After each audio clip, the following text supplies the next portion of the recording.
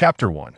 The sudden accident today is a day off, and Sun Zichu, having spent the entire day lounging at home, steps out of his residential community, his stomach grumbling with hunger as he heads towards his favorite Sha County snack shop. Intending to indulge in a serving of fried rice, such is the plight of the working individual. This has become the rhythm of Sun Zichu's life. With a grueling schedule of 9 workdays each week, his solitary day of rest is often spent lying in bed, merging 3 meals into one, with dinner being the only substantial meal of the day. As Sun Zichu strolls down the street lined with eateries, a voice suddenly calls out from behind him, "Hey, Zichu!" Turning around, Sun Zichu is taken aback by the sight of an imposing figure, clad in a tailored suit and sporting sunglasses, standing at an impressive height of nearly 6 feet. The man's appearance exudes an air of sophistication blended with an unsettling demeanor. "Who are you?" Sun Zichu inquires, puzzled as he scans his memory for any acquaintance that matches this stranger. It soon dawns on him that he does not recognize the individual. The man swiftly removes his sunglasses and declares, "I'm Ping Fan, your college roommate. Don't you remember me?" Ping Fan? At the mention of the name, an image of a chubby friend resembling a barrel flashes in Sun Zichu's mind. Yet, no matter how he tries to reconcile the handsome figure before him with that memory, he finds it difficult. Upon closer inspection, he finally discerns a hint of familiarity in the shape of the man's face. "Is that really you, Ping Fan?" Sun Zichu asks, still uncertain. "Wow, it's been almost 5 years since we last met," Ping Fan exclaims, drawing Sun Zichu into a warm embrace. At last, Sun Zichu is convinced that this dashing individual is indeed his old college friend, Ping Fan, as only those who shared a dormitory could afford such unreserved intimacy. Breaking free from Ping Fan's embrace, Sun Zichu reciprocates with a hug of his own, patting Ping Fan's back with enthusiasm, and exclaims, "No way. Have you had plastic surgery? How did you become so handsome? It's tough for us mere mortals to compete. Do you really think I need surgery? This is all from hard work," Ping Fan replies, flexing his well-defined chest muscles. The sound of his muscles thumping like drums fills Sun Zichu with envy. "Wait a minute. Have you struck it rich? Why are you dressed so flamboyantly?" Sun Zichu questions, eyeing Ping Fan's attire again. Ping Fan glances at his suit nonchalantly and responds, "Oh, this is nothing. It was all bought by my wife. I'm indifferent to such things." "You're already married?" Sun Zichu exclaims in astonishment. "When did this happen?" He continues, his surprise evident at that moment. Ping Fan slaps his forehead and says, "I forgot to introduce you. My wife is in the mall up ahead. Come, let me take you to meet her," he says, pulling Sun Zichu towards the nearby shopping center in the bustling mall. Sun Zichu encountered his unassuming wife, whose extraordinarily exquisite and aloof visage left an indelible impression on him. The most striking aspect was that the more he gazed, the more she resembled Android 18 for Dragon Ball. "Zichu, this is my wife, Lily." Plain said Lily. "This is my college friend, Sun Zichu." He continued. Plain facilitated their introductions. Android 18 extended her hand for a brief handshake with Sun Zichu, expressing, "It's a pleasure to meet you." Plain often speaks of you. Sun Zichu felt a sense of discomfort, acutely aware of the stark contrast in attire between him and the couple. Regret washed over him for having dressed so casually for the evening. He was fully cognizant that those were no longer the carefree days of university. The world was rife with individuals who viewed others through tinted lenses. Plain then suggested, "Zichu, let us not miss this rare opportunity to dine together." Sun Zichu found it difficult to decline, as it had indeed been a long time since they last met. The trio casually selected a restaurant in the mall, ordering their meals and engaging in conversation at the table. Plain and Sun Zichu reminisced about their university days, while Android 18 remained silent, smiling and occasionally serving food to Plain, evoking envy in Sun Zichu. After their dinner, the three took a leisurely stroll towards Sun Zichu's home. He had learned of Plain's current situation, having purchased a house in the vibrant metropolis across the river outright. In contrast, he was still burdened with a mortgage for his home in the city, grappling with over $1 million in debt and a monthly payment exceeding $7,000.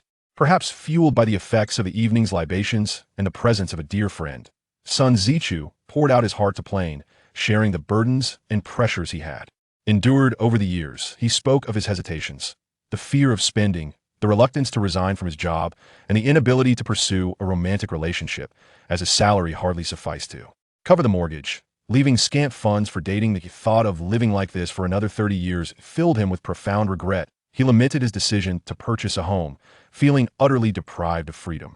Plain could only offer solace, unsure of what else to say. Suddenly, a car across the street suffered a blowout, losing control and barreling toward Plain and Sun Zichu. At that moment, Plain had her back to the vehicle, while Sun Zichu faced it in A split second, he pushed Plane out of harm's way, only to be struck by the car himself, sent flying through the air. Perhaps this is liberation. Sun Zichu mused as he gazed at the neon-lit sky. The sound of Plane's voice fading away, he felt his spirit beginning to ascend, drifting towards the heavens. Standing beside Plane, Android 18 observed as Sun Zichu was loaded onto an ambulance and inquired, "What do you intend to do?" Plane, with a hint of frustration, replied, "What can we do? I must expend divine energy to facilitate his rebirth in the universe I have created. Did you not say that you had no desire to create the Dragon Ball universe?" 18 inquired, her brow furrowed in confusion. Creating a world requires time. With Sun Wukong's sudden demise, there is no time to forge a new reality. I can merely replicate the Dragon Ball world, otherwise Wukong's soul would not endure the weight, Ping Fan explained. "Very well then, it matters not to me. I shall not step into your Dragon Ball world, for that would be quite awkward." 18 shrugged nonchalantly. "By the way, whom do you intend for your classmate to be reborn as?" 18 suddenly recalled, her curiosity piqued. "In the Dragon Ball world, Wukong's favorite character is Vegeta, thus let him be reborn as a brand new Vegeta." Ping Fan chuckled with delight. Chapter 2. Rebirth as Vegeta. When Sun Wukong regained consciousness, he was astonished to find himself submerged in water. He immediately began to struggle, only to realize that a breathing mask enveloped his nose and mouth, allowing him to breathe without difficulty. Once assured of his safety, Sun Wukong calmed down and surveyed his surroundings, soon discovering that he was encased in a glass chamber. Am I being used as experimental material? He pondered in dismay, but I am not dead yet. The mere thought of being carted off to an operating table for dissection sent a chill down his spine. He swam toward the glass enclosure and began to knock against it. After a few taps, his expression froze as he caught a glimpse of his reflection in the glass. Had transformed into a small child. His hair stood upright, forming a triangular shape. Though still an infant, his face was not chubby like other babies. Instead, it bore resolute lines, possessing an inexplicable charm. As Sun Wukong scrutinized his new visage, he was suddenly alerted by the sound of approaching footsteps. He quickly shut his eyes, but kept his ears perked, straining to listen to the conversation beyond the glass. Soon, 3 figures arrived before his chamber. One of them introduced, "King Vegeta. This is the newly born prince." "Indeed. One glance at his appearance reveals my lineage. What are the results of the battle power test?" The man addressed as King Vegeta inquired. The subordinate continued, "The battle scanner reveals a power level of 103, a rare genius warrior among the Scions. A battle power of 103, remarkable. It surpasses my own at birth. With a bit of training, he shall soon eclipse my strength. Ha ha." King Vegeta erupted in hearty laughter. "Congratulations, King Vegeta. We celebrate this momentous occasion."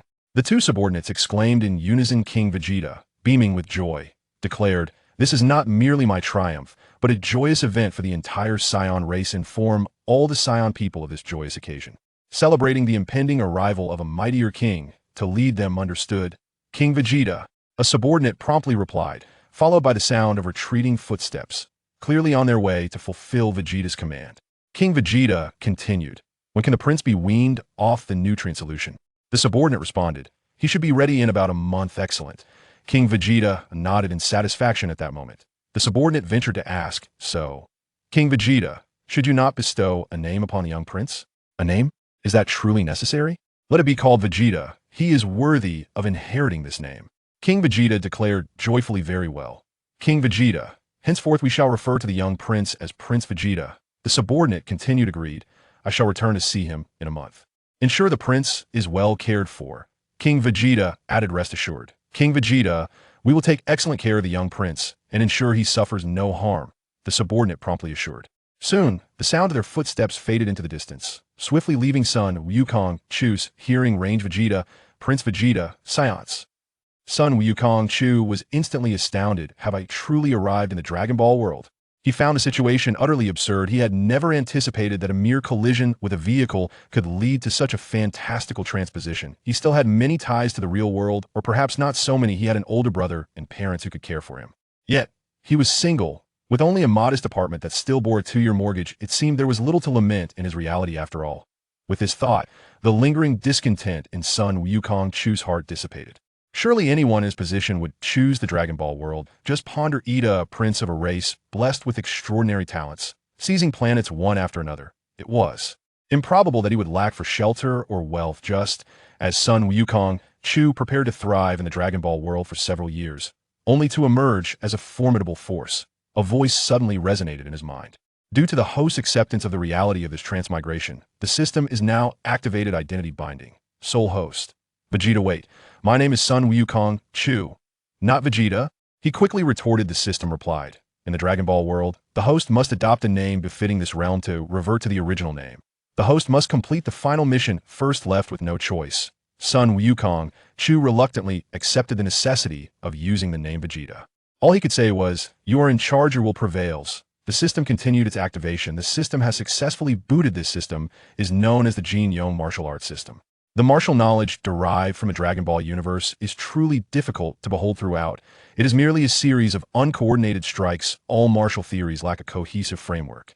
It is merely an ordinary understanding of combat strategy, yet is presented in such a mystical manners. The deity hopes that the host who inherits the Jin Yong martial arts system can disseminate the principles of Chinese martial arts in the Dragon Ball world, thereby expanding the influence of Chinese culture. May I ask, host Vegeta, can you accomplish this?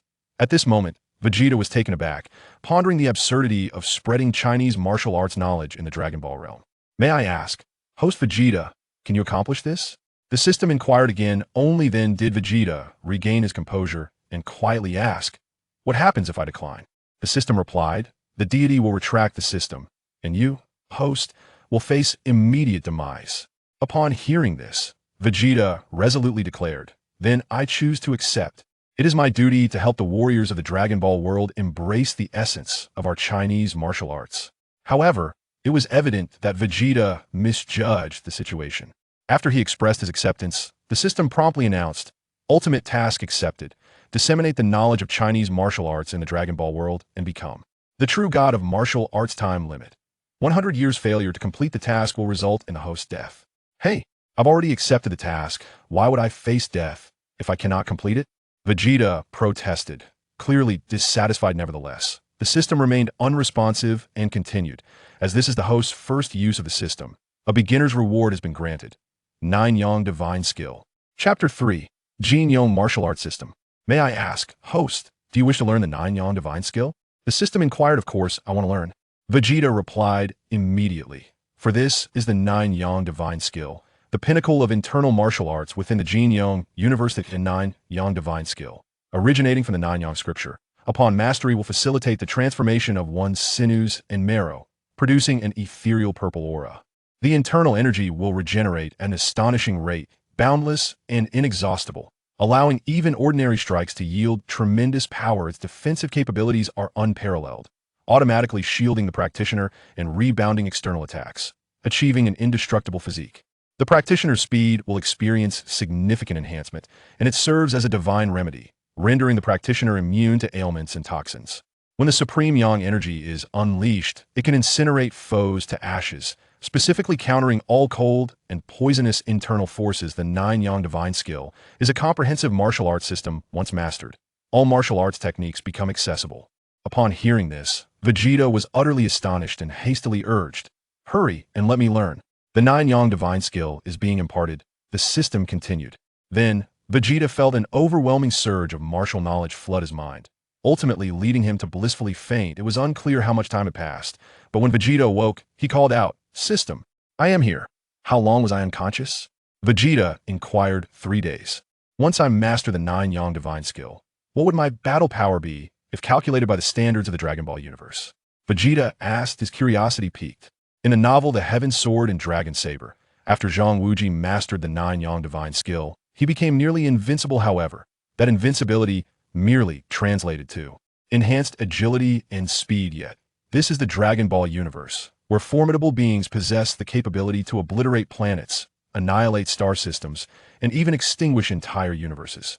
If the 9 Yang Divine Skill only grants a few hundred points of combat power upon completion, then what is the point? At this moment, the system spoke up. The 9 Yang Divine Skill is divided into 9 realms. The first Yang realm grants 1,000 combat power. The second Yang realm grants 10,000 combat power. Continuing upwards, each major realm increases combat power by a factor of 10. This means that when you cultivate the 9 Yang Divine Skill to perfection, you can possess 100 billion points of combat power. Upon hearing the system's explanation, Vegeta immediately drooled and then said firmly, I will work hard. The system continued. Because the host interrupted my task introduction earlier, a 100,000-volt electric shock will be administered as punishment. Please do not interrupt the system during task introductions in the future. After saying this, Vegeta felt a powerful electric current pass through his body, and he directly felt like he was being roasted. Once the electric shock ended, the system continued. During the process of spreading Chinese martial arts, the host will be rewarded with martial arts points based on the number of disciples and the host's fame. Hosts with martial arts points can exchange them for various martial arts techniques from the Jin Yong martial arts world in the system. After the system finished speaking, a virtual marketplace appeared in Vegeta's mind, which was divided into many pages. One of the pages was labeled Secret Manuals, while the other pages were labeled Technology, Elixirs, and Miscellaneous. Vegeta opened the Secret Technique section, and immediately, all the martial arts from Jin Yong's Wuxia world were displayed. Inside, there were techniques that Vegeta was extremely envious of, such as the Qiankuan no, Jimaishan Jian, Dugujiu Jian, and Tianshan Jimei Shou, among others. However, when Vegeta clicked on the content of the secret technique and almost exchanged points, he was shocked. He saw that the exchange points for Qiankuan no were 100 million martial arts points. System, are you crazy? That has so many martial arts points? Vegeta complained loudly in his mind. The system replied, what you're looking at is the top-level martial arts technique. You can also look at cheaper ones. And more exchange points, the more it can encourage the host to work hard to spread Chinese martial arts. This is to help the host complete the task as soon as possible. Nonsense, this is pure nonsense. Vegeta shouted. I want to protest. Facing Vegeta's protest, the system chose to ignore him. Seeing that he had shouted for a while without any response from the system, Vegeta had no choice but to continue asking. So system, what is my current physical condition? Name, Vegeta. Age, not yet 1 year old. Battle power, 110. Physical condition, healthy skills, Jiuyang Shangong. Not yet in the realm martial arts points, 0. Looking at his physical condition, Vegeta couldn't help but pout. He really was pitiful, almost completely empty. After the system announced Vegeta's data, a sudden ding sounded in his mind. Task, before the age of 5, the host needs to go to Earth. Completing the task rewards 1,000 martial arts points, and failing the task randomly causes the host to lose 1 skill. Damn, I only have 1 skill, Jiuyang Shingong. Is this really random? If I lose it, won't I be completely empty? Seeing the punishment for task failure, Vegeta immediately shouted. However, no one paid attention to his outcry, and the system remained silent. After shouting a few times and realizing the system was not responding, Vegeta could only reluctantly accept this reality. Before he had the system, Vegeta had no intention of going to Earth, but now, with the system task, he thought carefully and realized that starting the task from Earth would indeed be much more convenient. After all, Earth was the main setting for the Dragon Ball world, where the protagonists, supporting characters, and villains would all appear. If he wanted to expand the influence of Chinese martial arts, it was obviously the right choice to start from Earth. If he could take the protagonists and supporting characters as his disciples, just thinking about it was exciting. How many martial arts points could he gain then? With this thought, Vegeta's angry heart suddenly calmed down, but looking at his small arms and legs, and his body that was not yet 1 year old, Vegeta sighed and said, come on, grow up quickly. After encouraging himself, Vegeta began to sleep soundly. Having just digested the content of Jiuyang Shangong in his mind and still feeling a bit tired. Just as Vegeta was sleeping soundly, the weak Jiuyang true chi within his body began to slowly circulate. In this way, Vegeta had been in the Dragon Ball world for a month, and he was taken out of the nutrient tank. Scions grow quickly, and with the help of the nutrient solution, Vegeta was now about the height of an ordinary human at around 2 years old. King Vegeta looked at his son in front of him with great joy, but soon he called for someone to take Vegeta to the training grounds. Yes, you heard it right, the training grounds. Although Vegeta was only a month old, King Vegeta had already started arranging for strict training for him. Chapter 4. First encounter with Frieza. Time passed quickly. Since the last time the system issued the mission to go to Earth, there had been no new missions for 2 years. If it weren't for Vegeta constantly using the system's built-in backpack, he might have almost forgotten that he even had the system. That day, Vegeta was still meditating in the training room when suddenly he heard a loud crack from within his body, as if he had broken something. Vegeta felt that the speed of the 9-yang true chi flowing within him had slightly increased. So, Vegeta opened the system to check his body data. System, check my body data, Vegeta commanded. Then, a screen appeared in front of Vegeta that only he could see. Name, Vegeta. Age, 2. Combat power, 1005 physical condition, healthy skills, 9 Yang divine art, 1 Yang realm martial points, 5 looking at the system's data interface. It was indeed as he expected. He had finally broken through to the 1 Yang realm of the 9 Yang divine art. However, when Vegeta saw the 5 martial points displayed, it was somewhat unexpected for him. It seemed that the scions around him were admiring his martial skills. While Vegeta was sitting cross-legged in meditation, several female scions serving him were discussing nearby.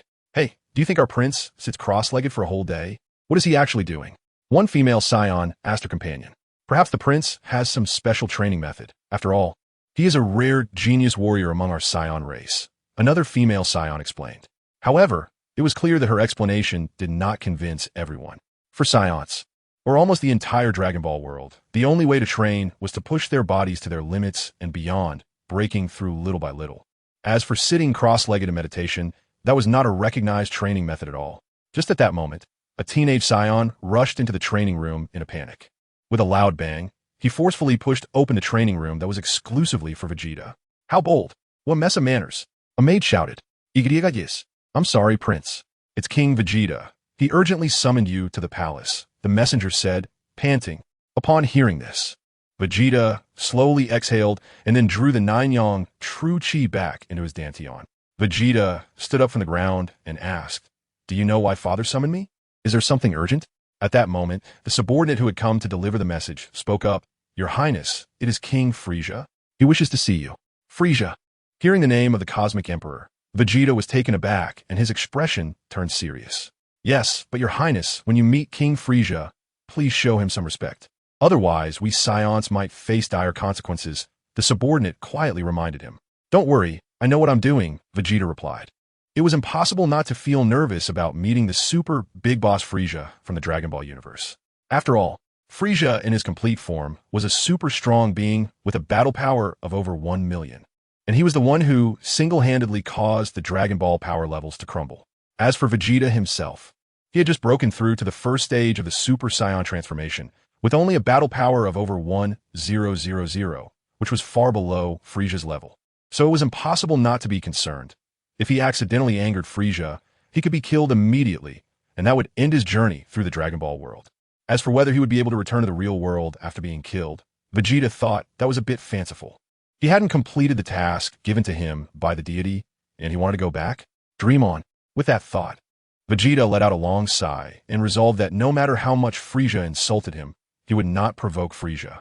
At the same time, he was determined to head to Earth as soon as possible because he remembered that he seemed to have been a hostage in Frieza's army since childhood. The distance was not far, and soon Vegeta arrived at the royal palace under the guidance of the subordinate. At this moment, sitting on the highest throne was no longer the highest king of the Scions, King Vegeta, but the Cosmic Emperor, known as Frieza, with his personal hover chair hovering beside him. On either side of the steps, on the left stood some important leaders of Frieza's army, such as Zarbon, Dodoria, and Koei, who seemed to have already followed Frieza. On the right stood important figures of the Scions led by King Vegeta, and Vegeta even spotted Bardock, the father of Kakarot, also known as Son Goku, among them. Vegeta entered the throne room, pretending to be somewhat at a loss as he looked at Frieza and the others in the hall. King Vegeta saw that Vegeta was being so rude and quickly explained to Frieza, "Lord Frieza, my son is still too young and has not seen much of the world. He truly is being very disrespectful. I ask for your forgiveness." After saying this, King Vegeta walked to Vegeta's side and kicked him in the knee, causing Vegeta to kneel down on one knee. At the same time, King Vegeta also knelt down on one knee, requesting Frieza's forgiveness. Vegeta was caught off guard by King Vegeta's actions, and by the time he regained his senses, he was already kneeling on one knee. Suddenly, Vegeta looked at Frieza, who was sitting on the throne, and silently vowed, "Once I become stronger, the first one I'll target is you." Just then, the system appeared to make its presence felt. System task: eliminate Frieza, reward of 100 million martial arts points, no time limit. If the task fails, the host will lose 100 million martial arts points. If the martial arts points are insufficient, the host will be eradicated. Upon seeing the system's task, Vegeta almost spat out a mouthful of blood. He currently only had 5 martial arts points. How long would it take to accumulate 100 million? Frieza, oh Frieza. It seems that even if I regret not preparing to kill you now, I can't back out, because not only have you offended me, but you've also offended the system. Just as Vegeta was contemplating the sudden appearance of this task, Frieza spoke from the throne. It's fine, the prince is still young, so it doesn't count as an offense. Then Frieza looked at Vegeta and said, stand up and let me see. Let's see the future general of the Frieza Force. Chapter 5. Journey to Earth. Hearing Frieza's words, King Vegeta quickly pulled Vegeta up. Looking at the small, standing Vegeta, Frieza pressed the power level detector on his right eye. Instantly, numbers flashed on the detector, and it finally showed a combat value of 332. Looking at the value displayed on the detector, Frieza felt a bit disappointed. He didn't even know what he was disappointed about. He said, I've heard that Prince Vegeta's power level broke 100 points right after he was born, but I didn't expect that after 2 years, his power level is only a bit over 300. King Vegeta, are you seriously training the prince? Frieza asked King Vegeta with a serious expression. The serious tone made King Vegeta's heart skip a beat, and he quickly knelt on one knee, saying, it's that this humble one has been too busy with clan affairs and has neglected the training of my son. Please rest assured, Lord Frieza, from tomorrow onwards, I will closely monitor my son's training, and when you next visit Planet Vegeta, I will give you a satisfactory report. Vegeta, listening to Frieza's words, was slightly taken aback. He clearly had over 1,000 points of combat power now. Why did Frieza's power level detector show only over 300 points? At that moment, the system explained, Chinese martial arts inherently have the effect of concealing energy. Instruments that rely solely on sensing energy cannot detect the host's full combat power values. After hearing the system's explanation, Vegeta nodded in satisfaction. At that moment, Vegeta also heard King Vegeta's assurance and rolled his eyes inwardly, feeling that his future days would be tough. After hearing King Vegeta's assurance, Frieza nodded slightly and finally said, all right, but when the prince turns 4, he needs to be sent to the headquarters of the Frieza Force. Do you understand? For years old, King Vegeta certainly understood Frieza's intention. It meant sending his son as a hostage. However, Lord Frieza, isn't 4 years old a bit too young? Can we wait until my son is a bit older to send him over? King Vegeta pleaded. Upon hearing King Vegeta's words, Frieza's originally half-squinted, narrow eyes opened slightly, and with a nasal tone, he asked angrily, what? Are you questioning my decision? Hearing Frieza's somewhat angry words, King Vegeta immediately jumped in fright, quickly kneeling and bowing his head to the ground, saying, I wouldn't dare. When my son turns 4, I will immediately send him to the headquarters of the Frieza Force. At this point, Frieza nodded in satisfaction, then looked at Vegeta and said with a slightly sinister smile, Prince Vegeta, we will meet again in 2 years. I hope by then your combat power has reached a level that satisfies me. I don't know if it was just my illusion, but when Frieza looked at Vegeta just now, he seemed to see a hint of killing intent in Vegeta's eyes. However, when Frieza looked closely at Vegeta again, he only saw a trace of confusion and helplessness in his gaze. Maybe it was just my illusion. How could a 2-year-old child have killing intent? Frieza told himself with self-deprecation, then flew to his rocking chair. Let's go, back to the headquarters, Frieza said to the subordinates on his left, then led the way outside the palace. King Vegeta immediately stood up and led all the high-ranking Scions to send Frieza onto the spaceship. It was only after Frieza's spaceship took off and flew away that King Vegeta let out a long sigh of relief. He then turned to see Vegeta standing beside him, and a surge of unnameable anger arose in his heart. He sternly said to Vegeta, from today on, you will stay in the training room until you turn 4. After you turn 4, you will go to that merciless den of murderers. Without strength, you will only be bullied. So starting today, you will train with all your might. Hearing King Vegeta's words, Vegeta couldn't help but sigh inwardly, thinking that good days were over. True to his word, King Vegeta stayed in the training room to watch Vegeta train whenever he did not have a mission to execute. The high-pressure training proved effective, as Vegeta's physical fitness improved at a visible rate. However, the price Vegeta paid was that the progress of his 9-yang divine skill cultivation slowed down, and the excessive strength of his body affected the balance between his physical body and inner energy. The excessive power and speed made it difficult for Vegeta to execute extremely precise techniques for a time. At this moment, Vegeta's desire to leave planet Vegeta and go to Earth became even stronger. This went on for nearly 2 years, during which Vegeta trained while learning from the scientists among the Scions how to operate a spaceship and read interstellar maps. The reason was clear. He would have to go to Frieza's headquarters at the age of 4, and being alone out there, he needed to learn how to control a spaceship and understand interstellar maps. The person teaching Vegeta didn't think too much about it and diligently imparted all the necessary knowledge to him. Thus, Vegeta learned this knowledge while diligently training and waiting for an opportunity to escape planet Vegeta and head to Earth. Hard work pays off. And suddenly the chance for Vegeta to escape planet Vegeta and go to Earth arrived. One day, King Vegeta received an order from Frieza, commanding him to lead most of the Saiyan warriors to conquer a planet. Because this planet had previously resisted fiercely, Frieza decided to send his trump card, the battle-hardened Saiyans, into action. Just as King Vegeta was leading all the Saiyan warriors out, Vegeta secretly snuck into the spaceship warehouse, knocked out the guard, and then stealthily climbed aboard an egg-shaped spaceship. Soon, this egg-shaped spaceship took off from the warehouse and flew into the depths of space. By the time the people at the control panel noticed, it was too late to intercept. They could only shout into the communicator, Hey, who are you, and why are you piloting a spaceship away from planet Vegeta? Meanwhile, the person in charge loudly instructed his subordinates to quickly investigate who among the remaining personnel was not on planet Vegeta. Vegeta naturally wouldn't waste time chatting with those people and directly turned off the communicator, simultaneously removing the tracking device from the spaceship.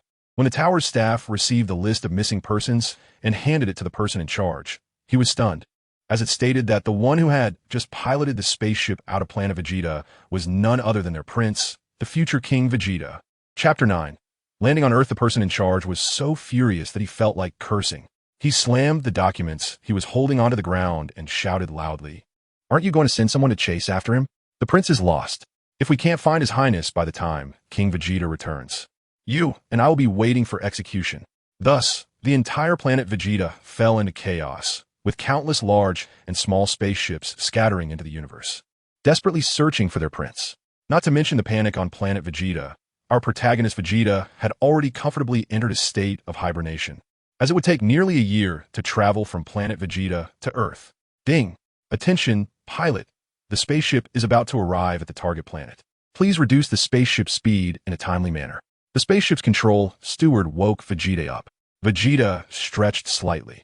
Although the egg-shaped spaceship was not large, he was still small enough to move around comfortably. Vegeta controlled the spaceship, dodging the large cities on Earth, preparing to land in the suburbs. At this time, in West City, Dr. Brief and Mrs. Brief were taking their 3-year-old daughter Bulma out for a picnic in the suburbs. Dr.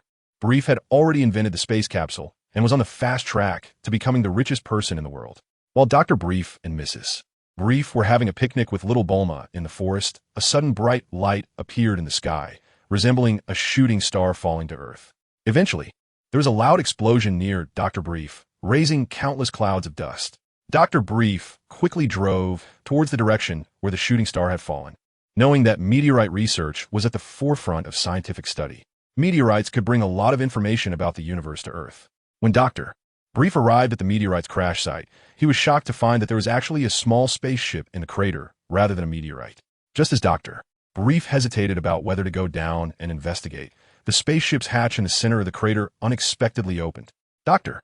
Brief jumped in surprise and quickly hid behind his car, not knowing if the alien was dangerous.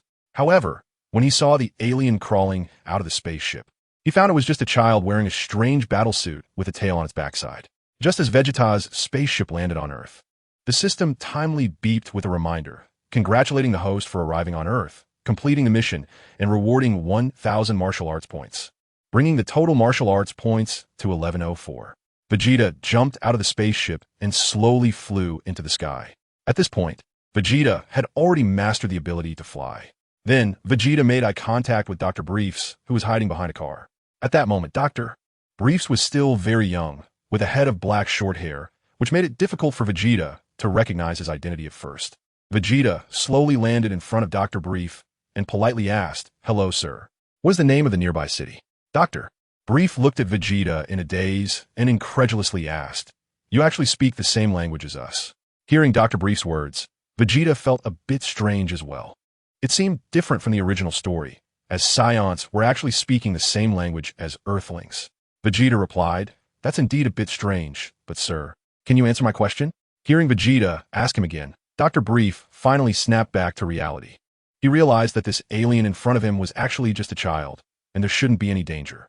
"Zul, Duktua." Brief adjusted his glasses on the bridge of his nose and replied, "Oh, the biggest city nearby is called West City." West City, it's actually West City. Vegeta immediately thought of the main character from Dragon Ball, Bulma, who is also the official wife assigned to him. Vegeta continued to ask, so may I ask, do you know Dr. Brief? Dr. Brief was surprised to hear his name from Vegeta's mouth, but he was also unsure if the other party was referring to someone with the same name. So, Dr. Brief confirmed with Vegeta, which Dr. Brief are you talking about? Vegeta was taken aback by the other party's words and then asked, are there many Dr. Briefs in West City? Well, not too many, but there are a few, Dr. Briefs didn't answer honestly, but instead played a little trick. Vegeta thought for a moment and then said, I don't know if that's the case. It should be Dr. Brief, who invented the capsules and founded the Capsule Corporation. Oh, you're talking about that Dr. Brief. I know him. He's the most famous person in West City, Dr. Brief replied, feigning ignorance. Vegeta, hearing that the other person knew Dr. Brief, immediately asked happily, so, can you take me to Dr. Brief's house? Of course, that's no problem. But may I ask, what is your name and what is your relationship with Dr. Brief? Dr. Brief asked, oh, my name is Vegeta. Then Vegeta thought for a moment and somewhat shamelessly said, I should be Dr. Brief's future son-in-law, right? At that point, Dr. Brief fell silent, as he was quite surprised by what this little brat had said. His daughter Bulma was only 3 years old, and thinking about such a young girl seemed a bit beastly. Dr. Brief said to Vegeta, all right then, I'll take you to Dr. Brief's house. Vegeta heard the other person's words and immediately said happily, thank you, Uncle, you are really a good person. Then, Brief drove the car with Vegeta towards Mrs. Brief and Bulma. Suddenly, Vegeta asked, by the way, Uncle, I haven't asked your name yet. Hearing that Vegeta finally asked for his name, Dr. Brief replied, oh, my name is Brief. You can call me Dr. Brief. Upon hearing this familiar name, Vegeta was taken aback. Dr. Brief, no way. Are you here for espionage? Are you the Dr. Brief I just inquired about? Vegeta asked cautiously. Yes, I am indeed the Dr. Brief you just asked about, Dr. Brief answered. At this point, there was a moment of silence in the car, and an awkward atmosphere surrounded Vegeta. I think I should get out of the car. Suddenly, Vegeta wanted to jump out. Dr. Brief quickly stopped the car and restrained him, saying, didn't you just say you wanted to be my son-in-law? Why are you shy now? Chapter 7. Staying at Dr. Brief's house in the end, Vegeta did not get out of the car, and the two had a friendly conversation inside. Vegeta told Dr. Brief about his background, and when asked how he came to know Dr. Brief, Vegeta fabricated a lie, saying it was a radio signal collected by a spaceship, and that Dr. Brief was the most famous person in West City. Dr. Brief believed Vegeta's words and decided to take him in, with the condition that Vegeta would give him his spaceship. Vegeta readily agreed to this. The two of them aligned their stories, and then Dr. Brief drove his car to meet up with his wife, Bulma, with Vegeta in tow. Mrs. Brief was quite surprised to see her husband return with a little boy after just stepping out. Dr. Brief said, dear, this child is named Vegeta. He is an orphan and will be living with us from now on. Fortunately, Mrs. Brief was a rather easygoing person and had no suspicions about the suddenly appearing child. She tenderly embraced Vegeta and said, how pitiful. Such a young child has become an orphan. You can stay with us. We will be your parents. After that, Mrs. Brief called Bulma, who was munching on snacks, over and pointed at Vegeta, saying from now on, he will be your big brother. Quickly call him brother. At that moment, little Bulma, not shy at all, directly offered her food to Vegeta and said, brother, eat. Seeing such a cute Bulma, Vegeta felt his heart melt, and he happily took the food from Bulma and started eating. At the same time, he thought to himself, it seems having Bulma as my future wife wouldn't be so bad. Meanwhile, Dr. Brief, observing the harmonious interaction between Bulma and Vegeta, suddenly recalled what this guy had just said about being his son-in-law. Could this kid's words be true?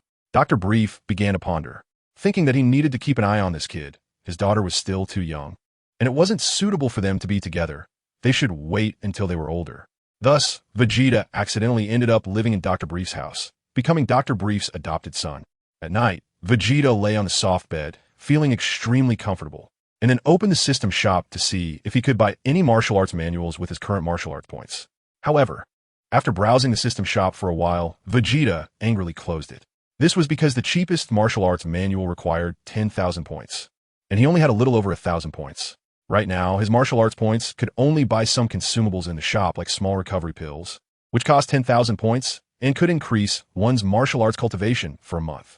Large recovery pills cost 100,000 points and could increase one's martial arts cultivation for a year. This martial arts cultivation is based on the training speed in the Dragon Ball world, which is already quite significant. As for gold, one martial arts point could be exchanged for 1 pound of gold, which was quite cheap. At least Vegeta wouldn't have to worry about money in the future. After browsing a bit, Vegeta found that anything that could increase martial arts cultivation required a substantial number of martial arts points, while those that had no effect on martial art cultivation were extremely cheap to exchange for. After Vegeta closed the system all, he began to think about how to earn martial arts points. The main way to obtain martial arts points is to promote the concept of Chinese martial arts, including increasing awareness, taking on disciples, and opening martial arts schools, etc. Anything that helps in promoting the concept of Chinese martial arts can earn martial arts points. So starting tomorrow, he decided to spread the knowledge of Chinese martial arts to the people around him. The next morning, Vegeta woke up Dr. Brief, Mrs. Brief, little Bulma, and the household servants who were still sleeping in. Dr. Brief yawned and asked Vegeta, "Vegeta, I went to bed late after working on experiments last night. Why did you wake us up so early?" Everyone in the group began to discuss among themselves, but the only one who was very excited was little Bulma, who looked at her brother with shining eyes. Vegeta puffed out his little belly and said, "Waking everyone up so early is to get everyone to exercise with me. As the saying goes, a day's plan starts with the morning, and a good, healthy body can support us with ample energy throughout the day. So starting today, I will lead everyone in learning Chinese martial arts." After Vegeta finished speaking, Mrs. Brief and little Bulma immediately applauded to show their support for Vegeta. The others exchanged glances, unsure of what to say, so everyone turned their attention to Dr. Brief. At this moment, Dr. Brief said, "What are you talking about, Vegeta? Exercising is such a waste of time. When I have time, I'll develop a drug that can resist aging for everyone." After saying this, Dr. Brief wanted to return to his room to continue sleeping. Just then, a small stone suddenly whizzed past Dr. Brief and then hit the wall of the yard with a loud bang, creating a small hole. Seeing this, Dr. Brief jumped in fright, instantly shaking off his sleepiness. At this moment, Vegeta asked again, "Who is in favor and who is against?" Suddenly, everyone stopped discussing and stood straight in front of Vegeta. Satisfied, Vegeta nodded and began to introduce the concept of Chinese martial arts. After the introduction, Vegeta started teaching them the most basic breathing techniques. Originally, Vegeta wanted to teach everyone the 9 Yang divine skill, but he was stopped by the system. The system indicated that the host could teach the 9 Yang divine skill, but would need to spend 100 million martial arts points to purchase it first. Vegeta asked, "But this 9 Yang divine skill is my beginner's reward. It's already been given to me. Why do I need to pay 100 million martial arts points to pass it on?" The system explained, "If you take out 100 million martial arts points, then the 9 Yang divine skill will completely belong to you.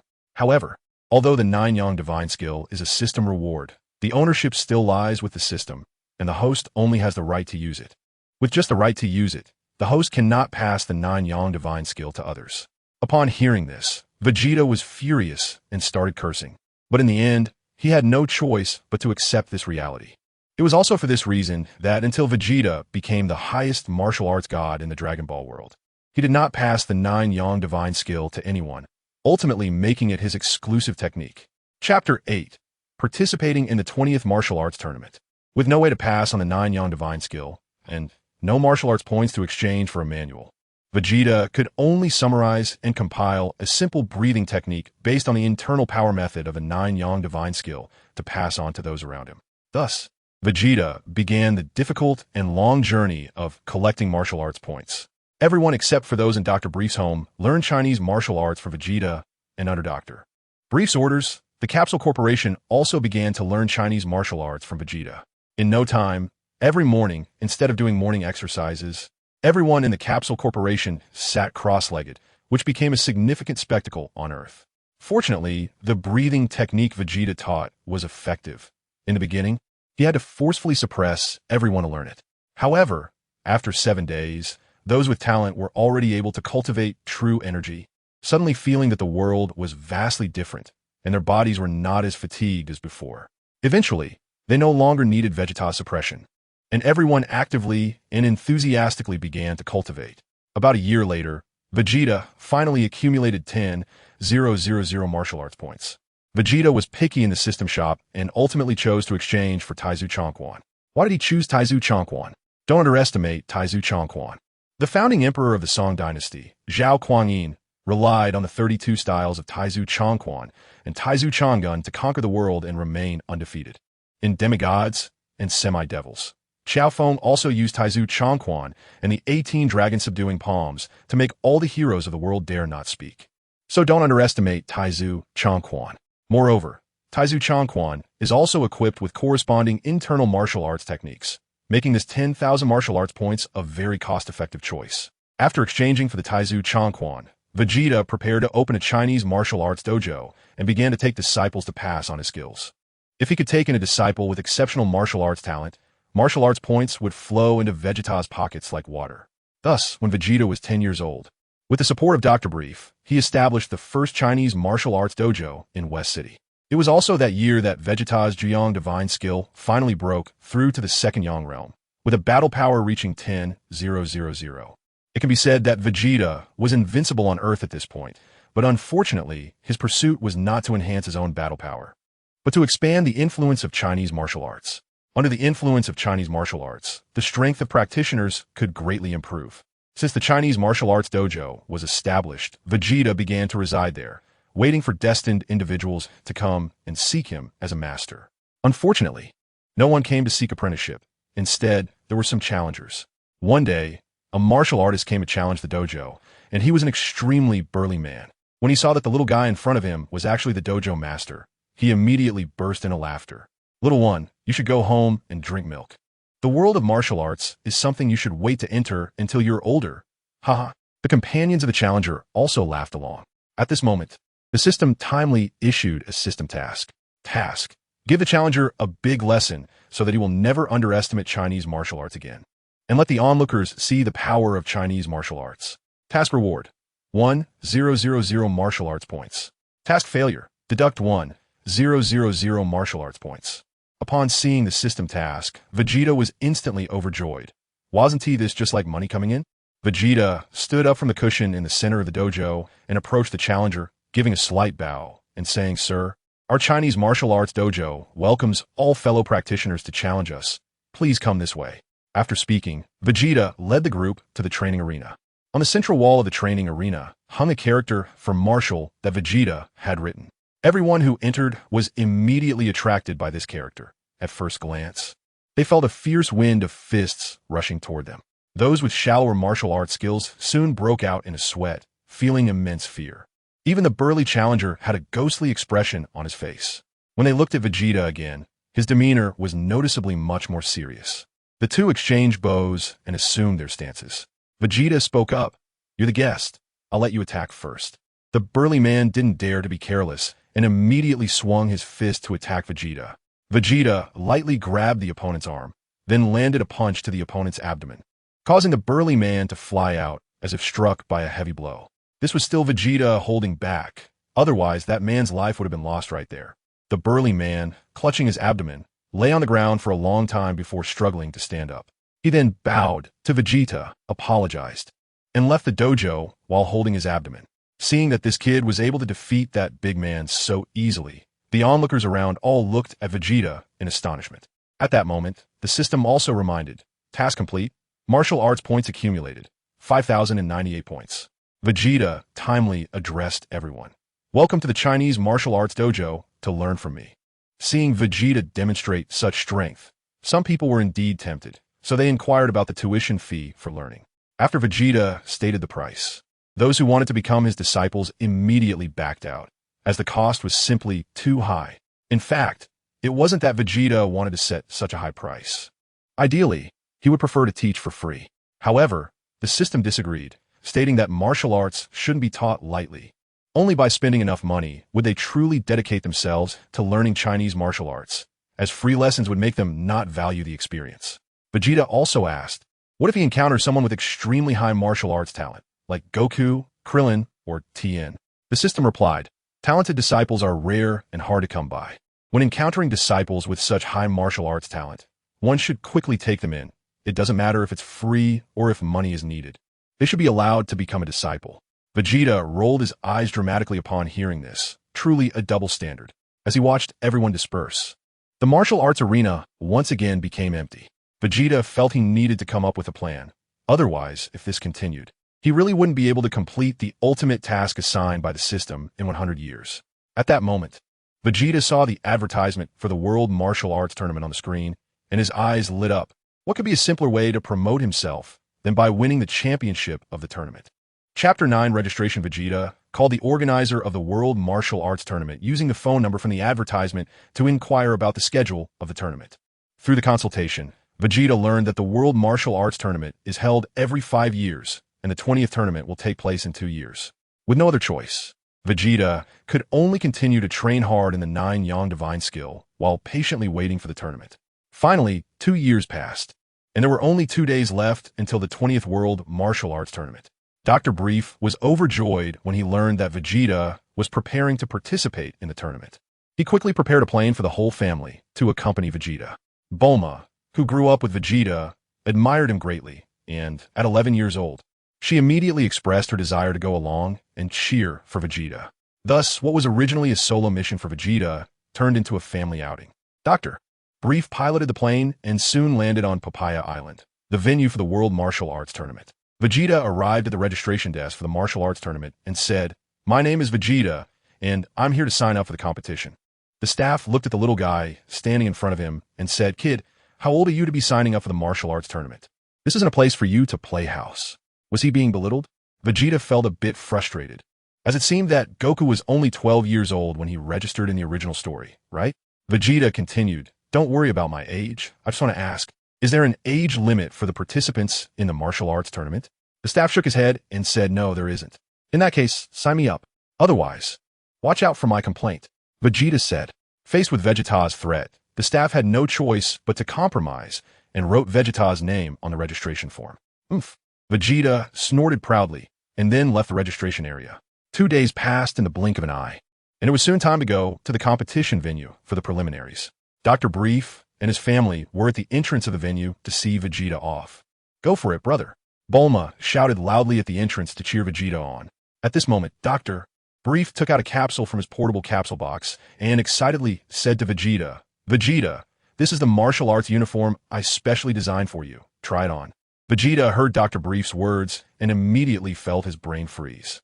He thought to himself, it better not be some strange design. Before he could finish his thought, Dr. Brief pressed the capsule button, and with a bang, a box containing a martial arts uniform appeared in his hands. Dr. Brief raised his hand to open the box, revealing a set of black martial arts attire on top, which he took out to show everyone. It was a pure black, one-piece martial arts uniform, completely devoid of any other decorations, showcasing the beauty of simplicity. Upon seeing the uniform, Vegeta let out a sigh of relief, thinking, "Thank goodness, it's not some weird clothing." Dr. Brief proudly boasted to Vegeta, "This martial arts uniform is made from the latest fiber material developed in our Capsule Corporation laboratory. Clothes made from this material fit very snugly, have excellent elasticity, and are also waterproof and fire-resistant, but that's just for the inner layer." After saying this, Dr. Brief handed the martial arts uniform to Vegeta and then took out several pieces of black hard armor from the box. Among them were 2 pieces, a chest plate and a back plate, both featuring the character Wu written on the left side of the chest plate and the center of the back plate. Dr. Brief continued, "This is another type of hard armor made from a new material with excellent shock absorption. When attacked, the fiber material on the armor quickly disperses the force, providing maximum protection to the wearer." Just as Dr. Brief was about to continue explaining, Vegeta quickly interrupted, "Uncle, I know you mean well, but have you considered how strange it would be to wear such tight clothing while standing on the ring?" Vegeta had noticed a problem when he looked at the armor. The chest and back plates did not protect his groin area. If he wore the tight martial arts uniform underneath, how would that be any different from not wearing anything? So, Vegeta hurriedly interrupted Dr. Brief. "Is it really that strange?" Dr. Brief picked up the carefully designed martial arts uniform and examined it closely, still unsure where his design might be considered strange. Not wanting to rely on Dr. Brief anymore, Vegeta quickly took out a capsule and retrieved the martial arts uniform he had designed for himself. Vegeta unfolded his outfit, which was also a black martial arts uniform, but the entire uniform was embroidered with dark golden threads depicting 9 dragon patterns and cloud designs. The style of the uniform resembled a Tang suit from his past life, with traditional Chinese characters printed on the left chest and a character for martial in the center of the back. Vegeta then put on this self-designed martial arts uniform, and instantly, a cute yet mature-looking boy appeared in front of Dr. Brief's family.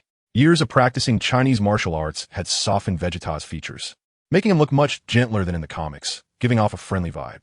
In fact, the thing Vegeta was least satisfied with was his hair. No matter how he styled it, it quickly stood back up, resembling a large brush on his head. Bulma's eyes sparkled as she looked at Vegeta and said, "Brother, you look so handsome." Mrs. Brief nodded with a smile and said, "I never expected our Vegeta to grow into such a handsome young man." Only Dr. Brief muttered to himself, "I still think my martial arts uniform is the coolest." "All right, I'm heading to the venue now. You all wait for me outside. Once I pass the preliminaries, you'll be able to see me on the final stage outside." Vegeta waved goodbye to the three. "Go for it, brother." Bulma cheered loudly for Vegeta. Dr. Brief and Mrs. Brief also joined in, cheering for Vegeta. Vegeta raised his hand high, clenched his fist tightly, filled with confidence. This was his upcoming renowned battle on Earth, so how could he not be focused? After quickly entering the venue, Vegeta looked around, wanted to see if there were any familiar faces from the Dragon Ball world, such as Master Roshi or Gohan. Unfortunately, none of these people showed up to participate, which made Vegeta feel a bit disappointed. Goku should have already arrived on Earth, he thought. Chapter 10. Through the preliminary rounds, there wasn't much to introduce about the preliminaries. And since they were held in a completely enclosed venue with no live broadcast, Vegeta didn't intend to waste time and planned to end the match quickly with a single move. Vegeta's first preliminary match is against a tall man who stands about 234 meters tall. Vegeta stood in front of his opponent, looking no different from a little kid. The burly man looked at the little guy in front of him and burst into laughter. "Hey, little guy, have you weaned yet? This isn't a place for playing. I'll give you a chance. Just admit defeat yourself, or else people will say that I, the Killer Bear Guster, am bullying a child." At that moment, the situation in the arena also caught the attention of everyone around, who gathered to see the match with such a huge difference in size.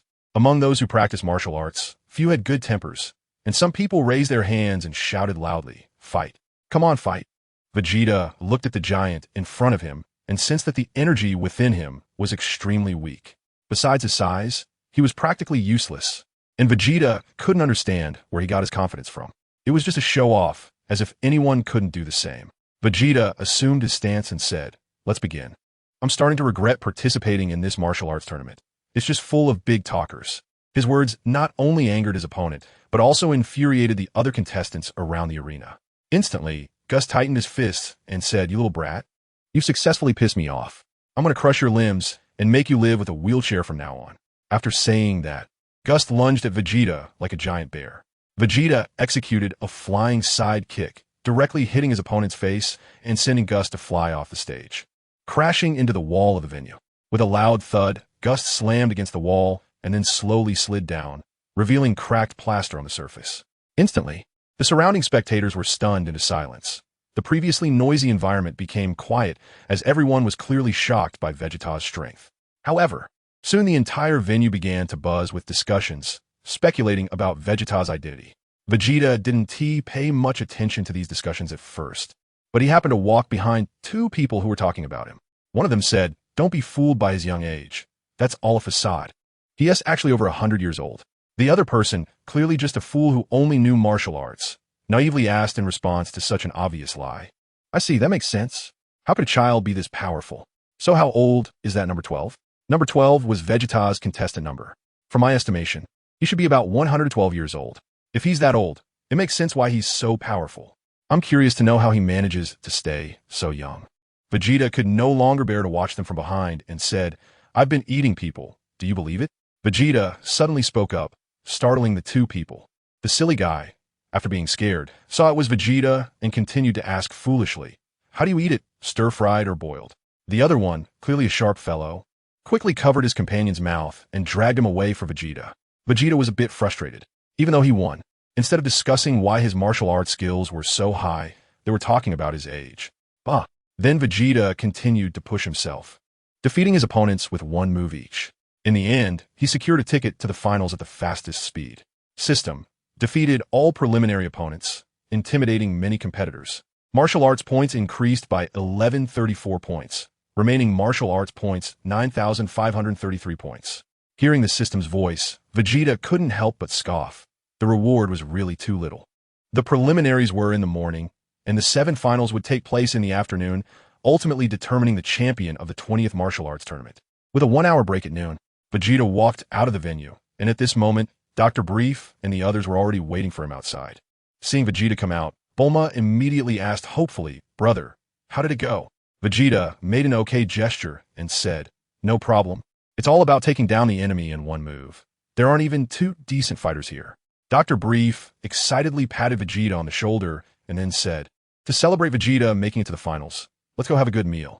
After that, the four of them found a restaurant and ordered a table full of dishes. It was clear that this feast was ordered for Vegeta. Then, Vegeta performed a quick meal disappearance trick, and although Dr. Brief's family was already used to it, the other three didn't pay any attention and calmly ate their own food. However, the other patrons in the restaurant were completely stunned, whether they were diners or waitstaff.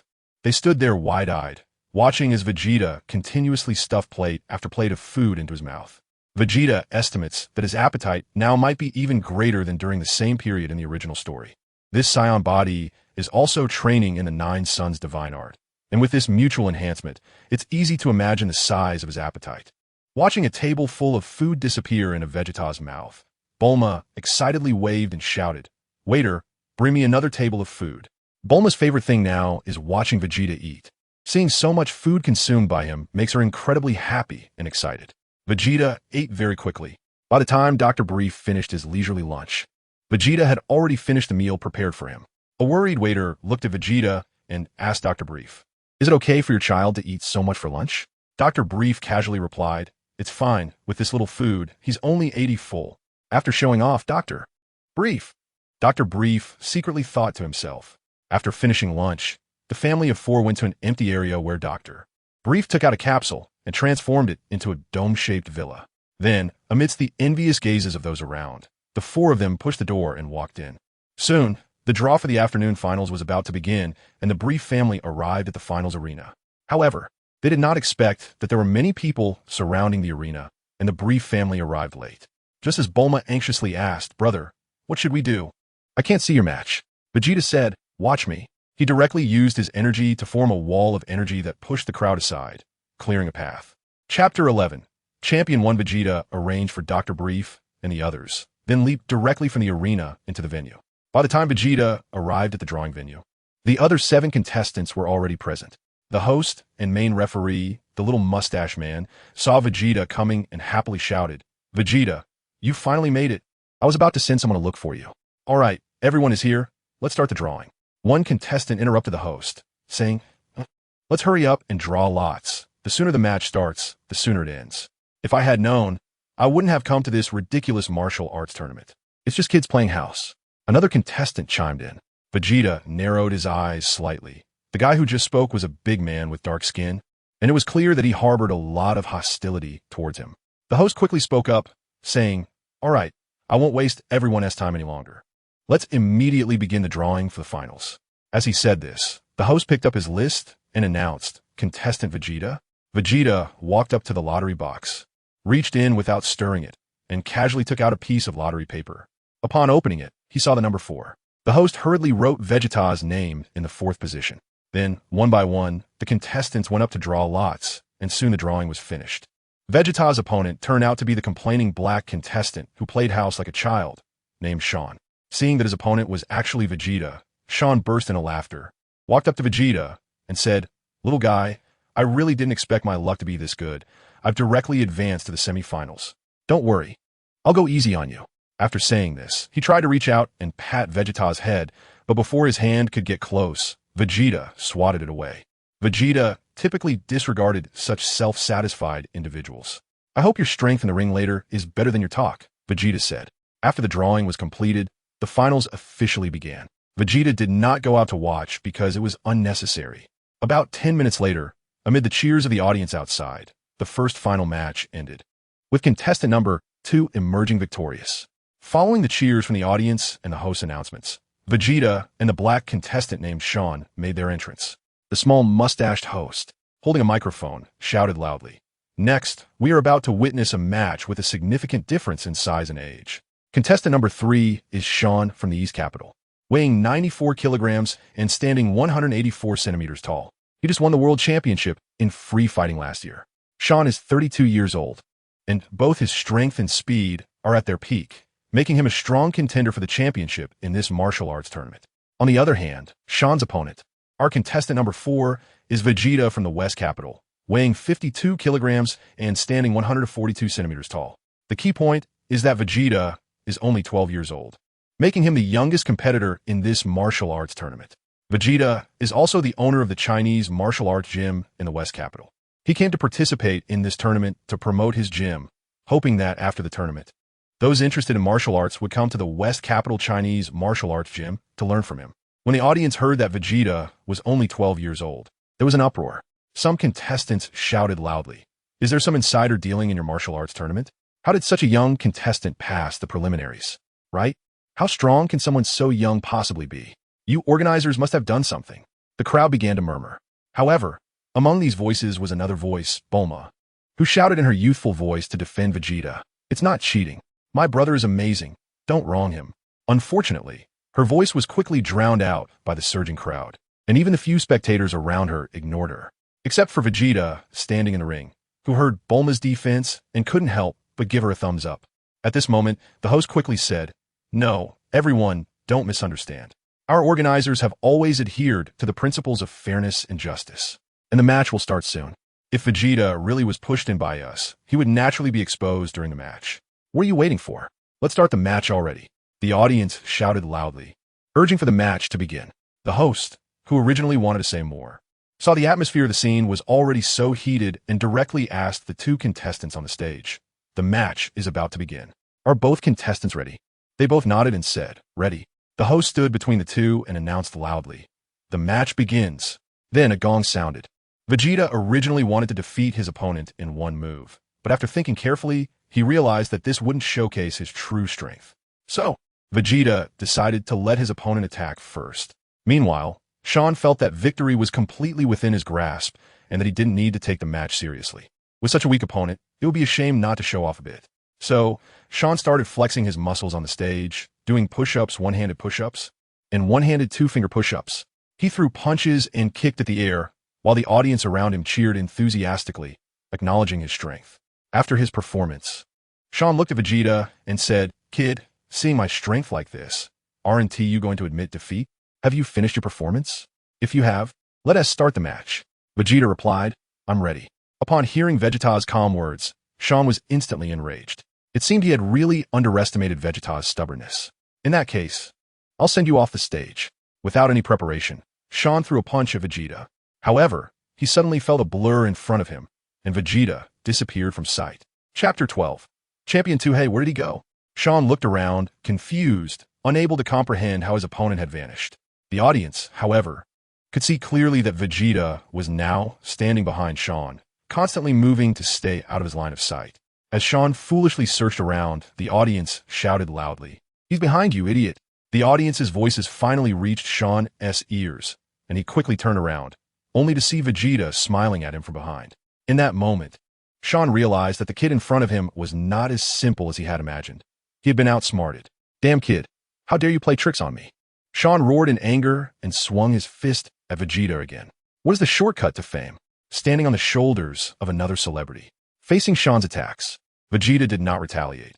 He simply kept his hands behind his back and continuously dodged Sean's strikes. After several exchanges, Sean hadn't even touched the corner of Vegeta's clothes. Seeing this one-sided match, the audience erupted in applause for Vegeta and booed Sean. Sean, infuriated by the current situation, looked at Vegeta and said, "Kid, aren't you just avoiding my attacks with speed? If you have the guts, don't dodge. Let's have a good contest of strength." Vegeta said lightly, "Don't worry. Your wish will come true." After saying this, Vegeta put away his hands that were behind his back and finally took a stance. Seeing the scene, the audience erupted in cheers again, with people whistling continuously. Compared to the one-sided teasing, everyone preferred to watch a match where fists connected with flesh. San, seeing that the little brat in front of him was finally no longer preparing to dodge, was also extremely excited. He revealed a sinister smile and said, "I will make sure to repay you well." After saying this, Sean lunged at Vegeta again. Vegeta directly raised his left arm to block the opponent's attack, then threw a series of punches to the opponent's chest, and finally delivered an upward push that struck Sean's chin directly. Moreover, Vegeta's attack movements were not overly fast, allowing the audience to see every detail clearly. In the end, Sean was sent flying high by Vegeta's upward strike, tracing a parabolic arc before crashing heavily onto the ground below the arena. Outside the arena, the announcer loudly declared Vegeta the winner. The surrounding audience immediately erupted in cheers, as they had not expected to see such an impressive young child. Of course, amidst the cheers, there were also voices of skepticism, as it was indeed hard to believe that a 12-year-old child could defeat a world champion. Vegeta ignored the cheers and doubts from the crowd. Shortly after the match began, the system's notification sounds never stopped. Fortunately, his opponent was not strong. Otherwise, the continuous stream of system notifications would have greatly affected his focus. Vegeta opened the system and cleared the screen full of system prompts, then directly checked his physical condition. Name: Vegeta. Age: 12 years. Old. Combat power: 21. 300 physical condition. Healthy skills: 9 Yang divine skill, 2nd Yang realm martial points, 203, 762. Looking at the final number of martial points, Vegeta felt extremely satisfied. It really was a way to increase martial points by participating in competitions and live broadcasts on television. System: please set it so that there are no more sound prompts for the increase in martial points. I will check it myself later, Vegeta instructed. Okay, setting completed. Soon, the remaining third and fourth matches also concluded, and the semifinals were about to begin. Vegeta and his opponent, Jam Iron, are the first to compete. Previously, when Vegeta was fighting Sean, Jam Iron was watching closely and witnessed the entire process of Vegeta eliminating Sean. After watching the match, Jam Iron couldn't help but gasp. He knew Sean very well and believed that even he would need to put in a lot of effort to defeat Sean. But now, this strong opponent was easily defeated by the kid in front of him. Just how strong could this kid be? At that moment, the host announced loudly, "The match begins." Vegeta took a stance and prepared to launch an attack. Just as he was about to throw a punch at his opponent, Jam Ilong suddenly shouted, "Wait, what's wrong?" Vegeta stopped his movement and asked with some confusion, "Kid, your strength is impressive. I'm not your opponent," Jam Ilong said. "Let's shake hands." With that, he extended his hand towards Vegeta. Vegeta was somewhat confused, but facing the other person's extremely sincere expression, he reached out and shook hands with him. However, he did not expect that the moment Vegeta extended his hand to grasp the other person's hand, Jamirong immediately gripped Vegeta's hand with all his strength. Jamirong, with a somewhat smug and slightly sinister smile, said, "Hee, I've got you. The reason you were able to defeat Sean was because of your speed, right? Now that I've caught your hand, I won't let go. This means you can no longer have the speed advantage." The host nearby heard Jamirong's words and immediately picked up the microphone to explain loudly to the surrounding audience. "Oh my god, Jamirong has used a trick to deceive Vegeta, binding his hand, and now Vegeta can no longer utilize his quick speed like he did to defeat Sean. So, who will ultimately emerge victorious, Vegeta or Jamirong? Let's wait and see." After hearing the host's explanation, the audience around them instantly erupted in loud cheers. After hearing Jamirong's words, Vegeta coldly laughed and said, "Did you achieve this because of your naivety?" Upon hearing Vegeta's words, Jamirong's originally smiling face suddenly stiffened. Then he frowned and asked, "What do you mean?" Vegeta replied, "What makes you think my power is lacking?" After saying this, Vegeta's hand, which Jamilong was gripping tightly, clenched with force. Chapter 13, Champion 3. Jamilong let out a miserable scream. The immense power in his hand made him involuntarily cry out in pain. "My hand, it's going to break." Jamilong's body softened as he shouted in agony. "What's happening?" The host and the surrounding audience were stunned. The current situation was completely different from what they had imagined, as it seemed that Jamilong was the one being trapped now. At that moment, Jamilong was still on the stage, continuously screaming in pain while shouting loudly, "Let go! Let go of me! I'm telling you to let go." While saying this, Jamilong swung his other hand to attack Vegeta. Vegeta's right hand exerted force once again, and the originally intending to punch Vegeta's opponent, Jamirong, directly knelt down on the ring. With a crisp sound of a break, it reached the host's ears. "On my hand." As Vegeta released his grip, Jamirong screamed in pain, tightly holding on to his right hand. At this moment, the host shouted loudly from the side, "Ah, the situation has reversed. We initially thought that Vegeta would encounter danger, but unexpectedly, Vegeta used his immense strength to directly crush Jamirong's hand." After saying this, the host walked onto the ring, holding the microphone to Jamirong's mouth, asking, "Jamirong, your hand is broken now. Do you concede?" At this point, Jamirong had regained his composure, gritting his teeth as he glared at Vegeta, then said, "Concede? How could I concede just like that? I want to kill this guy." The host kindly reminded him, "Jamirong, I need to remind you that during the match, you cannot kill your opponent. If you kill your opponent, you will be directly declared the loser." "Enough. I can't care about that right now. If you keep talking, I'll kill you too." Jamirong shouted loudly at the host. The fierce tone startled the host, and he quickly retreated to below the ring, afraid of being caught in the crossfire. Jin Yong slowly stood up from the ring, looking at Vegeta, his face twisted in pain, now appearing even more sinister. "You little brat, how dare you break my hand? I will kill you and tear you to pieces. Do you think you have the strength for that?" Vegeta said disdainfully. "Damn brat." Jin Yong roared angrily and charged at Vegeta. Facing the attack, Vegeta slightly crouched and then directly punched Jin Yong in the abdomen, causing Jin Yong's eyes to bulge, and he immediately lost consciousness. Vegeta skillfully lifted Jiren and then directly threw him off the stage. Victory! Vegeta has won. Let's congratulate him for advancing to the finals of the martial arts tournament. The host announced loudly. I wonder who Vegeta's opponent in the finals will be. Let us look forward to the next semifinal. Under the host's words, Vegeta stopped listening and returned to the backstage of the tournament, waiting for his final opponent. About half an hour later, cheers from the audience erupted. "I see my opponent in the finals has appeared," Vegeta said as he stood up from the resting chair. Soon, a tall, brown-skinned man walked in from the entrance, approached Vegeta, and said, "Little brother, I admit your strength is indeed impressive, but you will never be a match for me. King Kampa." King Kampa? Upon hearing this name, Vegeta slightly opened his eyes, looking at this well-known supporting character from the early Dragon Ball. "You know me?" King Kampa asked a bit smugly. Vegeta shook his head and said, "Sorry, I don't know you. Damn it, I'm the champion of the last and the one before last martial arts tournaments. And you actually say you don't recognize me?"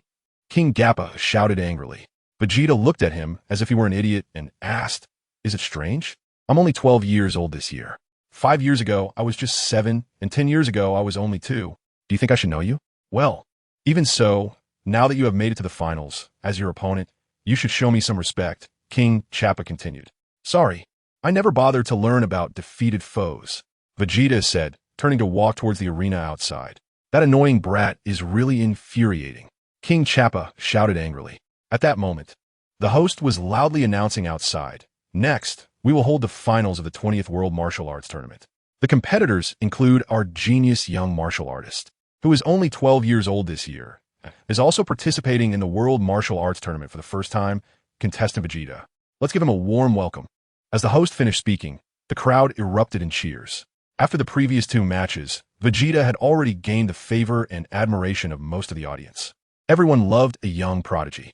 Amidst the cheers, Vegeta slowly walked from the venue to the arena, waving to the surrounding spectators, exuding a star-like presence. Vegeta is well aware that to gain more martial arts points and earn the recognition of the majority, he must know how to package himself to become a star, to be the person that most people dream of. So, no matter how much he disliked such occasions in his previous life and this life, it was destined that Vegeta would become the center of attention. Once Vegeta stepped onto the stage, the host loudly introduced him again. The other contestant was even more remarkable. He had won the championship of our martial arts tournament for 2 consecutive sessions, and this time he was participating for the 3rd time, aiming to become the first martial artist in the world to win the championship for 3 consecutive years. He is known as the 8-armed Arhut, King Kappa. Let's welcome him with applause. The host shouted again. Instantly, the cheers around the stage erupted, much more intense than the welcome for Vegeta. Bulma looked at the crowd of spectators who were welcoming King Kappa like crazy and immediately said discontentedly, "Humph, the final champion can only be my brother." King Kappa slowly walked from the venue to the stage, clasping his hands together and bowing to the surrounding audience with a calm demeanor. Who would have thought that just moments ago he had shown a frantic expression in private at the venue? Chapter 14, Champion 4. Although his pace was slow, a few minutes later, King Kappa finally reached the stage. Looking at Vegeta in front of him, Kappa furrowed his brow, recalling Vegeta's impolite demeanor towards him earlier. Once both contestants stood on the stage, the host asked, "The finals are about to begin. Do you two have anything to say to each other?" The host first handed the microphone to Vegeta, who gave a very innocent smile. However, what Vegeta said next was anything but innocent. He stated, "King Kappa is an old senior and has won the championship twice in a row. It's time for him to step aside and let someone else take the lead." Upon hearing such provocative words, the audience immediately began to cheer loudly. For them, this was what they wanted to hear. Warmth and humility were not what they desired. The host, excited by Vegeta's words, quickly handed the microphone to King Kappa and eagerly asked, "King Kappa, Vegeta has issued you a challenge. What do you have to say?" King Kappa was straightforward, saying after all, Vegeta is still too young and doesn't have much experience in combat. I hope this experience will bring him greater growth. The host took the microphone and continued. So, King Gappa, do you think you can win the championship this time? Is there any doubt about that? King Gappa asked confidently. His confident words immediately drew loud cheers and enthusiastic applause from the surrounding crowd. At this moment, the host raised the microphone and announced loudly, now, let us officially announce the start of the 20th World Martial Arts Tournament Finals. With the host's announcement and the sound of a gong, the match officially began. King Gappa immediately took his stance. He had seen Vegeta and other contestants fight, and Vegeta's displayed strength compelled him to be on high alert. However, seeing Vegeta with his hands behind his back and a nonchalant attitude, Gappa felt a surge of anger and asked, what does this mean? Do you look down on me? Vegeta shrugged and said, I don't mean to look down on you. I just think your power is not enough to threaten me. King Choppa was instantly furious and shouted, you little brat, you're so arrogant. I am the 8-armed Arhat King Choppa, champion for 2 consecutive sessions. After saying this, King Choppa charged at Vegeta, his arms instantly turning into afterimages, as if he had 8 arms on either side of his body, continuously swinging and attacking Vegeta. Immediately, King Choppa's attacks elicited cheers from the surrounding crowd. However, King Choppa's attacks had no effect on Vegeta. His body kept flashing, evading all of King Choppa's strikes. The 2 figures moved constantly on the arena, but no matter how King Choppa attacked, he couldn't land a single hit on Vegeta. Seeing that continuing this way wouldn't yield any significant results, after a few dozen exchanges, King Choppa jumped back to create some distance for Vegeta. Why aren't you continuing to attack? Vegeta asked.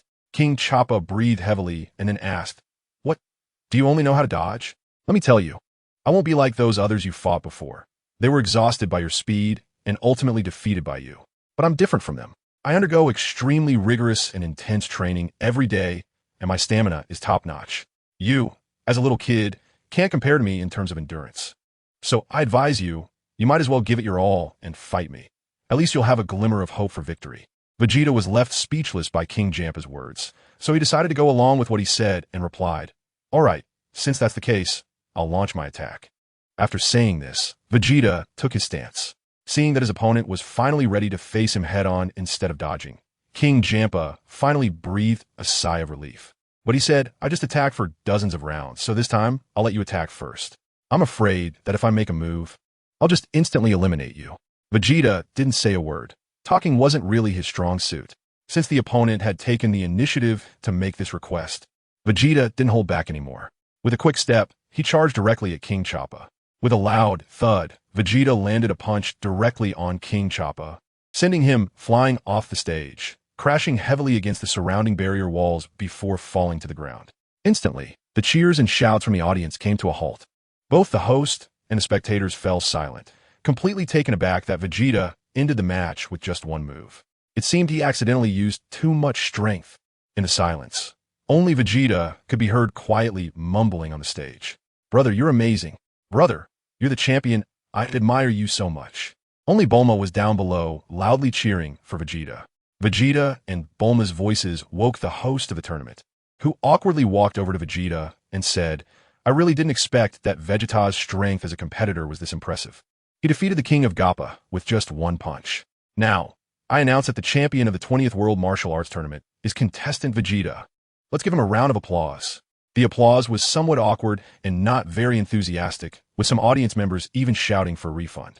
The host ignored the audience's comments and held the microphone out to Vegeta, then asked, Vegeta, as the youngest champion in the history of the World Martial Arts Tournament, do you have anything to say to the audience? This was just like someone offering a pillow to someone who was about to doze off. And Vegeta had just been thinking about how to promote his martial arts school. So, Vegeta took the microphone from the host and said, honestly, I didn't really want to participate in the World Martial Arts Tournament this time, because with my current strength, participating feels like an adult bullying a child. There's no challenge at all. The reason I came to this tournament is to advertise for my Chinese martial arts school in West City. After this tournament ends, I welcome all martial arts enthusiasts to come to the Chinese martial arts school in West City to learn. Chapter 15, Becoming Famous.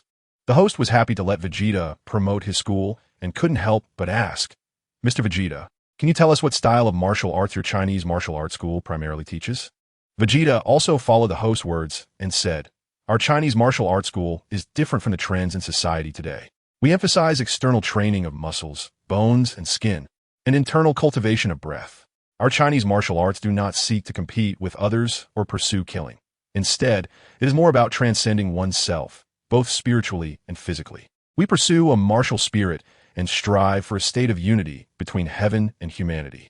We hope that through martial arts, we can stop conflicts and bring peace, ultimately achieving a world of great harmony.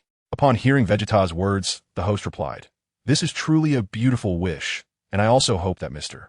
Vegeta's Chinese martial arts school has a prosperous opening."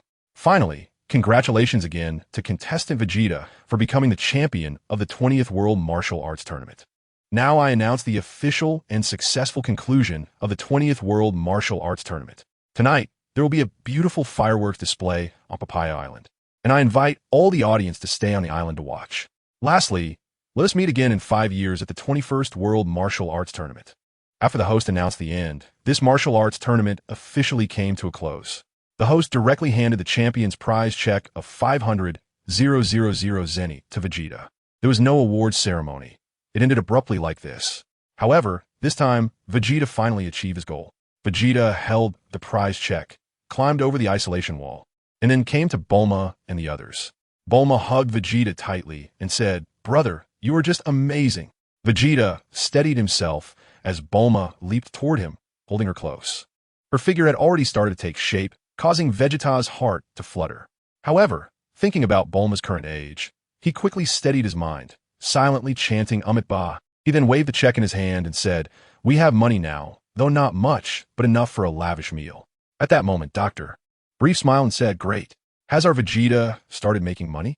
Tonight, let's have a big feast, enjoy the evening fireworks, and return to West City tomorrow." Thus, the four of them spent an incredibly wonderful night on Papaya Island and took a plane back to West City the next day. As time went on, Vegeta became famous worldwide, with various news media promoting this talented young boy who won the World Martial Arts Tournament at the age of 12. Vegeta's martial arts points kept increasing daily, and he was thrilled to see the numbers rise. In addition to active promotions on TV and radio, various television stations invited Vegeta to participate in various programs. He willingly joined some shows that promoted Chinese martial arts, and for a time, Vegeta became one of the most famous people on Earth in the Dragon Ball universe. After Vegeta gained fame, the outcome was as he expected. Many of his admirers came to West City, hoping to become his disciples and learn Chinese martial arts. However, after learning about the costs associated with becoming his disciple, many people hesitated, with some even accusing Vegeta of trying to profit from it and calling him greedy. Nevertheless, Vegeta did not explain, adhering to the principle that the way should not be lightly passed on. In the end, about 24 people paid the apprenticeship fees and successfully became Vegeta's disciples. On the first day after becoming disciples, the 24 stood in 3 rows of 8 in front of Vegeta. Vegeta stood on a high platform facing everyone. At just 12 years old, he was still too short, and only by standing on a high platform could everyone see him. I believe you should all be very happy right now. Why? Because out of the hundreds and thousands of people, I have chosen you 24, Vegeta said passionately from the stage. Isn't it because only the 24 of us paid the tuition? A student murmured from below. Instantly, this student's voice triggered a burst of laughter from the surrounding students. However, Vegeta on the platform showed no change in expression and continued. "Just now, a student said that you were able to come here because you paid the tuition. I need to clarify that many people can afford the tuition, but why are only you 24 the ones who paid? Have you thought about this question? Maybe we are just foolish." Another student muttered from below, causing all 24 students to burst into laughter.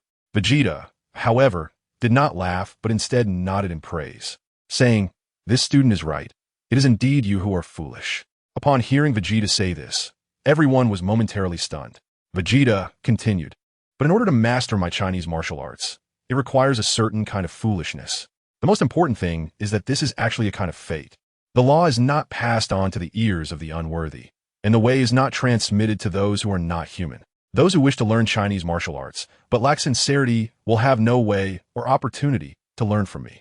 And you are the last 24 sincere individuals. Let us applaud ourselves." After saying this, Vegeta was the first to start clapping, and the 24 individuals below followed suit with enthusiastic applause. After all, these 24 people had paid a hefty tuition, which meant they were still willing to believe in Vegeta, so the applause was quite warm. As the applause subsided, Vegeta waved his hand, and at that moment, Bulma came over from the back with 2 subordinates carrying boxes. Under Bulma's direction, the two subordinates opened the boxes they had brought over.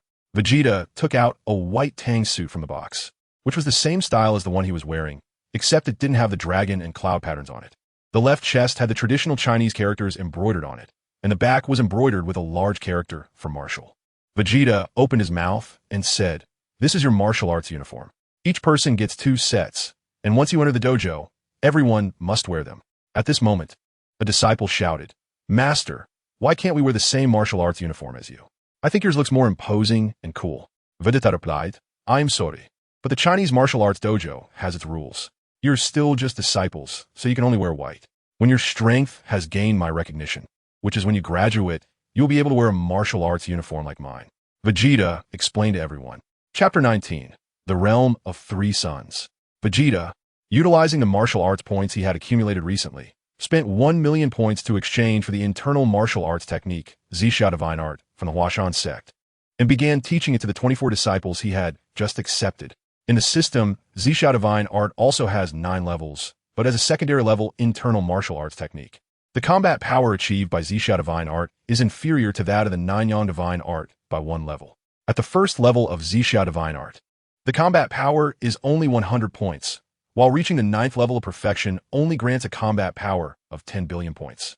Although it can't compare to the Nanyang Divine Art, it is indeed exceptionally powerful compared to the martial arts on Earth before. However, this is only in an ideal state, limited by individual martial arts talent. Among 10,000 people, only about 12 might reach the perfection of Zixia Divine Art. In addition to the internal martial arts technique, Vegeta also exchanged various boxing techniques, palm techniques, leg techniques, etc., and taught them to these 24 disciples. However, each person could only choose one martial art to learn and could not learn more. Vegeta himself exchanged all the remaining martial arts points for the super divine technique, knowledge.It, which he had long desired. In Vegeta's view, the Nanyang Divine Art should be practiced in conjunction with knowledge.It.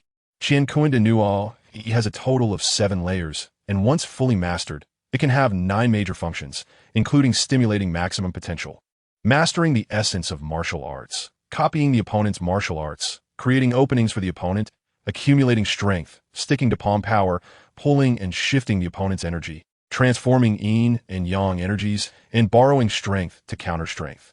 As long as Vegeta practices knowledge.It to perfection, it will definitely be far superior to the Ultra Instinct in Dragon Ball, provided that the internal energy or aura of both parties is not too different.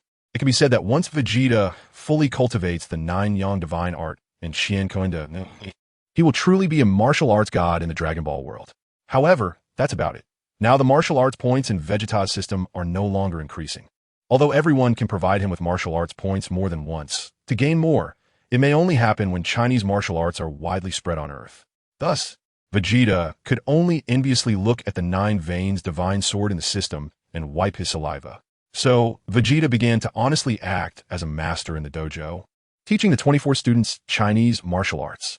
Time slowly passed, and after 5 years, Vegeta finally grew into a 17-year-old young man, resembling his original appearance from his previous life.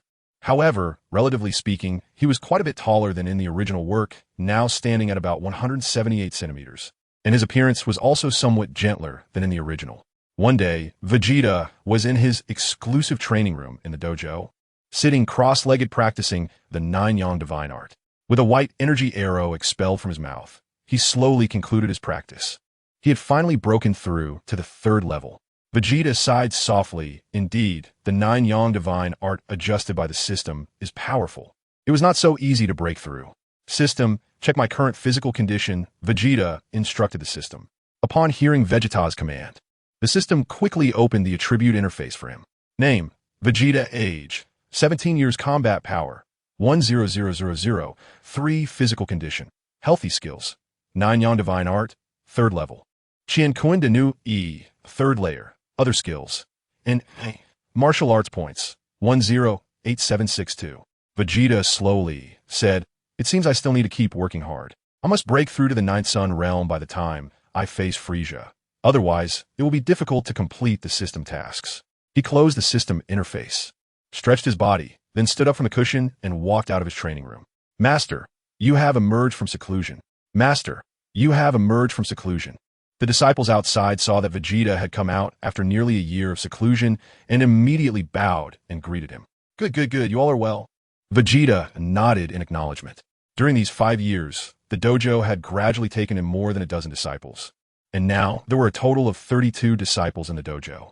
Vegeta used the system's scanning function to check the combat power of his disciples and found that about half of them were on the verge of breaking through to the first layer of the purple mist technique. The majority of the remaining disciples had also reached the mid-stage of the first layer. Only a few, likely the disciples who joined later, had just recently broken through to the first layer of the purple mist technique. Among the disciples, the strongest was a disciple named Dan, whose combat power had reached 983 points, just a little short of breaking through to the second layer of the purple mist technique.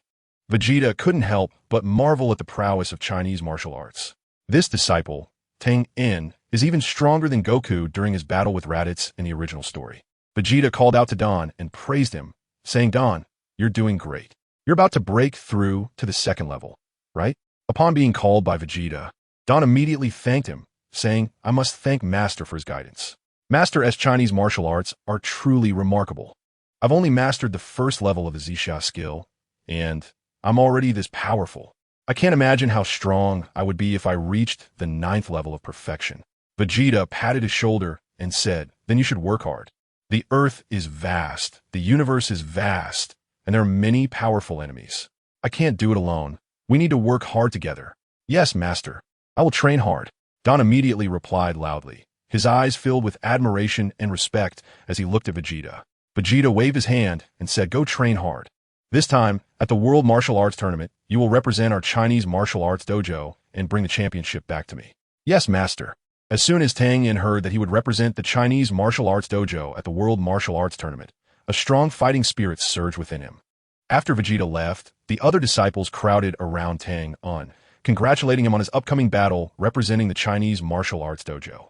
Vegeta ignored the excitement of his disciples and drove towards his home in West City. It had been almost a year since he last saw Bulma and the briefs, and he actually missed them. The roads in West City were built very well, and the speed of the magnetic levitation cars was quite fast. After about 10 minutes, Vegeta returned home. Chapter 17, the story begins. Vegeta first encountered Mrs. Briefs in the yard, where she was watering the flowers in the garden with a watering can. "Andy," Vegeta greeted Mrs. Briefs happily. Seeing Vegeta return, she immediately became cheerful, put down the watering can, walked over to Vegeta, and smiled as she praised, "Look who's back. It's our little handsome Vegeta. Auntie, where's Bulma? Is she home?" Even though they had been together for many years, Vegeta still wasn't used to Mrs. Brief's teasing. So he quickly interrupted her and asked. Hearing Vegeta's question, Mrs. Briefs pretended to be sad and said, "Oh dear, our little handsome guy doesn't like Annie anymore, but prefers that blonde girl Bulma instead. How can a young girl be better than Annie?" Unable to handle it, Vegeta quickly left the yard and ran into the house, thinking to himself, "I'll just go find her myself." Seeing Vegeta run away, Mrs. Briefs called out loudly, "What do you want to eat tonight? As long as it's made by you?" "Auntie, I'm fine with anything," Vegeta replied loudly. Vegeta ran into the house, but after searching through a dozen rooms, he couldn't find Bulma. In the laboratory, Vegeta found Dr. Brief, who was working on some research. "Uncle, isn't Bulma home?" Vegeta asked. "Oh, it's Vegeta. You've returned." Dr. Brief greeted Vegeta, lifting the visor from his head. "Uncle, where did Bulma go? I couldn't find her at home. She should be on summer vacation now, right?" Vegeta continued to ask. "Oh, Bulma? Didn't she tell you?" "She said she was going out to search for some Dragon Balls and summon the dragon to make a wish," Dr. Brief replied. "Searching for Dragon Balls? Is she going alone? That's too dangerous, isn't it?" "Uncle, how can you let her go far away by herself? Aren't you worried she might encounter danger?" Vegeta questioned, somewhat speechless. "Danger? What kind of danger could she encounter?" "She took a lot of capsules with her when she left," Dr. Brief said nonchalantly. Vegeta was speechless. With such parents, Bulma was really lucky to have made it this far. There was no other way, so Vegeta spoke to Dr. Brief. "I'm a bit worried about Bulma. I should go out and find her." "Uncle, do we have any travel capsules at home?" The travel capsules are specially designed capsule sets by Capsule Corporation for customers who love to travel. Each capsule box contains one house capsule, 3 transportation capsules, an airplane, an off-road vehicle, and a small boat, as well as 2 food storage capsules and 2 clean water storage capsules. Dr. Brief pointed to the cabinet beside him and replied, "Oh, I remember we have a set of travel capsules in the cabinet. You can go check." Vegeta walked over to the cabinet and searched for a while before finding the travel capsule box, which was still completely wrapped in the corner. He tore open the packaging, opened the box, checked it briefly, and then placed the capsule box into his backpack. He then said, "Uncle, I'm setting off now." Doctor. Brief was a bit surprised to hear that Vegeta was leaving so soon after just returning and asked, "Are you going out again right after coming back?" Vegeta replied, "I wonder how Bulma is doing now, whether she's in danger. I need to leave quickly and find her." Just as Vegeta ran out of the laboratory, Mrs. Brief happened to be coming over with freshly brewed tea. Seeing Vegeta rushing outside, she couldn't help but ask with some confusion, "What's the hurry?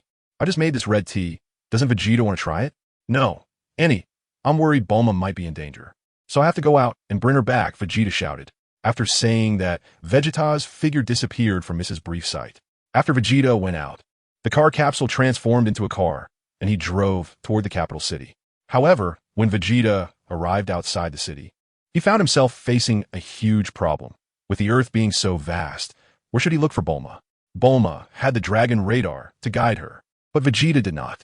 Thinking about how in the original story Bulma was seen by an old pervert while trying to get the Dragon Ball after Goku took it away, Vegeta felt a wave of irritation.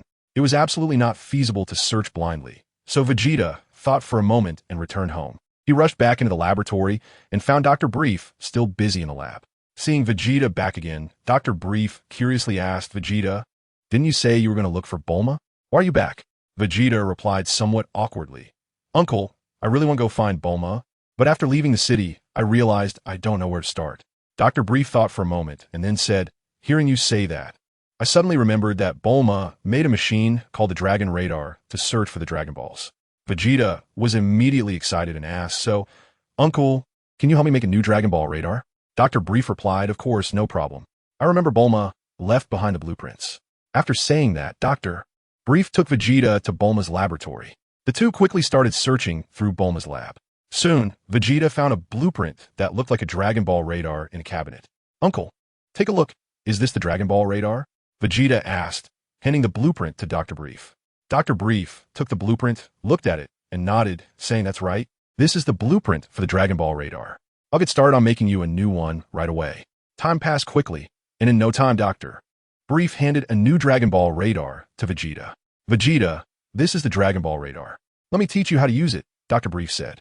Vegeta grabbed the Dragon Ball radar and said, "Uncle, I know how to use the Dragon Ball radar. I'm setting off now." "Oh, okay, just be careful," Dr. Brief said with concern. However, at this moment, Vegeta had already disappeared from Dr. Brief's sight. Chapter 18, Finding Bulma this time. Vegeta did not take the capsule car, but chose to fly directly using the instant transmission technique. After years of walking on foot, Vegeta had almost forgotten that he could fly. In the air, Vegeta took out the Dragon Ball radar, activated it, and began to scan for the locations of the Dragon Balls. From the original story, Vegeta knew that Bulma had 2 Dragon Balls with her. So as long as he could find the location of the gathered Dragon Balls, it would be fine. Come on, there's still no more than 3 Dragon Balls gathered together right now. Vegeta eagerly anticipated opening the Dragon Ball radar. After opening the radar, he saw 3 Dragon Balls clustered together on the screen, and he immediately cheered. "Not bad, if I hurry over now, it's not too late." With a cheer, Vegeta accelerated directly towards Bulma's location. By the time Vegeta arrived near Bulma's location following the Dragon Ball radar, it was already late in the evening, and there was a round capsule house where the Dragon Balls were located. Vegeta landed in front of the door and knocked. A voice from inside the house called out, "Goku, go open the door." Soon, the door was opened, and a small child came out. It was Son Goku. "Who are you looking for?" Goku asked curiously as he looked at Vegeta and then noticed the tail behind him. Goku exclaimed in surprise, You also have a tail?" Then he turned to Bulma, who was in the kitchen preparing dinner, and shouted, "Bulma, didn't you say that people outside don't have tails? Why does he have a tail?" "A tail?" Bulma was startled in the kitchen and suddenly thought of something. She walked out of the kitchen and immediately saw the person she had been thinking about. Seeing that Vegeta had really come, Bulma's face lit up with joy, but then, as if recalling something, her expression quickly turned cloudy. What are you doing here? Aren't you always busy training in that so-called martial arts?" Bulma questioned angrily. Originally, Vegeta was about to greet Bulma when he saw her happy smile, but he didn't expect her to get angry so quickly. However, upon hearing Bulma's words, he immediately understood why she was upset. It was because he had been so focused on breaking through to the next level that he had neglected her. Vegeta hurriedly stepped forward to apologize to Bulma, saying, Bulma, I'm sorry. I've been so busy training this past year that I've neglected you. Can you forgive me? Bulma was actually already forgiving Vegeta in her heart for coming to find her. But when she thought about the possibility of Vegeta neglecting her again in the future because of his training, she decided to teach him a lesson. I'm sorry, but if everyone could just say I'm sorry every time they did something wrong, then what do we need laws for? Vegeta continued to ask, so what do you want me to do for you to forgive me? Bulma was momentarily taken aback by Vegeta's question, as if she hadn't really thought about how to punish him. I haven't thought of anything yet. Let's talk when I do, Bulma replied. No problem, take your time. But you were really too reckless this time. It's too dangerous out here. You should come home with me, Vegeta continued. What? Go back. I'm not going back. I want to collect the Dragon Balls, summon the Eternal Dragon, and make my wish. Bulma rejected Vegeta's request. See this? Saying that, Bulma took out 2 Dragon Balls from her backpack, which are the 2-star ball and the 5-star ball. Bulma continued, these are the legendary Dragon Balls. As long as I collect all 7, I can summon the Eternal Dragon, and it can grant me any wish I want. But don't you lack for anything? What wish do you want to make with the Eternal Dragon? Vegeta asked while playing with the Dragon Balls. Of course I want to wish for a boyfriend who will always listen to me and keep me company. At this point, Bulma glanced at Vegeta and continued, unlike some people who only think about training and have no place for me in their hearts. Vegeta quickly continued to apologize, saying, how could that be, Bulma? My heart is all for you. There's no place for anyone else. At that moment, Goku, who was listening to the conversation between Vegeta and Bulma, suddenly asked, Vegeta, can you fight too? Are you really strong? Bulma, who had been planning to stay angry with Vegeta, heard Goku's question and, without waiting for Vegeta to respond, excitedly introduced him to Goku, saying, strong? He's really strong. Vegeta is the champion of the 20th World Martial Arts Tournament, and he was only 12 years old at that time. After saying that, Bulma turned to look at Vegeta, but when she saw the gentle smile in his eyes, her cheerful expression suddenly froze, and her face changed. She crossed her arms and said, in short, Vegeta is very strong. You two can chat. I'm going to the kitchen to prepare dinner. After saying that, Bulma quickly walked to the kitchen. When she could no longer see Vegeta and Goku, Bulma hurriedly placed her hand on her chest to calm her racing heart. Phew, that was close. I almost got carried away. Bulma sighed, thinking seriously, he doesn't look that great, but why does he look so good when he smiles? In the living room, Goku didn't know what the World Martial Arts Tournament was, but he could tell from Bulma's words that she was praising Vegeta, so he excitedly looked at Vegeta and asked, Vegeta, can I fight you? Vegeta checked Goku's current battle power through the system, which was only 33, a significant difference compared to his own battle power of over 100,000. However, Vegeta knew about Goku's martial arts talent, and that he was the main character in the Dragon Ball world. If he could take him as a disciple, how much would his martial arts points increase? Just then, the system issued a new mission. Mission, take Son Goku as a disciple and teach him Chinese martial arts. Reward 100 million martial arts points. No penalty for mission failure. 100 million martial arts points, wow. He never expected that taking Goku as a disciple would reward so many martial arts points. Seeing such a large number of martial arts points, Vegeta immediately decided he had to take Son Goku as his disciple. So Vegeta looked at Goku with eager eyes and said, of course, no problem. But don't you feel a bit hungry? Let's wait until we're full before going out to compete. Hearing Vegeta's words, Goku also felt a bit hungry. So he loudly asked Bulma in the kitchen, Bulma, is dinner ready? I'm hungry. What are you shouting about? Those who can't cook have no right to rush. Bulma in the kitchen shouted back without holding back. Chapter 19. Taking Goku as a disciple originally, preparing dinner wouldn't take that long. But Bulma didn't expect Vegeta to come over so quickly. Knowing Vegeta's appetite, she hurriedly prepared more food in the kitchen. About an hour later, Bulma shouted from the kitchen, dinner is ready. Come over and help bring the food to the table. With Bulma's loud call, Vegeta and Goku walked into the kitchen to help. Seeing the feast on the table, Goku was instantly excited and happily said, I've never had such a lavish meal in my life. Bulma, you're so good to me. Goku's words made Bulma feel touched, and she emotionally replied, since you like it, hurry up and eat. While saying this, she placed some delicious food in front of Goku. Of course, not only Goku, Bulma also didn't forget about Vegeta, and many of Vegeta's favorite dishes were placed in front of him as well. I'm digging in. Goku cheered happily and then began to eat heartily. Since Vegeta had already eaten before going out, he wasn't that hungry, so his eating speed was relatively normal. But even so, he still ate more than an ordinary person. About half an hour later, the three finished dinner. Vegeta helped Bulma clean up the dishes and then walked outside with Goku. After doing some simple warm-up exercises, Goku faced Vegeta and got into position. Vegeta, I'm going to attack, Goku announced and immediately lunged at Vegeta. Vegeta countered each of Goku's attacks, constantly using his hands to block them, standing still without any intention of moving to dodge. No, your power is still too weak, your speed is too slow, and there are too many unnecessary movements in your techniques, Vegeta said while defending against Goku's attacks. Hearing Vegeta's words, Goku's attacks became more frantic with greater power and speed, but he still couldn't land a hit on Vegeta. Realizing that his attacks were completely ineffective, Goku immediately retreated, creating some distance between himself and Vegeta. Vegeta, you are really amazing. I'm no match for you. But could you hit me once? I want to see how big the gap between us is, Goku requested. Are you sure? The gap between us is not just a little big, Vegeta asked. I want to give it a try, Goku replied firmly. All right, my attack is coming, Vegeta warned. Goku immediately assumed a defensive stance. I'm ready.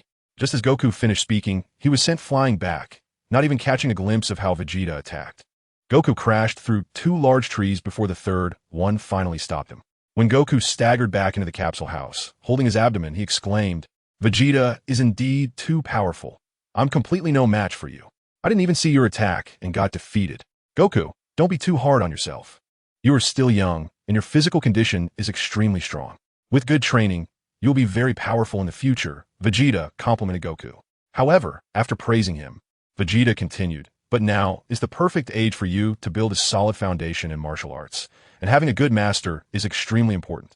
Hearing Vegeta's words, Goku became somewhat melancholic and said, before my grandfather passed away, he was the one who taught me martial arts. But after he died, no one has taught me anymore. I usually just train blindly on my own. At that moment, Bulma, who was sitting on the nearby sofa, applying a face mask while reading a fashion magazine, suddenly spoke up. Goku, you can ask Vegeta to be your master. He is the head of the largest Chinese martial arts school in West City. If it weren't for the inappropriate situation, Vegeta would have almost wanted to kiss Bulma for her perfect timing. Goku then asked, what does it mean to be the head of a martial arts school? Vegeta thought for a moment and explained, it's someone very powerful and impressive. Indeed, Vegeta, your strength is truly remarkable. So, can you take me as your disciple and teach me martial arts? Goku looked at Vegeta with eager anticipation. At that moment, Vegeta, sitting on the sofa, adjusted his posture and seriously asked Goku, if you want to become my disciple and learn Chinese martial arts, you must strictly adhere to the rules of the Chinese martial arts school. Saying this, Vegeta recounted the rules of the Chinese martial arts school to Goku. After explaining, Vegeta continued, once you become my disciple, if you violate the rules, you may be prohibited from continuing to learn advanced martial arts at best, or at worst.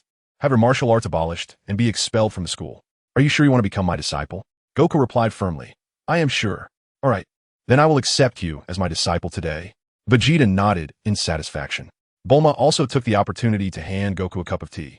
She had been by Vegeta's side for many years and was quite familiar with the ceremony of accepting disciples in the Chinese martial arts school. However, Goku was a bit confused about what it meant. Bulma whispered a few instructions in Goku's ear, guiding him on how to conduct the disciple ceremony. After listening to Bulma's explanation, Goku took the teacup, knelt down on both knees, and respectfully presented the teacup to Vegeta, saying, Master, please have some tea.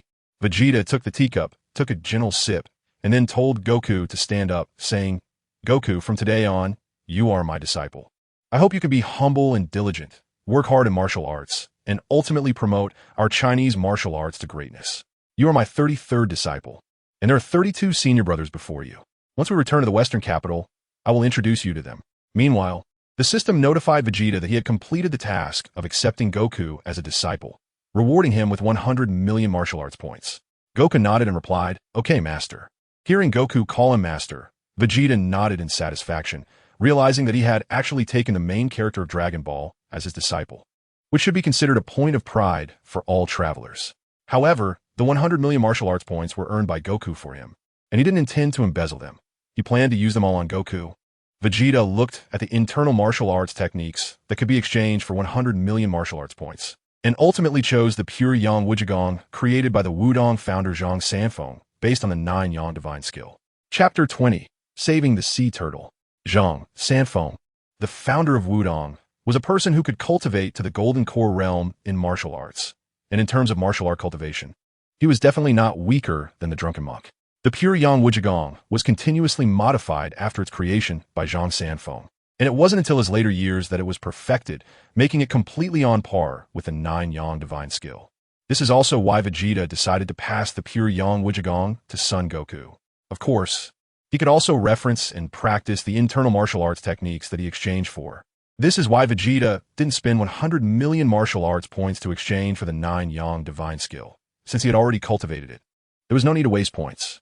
In the evening, after Vegeta passed the pure yang Wuzhigong's internal martial arts techniques to Son Goku and left a true chi seed in his dantian to help him quickly get started, Son Goku truly lived up to being a scion, as his talent for martial arts was incredibly high. Apart from Vegeta himself, none of the other 32 disciples on Earth had the same level of martial arts talent as Son Goku. With just simple guidance, Goku was able to completely enter a meditative state, while the highest talent among the other 32 disciples, Dawn, took nearly a month to fully enter a meditative state and practice independently. Vegeta did not disturb Goku's training and left his room. When he arrived in the living room, Bulma was still flipping through a magazine on the sofa. Vegeta whispered to Bulma, "Bulma, look, I come to find you too. How about you come back to West City with me tomorrow?" Upon hearing this, Bulma immediately felt a bit displeased. She said she wasn't really angry anymore. But how could she easily give up on such a fun thing like collecting Dragon Balls, summoning the Eternal Dragon, and making wishes? Of course, she was unwilling. Moreover, Vegeta had been training all year, and now that he was finally willing to spend time with her, how could she just forgive him and go back to West City? Bulma replied, "No way. I haven't gathered all 7 Dragon Balls to make my wish yet." Vegeta, upon hearing that there was a wish to be made, immediately felt anxious and hurriedly asked, "Aren't I already here? What wish do you want to make?" Bulma chuckled and replied, "What does it matter that you're here? Just because you're here, I can't summon the dragon to make a wish." Upon hearing this, Vegeta blurted out, "But isn't your wish to ask the dragon for a handsome boyfriend?" Bulma immediately understood that Vegeta was jealous, which made her heart flutter, but she also knew to keep it in check and said, "As for the specific wish, it depends on my mood. First, let's gather all 7 Dragon Balls. I'm going to bed now, and you should get some rest too. We have to continue our journey tomorrow." After saying this, Bulma went back to her room to rest. The next morning, Vegeta got up early and led Goku in practicing martial arts.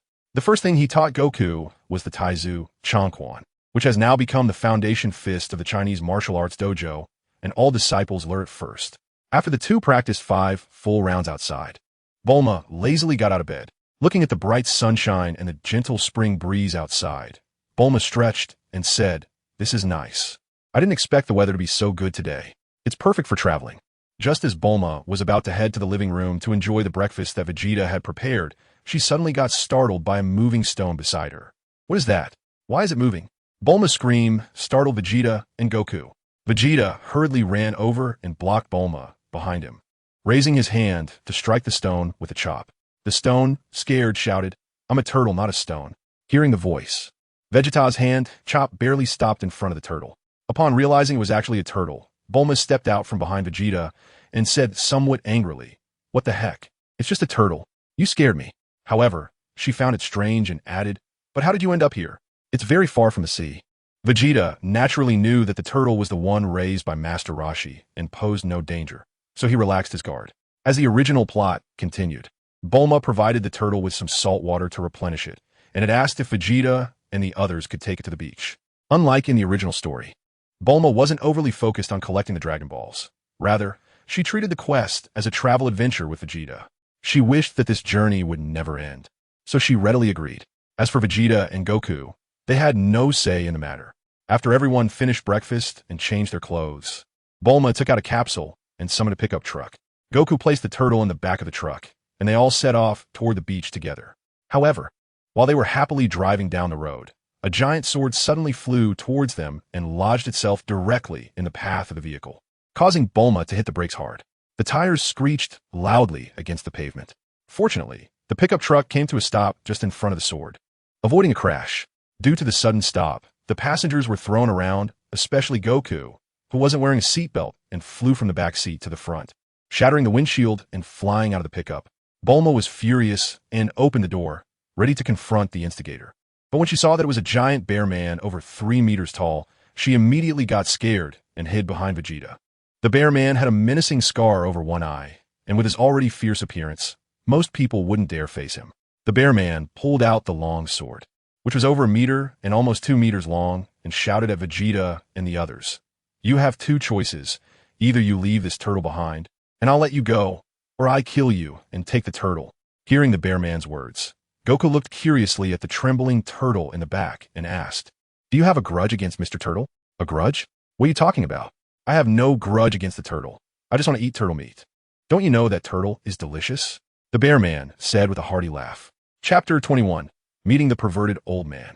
At this moment, Vegeta spoke up. Goku, don't waste time talking to him. Now is a good opportunity for you to practice your skills. Quickly use the techniques I taught you to defeat this bear monster. Upon hearing Vegeta call him a bear monster, the bear man became furious and shouted angrily. I am a bear man, not a bear monster, you bastard. I will kill you. The bear man swung his large machete and charged at Vegeta. Vegeta jumped while holding Bulma, dodging the attack from the bear man. And then Goku stood in front of the bear man. Your opponent is me, Goku shouted loudly, then launched an attack on the bear man. The bear man, unfazed, looked at Goku and said, Little guy, since you want to die, I'll take you down first and then go after the others. After saying that, the bear man swung his knife at Goku. Just as the bear man's knife was about to hit Goku, he simply moved slightly to the side and raised his fist to strike the side of the large knife. Instantly, the bear man's hand felt like it was electrocuted, and he loosened his grip, causing the knife to fly away. The bear man covered his injured hand with the other hand, looking at Goku in terror, and asked, Who the heck are you? Goku, slightly amazed by the effect he had caused, smiled and said, My name is Son Goku. After saying that, he flew up and kicked the bear man hard in the abdomen, sending him flying. All right, that's taken care of. Let's move on, Vegeta said, clapping his hands after seeing Goku deal with the bear man. Bulma, also excited, disdainfully said to the bear man lying on the ground, What a joke. So weak and still trying to rob people. You should find a martial arts dojo and train for a few more years. Vegeta was speechless and urged, All right, Bulma, he can't hear you right now. Let's hurry and return the turtle to the sea. Don't you want to collect the Dragon Balls? In fact, Vegeta could have directly used his flight technique to help Bulma collect the Dragon Balls, but Bulma had rejected that idea. Fortunately, he had just broken through to the 3rd level of the Yang realm, and with Don overseeing the dojo, he had enough time to accompany Bulma. Thus, the three of them and the turtle continued on their journey, and this time there were no obstacles on the way. They quickly arrived at the seaside. Looking at the vast ocean, where the sea and sky met in the distance, it made one feel that their heart had expanded. The turtle said to the three of them, Please wait here for a moment. I will go back to inform my master and let him come to thank you. Bulma expressed that it wasn't necessary, but the turtle ignored her and swam into the sea, disappearing before their eyes. Unable to avoid making the turtle go back for nothing, Bulma suggested that they wait here. She said they just needed to refuse any gifts of gratitude from the turtle later. Goku, having never seen the ocean, was having a great time playing by the seaside, while Vegeta and Bulma took shelter under a coconut tree nearby to cool off. After about an hour, Vegeta finally spotted a small black appearing on the surface of the sea and said, Someone is coming. Upon hearing this, Bulma immediately stood up and looked out towards the deep sea, but she couldn't see anything. Are you lying to me? Why can't I see anything? Bulma looked at Vegeta with some suspicion. Vegeta immediately laughed and said, Our vision in martial arts exceeds that of ordinary people, so it's normal that you can't see. Just sit down and wait slowly. The other party is still quite far from the beach. As it turned out, just as Vegeta said, after about 10 more minutes, Bulma finally saw a figure appear on the distant sea surface. When the figure got closer to the beach, Bulma saw a skinny old man with a bald head wearing sunglasses standing on a turtle. The turtle introduced to the three of them, Dear benefactors, this is my master, who is also respectfully known as the god of martial arts, the Turtle Hermit. God of martial arts? Bulma looked skeptically at the frail old man standing in front of her. Although he was wearing sunglasses, Bulma felt that something was off about the way he was looking at her. Suddenly, Bulma's gaze fell on a pendant hanging from his chest, and she exclaimed in surprise, Isn't the bead hanging on your chest a Dragon Ball? Then, Bulma counted the stars on it and joyfully shouted, It's a 3-star ball.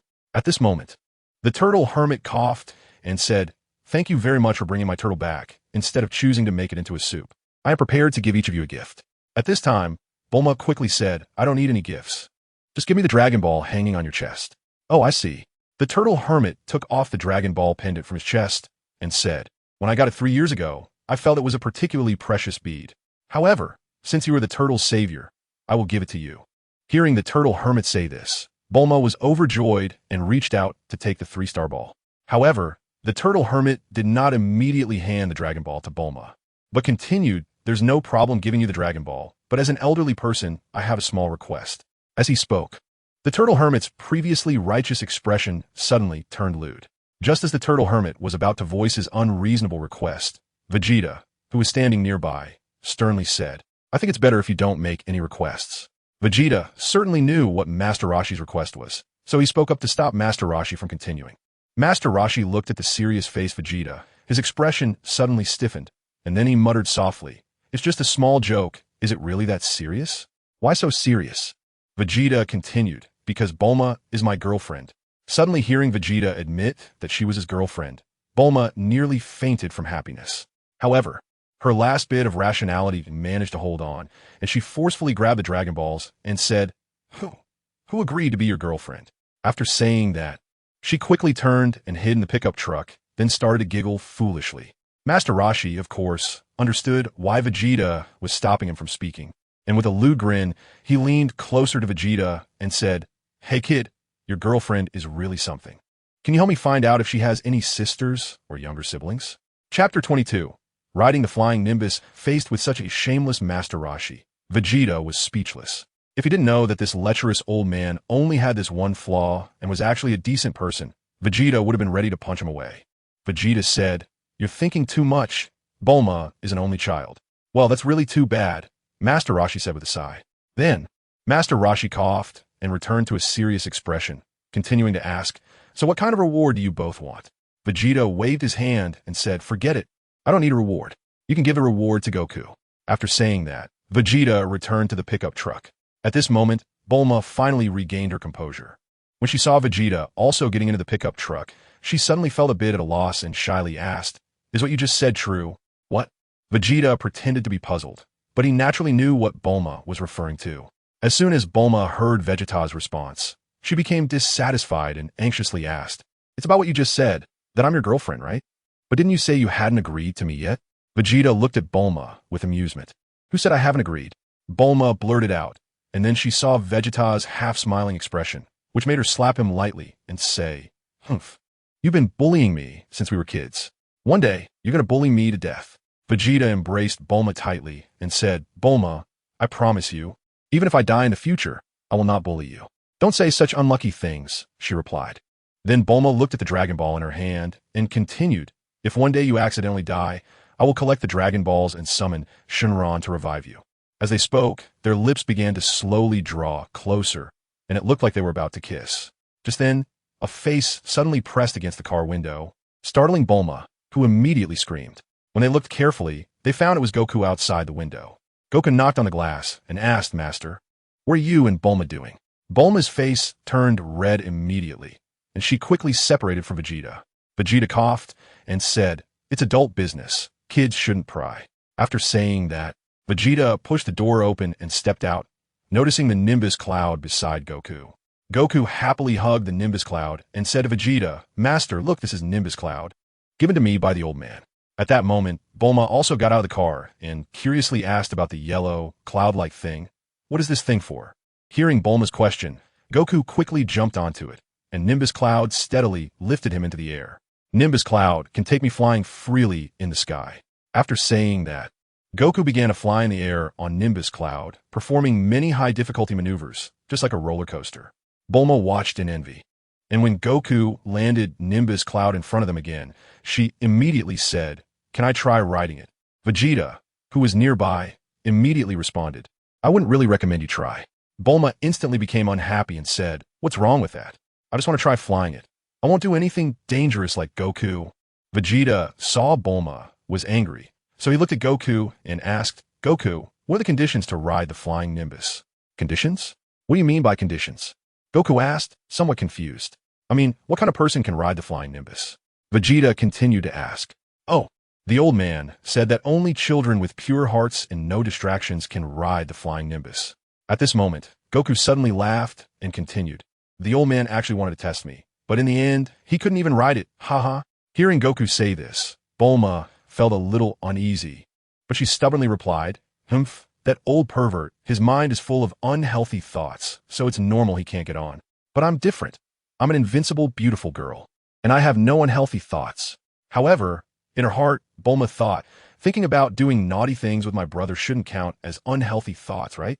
After saying that, Bulma walked beside the flying Nimbus, taking deep breaths. Goku cheered her on, "Come on, Bulma, you can do it." At that moment, the flying Nimbus obediently descended from a height of more than half a person to make it easier for Bulma to jump on. Bulma took a deep breath and then jumped hard onto the flying Nimbus. With a thud, her body went straight through the Nimbus, but landed heavily on the beach. Fortunately, it was all sand below, and the height wasn't too great, so it didn't hurt much. But the most important thing was that this was incredibly humiliating. Seeing Bulma fail to ride the flying Nimbus, Goku immediately burst into laughter. "Haha, Bulma. Turns out you're not a good kid." Bulma rubbed the sore spot from her fall and looked at Goku, who was laughing heartily, and Vegeta, who was also trying to hold back his laughter. She became a bit angry and said to Vegeta, "Vegeta, you get on it too. I want to see if you can ride it." "Okay." Angry Bulma started calling Vegeta by his name instead of brother. Vegeta shook his head and said, "No need to try. I probably can't sit on it either." Seeing Vegeta refuse, Bulma immediately became unhappy. She couldn't let Goku think that she was the only one with impure intentions, so she quickly grabbed Vegeta's arm and shook it, then said in a sweet voice, "Come on, big brother, just give it a try, I want to see." What Vegeta couldn't stand the most was Bulma's tone and attitude. He quickly agreed, saying, "Okay, I'll give it a try, I'll give it a try." After saying this, Vegeta also walked over to the Nimbus cloud, while Goku and Bulma looked on with eager expressions.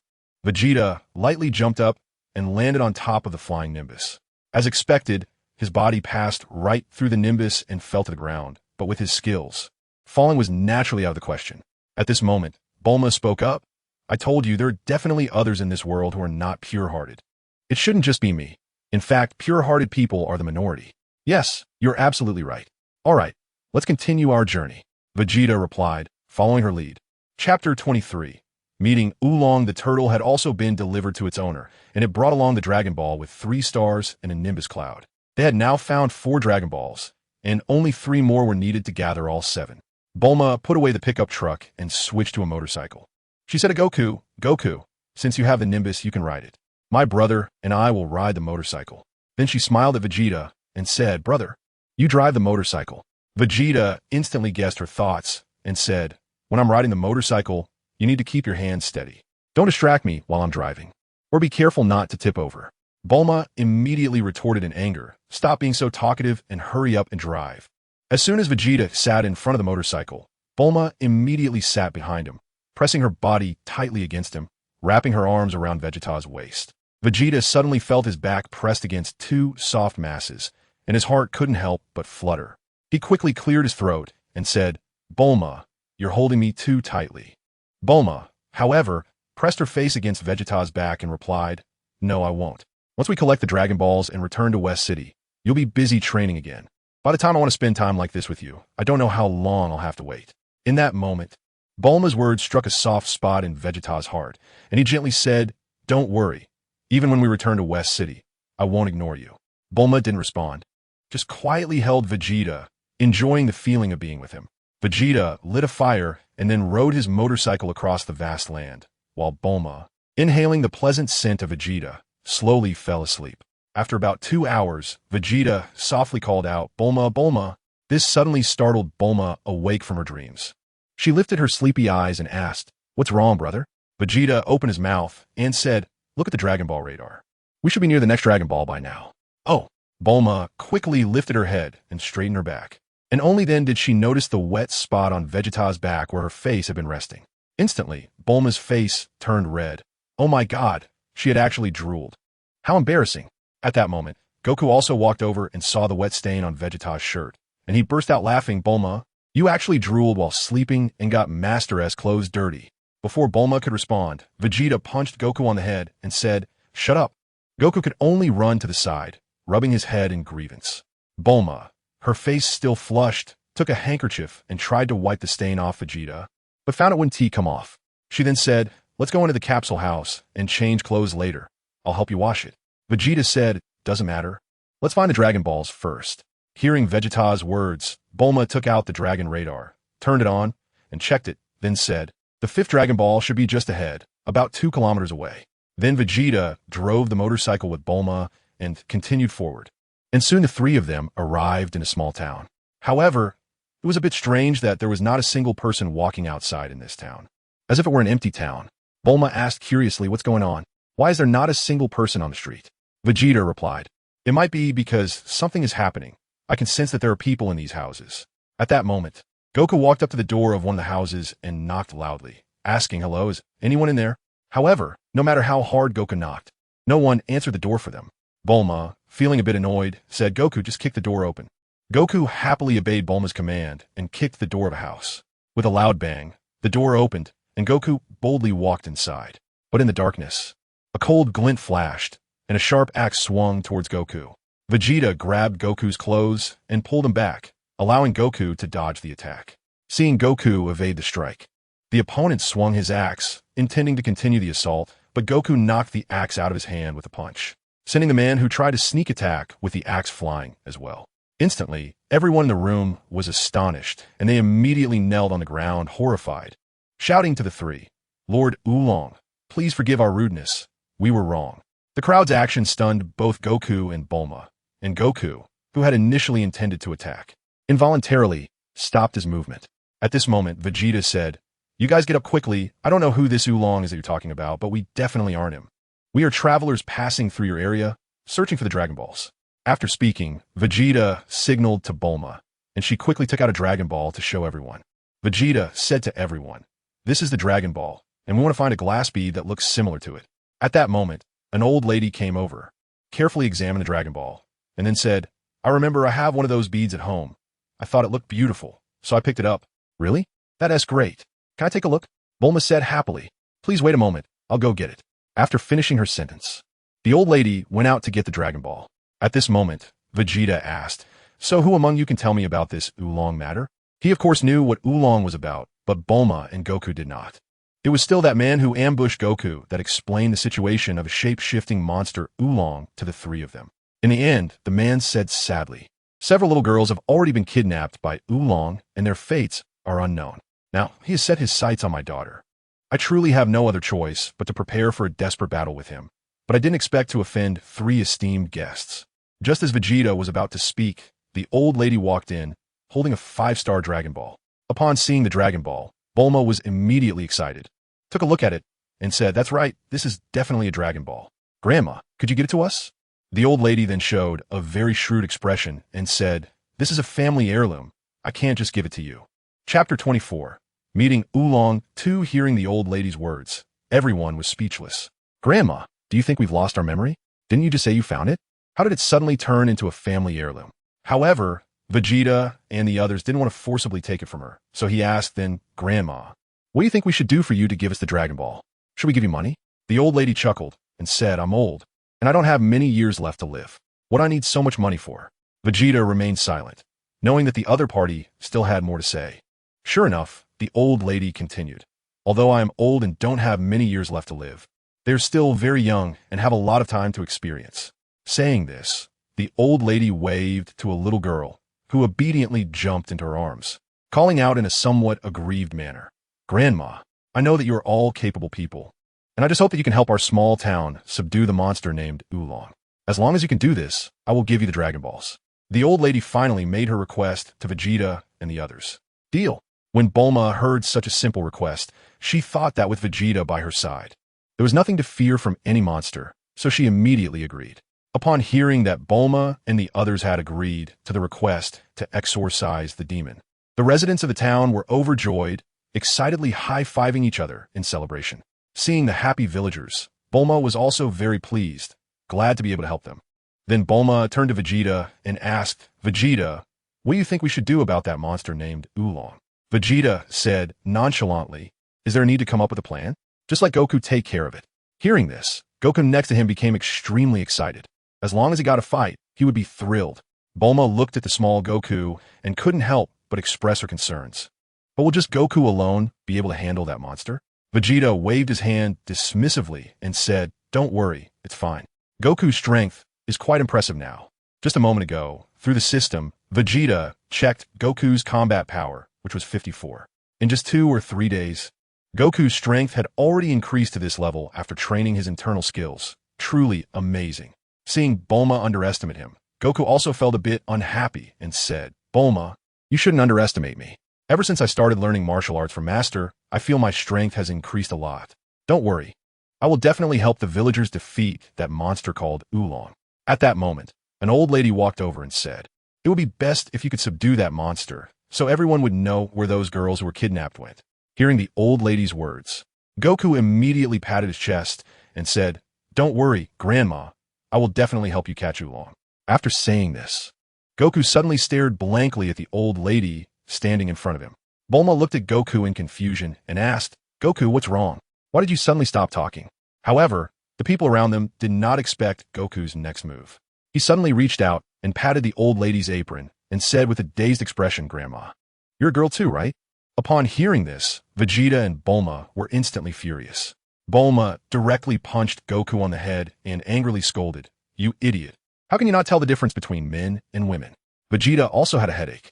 He had forgotten how low Goku's common sense was for a while. So he pulled Goku over to his side and said, "After we subdue Oolong this time, you need to learn common sense from me first. You're really embarrassing the Chinese martial arts dojo." Goku looked at Vegeta and Bulma with some confusion, not knowing where he had gone wrong. Fortunately, the old lady did not blame Goku, but generously said, "It's okay. He has a heart of gold. Just teach him well in the future. Don't let bad people lead him astray." Then the old lady said to Goku, "Goku, right? Your earlier behavior was extremely rude to girls and not something a good child would do. Please don't do that again, understand?" Although Goku didn't quite understand why he was wrong, he nodded and replied, "Okay, Grandma." After explaining the reasoning to Goku, according to the plan, Vegeta, Bulma, and all the villagers hid again, leaving Goku alone in the street to wait for the creature named Oolong to come. Time passed quickly, and a middle-aged man in a white trench coat, holding flowers, walked elegantly into the town. Bulma, inside the house, scoffed and said, "Is this Oolong? He really looks like a lecherous person. At first glance, he's not a good guy." After saying this, Bulma looked at Vegeta and added, "Only people who look like my brother are good people." Vegeta secretly complained, "In the original story, you didn't behave like this." At this moment, a villager beside him whispered, "That's Oolong for you. This appearance isn't his original form. It's a transformation. Most of the time, he turns into a monster to scare us." Outside the house, Oolong was furious to see that standing in front of him was a young boy instead of the beautiful girl he had expected. He angrily asked, "Kid, who are you? Where's my bride?" Goku looked at the middle-aged man in front of him with some confusion and asked, "Wasn't Oolong supposed to be a monster? Why is he a middle-aged man?" "Forget it. It doesn't matter. I just need to defeat you." Hearing Goku say this, Oolong became even angrier. "You little brat. That's like a toad yawning. Hand over my bride, or I'll eat you." After saying this, there was a loud bang, and the middle-aged man transformed into a burly red demon, opening his massive mouth and saying, "Kid, are you scared now?" Goku, seeing such a large demon, became even more excited and replied, "Now that's more like it. I love fighting monsters." Without waiting for Oolong to speak again, he delivered a flying kick that sent Oolong flying out of the town. The huge body seemed weightless as Goku kicked him out of the village. Chapter 25. Rescuing the Girl. "Oh no, I think I used too much strength." Goku was startled when he saw that Oolong had been sent flying out, and remembering that he needed to capture him, he shouted, "Nimbus!" Suddenly, the yellow Nimbus cloud flew quickly from the horizon and landed beside Goku. He jumped onto the Nimbus and chased after Oolong, who had been kicked out of the town. The villagers quickly ran out of their houses, many pleading with Goku, "Little brother, you must catch that monster. We need him to find our daughter." Bulma and Vegeta stood behind the villagers, and Bulma said, "This Oolong monster is so weak. He seems even less powerful than the bear monster we encountered before." Vegeta nodded and said, "Yes, that's right. The aura coming from it is even weaker than yours. This monster is probably just bluffing and can only grow larger to scare people." Not much time had passed when, in the distance, the flying Nimbus quickly brought Goku flying toward the town. Bulma looked at the approaching Nimbus and then said, "It seems like Goku is holding something in his hand. Could that be Oolong, and is it really that small?" Vegeta said, "We'll know when Goku lands." When a Nimbus cloud arrived above everyone's heads, Goku jumped down from the Nimbus, holding a creature that looked like a pig's head. Instantly, a horrifying scream erupted in the air, like that of a slaughtered pig. After Goku landed, the screams gradually subsided, and everyone realized that Goku was holding a creature resembling a pig's head. The pig-headed creature shouted at Goku, "Kid, don't think you can do whatever you want just because you're strong. You need to learn how to respect others, got it?" At this moment, a villager looked at the pig-headed creature in confusion and asked, "Is this pig-headed creature Oolong?" The pig-headed creature replied, "What pig-headed creature? I am a pig-type human. Just like you, a human. Have you ever seen a pig that can speak human language?" Oolong adjusted his clothes and said with confidence. Goku nodded and said, "That's right. He is Oolong. He can only transform into a monster to scare people. He doesn't have any real power." The villagers surrounding them realized that they had been frightened by such a small creature for so long, and they angrily shouted, "You dare to turn into a monster to scare us? Just wait, we'll teach you a lesson." After saying that, they raised their hands to punch Oolong, followed by many other villagers with similar thoughts. Seeing this, Oolong jumped in fright and tried to hide behind Goku. Vegeta pulled Goku away to prevent him from being caught in the crossfire, and the three quickly distanced themselves from the furious crowd. Meanwhile, Vegeta loudly reminded them, "You can fight, but make sure not to kill him. We still need to find those missing girls through him." Suddenly, a chilling scream erupted from the crowd. Goku looked at Vegeta with concern and asked, "Is Master really okay?" "The reason he agreed to come back with me was that I promised to protect him from the villagers. Is that so?" Vegeta pretended to be surprised and confirmed, "Yes." Goku nodded in response. "Did you agree to that?" Vegeta continued to ask. "I did, otherwise he wouldn't be willing to come back with me," Goku answered honestly. "Well, since we promised someone, we have to follow through," Vegeta said slowly as he estimated that the lesson was about done. He then told Goku, "Go, save him. If you promise someone, you have to keep that promise." Upon hearing Vegeta's words, Goku immediately responded happily and rushed into the crowd to drag the battered Oolong out. The villagers, still not satisfied, wanted to continue the beating, but Vegeta stopped them. Vegeta said, all right, although Oolong turning into a monster to scare everyone is wrong. He hasn't harmed anyone. A good beating should suffice to vent our anger. Besides, we need to ask him where the girls he kidnapped are." Looking at him, "I estimate the girls should be safe." Hearing Vegeta's words, the villagers regained their composure. It was indeed crucial to find the girls in the village. "Oolong, quickly tell us where you hid the girls you took before. If you dare not tell the truth, beware that I will treat you like a pig and kill you." A burly villager threatened Oolong loudly while holding a butcher's knife. Oolong, already battered and bruised, trembled at the man's words and hurriedly replied, "They're all fine. I took good care of them.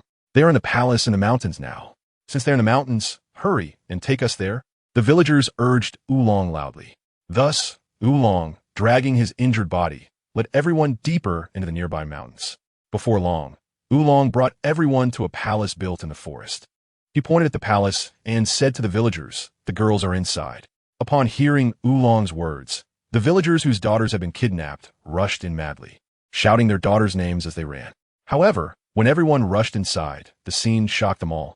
They had thought the girls would be poorly treated, unable to eat or sleep well, and possibly subjected to endless abuse. But now, the villagers saw their originally simple daughters doing yoga, watching TV, and applying face masks inside the house.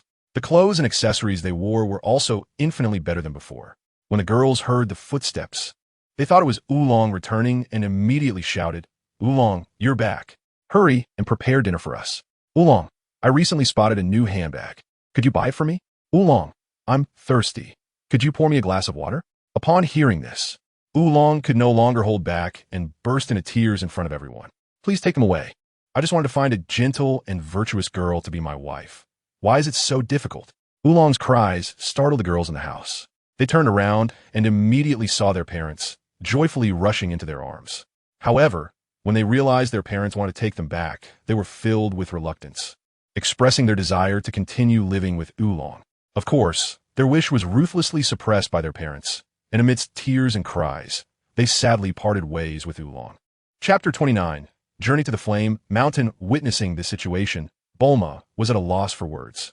Indeed, in this world, what one hears is never as real as what one sees. Looking at the sobbing girls, Vegeta said, "I really don't know whether this rescue is good or bad for these girls." Bulma, puzzled, asked, "Why do you say that? Isn't it good to be reunited with their biological parents?" For Bulma, what could be more joyful than being with one's own family? Vegeta glanced at the girl who had been the future world's richest since childhood and said, "Think about it. These girls, when they're with Oolong, not only live a life where everything is handed to them, but if they want to buy something, Oolong will help them get it. But now that we've seen through Oolong and their parents have taken them back, they will return to their old lives. The kind of life where they farm, raise livestock, and serve others every day. Do you think they'll be happy with such a drastic change? Bulma, hearing Vegeta's words, immediately understood and couldn't help but sigh, falling silent. All right, don't worry about them. Everyone has their own destiny in life, and we just need to live our own lives well. Worrying about others' fates only adds to our troubles. Vegeta comforted as he pulled Bulma into his arms. After the rescued girls safely returned to the village, the old lady handed the 5-star ball to Bulma. Bulma happily accepted it and thanked the old lady. The old lady smiled and said, "If we're talking about gratitude, I should be thanking you. You helped us subdue the monster." As they parted ways, originally Vegeta and the others didn't plan to take Oolong with them. However, when Oolong saw a group of unfriendly villagers, he immediately changed his mind and decided to leave with Vegeta and the others. Thus, the adventure that was originally meant for 3 people now included 3 people and a pig. Vegeta and Bulma didn't mind and placed no restrictions on Oolong.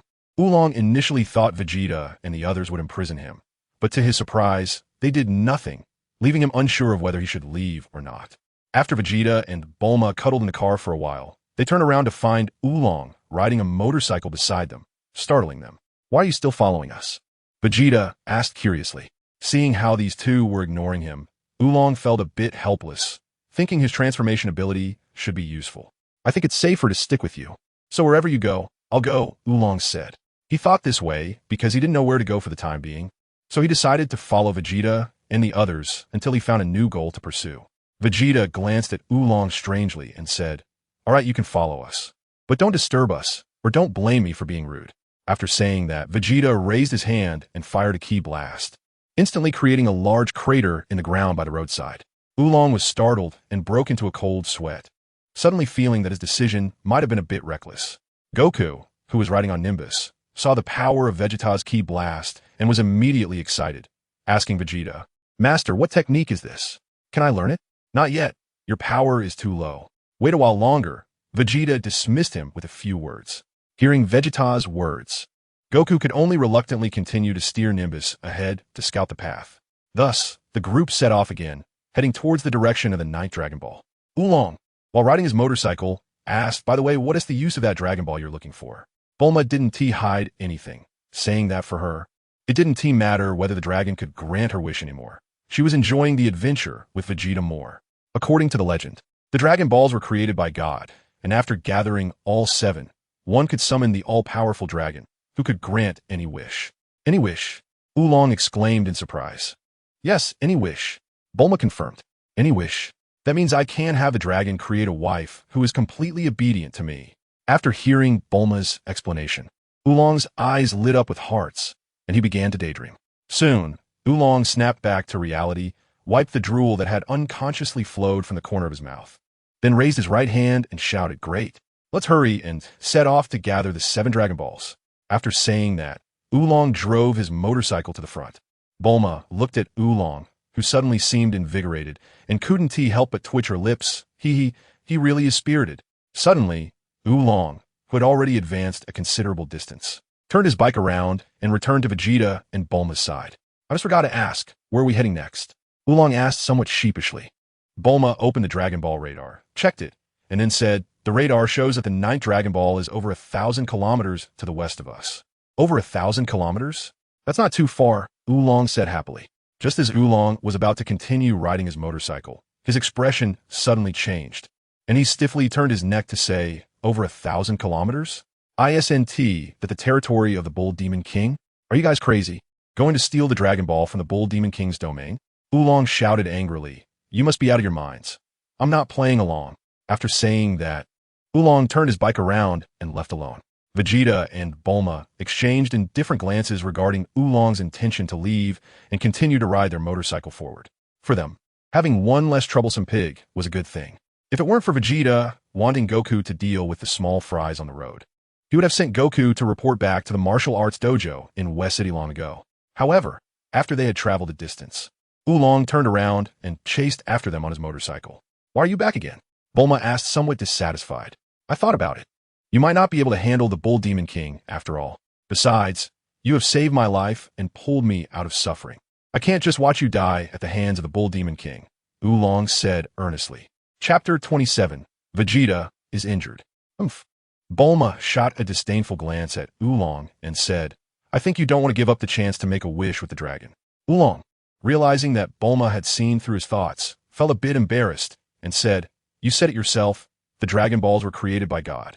They belong to everyone on Earth. You can't just claim them for yourself. It should be shared. All right, you don't know yet? If you want to follow, then follow. As for who gets to make a wish, we'll talk about that after gathering the Dragon Balls, Bulma said nonchalantly.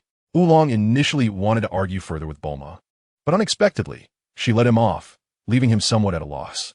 Looking up at Bulma, who was enjoying herself while hugging Vegeta's waist, he suddenly understood that she didn't want to waste time arguing with him. TCH dog couple. Oolong secretly cursed under his breath, then chased after them on his motorcycle. Soon, the four of them drove into the desert wasteland, where the vast expanse of desert and boundless sea made one feel the greatness of nature and the insignificance of humanity. Bulma was about to exclaim at the golden desert when she suddenly looked into the distance, her tone turning surprised and fearful. Vegeta, who was focused on driving, heard Bulma's tone change abruptly and quickly looked up, only to see a rocket heading towards them from the sky. This rocket posed no threat to Vegeta, which was why he didn't feel any danger. Vegeta swerved the motorcycle sharply, attempting to evade the coverage of the rocket's attack. However, what Vegeta didn't expect was that this rocket was actually a heat-seeking missile, following the heat source. As the missile was about to hit the motorcycle Vegeta was riding, he quickly turned around and embraced Bulma, leaping into the air. The driverless motorcycle continued forward due to inertia, and the missile flew beneath Vegeta and Bulma, directly hitting the abandoned motorcycle. With a loud explosion, the sky lit up, but Bulma, protected in Vegeta's arms, was unharmed. Instead, she stared blankly at Vegeta. Just as Bulma was enjoying Vegeta's protection, he suddenly grunted and a trickle of blood flowed from the corner of his mouth. When Vegeta landed while holding Bulma, she hurriedly stood up from his embrace and asked, Vegeta, what's wrong? Are you hurt? Then Bulma noticed her hands, which she had raised from behind Vegeta, were covered in blood. She quickly looked behind Vegeta and saw that his shirt was soaked with blood, terrifyingly vivid. At that moment, Goku flew over on his Nimbus cloud and saw his master, Vegeta, covered in blood, and Bulma's hands were also stained red. Bulma cried out to Goku, Vegeta is going to die. Hearing this while pretending to be seriously injured in Bulma's arms, Vegeta rolled his eyes. How am I going to die? Whatever. As long as I can trick Bulma back to West City, it's fine. For Vegeta, this journey was about getting closer to Bulma and accepting Goku as a disciple, which he considered achieving his goal. He had no interest in collecting Dragon Balls to summon Shenron for wishes. Therefore, Vegeta borrowed the plot from the original story where Yamcha ambushed Bulma and the others, planning to use it to trick Bulma into returning to West City. As for the blood on him, the blood on his back was from a blood bag he had prepared earlier in the village. And the blood at the corner of his mouth was a small amount he forced out using his internal energy. It looked alarming, but in reality, he wasn't injured at all. Master, are you okay? Are you hurt? The innocent Goku jumped down from the Nimbus cloud, looking worriedly at the fallen Vegeta in Bulma's arms. Vegeta pretended to cough, then stammered, I'm okay, won't die, but I might need to return to West City with Bulma to heal. I can't accompany you to search for the Dragon Balls anymore. I don't need to collect the Dragon Balls. I'm willing to return to West City with my master, Goku said without thinking. Listen to me, the dragon can grant any wish. Didn't your grandfather already pass away? You can ask the dragon to bring your grandfather back to life, Vegeta said to Goku. Really? The dragon can bring my grandfather back? Goku exclaimed in surprise, then looked at Bulma to confirm. Bulma immediately nodded and said yes. The dragon can grant any of our wishes. Just as Goku was about to speak, Oolong, trembling, said, What are you guys chatting about? The desert bandits are coming. After saying that, Oolong quickly ran to hide under a rock wall. Upon hearing that the bandits were rushing over, Bulma immediately thought of the missile that had suddenly flown out and realized that the missile that injured Vegeta was shot by these bandits. Damn it, it must have been that missile he shot. I'll take him on. With that, Bulma tried to stand up and fight back. Vegeta quickly stopped Bulma, and Yamcha indirectly helped him as well, so there was no need to repay kindness with enmity. If he really let Bulma go, with Yamcha's weakness of losing all strength at the sight of a woman, it was indeed possible that Bulma would end up killing him. Vegeta said to Goku, "Go defeat the enemy." Goku replied to Vegeta, "Don't worry, Master. Leave it to me." After saying that, Goku ran towards Yamcha, who was charging at him. Bulma shouted loudly, "Goku, make sure to kill him for me. How dare he hurt Vegeta?" Vegeta was sweating profusely and quickly instructed Goku, "It's not necessary. If Goku can avoid killing, it's better not to kill. Just teach him a lesson." Then Vegeta turned to Bulma and said, "I see I'm covered in blood. But actually I'm not seriously injured. It's just superficial wounds. I have inner strength to protect me, and that level of explosive impact can't hurt me." Bulma pouted a little unwillingly and said, "I just don't like it when someone hurts you." Vegeta didn't want to argue with Bulma about this matter, so he quickly changed the subject and said, "Let's see how Goku is doing against that sneak attacker. Goku can't possibly lose, right?" Hearing Vegeta's words, Bulma immediately turned with some concern to look at the direction where Goku and Yamcha were fighting. Chapter 28. Return to West City. As for Goku and Yamcha, Goku looked at the long-haired man in front of him holding a sword and angrily said, "You must be the one who hurt my master, right?" Yamcha was momentarily confused, not understanding what was happening. "What do you mean I hurt your master? Stop talking nonsense and hand over the capsule." Yamcha replied, "Otherwise, don't blame me for being rude with my sword." After hearing this, Goku became furious. "You bastard! You clearly injured someone, yet you act so arrogant. I'm going to teach you a lesson." With that, Goku swung his power pole at Yamcha. Yamcha didn't expect Goku's attack to be so fast. He didn't even have time to draw his sword and could only barely raise the sword still in its sheath to block Goku's attack.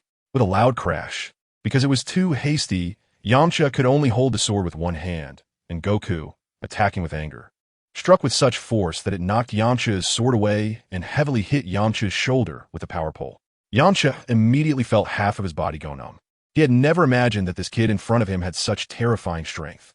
Seeing Goku about to continue his attack, Yamcha quickly performed a backflip to evade Goku's follow-up strike. But Goku would not let Yamcha get away that easily. He immediately swung his power pole to chase after him. Yamcha hurriedly raised his other good hand and called out, "Wait, what is it?" Goku asked foolishly, stopping his movements upon hearing the word wait. Yamcha looked at the power pole in Goku's hand and asked, "You have a power pole? Who are you to Son Wukong?" Goku raised his power pole and looked at it, then said, "Son Gohan is my grandpa. No wonder you're so strong. Turns out your son Gohan's grandson." Yamcha suddenly realized and pretended to be very generous, saying, "Son Gohan is a respected elder in our circle. Since you're his grandson, I won't rob you this time. You can go." Goku immediately showed his lack of awareness and, in that moment, was completely distracted from his mission of avenging Vegeta. Upon seeing that Yamcha was willing to negotiate, he happily said, "All right, it seems you know my grandpa. If that's the case, I'll let you go." Meanwhile, Bulma, hearing the conversation between Goku and Yamcha, almost had her nose twisted from anger and shouted, "Goku, you idiot! You're here to avenge Vegeta. How can you just let the enemy go so easily?" With Bulma's reminder, Goku suddenly realized, turned around, and was ready to fight Yamcha again. Yamcha also heard Bulma's words and turned to look, only to see a cute girl with blue hair not far away. The moment he saw Bulma, it felt like he had been struck hard, and he immediately lost all his strength. Of course, Poor understood his master's weakness. The moment he saw Bulma, he looked worriedly at Yamcha, and as he expected, Yamcha slumped to the ground, completely powerless. "Let's have another battle. This time I won't go easy on you." At that moment, Goku had already turned around, raising his power pole to strike at Yamcha, but didn't expect that before his power pole could hit Yamcha, Yamcha had already collapsed to the ground. "What's wrong with you? Are you hurt too?" Goku asked, confused. Poor pulled Yamcha up with great effort and shouted, "Get a grip, Master Yamcha." He struggled to help Yamcha onto the car they had driven over, and then said to Goku, "Right now, our master suddenly fell ill. Otherwise, you would definitely not be his match. Just wait. Once our master recovers, we will settle this." With that, Poor drove the car and awkwardly fled the scene, leaving a bewildered Goku and Bulma behind. Goku walked back to Vegeta and Bulma, asking Vegeta, "Master, how are you doing?" Vegeta replied, "There's nothing major to worry about. Once we get back to West City, we'll be able to rest and recover." Meanwhile, Bulma, who had heard Vegeta's words, came back to her senses and immediately took out a capsule to summon an airplane. Vegeta originally wanted to board the plane by himself, but was stopped by Bulma, who insisted on lifting Vegeta up with Goku. Fortunately, Bulma had been training in internal energy with Vegeta since she was young, so carrying him didn't feel too tiring. At that moment, Oolong also ran over and asked, "Are you guys heading back?" Vegeta replied, "Bulma and I are going back to West City. You can go wherever you want, or you can go with Goku to collect the Dragon Balls." After saying this, Bulma handed Goku the backpack containing 4 Dragon Balls and the Dragon Radar. "Go, collect the 7 Dragon Balls and revive your grandfather. I believe you will succeed," Bulma said, patting Goku on the shoulder. "Master, after I fulfill my wish, can I go to West City to continue learning Chinese martial arts with you?" Goku looked at Vegeta with anticipation. Vegeta nodded immediately and said, "Of course, I still have many skills that I haven't taught you. I'll be waiting for you at the martial arts dojo in West City." After everything was settled, Goku and Oolong got off the plane and watched as Bulma piloted the aircraft out of their sight. Inside the plane, Bulma, who had been quietly flying, suddenly spoke up. "All right, stop pretending, Vegeta. You weren't actually hurt, were you?" Hearing Bulma's words, Vegeta, who was still lying on the floor pretending to be injured, stiffened up and then awkwardly smiled. "How did you figure it out?" Someone who is really that injured wouldn't look more energetic. Do you think I'm an idiot?" Bulma said, pretending to be angry. Vegeta awkwardly asked, "Since you've already found out, why didn't you expose me?"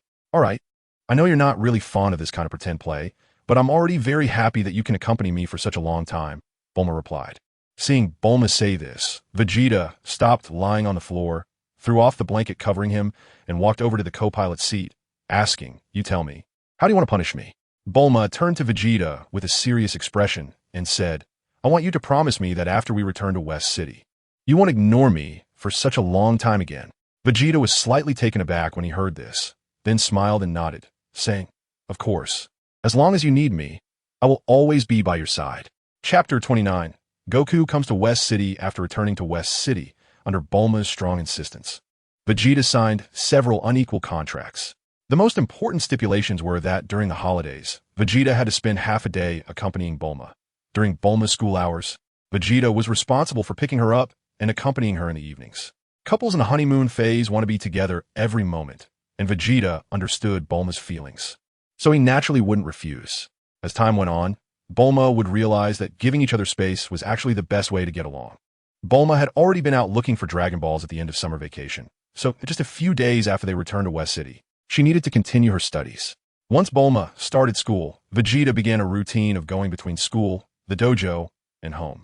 After Vegeta began taking Bulma to school, his identity became a topic of discussion among Bulma's peers, especially with Vegeta's physique, which was even more impressive than a bodybuilder's. Many of Bulma's female classmates were envious. That afternoon, as usual, Vegeta continued to pick Bulma up from school. Suddenly, Bulma said gloomily in the car, "Brother, you shouldn't pick me up anymore?" "What's wrong?" Vegeta asked, puzzled. "Because you belong to me alone, and I don't like the way others look at you." Hearing Bulma's words, Vegeta burst into laughter. Bulma, hearing his laughter, lightly tapped him a few times, saying, "You're still laughing? I'm so worried." Vegeta comforted, "What do you have to worry about? In my eyes, you're the most beautiful sapphire in the world, and those girls around you are just stones by the roadside. Why would I be foolish enough to throw away a sapphire to pick up stones?" Upon hearing Vegeta's words, Bulma felt sweet inside and replied, "Of course. Those cheap girls have no right to compare with me. However, even so, I still want to go to school and come back alone. You don't need to accompany me anymore, but please spend more time with me in the evenings and during breaks." "All right, I'll listen to you." Vegeta naturally had no objections to Bulma's suggestion, so he readily agreed. Time passed day by day, and about a month after Bulma started school, a boy with a tail rode into the bustling West City on his Nimbus. Goku looked at the tall buildings and pedestrians everywhere, his mouth agape in amazement. He had never been to a city as large as West City. Where's Master S Dojo in such a big West City? Goku stood on the Nimbus, staring at the bustling crowd below, feeling completely lost. Meanwhile, Goku on the cloud caught the attention of many pedestrians below who stopped to point and discuss. At this moment, a traffic cop blew his whistle and shouted into a megaphone at Goku on the Nimbus, "Hey, kid up there, come down." Goku, seeing someone speaking with a megaphone, didn't he immediately react and turn his head to look around. "That kid looking around, I'm talking to you," the cop continued to shout. Hearing this, Goku finally understood, but he still raised his hand and asked, "Uncle, are you calling me?" "Yes, you. Hurry down from whatever that is. I've never seen a vehicle like that before. We don't allow any unlicensed vehicles to operate on the roads in West City." The cop continued, realizing the uncle was indeed calling him. Goku quickly descended on the Nimbus and jumped in front of the officer. Uncle, this is Nimbus. It was given to me by Master Rashi. Goku happily introduced the Nimbus. I don't care who gave it to you. Do you have a driver's license at your age? Show me your license and registration. The cop said, looking at the child before him.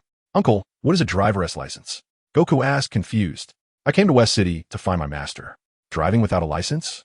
You are under administrative detention. What is your master's name? Where does he work? Do you have a contact number?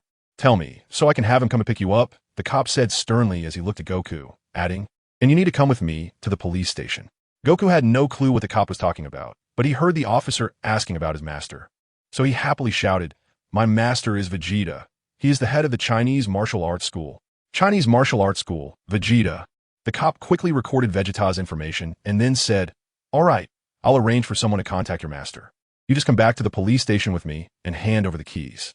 Saying this, the cop reached out his hand towards Goku. Goku looked at the cop's hand stretched out in front of him, still confused and unsure of what to do. The cop then looked at Nimbus beside Goku and suddenly realized, all right, I forgot this vehicle doesn't have keys. The officer circled Nimbus and said, this vehicle is quite advanced.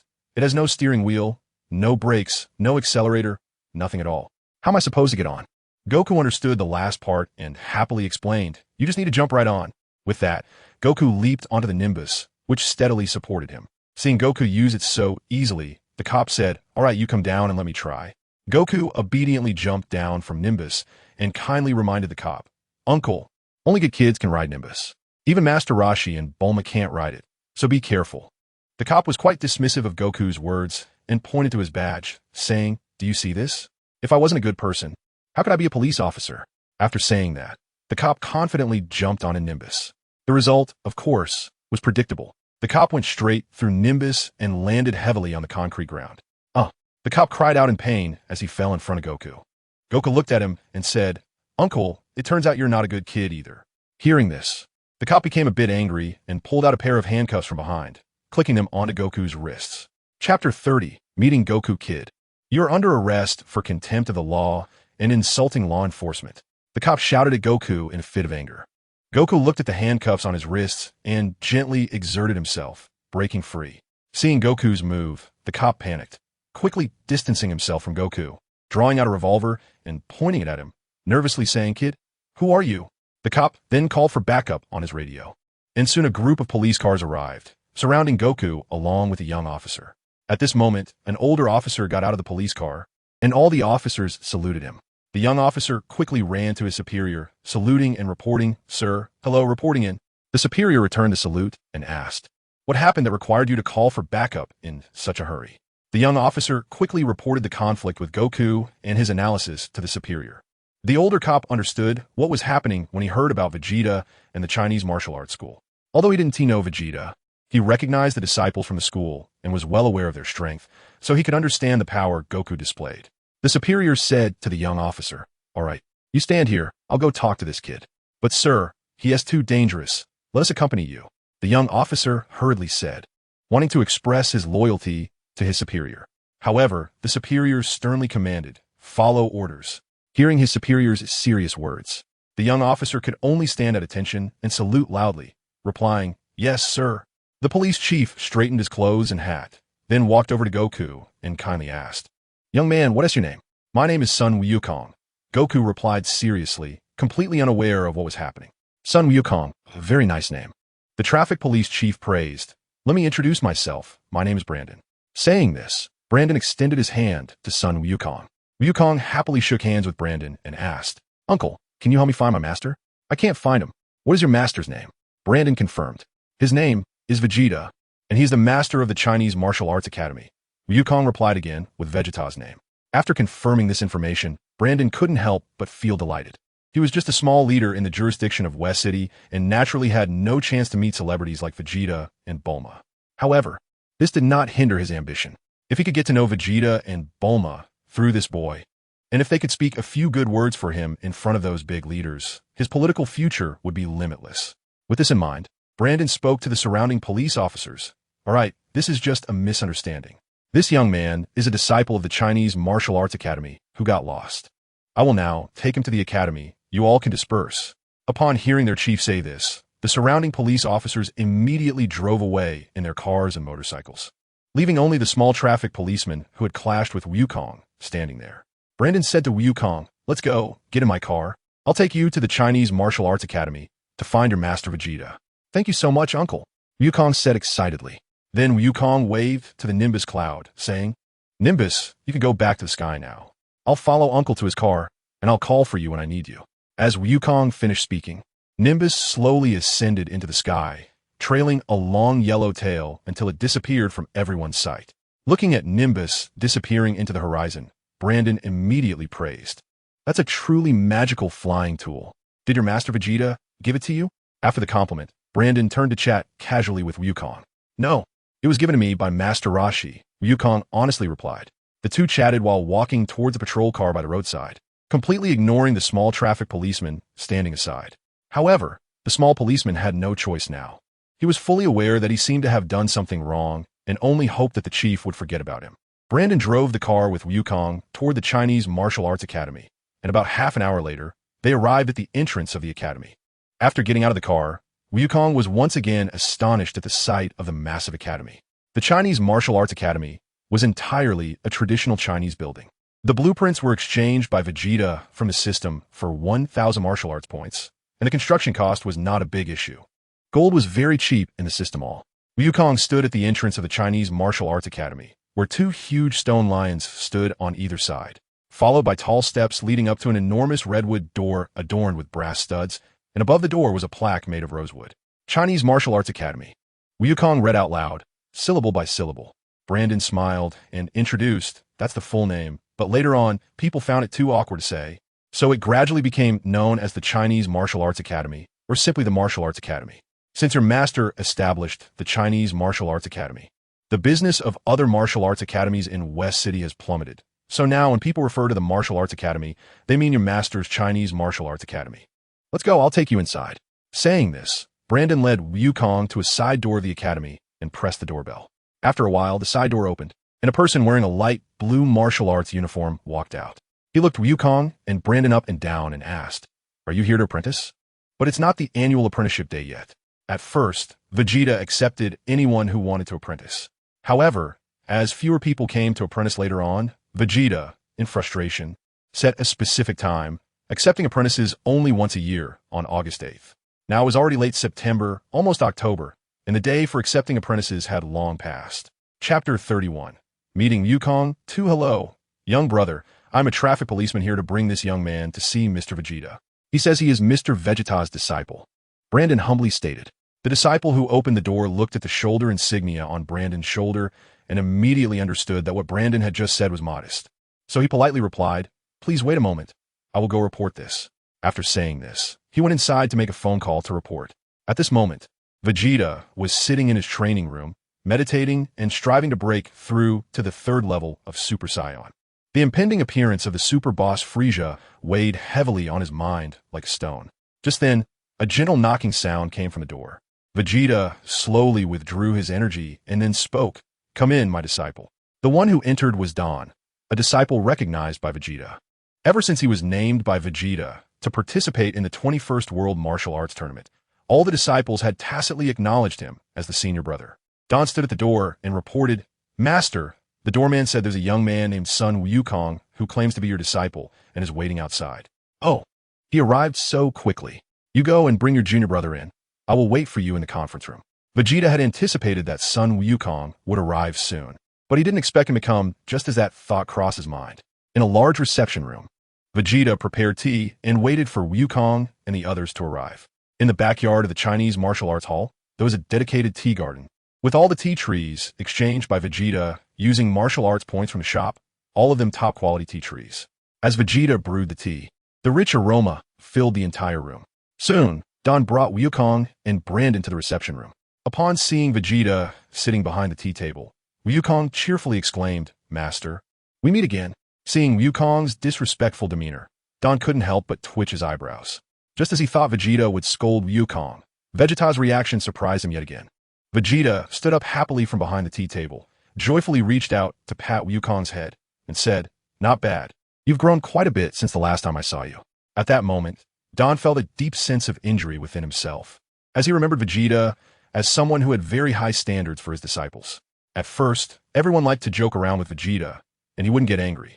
However, during subsequent training, Vegeta would increase the difficulty, leaving those who liked to joke with him completely exhausted. Gradually, no disciple dared to act recklessly in front of Vegeta, but he never expected his master to be so tolerant and kind to this young man. After Vegeta greeted Goku, he turned to Brandon beside him and extended his hand, saying, "Thank you, Brandon. Mr. Vegeta, it's a pleasure to meet you." Before Vegeta could respond, Sheriff Brandon quickly shook Vegeta's hand and introduced himself. "Thank you so much. I really appreciate it. Without you, I wouldn't know how much trouble my disciple would cause in West City." Vegeta expressed his gratitude, saying, "Come, sit down and enjoy some tea from our dojo." After that, Vegeta led Brandon and Goku to sit around the tea table, and then he instructed Don. "Don, you sit down too." "Yes, master." Unlike Goku, Don only sat in the chair by the tea table after receiving Vegeta's approval. Vegeta filled 3 cups with tea, and then, "You guys hurry up and taste it. This is the best tea of the year. I've been saving it." Hearing Vegeta's invitation, the 3 quickly began to taste it, especially Goku, who gulped down all the tea in his cup in one go. Don glanced at Goku's drinking style and couldn't help but feel disdain in his heart. What a bumpkin, chewing on peonies, wasting a good cup of tea for master. Vegeta looked at Goku, whose nose and eyes were scrunched up, and couldn't help but laugh, asking, "How does it feel?" Goku frowned and said, "A bit bitter, but better than Bulma's coffee." Upon hearing Goku's words, Vegeta burst into laughter. Brandon, who was nearby, chimed in, "Goku, tea isn't meant to be drunk like that. It's supposed to be sipped slowly." Saying this, Brandon took a gentle sip of the tea, and he felt a wave of fragrance rush to his head, instantly clearing his mind. "This is truly a rare and exquisite tea." Brandon exclaimed, "I really am lucky, but it's a pity I won't be able to drink such good tea again in the future." Hearing Brandon's words, Vegeta smiled slightly and then took out a small package from the drawer, handing it to Brandon, saying, "I don't have much left, but I can spare this little bit for Mr. Brandon." Brandon quickly accepted the tea bag from Vegeta's hand, thanking him. That's enough. Thank you so much, Mr. Vegeta." After finishing a cup of tea, Brandon bid farewell, and Don accompanied him out. Once the 2 of them were gone, Vegeta continued to sip tea with Goku and asked, "Goku, how's the Dragon Ball collecting going? Have you resurrected your grandfather?" Hearing Vegeta's question, Goku quickly began to introduce. "Since we parted ways in the desert, I continued with Oolong to Flame Mountain where the Ox King is." At this point, Goku excitedly said, "Master, do you know who the Ox King is?" "Who?" Vegeta asked in response. "The Ox King is actually my grandfather's junior brother, and both my grandfather and Uncle Ox King are disciples of the Turtle Hermit." Goku excitedly explained, "Really? I didn't expect that lecherous old man is also a martial artist." Vegeta continued to play along with Goku. Goku continued, "The Turtle Hermit is really amazing. Uncle Ox King's castle was surrounded by flames that couldn't be extinguished, and he eventually called for help from the Turtle Hermit. In the end, the old man used the Kamehameha wave, not only extinguishing the flames, but also destroying Flame Mountain." Goku excitedly demonstrated the Kamehameha technique. The old man also said he wanted to take me as a disciple, but I refused because I had already taken Master as my teacher, Goku concluded. Hearing Goku's words, Vegeta nodded with satisfaction and said, "Don't worry, Goku. Our Chinese martial arts are much more powerful than his turtle school. As long as you train hard, you will surpass the Turtle Hermit in no time." Upon hearing Vegeta say this, Goku immediately exclaimed in surprise, "Really?" Of course, Vegeta replied affirmatively. Chapter 32. Brewing Medicine. After praising the Kamehameha of the Turtle School, Goku began to narrate his upcoming journey to Vegeta. "After helping Uncle Ox King extinguish the fire, I continued to move towards the location of the last Dragon Ball. However, in a small town, I almost got turned into a carrot by a rabbit spirit. Luckily, I was warned by Yamcha, whom I had defeated earlier, so the monster didn't succeed. In the end, I sent that rabbit spirit and its accomplices to the moon, haha." Goku laughed happily as he recounted this part of his adventure. Vegeta also smiled as he looked at Goku. Although he and Bulma did not continue to follow Goku, the direction of the plot did not change much. "Later, did you find the last Dragon Ball?" Vegeta continued to ask. Hearing Vegeta's question, Goku let out a slight sigh and said somewhat dejectedly, "No, the last Dragon Ball is in the hands of a group of bad guys. They built a heavily fortified castle deep in the desert, and Yamcha and I were enchanted in the castle, ultimately having all the Dragon Balls stolen from us." "I see. That's okay. Although we couldn't revive your grandfather, once the Dragon Balls are used up, you can use them again after a year. Vegeta continued, when next year comes, you can continue to search for the Dragon Balls to revive your grandfather. Goku, who was originally somewhat discouraged, suddenly brightened up and said, is that true? Of course. Vegeta affirmed. All right, then I will train even harder. Next time, I won't use the same moves again. Goku said with determination. Thus, Goku began to train in martial arts again with Vegeta. Unlike when Master Roshi trained Goku by having him deliver milk, farm, and deliver building materials to build his endurance, strength, speed, and coordination. Vegeta's training for Goku is more scientific. In addition to continuously using various scientific machines to specifically exercise Goku's weak points, he also uses martial arts techniques and internal energy practices to enhance Goku's overall abilities. In comparison, the Chinese martial arts significantly improve Goku's strength at a much faster rate, especially the internal energy cultivated, which greatly enhances Goku's physical qualities. Notably, Vegeta, who is aware of the original story, has specifically designed training methods targeting Goku's tail. Vegeta himself is also a Saiyan, and his weakness lies in his tail. Therefore, during his training, he specifically focused on strengthening his tail, especially since there is a meridian in the Saiyan tail. This meridian is severely blocked, but even with just a little bit of his true energy flowing into it, Vegeta can feel an immense power surge. He is very aware that the Saiyan tail holds infinite power. The fact that Saiyans can intermarry with Earthlings proves that there are significant similarities in DNA between Saiyans and Earthlings. However, even the most ordinary Saiyan is stronger than the strongest Earthling, and the only difference is the tail. Saiyans transform into giant apes because of their tails. Once they transform into an ape, their strength increases tenfold, making the tail extremely powerful for Saiyans. Understanding this, Vegeta feels a bit regretful. In his past life, Goku and Vegeta removed their tails later on, and if they had kept their tails, their power would have been far greater. Perhaps at that time, during the Tournament of Power, either Goku or Vegeta alone could have defeated Jiren. That evening, after school, Bulma immediately saw Goku training martial arts with Vegeta in the yard. Goku, you're here, Bulma exclaimed joyfully. Bulma. Goku responded with excitement upon seeing her, jumping up while holding her hand. Seeing Goku daring to hold Bulma's hand in front of him, Vegeta couldn't help but pretend to cough to remind them. Goku naturally didn't understand Vegeta's meaning and asked in confusion, Master, are you okay? Do you have a cold? Bulma, however, understood Vegeta's meaning very well. Ever since she and Vegeta confirmed their relationship, she discovered that Vegeta was extremely jealous. She often took pleasure in teasing him about his jealousy and enjoyed it immensely. Bulma released Goku's hand and smiled, saying, That's right, your master has a cold. I'll go make some tea for you. After saying that, Bulma turned and walked towards the house, while Goku took her words seriously and looked at Vegeta with concern, asking, Master, is your cold serious? I know some herbs that are really good for colds. When I had a cold as a kid, my grandpa used those herbs to cure me. After saying that, Goku shouted loudly into the sky, Kinto on. Vegeta saw Goku about to go out to help him gather medicine and couldn't help but laugh and say, Goku, don't trouble yourself. I'm Mufine. I don't have a cold. However, Goku didn't believe Vegeta's words. When the flying Nimbus came down, Goku immediately jumped on it and said, Master, it's okay. I'll be back soon. After saying that, Goku flew towards the mountainous area outside West City on the Nimbus. When Bulma came out with tea, she only found Vegeta practicing alone in the yard and couldn't help but ask curiously, Where's Goku? Where did he go? Vegeta recounted the incident of Goku going out to gather herbs for him, which immediately made Bulma burst into laughter. She finally said, Let's see if you dare to talk nonsense in front of Goku again. Not long after, about an hour later, Goku returned to Bulma's estate riding the flying Nimbus, leaping down from it with a lot of herbs in hand. He then said to Vegeta, who was having tea with Bulma in the courtyard, Master, wait a moment. I'll prepare the medicine quickly.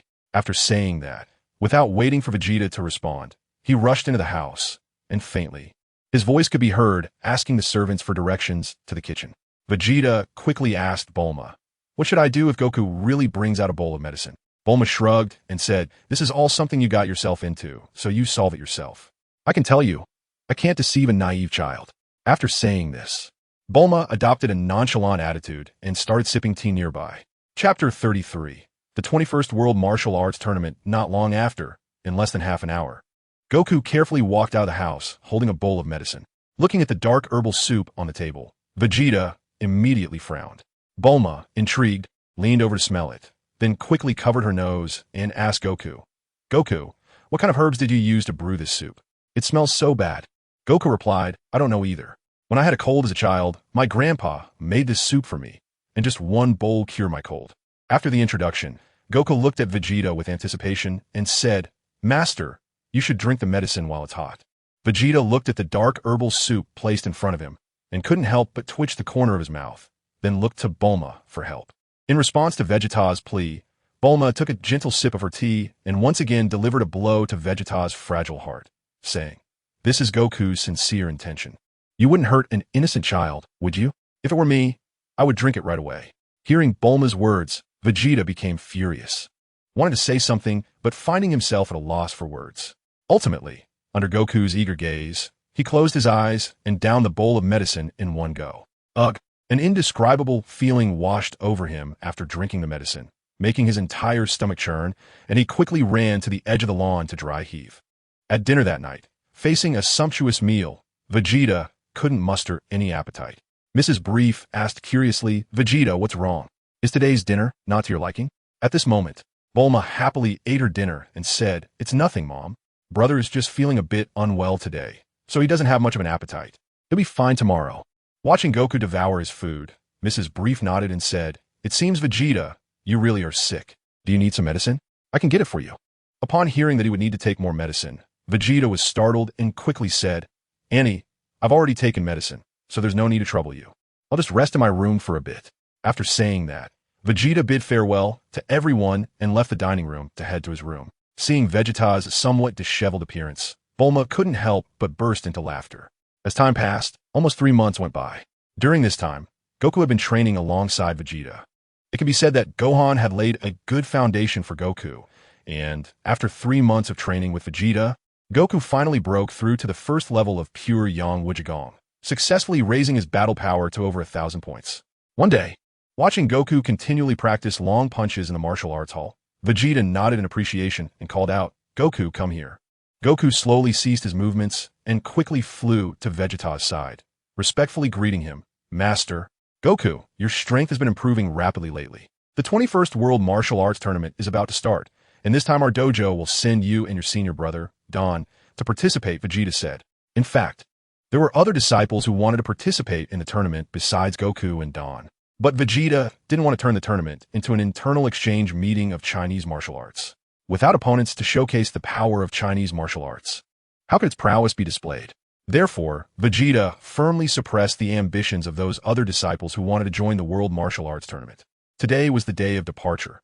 All the disciples of the Chinese Martial Arts Academy were lined up neatly, with Vegeta standing at the front. The 21st World Martial Arts Tournament will take place the day after tomorrow, and today I will take Don and Goku to depart. While Vegeta was planning the dojo's affairs for the coming days, suddenly, a disciple below interrupted him loudly. Master, we have something to say. Everyone thinks your decision is unfair. Vegeta is still too young, and most of his disciples are older than him. Moreover, Vegeta is not someone who likes to scold or beat his disciples, which has led this group to feel that Vegeta is easy to bully. Looking at the guy who spoke, Vegeta realized it was one of his disciples who was slightly weaker than Don, named Ron, a large, muscular man. Because of his long arms and legs, he had always struggled to train well. Based on his characteristics, Vegeta specially taught him the iron shirt and iron sampalm techniques. Indeed, these two skills were particularly suitable for someone with Ron's physique. Although these techniques are considered low tier in the world of Jin Yong's martial arts, Ron made great progress with them, rising from the bottom to second place, only behind Don. Vegeta squinted his eyes and calmly asked, If you think it's unfair, then tell me, where have I been unfair? Ron stepped out from the ranks of disciples, walked to the front of everyone, and said loudly, Don's strength is something we all acknowledge, something we all recognize. You sent him to participate in a martial arts tournament, so naturally, we won't say it's unfair. After finishing, Ron suddenly pointed angrily at Sun Wukong and said, But what about him? How can he represent the dojo? He's just a 12-year-old kid who has only joined the dojo for 3 months. Why does he get to compete? As Ron's words fell, many disciples below started to discuss among themselves, and Vegeta could clearly hear that the majority of the disciples agreed with Ron's opinion. Do you all feel the same way? Vegeta slowly asked all the disciples. The numerous disciples fell into silence, not saying a word. At this moment, Ron smugly said, "Master, you don't need to ask them anymore. Our opinions are unanimous, and they all think the same." Just after Ron finished speaking, Don immediately said, "Ron, have you lost your mind? How dare you unite all the disciples to pressure me?" After reprimanding Ron, Don immediately apologized to Vegeta, saying, "I'm sorry, Master. As the eldest senior brother, I haven't managed the younger disciples well. It's my negligence, and I ask for your punishment." Vegeta ignored Tan's apology and instead looked at the group of disciples below. Indeed, the relationship based on money is the least reliable. The other party spent money to learn skills, and all the disciples felt that it was only natural for them to teach martial arts. Chapter 34. Martial arts competition. Vegeta slowly spoke to all the disciples. "Have you all really decided to join Ron in overthrowing me?" Upon hearing Vegeta's words, the disciples hesitated for a moment, and then the majority began to move to the sides, leaving only 3 disciples following Ron. Vegeta glanced at the 3 disciples and recognized them as Ron's close friends, who had originally come to the dojo with Ron to learn the craft. Ron, seeing that these guys had betrayed him despite their earlier agreement, felt his anger rising. However, Ron chose to ignore them for now and turned to Vegeta, continuing, "Master, I want to challenge this guy." As he spoke, he raised his hand to point at Goku. Goku, completely unaware of what was going on, looked confused, but he did understand Ron's challenge and was instantly filled with excitement. "Master, can I accept?" Goku asked Vegeta. "Of course," Vegeta replied with a nod. After that, Vegeta looked at Ron and added, "I hope you won't regret your decision today." Then, Vegeta turned and walked toward the training arena in the center of the dojo, with all the disciples quickly following behind. Vegeta stood in the center of the arena, beneath the character for Martial, and then spoke to Goku and Ron, who were standing in the middle of the arena. "You can begin your match." Vegeta was too lazy to announce any martial arts rules and simply shouted, "Start." Ron did not blindly rush towards Goku, but quickly took his stance and said to Goku, "You're younger, you attack first." Goku didn't mind and swiftly flew towards Ron, throwing a punch. Ron wanted to test Goku's strength. Facing Goku's incoming fist, he did not dodge or evade, but took the punch directly with his body. With a loud thud, Ron felt as if he had been hit by a giant hammer, and his body involuntarily staggered back a few steps, each foot leaving deep imprints on the floor. Fortunately, he practiced the Iron Shirt technique, and Goku's attack could not break through his defense, as the force was transmitted into the ground. "For your age, your strength is quite impressive," Ron said.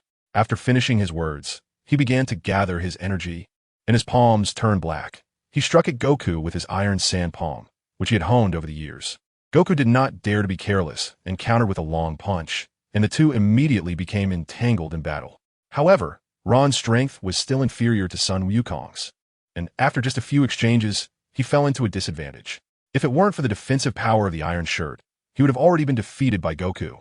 Seeing Ron being pushed back by Goku again, the surrounding disciples began to discuss among themselves. And even Don was surprised that this disciple who had only been with the master for 3 months was so strong. Hearing the discussions around him, Ron felt a surge of anger. He felt insulted, but he clearly understood that he was not Goku's match and that he needed to think of other ways to defeat him. Ron once again struck at Goku, who immediately countered. Then, to everyone's astonishment, Ron faced Goku's attack without dodging, taking it head-on. Goku was also surprised, not understanding why Ron would do this. And in that moment of distraction, Ron's iron sand palm struck directly on Goku's chest. With a loud bang, Goku was sent flying by Ron's palm. He fell to the ground and was momentarily motionless. Ron was overjoyed and laughed heartily, then turned to Vegeta and said, "Master, did you see that? I won."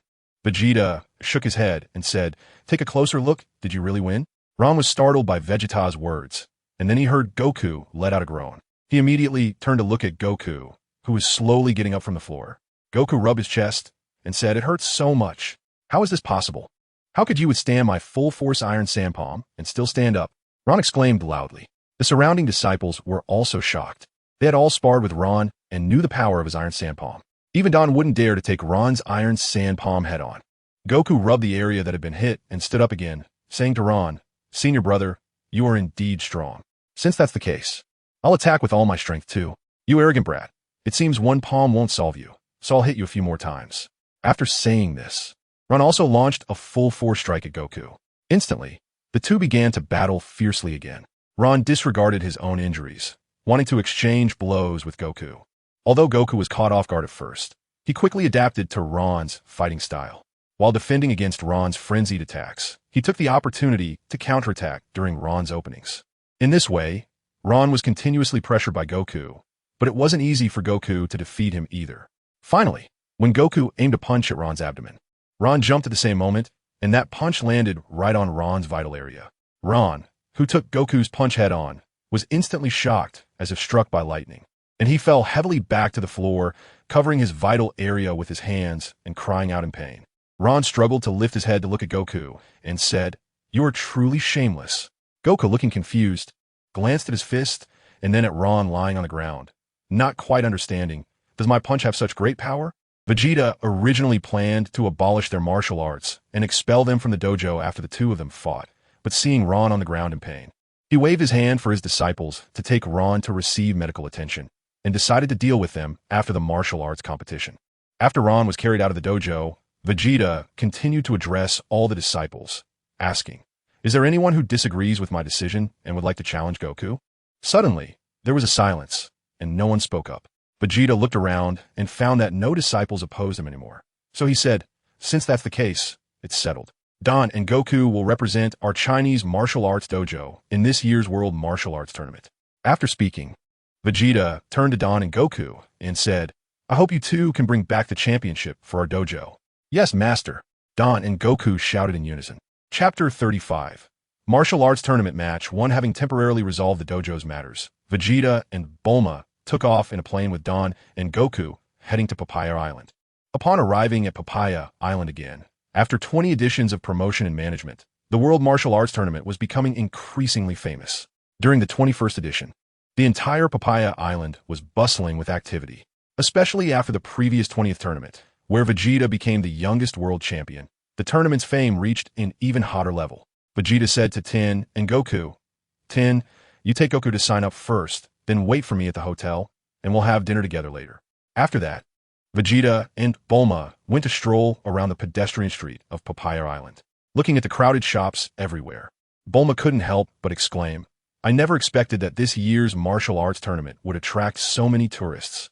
Vegeta nodded and said, "Yes. The World Martial Arts Tournament is famous, and the more it raises the profile of Chinese martial arts, the better. When Goku or Dan wins the championship, I can start my expansion plan for the branches." Just then, a lewd voice suddenly reached the ears of Vegeta and Bulma. "Beautiful lady, can I touch you?" Accompanied by a lewd smile, it immediately reminded Vegeta and Bulma of that old pervert. Sure enough, when they turned to look, they saw the old pervert in a suit not far away harassing a young waitress. Seeing this, Bulma hurried over and punched Master Roshi on the head, causing him to stagger. Master Roshi turned to see Bulma and Vegeta and immediately wore an unhappy expression, saying, "Ah, so it's you two youngsters. It's really rude of you to interrupt my close interaction with this beautiful girl." Vegeta pulled out Master Roshi and said, "You old pervert, aren't you ashamed? You spend all day leering at girls." Master Roshi swatted Vegeta's hand away and replied, "I'm already this old and don't have many years left to live. This is just playing with life, you understand?" Hearing Master Roshi say he doesn't have many years left, Vegeta couldn't help but twitch his mouth. "You don't even know how old you are. In the original story, you participated in the Tournament of Power more than 40 years later." Then Vegeta asked, "So Master Roshi, why are you here at the World Martial Arts Tournament? Are you or your disciple planning to participate?" Just as Master Roshi was about to speak, two voices suddenly shouted from not far away, "Master! Grandpa!" Vegeta and the others followed the sound and found that it was Son Goku and a little bald boy. Who should be Krillin? Son Goku ran over to Vegeta and the others, happily looking at Master Roshi, and shouted, "Grandpa, long time no see. Master, you are here too." After greeting Master Roshi, he also greeted Vegeta. Vegeta nodded and asked, "Have you registered?" Goku nodded and said, "I've already registered." At that moment, Master Roshi also brought Krillin to Vegeta's side and said, "Vegeta, this is my disciple, named Krillin. He will represent our turtle school in this World Martial Arts Tournament." Vegeta looked at the luckiest man in the original story, who had the most protective brother, Goku, the most beautiful wife, Android 18, and a lovely daughter. He couldn't help but feel envious of this Dragon Ball winner. He couldn't help but think of the various images of Android 18 he had seen online in his past life, and he fell into contemplation, realizing that Android 18 seemed quite nice. Just then, a voice suddenly startled Vegeta back to reality. "Brother, what are you thinking so deeply about?" It was Bulma. Hearing this voice made Vegeta feel a bit flustered. And no, it's nothing. What could I be thinking? I was just thinking about you, Vegeta said, slightly nervously. Seeing Vegeta's anxious expression, Bulma looked at him suspiciously, feeling that his demeanor was a bit strange. Without pursuing the matter further, Bulma turned to Goku and asked, Goku, where's Tien? Didn't he come with you? Goku replied, oh no, he went back to the hotel first. I only came here after hearing from Krillin that the old man was here. Master Roshi glanced at Goku and said, Goku, so the master you mentioned is actually this kid? He isn't even that old. What can he teach you about martial arts? Why don't you just switch to being my student? Master Roshi began to undermine the competition in front of Vegeta. Before Vegeta could speak, Goku quickly responded, old man, my master is very amazing. I made a lot of progress learning from him these past few months. Master Roshi immediately expressed disbelief. Really? Then how about this? Krillin will also participate in this martial arts tournament. Are you brave enough to compete? If you're not the champion, it proves your martial arts are lacking, and you should just switch to my turtle school. Vegeta naturally detected the trap in Master Roshi's words right away. Just as he was about to speak, Goku eagerly responded, okay, don't worry, old man, I will definitely win the championship. As soon as Goku finished speaking, the system, which had not appeared for a long time, suddenly popped up and issued a task. Help Goku win the championship of the 21st World Martial Arts Tournament and promote Chinese martial arts. Reward, 10 million martial arts points. If the task fails, Goku will become Master Roshi's disciple. Damn, Vegeta couldn't help but curse inwardly, thinking that this system really knows how to hit the nail on the head. Vegeta is not worried that Krillin or Master Roshi will pose an obstacle to Goku. What he is more concerned about is Tien, the disciple he took on from the beginning. Tien has been following Vegeta the longest and is the strongest among them. In terms of combat power, Goku is currently slightly weaker than him. Before Vegeta could think too much, Master Roshi quickly finalized the bet, saying, all right, it's settled then. Krillin, let's go. I'll accompany you to the hotel to teach you some special moves so that you can further enhance your strength. However, he thought to himself, fortunately, I signed up as well. Even if Krillin isn't a match for Goku, I can still defeat him. Not only will I get the championship, but I can also gain a powerful disciple for free. Chapter 39, Martial Arts Tournament Match 2. Old man Krillin, you guys walk slowly. Goku, without any worries, was happily waving goodbye to Master Roshi and Krillin. Seeing Goku's foolishly cheerful expression, Vegeta was almost fuming with annoyance. Vegeta grabbed Goku by the collar and said, follow me. I also need to give you some special training to increase your strength. Goku, who was initially somewhat dissatisfied with Vegeta's actions, instantly became happy upon hearing his words and said, Master, are you going to teach me a special move? Yes, a special move. You need to learn it well and make sure to bring back the championship for me, Vegeta replied. Master, what kind of special move is it? Is it powerful? Goku continued to ask. With that, the three of them returned to the hotel and saw Dawn waiting in the lobby. Bulma said, let's have dinner first. We can talk after we finish eating, and we still have a whole day tomorrow. All right, let's have dinner then, Vegeta agreed, releasing Goku's collar. Dawn wasn't quite sure what had happened, and since he wasn't someone who liked to talk much, he silently followed behind his master and the others to the restaurant. Goku ate dinner quickly, and before long, he was full. He then shouted to Vegeta, Master, I'm done eating. Hurry up and teach me the special move. Vegeta was instantly speechless, but he didn't explain anything. He would basically teach all the martial arts from the Jin Yong martial arts system to his disciples. But for now, he only wanted everyone to refine the skills they already had. Vegeta put down the bowl and chopsticks in his hands and said, Don, don't overthink it.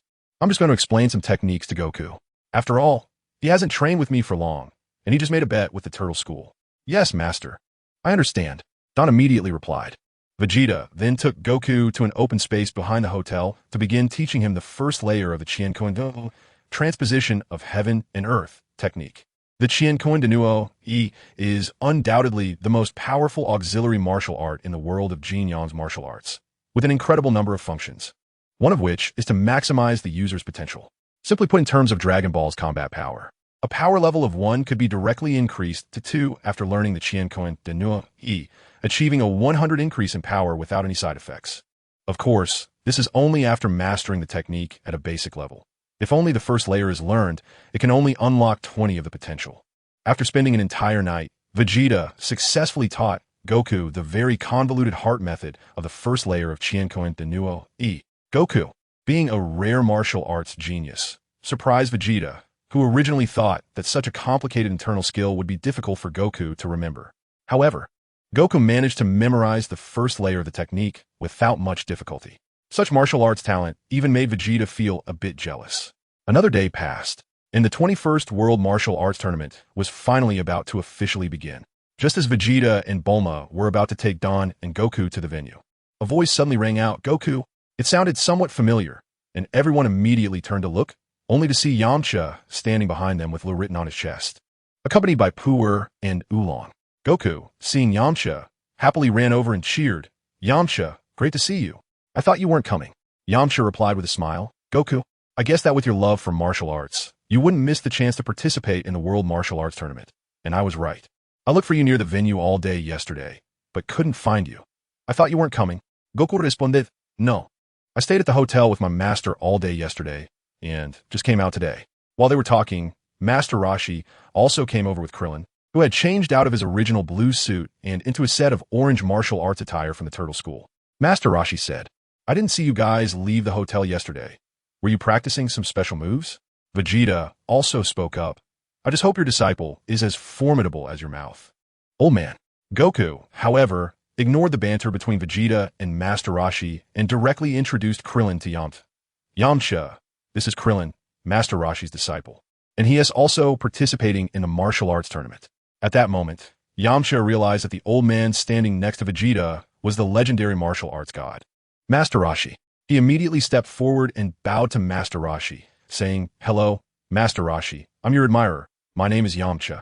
Hearing Yamcha bow to him but not recognize Vegeta, Master Roshi raised an eyebrow at Vegeta with pride and then praised Yamcha, saying, "You too, young man. You're quite impressive. You must do your best in this year's tournament." Upon hearing Master Roshi's praise, Yamcha felt a surge of exhilaration and immediately nodded, saying, "Yes, Master Roshi. I will definitely work hard."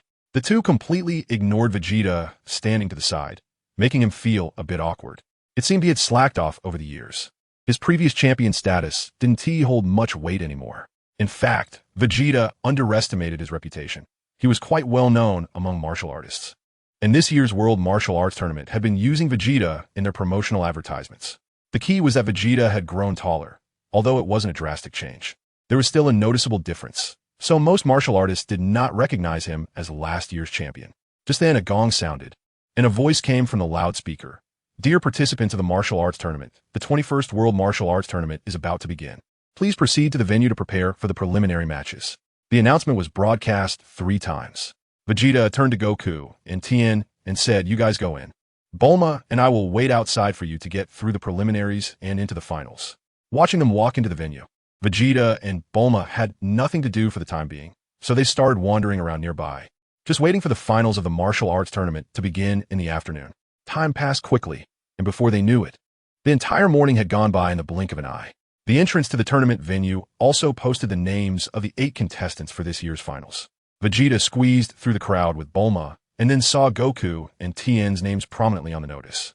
Besides the two of them, Yamcha and Krillin's names were also on the list, along with the contestant disguised as Master Roshi. Qinglong Chapter 37 Martial Arts Tournament Match 3. Why didn't that perverted old man run into Goku or Tien in the preliminaries? Instead, he actually made it to the finals.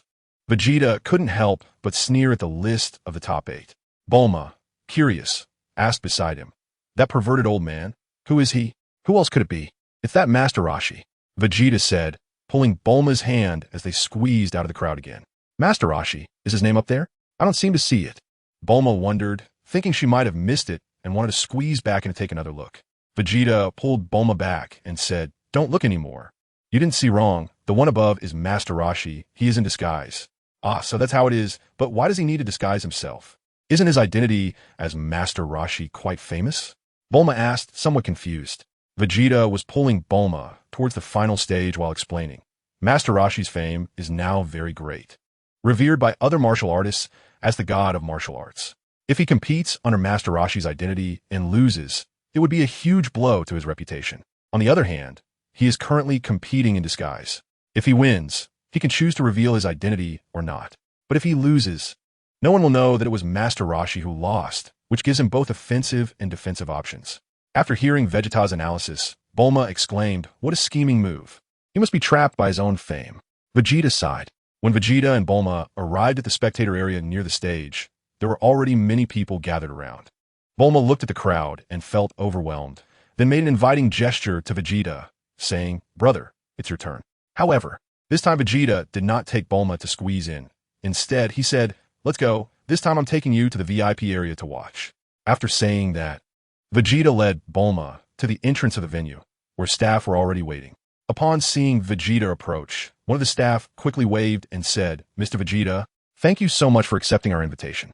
Vegeta also spoke up, "It's okay. This time the martial arts tournament happens to have disciples from our dojo participating in the competition, so it's all convenient. Regardless, I'm really grateful for your presence."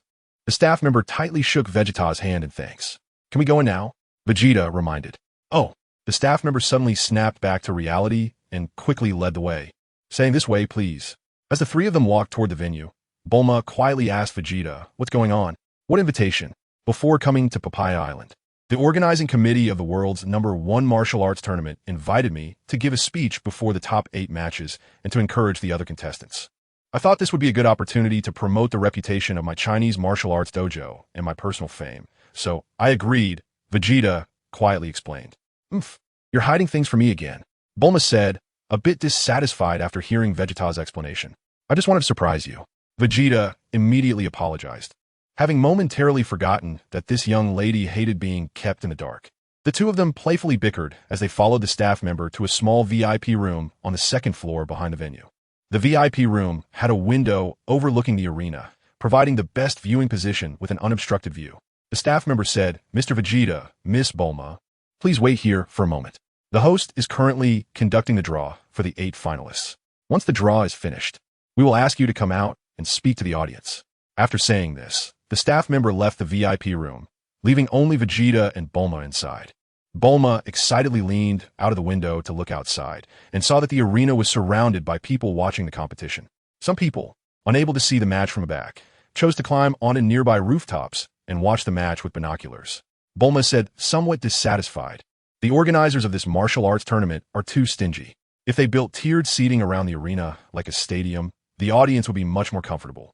As it is, only the front row can have a good viewing experience. No wonder it has been held for over 20 sessions and still has such a mediocre reputation."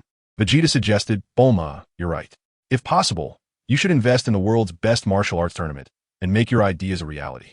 Bulma thought for a moment and then said, "Your suggestion is great. I'll arrange for someone to do it right away." After saying that, Bulma took out her phone and started calling people from the company. Vegeta looked at Bulma, who was issuing orders to the company, feeling a mix of amusement and exasperation. He had only made a joke, yet she took it seriously. Having money really does make one willful. Just then, there was a sudden knock on the door. The staff member who had received Vegeta's approval walked in. "Mr. Vegeta, the draw is over. You can go down and speak to the audience and the contestants now." "Okay." Vegeta stood up and made a gesture to Bulma, indicating that he was heading out. Bulma waved her hand at him while continuing her phone call. Vegeta asked the staff, "Can I take a look at the draw results? I have 2 disciples participating in the competition, and I want to see who their opponents are." The staff quickly handed the documents to Vegeta. Vegeta looked at the match schedule. Round 1, Bacteria Man versus Krillin. Round 2, Tien versus Yamcha. Round 3, Chung Long versus Lan Fang. Round 4, Goku versus Jiren. He thought to himself, I really didn't expect that old pervert would end up fighting Lan Fang. But that old pervert wouldn't fall for a beauty trap and lose the match, right? It's very possible. Vegeta thought about how, in his previous life, his disciples had gone to great lengths to help Master Roshi overcome his weaknesses to participate in the Tournament of Power. After handing the documents back to the staff, the two of them arrived at the contestants' waiting area. Seeing Vegeta suddenly appear in the venue, Goku and Tien immediately shouted joyfully, "Master!" Vegeta also waved at them. "Master, why are you here too? Are you going to participate in the competition?" Goku asked excitedly. "No, I'm here to give a speech. You all need to do your best. I'll be watching your matches from up there," Vegeta replied. At that moment, a staff member said to Vegeta, "Mr. Vegeta, the host will invite you to the stage to give your speech shortly, so you could just go up when the time comes." "Okay, no problem." Chapter 38 Martial Arts Tournament Match 4 did not keep Vegeta waiting long. Soon, the host outside announced loudly, "Now, let's welcome the champion of the 20th World Martial Arts Tournament, Vegeta." Upon hearing the host's words, the audience erupted in enthusiastic applause. Regardless of whether they knew or liked Vegeta, everyone applauded to welcome him. The host continued to introduce, Mr. Vegeta is the champion of the 20th World Martial Arts Tournament, the master of the Chinese Martial Arts Academy, and the founder of the Chinese Martial Arts School. He won the championship at the age of 12, and he is only 17 now. Although Mr. Vegeta is not participating in the World Martial Arts Tournament this time, 2 of his disciples will be competing today and have made it to the top 8. You will see their exciting matches shortly. With the host's introduction and the audience's applause, Vegeta slowly walked up to the stage, next to the host. At this moment, Vegeta was wearing a black martial arts uniform from the Chinese Martial Arts Academy, embroidered with a dark golden dragon and auspicious clouds, showcasing Vegeta's imposing presence. The applause gradually subsided, and the host, holding the microphone, asked Vegeta, Mr. Vegeta, may I ask why you are not participating in this year's tournament?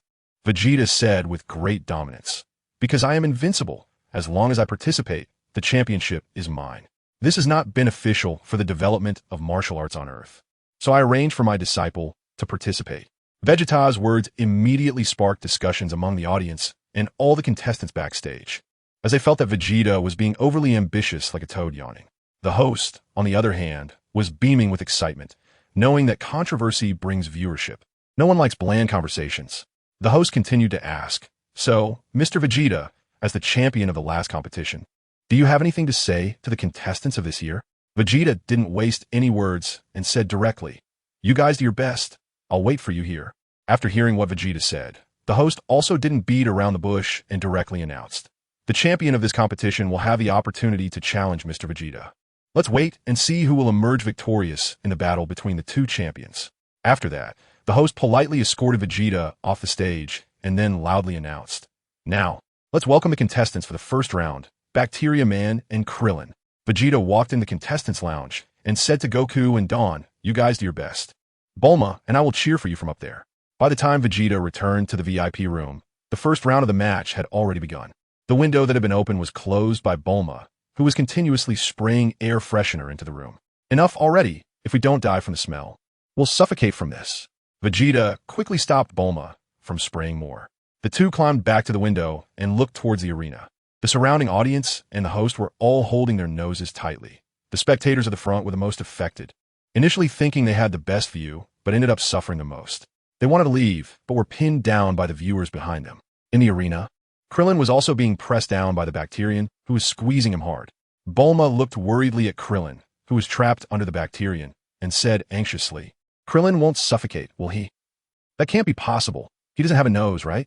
Vegeta replied, oh, right. He doesn't have a nose, Bulma suddenly realized. At that moment, Goku, who was watching from the stands, shouted at Krillin, Krillin, you don't have a nose. What are you afraid of? With Goku's reminder, Krillin suddenly came to his senses and began to fight back, quickly kicking the Bacterian down and ultimately using a fart to knock his opponent out. With the first round of the match over, the second round was about to begin, Dawn versus Yamcha. Watching the most unfortunate man in the Dragon Ball world, Yamcha, Vegeta couldn't help but sigh. It seemed that Yamcha's luck was even worse in this new world. With the sound of a gong, the match began. Yamcha confidently looked at his opponent and said, if you don't want to taste defeat, you better surrender. Dawn looked at his confident opponent in confusion, unable to understand why Yamcha would say such a thing. Seeing his opponent intimidated by his words, Yamcha leaped towards Dawn and launched a series of attacks, straight punches, hooks, and leg sweeps, flowing smoothly but sadly not landing a single blow on Dawn.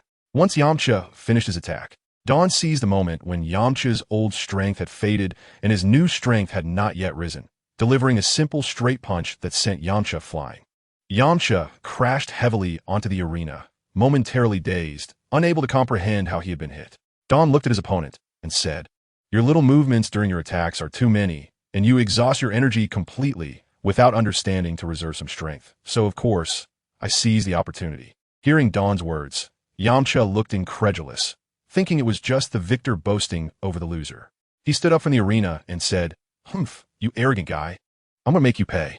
You'll taste the claws of the desert wolf. After saying that, Yamcha struck a pose and shouted, Wolf Fong Fist. He then sprinted towards Dawn, his feet pounding against the arena, his posture making him look like a wolf charging forward. The surrounding spectators and contestants couldn't help but gasp in awe, like a wolf lunging at Dawn. Yamcha aimed to tear his opponent apart, as Yamcha's hands turned into claws to bite at Dawn. At that moment, Dawn moved swiftly, causing all of Yamcha's attacks to miss. Then, with a knee strike, he hit Yamcha's abdomen. Yamcha's eyes bulged. A painful cry escaped him, and he collapsed on the arena. Seeing such a powerful contestant being easily defeated by Dawn caused an uproar among the audience, as it was too abrupt for them to witness the end of the match. In the contestant area, Chenglong looked seriously at Dawn, feeling that he might be in trouble this time. Chapter 39 Martial Arts Tournament Match 5. As the second round ended, the third round was about to begin. The previous 2 rounds had been incredibly exciting. The host shouted loudly. Upon hearing the host's words about the excitement of the match, the audience below began to boo, feeling that the matches had ended too quickly and they hadn't had enough to watch. The host ignored the audience's reaction and continued to shout, "I believe all the spectators, like me, also didn't get enough and are eager to watch the third round." All right then, I announced the 2 contestants for the third round, Chenglong and Lan Fang. The surrounding audience erupted into warm applause, eagerly hoping for a balanced battle to vent their pent-up emotions. Contestant Lan Fang stepped out first, with fluffy purple hair, a deep blue sports tank top, and matching sweatpants and canvas shoes, exuding both the charm of a mature woman and the innocence of a girl. Coupled with her fiery red lips and a beauty mark on the left corner of her mouth, it further highlighted Lan Fang's feminine allure. Seeing that there was actually a female contestant among the top 8, the male spectators couldn't help but howl and whistle. Vegeta was looking at Lan Fang on the windowsill and couldn't help but praise, "I never expected this female contestant to be so beautiful." As soon as he finished speaking, Vegeta suddenly felt a jolt in his heart. He had just forgotten that Bulma was right next to him. He quickly turned to look, only to see Bulma glaring at him with jealousy in her eyes. "What were you just saying? It looks good," Vegeta hurriedly said. "Of course you look better. Her beauty is too gaudy. Your beauty is like the pure moon in the sky, holy and natural." Hearing this, Bulma's anger finally dissipated, but she still admonished, "In the future, I don't want to hear you compliment other women in front of me. Of course, my heart is already filled with you," leaving no room for other women. Vegeta continued to say sweet words. After a few more flattering remarks, Vegeta finally managed to appease Bulma. He couldn't help but wipe the sweat from his forehead and thought to himself, "It seems that no matter which world it is, making women happy is a skill that men must learn." Looking below, after the contestant Lan Fang stepped onto the stage, the disguised Master Roshi, as Chenglong, also hopped onto the stage. Master Roshi ignored the surrounding audience and ran directly in front of Lan Fang, being overly courteous. "Beautiful lady, I never expected to compete with you, but don't worry, I won't lay a hand on someone as beautiful as you," Master Roshi said with a dog-like smile. Lan Fang was very pleased with her charm and smiled lightly, saying, "Is that so? Then I must thank you, Chenglong." After saying that, Lan Fang gently touched Master Roshi's cheek with her flawless white hand. Instantly, Master Roshi felt enveloped by a fragrance like orchids and felt as if he was floating in the clouds. However, Lan Fang quickly withdrew her hand, and Master Roshi suddenly felt a bit dazed. He turned around and wanted to reach for Lan Fang's small hand, but she easily dodged him. "Miss Lan Fang, you are just too beautiful." Master Roshi's eyes sparkled with hearts as he looked at Lan Fang. He rubbed his hands together, wishing he could reach out and touch Lan Fang's body right away. The host saw that the situation was off and quickly stepped forward to pull Master Roshi away, warning, "Chenglong, I hereby warn you that during the match, you cannot harass contestant Lan Fang in any way. Otherwise, I will have to declare you the loser." At this moment, Master Roshi was no longer thinking about the match. He urged the host, hurry up and announce the start of the match. He was eager to begin. The host shot Master Roshi a glare and then stepped aside, loudly announcing, "The third round of the match begins now," with a gong sound. Master Roshi rushed towards contestant Lan Fang. Lan Fang did not expect this old man, who was her opponent, to be so fast. She hadn't reacted when he charged at her. Master Roshi reached Lan Fang and suddenly lost his footing, falling directly into her ample chest, burying his face in it. Instantly, Master Roshi felt an even stronger scent wafting into his nose, and his mind became foggy. Although Lan Fang appeared to be flirtatious, it was merely a tactic against her opponents. At that moment, she didn't realize she was actually being taken advantage of by an old pervert. She was suddenly enraged, letting out a delicate huff, and then swung a fist at Master Roshi. Her fist glowed red as it sliced through the air, striking Master Roshi's cheek directly. With a sound of impact, Master Roshi flew away, blood streaming from his nose, crashing heavily onto the stage. The host shouted, "Contestant Lan Fang is impressive," landing a direct hit on Chenglong's cheek and sending him flying. After taking such a heavy blow, could Chenglong Stand up again? As the host's words finished, Master Rashi stood up, his cheeks flushed, and smiled at Lan Fang. I'm sorry, I slipped. I didn't mean to do that. However, his face was full of lewd smiles, showing no signs of embarrassment. Lan Fang immediately understood that this old pervert had done it on purpose to take advantage of her. Realizing this, Lan Fang was furious. Her beauty trap had always worked flawlessly, and she had never suffered such a significant loss before. With that thought, Lan Fang leaped and kicked at Master Rashi with a sweeping leg. This time, Master Rashi did not take Lan Fang's attack head-on, but instead dodged her strikes. Suddenly, Master Rashi seized the opportunity, slipped again, and his face once again crashed into Lan Fang's ample chest. Lan Fang gasped and delivered a knee strike to Master Rashi's chin, sending him flying once more. The surrounding audience gasped, uncertain if Master Rashi could stand up after such a heavy blow. However, Master Rashi did not disappoint. He stood up again, although 2 streaks of blood were now under his nose. At this point, the audience was confused, wondering whether the blood under Chung Long's nose was from being hit or from blood rushing to his head. Chapter 40 Martial Arts Tournament Match 9, the host shouted loudly. It's truly amazing. Contestant Lan Fang has knocked Chung Long out twice, but Chung Long stood up again with his strong willpower. The match has been spectacular. Let us applaud for contestants Chung Long and Lan Fang. However, it was a bit awkward on site. The surrounding audience did not cheer or clap, as some spectators had begun to notice something was off. It was too coincidental that he slipped twice and landed in that position. Even the innocent Bulma began to feel something was wrong and asked Vegeta, "Brother, why does this match seem so strange to me? It seems like Master Rashi is doing it on purpose, right?" Vegeta replied, "Yes, that's the implication." Exactly. Master Rashi is doing it on purpose, with his strength. He could easily defeat Lan Fang, but he deliberately slipped twice just to take advantage of her, Vegeta explained. This old pervert, when I first met him, he wanted to take advantage of you, and I stopped him. He really never changes. After hearing Vegeta's words, Bulma continued, Vegeta, if you ever have a chance to fight him, you must teach him a lesson, so he knows how to respect women. It was clear that Bulma was very angry, her biggest expression being that she directly called Vegeta by his name. As you command, my queen, Vegeta cooperatively replied. On the stage, Lan Fang was now unsure whether to keep attacking or to defend, as it seemed no matter what she did, she was creating opportunities for the old pervert in front of her to take advantage of her. Watching the approaching old pervert, Lan Fang steeled her heart, thinking, all right, if you are so lecherous, then I'll let you see enough and see if you can handle it. With that thought, Lan Fang's expression changed. She looked at Master Rashi with seductive eyes and said, Chung Long, do you want to see a more beautiful sight? Hearing Lan Fang's words, Master Rashi was momentarily stunned. But when he saw her hand on her zipper, slowly pulling it down, he immediately understood what she meant. Of course. Master Rashi immediately nodded in agreement. His previously droopy eyes now wide and round, fixed intently on Ranfan's hands.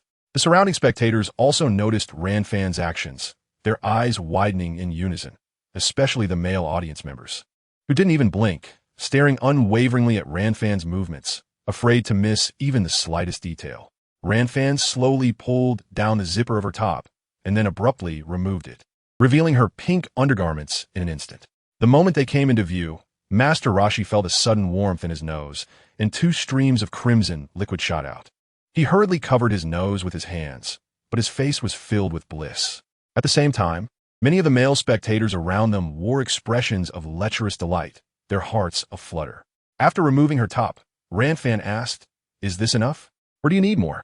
Hearing her words, every man present, including Master Rashi, who was still clutching his nose, nodded frantically. "Yes. More. This is going to be the death of me," Master Rashi exclaimed, though his head continued bobbing eagerly. Ranfan's hands moved to her waist, gripping the waistband of her athletic pants. Slowly, ever so slowly, she began pulling them downward. As she did, every man in the audience instinctively leaned forward, their bodies lowering in sync, as if trying to help her remove the damned pants through sheer willpower. But Ranfan was in no hurry, tugging them down bit by bit, gradually revealing the fair, rounded curves beneath. Many men, having crouched too low to maintain balance, ended up sitting on the ground. One after another, the crowd around her toppled over in waves. Just as everyone fell, Ranfan gave her pants one final tug, exposing the pink undergarments beneath. At this sight, the fallen male spectators found strength from somewhere deep within and immediately scrambled back to their feet. their eyes gleaming with a predatory hunger as they feasted on the breathtaking view before them. On the arena stage, Master Roshi could no longer hold back. Blood gushed from his nose like a fountain, and with a loud thud, he collapsed flat on his back. Bulma, seeing Ranfan stripped down to her undergarments, flushed red and muttered under her breath, "Shameless." After cursing, she glanced at Vegeta, only to find him also admiring Ranfan with an appreciative gaze. Bulma, displeased, stepped forward to cover his eyes and pouted, "You're not allowed to look." Vegeta, while pushing Bulma's hand aside, said sternly, "I'm looking at it with an appreciative eye, with no ill intentions in my heart." Bulma, still dissatisfied, reached out to block him and said, "No way, you can't look. If you want to look, you can only look at me." Hearing Bulma's words, Vegeta's eyes lit up. He turned to Bulma and said, "Are you serious?" Bulma, feeling shy, nodded slightly. "Well then, I won't look. It's actually just okay," Vegeta said again seriously. Bulma rolled her eyes at him and said disdainfully, "Humph, man." On the stage, the host saw contestant Chung Long fainting and immediately went up to check, then started a countdown. Lan Fong, seeing that such a formidable opponent was so easily taken down, secretly thought, it seems that encountering such a lecherous opponent isn't just a bad thing, right? The surrounding spectators had lost interest in Master Roshi, with most of their attention on Lan Fong, and some with cameras had started taking pictures of her. Only a few contestants by the ring, like Tin, Goku, and Krillin, were still concerned about whether Chung Long had been eliminated just like that. As the host was about to count down to 10, Master Roshi showed no signs of waking up. Goku looked worriedly at Krillin and asked, "What should we do?" The old man has no signs of waking up at all. Krillin thought for a moment and immediately recalled Chung Long's similar performance to his master, then made up his mind and shouted loudly towards the stage, "Old man, there are beautiful women here." Chapter 41 Martial Arts Tournament Match 7 Originally lying on the stage unconscious, Master Roshi suddenly jumped up like a ghost after hearing Krillin's words, his eyes sparkling as he scanned the surroundings. Then he spotted Lan Fong not far away, and immediately his eyes lit up with green light, shouting, "Beautiful woman," as he lunged towards her. The host and contestant Lan Fong were both startled by Master Roshi's behavior. Lan Fong, seeing the crazed opponent rushing towards her with a green glow in his eyes, was startled and kicked out at Master Roshi. Master Roshi made no attempt to evade and took the kick head-on, flying heavily into the decorative wall at the edge of the stage. However, Lan Fong's attack had no effect. Master Roshi got back up and lunged at Lan Fong again with a green glow in his eyes. By this time, everyone had realized that Master Roshi had clearly lost his self-awareness and was acting unconsciously, making him very dangerous. Lan Fong also noticed this, and, seeing the lecherous old man about to jump at her again, she quickly performed a side kick to try and knock Master Roshi off the stage. However, to her surprise, the seemingly unconscious Master Roshi dodged her attack, and his sinful hands reached towards her smooth, white legs. "Statan, Lan Fong sautet povut," and grabbed her clothes on the stage, leaping off the stage to quickly put them on. Master Roshi, thinking he was about to touch the beautiful woman, was caught off guard when she ran away, and he hurriedly tried to chase after her. The moment he stepped off the stage, he lost his footing and slammed his head against the enclosing wall. When Master Roshi regained consciousness, he looked around in confusion, not understanding how he had fallen off the stage. At this moment, the host also came down from the stage, raised Master Roshi's hand, and announced loudly, "Now I declare that in the third round of the match, contestant Chung Long is the winner." Immediately, loud applause erupted around them. For many men, this match was indeed exciting and enjoyable, leaving Master Roshi looking bewildered as he glanced around, completely unaware of how he had won. However, he was not concerned about his victory. He wanted to know where contestant Lan Fong had gone. After searching around and finding no trace of his opponent, he quietly asked the host, "Where did contestant Lan Fong go?" The host gave Master Roshi a disdainful look and quietly said, "Contestant Chung Long, you were tricked." Lan Fong conceded, "Because she was scared of you." "Scared of me? Did I have another episode?" Master Roshi muttered quietly, "What a pity. Such an open-minded girl is hard to come by." With the third round of the match over, the fourth round was about to begin, with Goku facing off against Jiren. Bulma, in the VIP room, happily said, "Brother, Goku is about to take the stage. I wonder how strong he is now." At this point, Bulma turned to Vegeta and asked, "You didn't hold anything back while teaching Goku martial arts, did you?"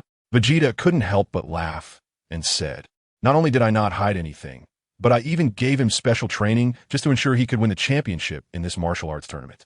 "Is that so?" But that's what you should be doing, Bulma replied. After the host made the announcement, Goku and Jiran stepped onto the stage together. Unlike in the original story where heavy rain interrupted the matches, the fourth round proceeded normally due to the previous matches ending too quickly. The host introduced the two competitors on the stage as before. On my right is contestant Son Goku, who is only 12 years old, making him the youngest participant in our World Martial Arts Tournament. On my left is contestant Jiran, a dinosaur-type fighter and the heaviest contestant in this tournament. Now, with such a huge weight difference between these two competitors, will they be able to deliver an incredibly exciting match? I hereby announce that the fourth round of the match officially begins. With the host's powerful shout and a gong sound, the final match of the quarterfinals commenced. Goku immediately took a stance, looking seriously at his opponent. Jiran laughed heartily at the little guy in front of him, saying, "Kid, this isn't a place for you to play house. You should go home and find your mom to nurse you." After saying that, he lunged forward, spreading his arms wide to try and grab Goku. However, Goku jumped up, rolled in the air several times, and landed behind Jiran. At that moment, Jiran was puzzled as to how the little guy had vanished before his eyes. Just as he looked around, Goku executed a spinning kick, sending Jiran flying out of the ring. Just as Jiran was about to fall out of the ring, he spread his wings and hovered in the air. Flapping his wings, he rubbed the spot on his back where he had been hit, no longer underestimating the little guy in front of him. This little guy is definitely a strong opponent. It seems I need to use my ultimate move.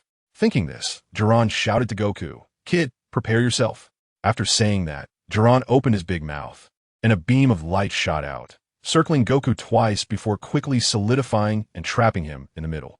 Seeing Goku trapped, Jiran burst into laughter, saying, "Kid, you're done for. What I spit out is the strongest rubber. Even I can't break free from it, let alone you. Recognizing your strength, I'll throw you out of the ring." After that, Jiran landed on the stage, moved forward, and attempted to grab the rubber-bound Goku to throw him out of the ring. However, before he could make a move, Goku let out a shout, and with a surge of power, the rubber ring that even Jiran couldn't break free from was easily shattered by Goku. Chapter 42, Martial Arts Tournament Match 8. Seeing the scene, Jiran was immediately scared and retreated repeatedly, exclaiming, "Impossible! When your strength is strong enough, nothing is impossible." After saying that, Goku began to step closer to Jiran. Looking at his small opponent, Jiran felt that the person in front of him was now a giant, and he was the small one, lacking any courage to fight back. Suddenly, Jiran realized he couldn't retreat any further. Turning his head, he found himself cornered against the wall, separating the ring from the audience. Just as Jiran turned around, Goku executed a flying kick toward him again. Jiran was startled and screamed loudly, "I give up!" Hearing his opponent's surrender, Goku couldn't stop in time and kicked Jiran towards the wall behind him. With a loud crash, the wall made of red bricks was kicked down by Goku, and the flying bricks shot towards the audience. Several contestants were still there, and everyone quickly used their abilities to dodge the incoming bricks, while most of the remaining bricks embedded themselves into the walls of the venue. The tremendous force scared Jiran to death, and he was extremely relieved he had surrendered in time. Otherwise, he would have been severely injured, if not dead. Thus, with Jiran's surrender, the semi-final contestants were decided: Krillin, Tien, Master Roshi, and Son Goku. The host then consulted several contestants, and upon confirming they didn't need a break, he immediately announced that the first round of the semi-finals would begin shortly. After the staff cleared the debris from the stage, Krillin and Tien stepped onto the stage. At this point, all the spectators were already familiar with the two contestants, and the host wasted no time announcing the start of the match. Krillin wasted no time and directly attacked Tien. He had seen how Tien eliminated Yamcha and believed he couldn't reach that level, so a surprise attack was his only chance to win. Facing Krillin's continuous surprise attacks, Tien remained unfazed, dodging Krillin's attacks with agile movements, especially countering with strikes that targeted Krillin's vulnerabilities. In the blink of an eye, the tide of the battle shifted. Krillin, who had been attacking relentlessly, became a one-on defense, struggling to withstand Tien's attacks. Master Roshi watched the match seriously from the back, his face grave. He had not expected Tien to be this strong. If Tien had wanted to end the match quickly, Krillin would have likely fallen off the stage by now. Eventually, Krillin couldn't keep up with Tien's increasing speed, and he failed to defend against one of Tien's moves, getting sent flying out of the ring. Krillin half-squatted on the stage, gasping for breath. Although they had only exchanged dozens of blows, Tien's pressure had been immense, forcing him to give his all to counter Tien's strikes. He looked up at his opponent, only to find that Tien had no intention of launching a counterattack. he simply watched him calmly, unhurried. Damn it, Krillin shouted, launching another attack at Tien. Tien lightly raised his arm in a defensive posture, easily deflecting Krillin's attack, then countered with a punch to Krillin's abdomen, sending him flying into the surrounding barrier walls before landing outside the ring, unconscious. Outside the ring, Tien wins, the host announced loudly upon seeing this. After that, he quickly called for the staff to bring a stretcher to take Krillin to the hospital. Tien slowly walked off the stage and looked at Goku, saying, "Junior brother, I'll be waiting for you in the finals." After saying that, he didn't even glance at Master Roshi and walked directly towards the back of the venue. Master Roshi felt no dissatisfaction with Tien's attitude, as he indeed had the capital to overlook him. He could only sigh, realizing that in just over a decade of not being active, so many young masters had emerged in this world. "We won." Bulma joyfully jumped into Vegeta's arms and gave him a kiss. "Aren't you happy? Your disciple made it to the finals." Seeing Vegeta's almost expressionless face, Bulma immediately asked with some dissatisfaction. Vegeta said, "It's nothing. With his current strength, it would be strange if he couldn't make it to the finals." "Umph. You really are dull," Bulma said somewhat unhappily. Vegeta immediately realized he was wrong and quickly corrected himself, saying, "Can you ask again?" Although Bulma found it strange why Vegeta wanted her to do that, she asked again, "Your disciple has made it to the finals. Aren't you happy?" Then she saw Vegeta laugh exaggeratedly. "Really? That's great. My disciple, of course, wouldn't embarrass me, huh?" His exaggerated smile immediately made Bulma burst into laughter. As the first round of the semifinals came to an end, the second round was about to begin. Under the host's introduction, Goku and Master Roshi walked slowly onto the stage. This time, Master Roshi was serious, as he knew he might lose the match. Seeing the two serious competitors on stage, the host said no more and directly announced, "The second round of the semifinals begins." With the sound of a gong, Goku and Master Roshi both launched full-force attacks at their opponent. Because there was a rule in the martial arts tournament that if you killed your opponent, you would be disqualified, Vegeta had asked Gohan and Goku to hold back their strength before the matches. As Goku was not sure how strong the old man was, he did not use his full strength at the beginning, so the two fought evenly for a while. Although most people's attack techniques in the Dragon Ball world were relatively crude and the outcome was mostly determined by the size of their ki, Master Roshi was an exception. As a centuries-old master, he had focused most of his energy on researching attack techniques due to his slow ki growth. Therefore, even when facing intricate long punch techniques, Master Roshi relied on his rich experience in combat and did not fall behind. This couldn't go on. If it continued, my stamina would definitely not support me until the end. Thinking this, Master Roshi jumped back to create some distance from Goku. "Wait!"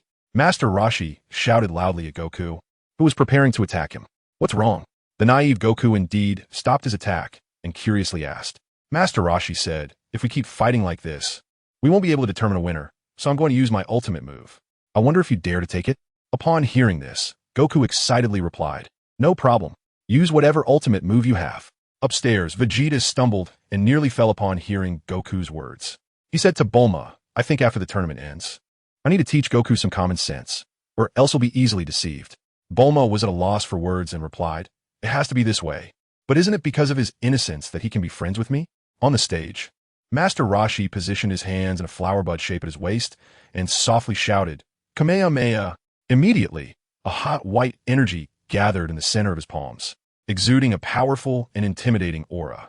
"Isn't this supposed to be the Kamehameha? How could this old man named Chung Long know it?" Yamcha exclaimed in surprise, wanting to discuss with others, but found that Krillin had already gone to the hospital. As for Dawn nearby, Yamcha said he wouldn't want to communicate with that guy even if he died. Huh. After gathering enough energy, Master Roshi pushed forward, and the powerful Kamehameha wave surged toward Goku. Just when everyone thought Goku would dodge, to the surprise of most, Goku crossed his arms over his chest. "He's prepared to take my Kamehameha head-on." Master Roshi understood Goku's intention and felt a sense of being looked down upon. Thinking of this, he increased the already large Kamehameha wave once again, directing it straight at Goku. Boom! The powerful Kamehameha struck Goku's body, issuing a dazzling light that made most people squint. Time seemed to stretch. It could have been a minute or three, but eventually, the dazzling Kamehameha weakened and finally disappeared into the air. Even someone as strong as Master Roshi was slightly out of breath at this point. On Goku's side, he was surrounded by a cloud of smoke.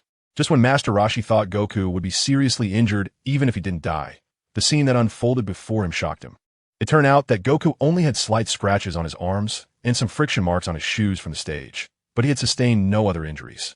How is this possible? What kind of monster is he to take my Kamehameha head on? Master Roshi exclaimed in surprise. At this moment, the host shouted, "It's truly remarkable. Contestant son Goku has taken the Kamehameha, the ultimate move of the Kamehameha school, and remains completely unharmed. What astonishing power. Hee, old man, your Kamehameha isn't that great. Do you have any other ultimate moves? If not, I'm going to take action," Goku said with a cheerful smile. Master Roshi no longer dared to underestimate the young man before him and finally decided to use his trump card. "All right, your power is indeed too strong. I was worried that using this move might kill you, but now I have no such concern. I hope you can hold on." Master Roshi finally stopped holding back. He then brought his hands together and began to gather energy, and suddenly a powerful aura transformed into electricity, flashing in his hands.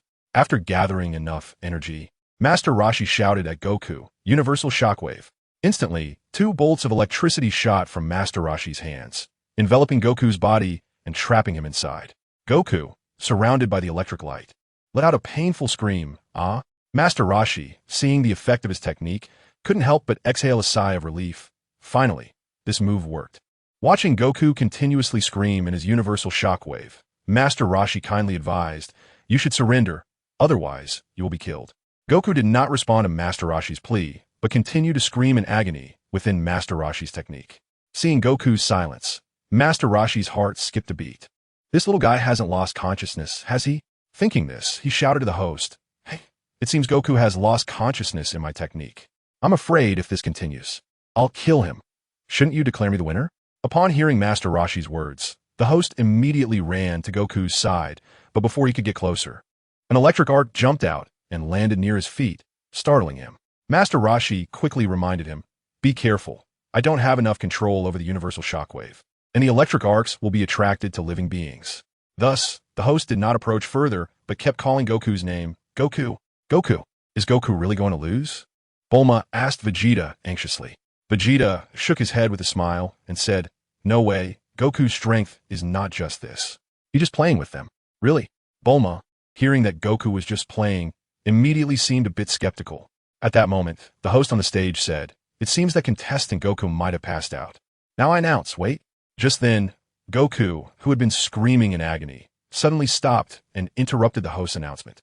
Surrounded by electric arcs, Goku suddenly smiled and said, "I was just messing with you guys. I actually found the electric shock quite enjoyable, so I played with you for a bit longer." The turtle hermit, who had been underestimated once again, was now completely furious. "You little brat, you really don't know how to respect your teacher." After saying that, the turtle hermit's hands sparked with electricity, and a more powerful electric arc quickly jumped onto Goku. Faced with such a powerful universal shock palm, Goku was unfazed and began to exert his strength, his muscles growing larger. Finally, with a loud explosion, Goku directly dispersed the turtle hermit's universal shock palm. The powerful backlash sent the turtle hermit stumbling back several steps, and he spat out a mouthful of blood. How is this possible? The turtle hermit looked at Goku in shock, unable to believe that his universal shock palm had been so easily broken free from. At this moment, Goku cheerfully asked, "Old man, do you have any other tricks?" Chapter 44 Martial Arts Tournament Match 10. Hearing Goku's question, the turtle hermit's face turned red and then white, finally letting out a deep sigh and saying, "Forget it. The future belongs to you young people. I concede." As the turtle hermit conceded and stepped down, the surrounding audience erupted into enthusiastic applause, both for the exciting battle just witnessed and for a warrior who was soon to age. After the turtle hermit conceded, the host immediately announced that the winner of the second round of the semifinals was Sun Wukong. Thus, the world's #1 martial arts tournament was left with only the final round of the championship. An hour later, after getting ample rest, the 2 finalists, Dan and Goku, ascended the stage at the host call. Before announcing the official match, the host said, "I need to introduce something." Pointing to the martial arts uniforms worn by Dan and Goku, the host continued, "I believe everyone has seen the characters on the 2 contestants' clothes. Zhong. That's right.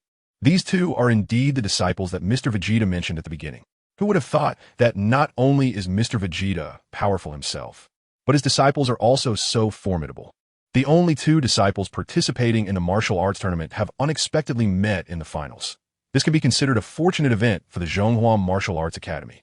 At this moment, the disciples of the Zhonghua Martial Arts Academy, watching the live broadcast, couldn't help but mutter softly, if it weren't for the master. All the top 8 contestants in your world's #1 martial arts tournament would be from our Zhonghua Martial Arts Academy.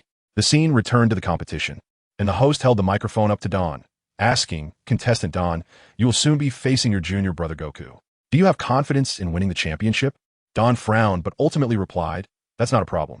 After all, I've been learning Zhonghua martial arts from my master for almost 5 years, while junior brother Goku has only been training for a few months."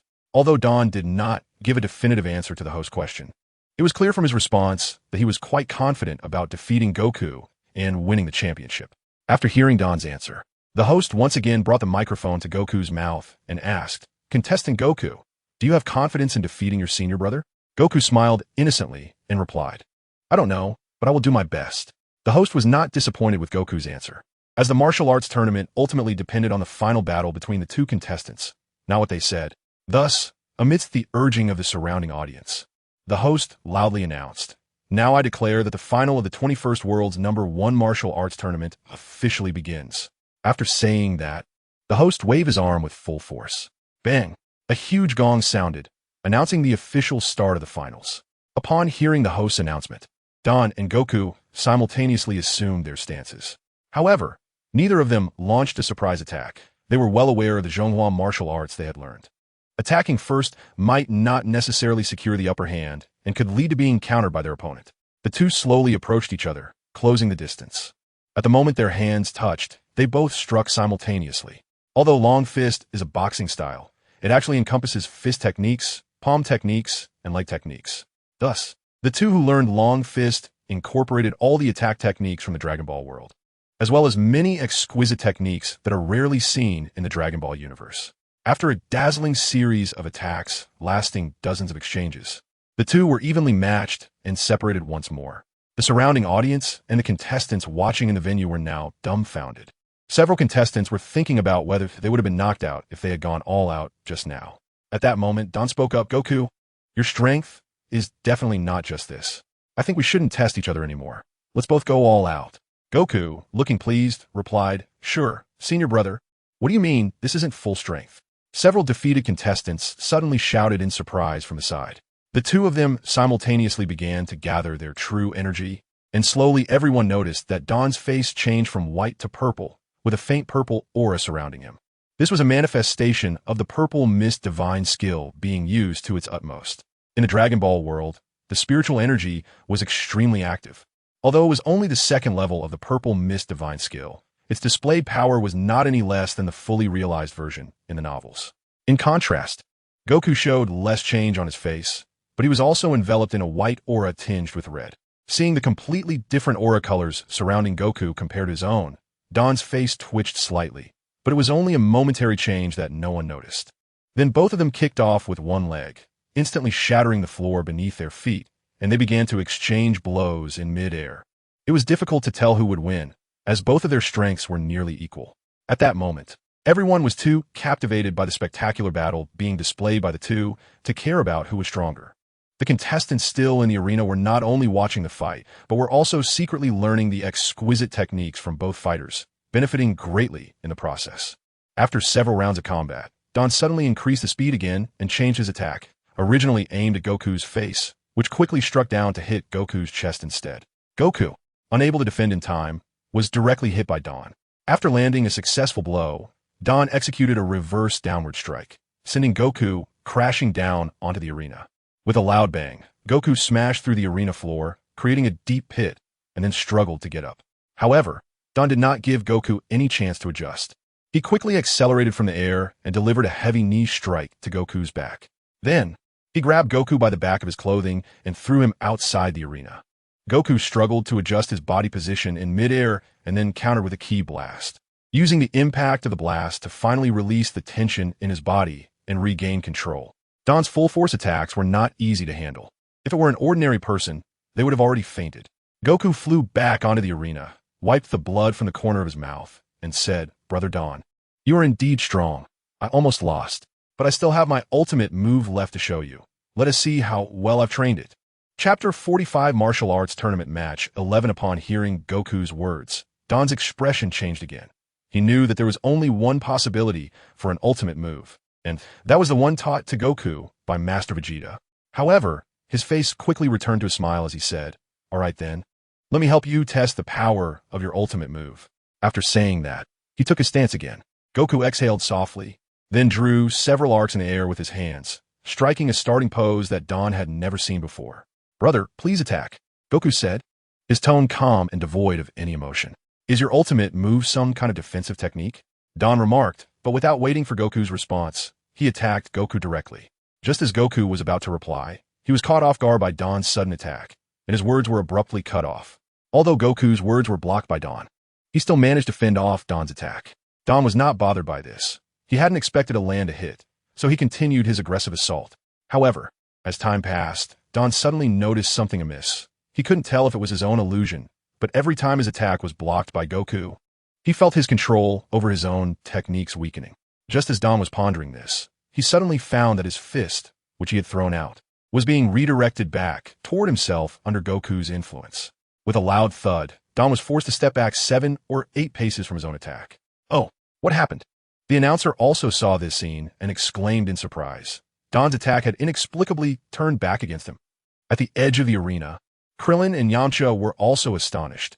Unlike the announcer, they understood what was happening but couldn't see how Goku had accomplished it. Master Roshi, with his eyes sparkling, said, "I can't see how Goku did it, but I know this is a very advanced technique of using force against force. But what kind of ultimate move can achieve this? It's truly astonishing." In the arena, Don shook his hand, and his initially shocked expression returned to calmness as he said, "I see now. That's why I felt my arm was becoming harder to control. During our previous exchanges, you had struck my arm with several invisible forces, ultimately causing me to lose control over my own arm. What kind of ultimate move is this?" Goku, readying his stance again, replied, "Master said it's called the cosmic shift, and it's the ultimate move he just developed." Don looked at Goku and said, "It seems you're the most favored disciple among all the students. It's no surprise. Your talent is truly exceptional. In just a few months, your strength has surpassed my years of hard work. But do you think you could defeat me now? I am prepared. How will you execute the cosmic shift?" After saying that, Don attacked Goku with all his strength again. At this point, Goku had only practiced a little of the cosmic shift, and with Don prepared, he found it impossible to reverse his opponent's attack. All Goku could do was to deflect Don's attack direction and create an opening for himself to counter. Thus, the two began to fight fiercely again. Originally, Don had a slight advantage, but now it had turned into a protracted battle, with both sides locked in a fierce struggle, neither giving way. Bulma watched nervously from the second-floor window and asked Vegeta, "Brother, who do you think will win between them?" Vegeta shook his head and said, "I can't tell either. But Goku's battle experience is still somewhat lacking compared to Don's. The outcome might be 94-6. Don has a 90 chance of winning, while Goku has a 40 chance." Time passed second by second, and slowly the sun set while the moon gradually rose. At this point, both of them were already exhausted, holding on to the upcoming battle with their last bit of willpower. Vegeta was also captivated by the battle on the arena, momentarily forgetting about the full moon in the sky. At that moment, Bulma casually looked up and said, "Wow, it's a full moon today." "What? A full moon?" Hearing Bulma's words, Vegeta was startled and looked up, suddenly blinded by the light of the full moon. Instantly, he felt his heart pounding fiercely in his chest. Especially in his tail, a powerful force surged, flowing through his body, even impacting his brain, trying to transform him into a giant ape. However, Vegeta had grown accustomed to these sudden powers over the years. Every full moon night on Earth, he would run to the outskirts of West City, aiming to control his transformation. After years of practice, he could now control it with ease. But this was only for himself. Goku did not have such ability. Ironically, what he feared came true. At that moment, Goku was facing east on the arena and happened to see the full moon just rising in the sky, staring blankly at the round moon in the east. Yamcha, seeing this situation, was immediately alarmed and recalled the time he and Goku searched for the Dragon Balls together. This is bad. Goku can't see the full moon. If he sees it, he will transform into a giant ape. Yamcha shouted loudly. "What?" Everyone around was shocked. But by the time Yamcha said this, it was already too late. Goku had begun to rapidly grow larger, soon tearing through his clothes and transforming into a giant ape with black fur and red eyes. Yamcha continued to shout, "Quick, cut off Goku's tail. As long as you cut off his tail, he will turn back into a human." After saying this, Yamcha tried to jump onto the arena to grab Goku's tail. However, Goku in his transformed state was not something Yamcha could handle. In a flash, Yamcha was directly struck by Goku's swinging tail and sent flying, crashing heavily against the wall. The wall cracked under the immense impact, and Yamcha spat out a mouthful of blood, collapsing unconscious. Chapter 49 Martial Arts Tournament Match 12. The Turtle Hermit, who was about to step in to help, immediately retracted his actions upon seeing this. He realized that Goku, now transformed into a giant ape, had drastically increased in power, far beyond what he could subdue. On the arena, the transformed Goku spotted Don standing in front of him and swung a fist at him. Boom! The powerful blow completely shattered the platform where Don stood. Don had jumped into the air before Goku's attack, but immediately after, Goku's other fist struck Don, who was still airborne. The speed was so fast that Don could only see a blur, unable to dodge in time. With a thud, Don was sent flying out of the arena, landing outside. The sequence of events happened in a very short time, and by the time everyone reacted, Don had already fallen out of the arena. However, at that moment, no one was concerned about Don losing the match. Instead, they were all preparing to escape because Goku, having defeated Don, had now transformed into a giant ape and was rampaging wildly. At this moment, Vegeta naturally couldn't let Goku continue causing destruction. He shattered the window glass and leaped onto the arena. "Hey, I'm here!" Vegeta shouted at the irrational Goku. Seeing Vegeta jump down from the spectator room above, the host timely picked up his microphone and shouted loudly, "It's our champion, Mr. Vegeta. He's come down to save us." Yes, Vegeta, who jumped down from the second-floor window, now stood in front of the transformed Goku, resembling a savior, which excited the surrounding audience. In an instant, everyone erupted into enthusiastic applause, welcoming their hero. The giant gorilla form of Goku looked at Vegeta, who was continuously provoking him, and let out a huff of hot air. Then, he clenched his fist and swung his hand, aiming to strike Vegeta. The surrounding audience, including Bulma, gasped in shock, fearing they would witness the tragic scene of Vegeta being killed by Goku. But was it even possible? Now that Vegeta's fighting power had surpassed over 100,000, he completely disregarded Goku's attack, simply raising a finger to block Goku's strike. Although Goku had transformed into a gorilla and was now left with only instinctual battle awareness, seeing his powerful blow effortlessly blocked by this little man with just a finger made him furious. The giant gorilla swung both fists down directly at Vegeta. This time, Vegeta did not continue to endure Goku's attack. Instead, he jumped, using Goku's thick arm as leverage, and soared in front of Goku's head. He delivered a flying kick that sent the giant gorilla's massive body flying away. The gorilla's enormous frame was kicked into the air and then crashed heavily onto the side of the venue. At this moment, Yamcha, Master Roshi, and other contestants still in the venue were startled and quickly fled from the area being covered. Some weaker contestants, who were not very fast, awkwardly leaped forward, managing to escape just before the gorilla completely crashed down. The once most luxurious building of the martial arts tournament was instantly reduced to ruins by Goku's impact. Seeing this scene, the host immediately collapsed to the ground and secretly thought, "After this, I hope I won't be unemployed." Not mentioning the host's thoughts, after knocking Goku down, Vegeta did not continue the attack, but quietly watched.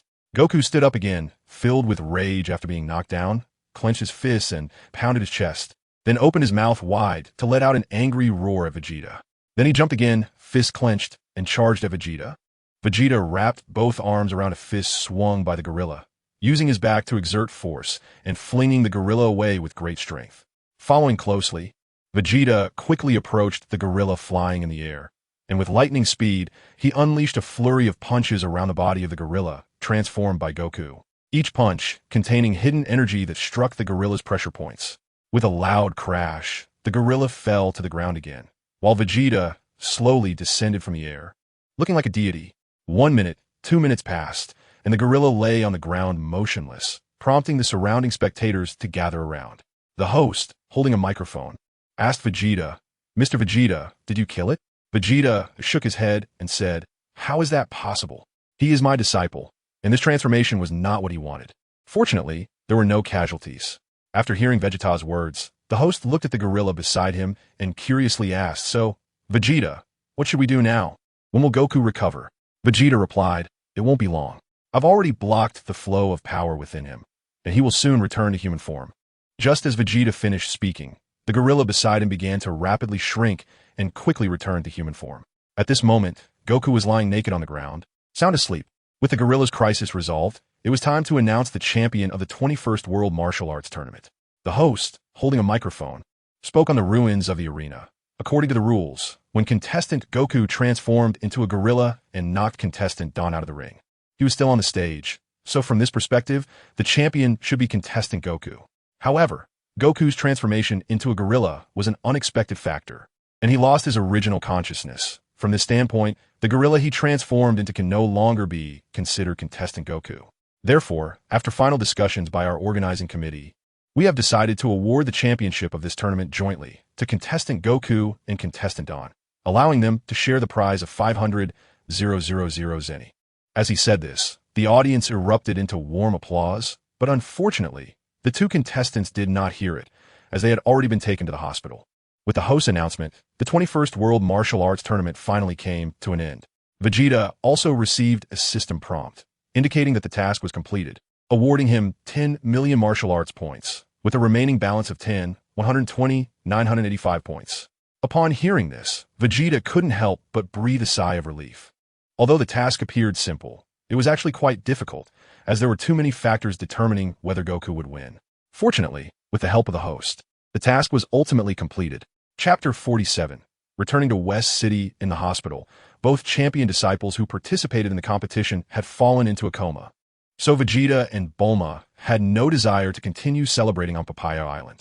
After saying goodbye to Master Roshi, Krillin, and Yam, the two took the still unconscious Goku and Dan on a plane back to West City. As Yamcha watched the plane gradually fade into the distance, he couldn't help but recall what Vegeta had just said to him. Yamcha, your strength is not bad, but it also depends on who you compare yourself to. Compared to other martial artists on Earth, you can indeed be considered a genius, but if you were placed in my Chinese martial arts academy, you wouldn't even be considered a bottom-tier disciple. Think carefully. Do you want to live your life aimlessly, or do you want to achieve a more brilliant life? If you figure out, come find me at the Chinese Martial Arts Academy in West City. What are you thinking about, kid? Master Roshi asked as he noticed the contemplative look on Yamcha's face. Master Roshi, what do you think about me going to the Chinese Martial Arts Academy to apprentice under Vegeta? Yamcha asked after some thought. Hearing Yamcha's words, Master Roshi showed no surprise, but nodded and said, I figured you were thinking about that. My advice is to follow your heart. My heart. Yamcha unconsciously touched his left side, where his heart was beating rapidly, and silently made a resolution. In West City, at the Chinese Martial Arts Academy, Goku and Dan had now regained consciousness. Goku was fine, having sustained no injuries aside from feeling a bit hungry, while Dan was less fortunate, suffering from multiple soft tissue bruises all over his body, so he needed some time to recover. During this recovery period, he couldn't use his martial arts. Just after Vegeta returned to West City, the Chinese Martial Arts Academy experienced its highest influx of visitors. The scene of Vegeta and Goku transforming into a gorilla and battling was broadcast live on television, reaching thousands of households on Earth. Now everyone believed in Vegeta's strength, and many no longer cared about the high tuition fees demanded by the Chinese Martial Arts Academy. They eagerly rushed to the academy, wanted to learn Chinese martial arts for Vegeta. Vegeta naturally welcomed anyone who wanted to learn Chinese martial arts, accepting all as long as they were willing to pay the high tuition fees. After taking them in, Vegeta handed these new students over to his longtime disciples, allowing them to teach the newcomers the Wuxia divine skill and various long fist techniques. To be precise, these disciples who sought to learn could only be considered Vegeta's students, not yet disciples. Currently, the only formal disciples Vegeta had accepted were Goku and Dan. However, since Dan had come a little earlier, Vegeta taught him the Wuxia divine skill instead of a more advanced internal cultivation method.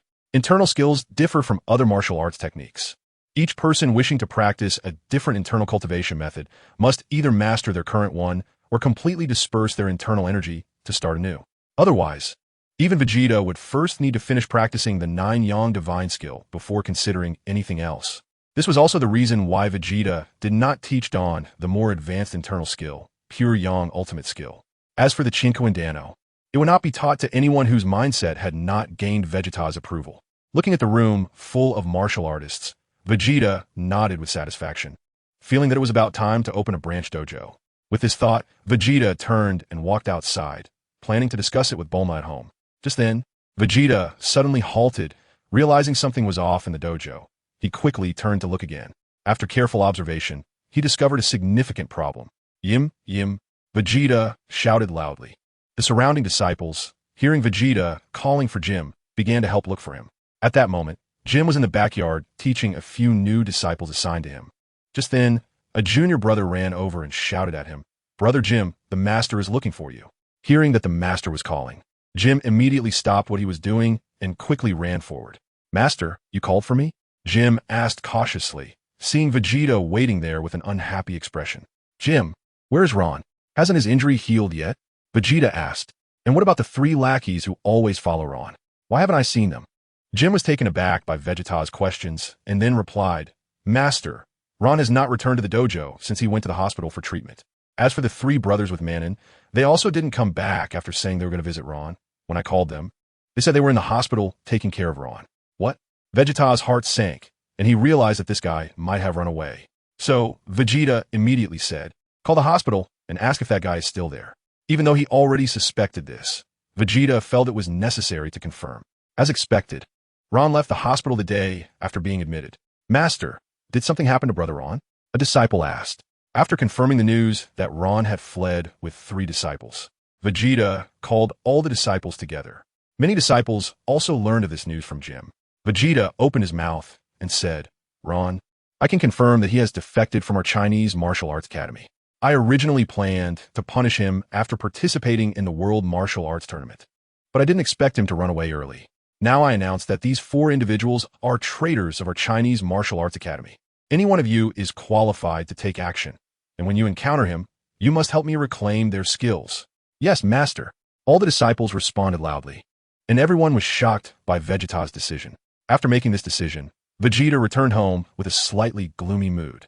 Although there were defectors appearing in the Chinese Martial Arts Academy, it did not affect the enthusiasm of people worldwide wanting to learn Chinese martial arts for Vegeta. Soon, with the help of Capsule Corporation, Vegeta opened branches of the Chinese Martial Arts Academy in the 7 major cities around the world. Chapter 48.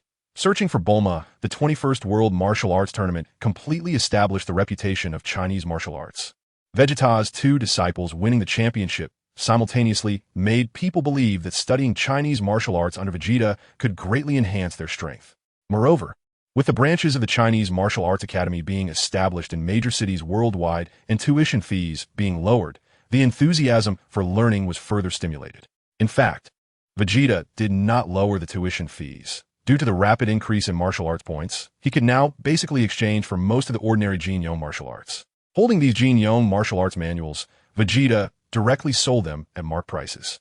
For example, Taitsu Chang Quan, Taitsu Chang Gun, Hui Feng Fu Yu Da, Ru Ing Su Xing Leg, Luo Han Quan, Wuhu Duan Min Dao, and so on. Hundreds of third-rate martial arts manuals were distributed by Vegeta to all branches. Ordinary people could buy the manuals by paying a fee. After obtaining the manuals, ordinary people could choose to learn by themselves or choose to apprentice with the masters in the academy, but they would need to pay a considerable fee. Thus, nearly a year passed, and Vegeta finally sorted out the affairs of the academy. Upon returning to West City, Vegeta learned from Bulma that Goku had gone out again to collect Dragon Balls. Vegeta had not paid attention to him, and now he finally had time to resume his training. He opened the system and checked his attributes again. Name, Vegeta. Age, 18 years. Combat power, 15478. 3 physical condition. Healthy skills, 9 Yang divine skill, 3 Yang realm, Qian Kun great shift, 3rd layer. Other skills, and martial arts points, 46140033. Looking at the number of martial arts points displayed on the system, Vegeta couldn't help but swallow. System, don't mention anything else. Just give me 1,000 great rejuvenation pills. Vegeta said boldly. They have been stored in your system backpack. Please check. The system reminded him. System backpack. I have this thing too. Vegeta was taken aback. Then he looked at the system interface and saw a backpack button next to his attributes button. Vegeta couldn't help but frown and asked, "System, why didn't I see the backpack button before?" The system remained silent, playing dead. After a moment of silence, Vegeta took a deep breath and decided not to argue with this foolish system anymore. He opened the backpack, and immediately in front of Vegeta appeared a grid similar to a game's backpack, filled with equally sized slots. The first slot contained 999 large healing pills, and the second slot contained 1 large healing pill. Vegeta's face instantly turned into expression. Damn, how much can one compartment of a backpack hold? It's not up to you to decide, And you're even learning from games of the previous life, where one compartment can hold 999 identical items. Ignoring this broken system, Vegeta took out the large elixir and put it in his mouth. The elixir melted instantly, turning into a warm current that flowed into Vegeta's stomach. So quickly that he didn't even get a chance to taste what the elixir was like. After the warm current entered Vegeta's stomach, it immediately transformed into a hot flow that started spreading to Vegeta's body and limbs. Vegeta quickly sat down cross-legged to begin his training, operating the Nine Suns divine art. After roughly a month, he finally digested the entire effect of the Great Recovery Pill. Slowly withdrawing his energy, Vegeta gently exhaled, and immediately, the white mist transformed into an energy arrow, shooting through the opposite wall and creating a small hole. Vegeta opened his attribute panel again to check his power increase. The system previously only mentioned that the Great Healing Pill could enhance his power for 1 year. But how much is that power for 1 year? Battle Power, FFF Novel Station 937929299. Wow. Is the effect of the Great Healing Pill produced by the system really that high? I'm just a little short of breaking 1,000,000 in battle power. And just a bit more of the Nine Suns divine skill would allow me to break into the Four Suns realm. Vegeta couldn't help but smack his lips, feeling that this deal was extremely profitable for him. Suppressing the urge to continue taking a large healing pill to break through to the Fourth Yang realm, Vegeta walked out of his training room. Master, the surrounding disciples saw Vegeta come out and hurriedly bowed to him. Vegeta responded with a smile one by one. After exiting the martial arts hall, he hurriedly drove home, imagining how angry Bulma would be after not seeing her for a month. However, when Vegeta returned home, he found no one there. Not only was Bulma absent, but Dr. Brief and Mrs. Brief were also gone. Furthermore, aside from the Brief family, even the housekeeper and servants were not at home. Now, the large house was left with only dozens of robots continuously cleaning the house. Vegeta stopped a robot that was cleaning. "Where did your sister Bulma go?" Vegeta asked. The robot's big eyes on the display flashed, and then slowly said, "Brother, sister said she won't talk to you anymore. She said you're a big bad guy who doesn't keep your word." "Brother, what is a big bad guy?" Vegeta was speechless, wondering how much resentment there could be to complain to a robot. "You're still young. It's better not to know too much. Just continue with your work." With that, Vegeta stepped aside to clear the path. "Oh, then goodbye, big brother," Xiao Jie said as she continued to clean. After that, the cleaning robot went on to clean the room it was responsible for. Vegeta walked into his room, wanting to see if Bulma had left any clues for him. However, after searching for a long time, he found nothing. He then went to Bulma's room. The room was very clean and tidy, with only a laptop sitting on the desk. Vegeta opened the computer and found that it required password. He thought for a moment and entered Bulma's birthday, but it displayed an error. Then Vegeta entered his own birthday and saw that it still showed an error. Vegeta sat in his chair and thought for a moment. Then he entered the date of when he and Bulma first met as children, and the result displayed correctly, allowing the computer to boot up smoothly. On the desktop, there was a video, and Vegeta clicked to open it. Soon, Bulma's beautiful face appeared on the screen. "Brother, I thought the password to my computer wouldn't be hard for you. I'm going out with Goku to look for the Dragon Balls now. So you handle things on your own. Humph. If I don't see you, don't blame me for wishing on the Shinran to grant me a more obedient and handsome boyfriend." After she finished speaking, the video ended. Chapter 49. The Red Ribbon Army watching the spoiled Bulma in the video, Vegeta couldn't help but smile softly. Sometimes you need your girlfriend to act a little spoiled. After she goes missing, you must quickly find her, because only then will she feel valued in your heart. Opening Bulma's computer, Vegeta pulled up the blueprints for the Dragon Ball Arena and uploaded them to the automatic processing center at home. About an hour later, a brand new Dragon Radar appeared in Vegeta's hands. He opened the radar and checked it. 2 Dragon Balls were stationary at a certain location, which should be the Dragon Balls collected by the Red Ribbon Army. Additionally, there were 2 Dragon Balls gathering together and moving at high speed. If nothing unexpected happened, these should be the Dragon Balls collected by Goku. Vegeta flew directly into the sky and then accelerated towards the location where Goku was. About 5 minutes later, Vegeta arrived over a large ocean, and the radar indicated that Goku should be right here. According to the storyline, it should be the Pirate Treasure arc now. However, with Goku's strength, Vegeta believed that he should be able to take care of the enemies quickly. Vegeta also didn't go down, but waited on a small island nearby for Goku and Bulma to come up from the sea. Finally, after about half an hour, a huge shockwave propelled a small submarine into the sky from the ocean. "Nimbus, Goku shouted loudly, and immediately a yellow cloud flew down quickly to catch him. At this moment, Bulma was also shouting and screaming in the air. The feeling of just bursting out of the sea was truly exhilarating. Just then, Bulma suddenly felt herself falling into a warm embrace. She turned her head and saw that it was none other than Vegeta. Seeing that Vegeta had finally arrived, Bulma quickly wrapped her arms around him and cried out, "Vegeta, you finally came? You have no idea how dangerous it was just now. I almost got killed by a pervert." Hearing this, Vegeta comforted her, "Don't worry, I'll help you take revenge." "Where's that guy now?" Bulma replied. "It seems his name is General Blue, a leader of the Red Ribbon Army." "Is that so? The Red Ribbon Army? Don't worry. I'll go eliminate this Red Ribbon Army for you," Vegeta said. At this moment, Bulma thought for a moment and said, "Maybe it's better not to. They have too many people, as well as tanks and planes. I don't want you to take the risk." Vegeta spoke up. "Don't worry, it's nothing. The Red Ribbon Army doesn't really pose a threat in my eyes." At that moment, Goku and Krillin flew nearby to Vegeta. "Master, what are you doing here?" Goku exclaimed happily. "Goku, gather the Dragon Balls quickly and come back to train with me. Your power is improving too slowly," Vegeta said. Hearing Vegeta's words, Goku quickly nodded in agreement. "Let's go. Leaving the Red Ribbon Army around is just a hassle. We should deal with them." Vegeta landed on a nearby island and set Bulma down. At this time, Krillin said, "What? You guys are going to take on the Red Ribbon Army? Are you crazy?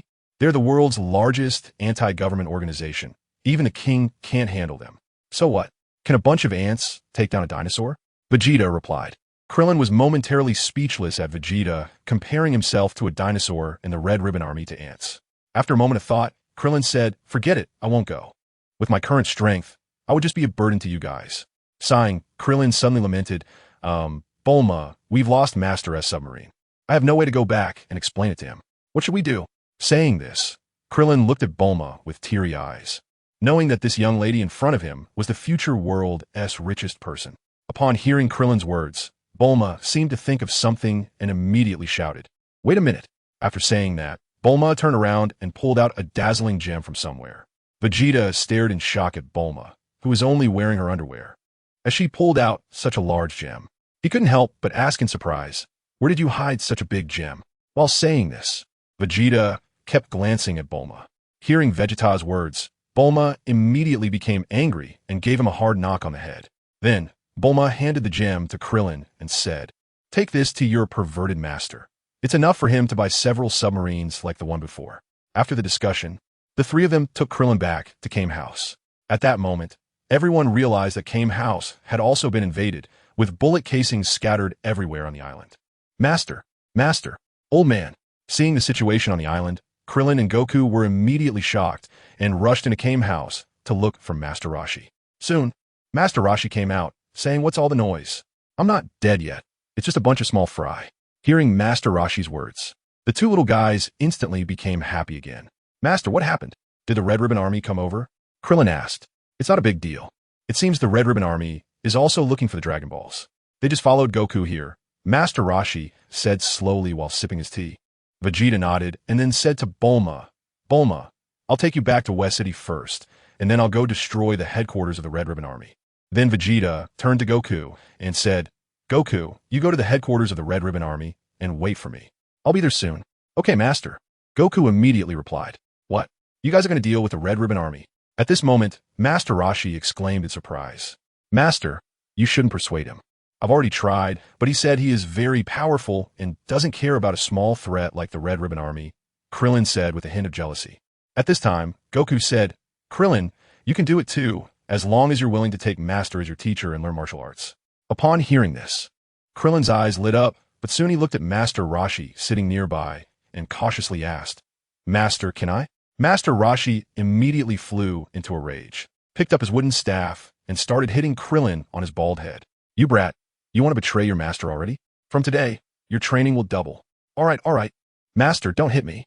I'll go train right now," Krillin pleaded as he rushed out of the Kame House. Chapter 50, Researching Vegeta's DNA. Vegeta brought Bulma to her home in West City and then prepared to fly off to support Goku. At that moment, Bulma grabbed Vegeta and pressed his head down. Suddenly, Vegeta felt two cool, soft sensations covering his mouth, and a sweet fragrance from the girl entered his nostrils. "I was kissed forcefully." This was the first thought that crossed Vegeta's mind, followed closely by how sweet. Bulma's kiss was innocent. Although she often made bold remarks when she was with Vegeta, her actual dating experience was quite limited. After kissing Vegeta, Bulma wanted to pull away, but Vegeta suddenly wrapped his arms around her waist and pulled her into him. Vegeta's voice was a bit hoarse as he said, "Is this enough? Can you even kiss? Or should I teach you?" After saying that, Vegeta leaned down and kissed her. Bulma, however, was no match for Vegeta and was quickly left dazed and confused by the kiss. At the same time, Vegeta's large hand became restless, no longer satisfied with just holding Bulma's waist as his hands slowly slid downwards. Just then, a voice suddenly broke the sweet atmosphere and startled the two of them. "Are you guys kissing?" Mrs. Briefs asked, then suddenly realized her question was a bit intrusive and quickly added, "We didn't see anything. You two continue." Hearing Mrs. Brief's words, Bulma jumped out of Vegeta's embrace like a startled rabbit. Vegeta sensed that Dr. Brief and Mrs. Brief had returned, but the feeling was so wonderful that he didn't remind Bulma. "I'm going back to my room." With her face flushed, Bulma turned and was about to rush into her room. However, after a few steps, she turned back and shouted to Vegeta, "Good luck, be careful." After giving her a reminder, Bulma rushed back into her room. Vegeta turned to look at Dr. Brief and Mrs. Brief, who were staring at him, and awkwardly said, "Uncle Aunt, I have some things to take care of." After saying that, Vegeta shot into the sky and quickly disappeared into the horizon. Watching Vegeta flee, Dr. Brief said to Mrs. Brief, "It seems we will have a little grandson soon." Mrs. Brief nodded happily and said, "Yes, I can't wait to have a grandchild." The two stood in the yard, looking into the distance, constantly imagining the future scenes of spending time with their grandchild. Suddenly, Mrs. Brief seemed to think of something. Her expression changed, and she asked Dr. Brief, "But Vegeta is an alien. Can he make Bulma pregnant?" Hearing Mrs. Brief's words, Dr. Brief's expression also changed. He thought for a moment, and then said, "I'll find some time to study Vegeta's DNA and see if there are any differences from Earthlings. However, Vegeta looks almost identical to Earthlings, except for having an extra tail. I think it should be fine. You need to go to the lab now." Mrs. Brief urged Dr. Brief. "At least let me put down what I'm holding and take a break." Dr. Brief said, "What break?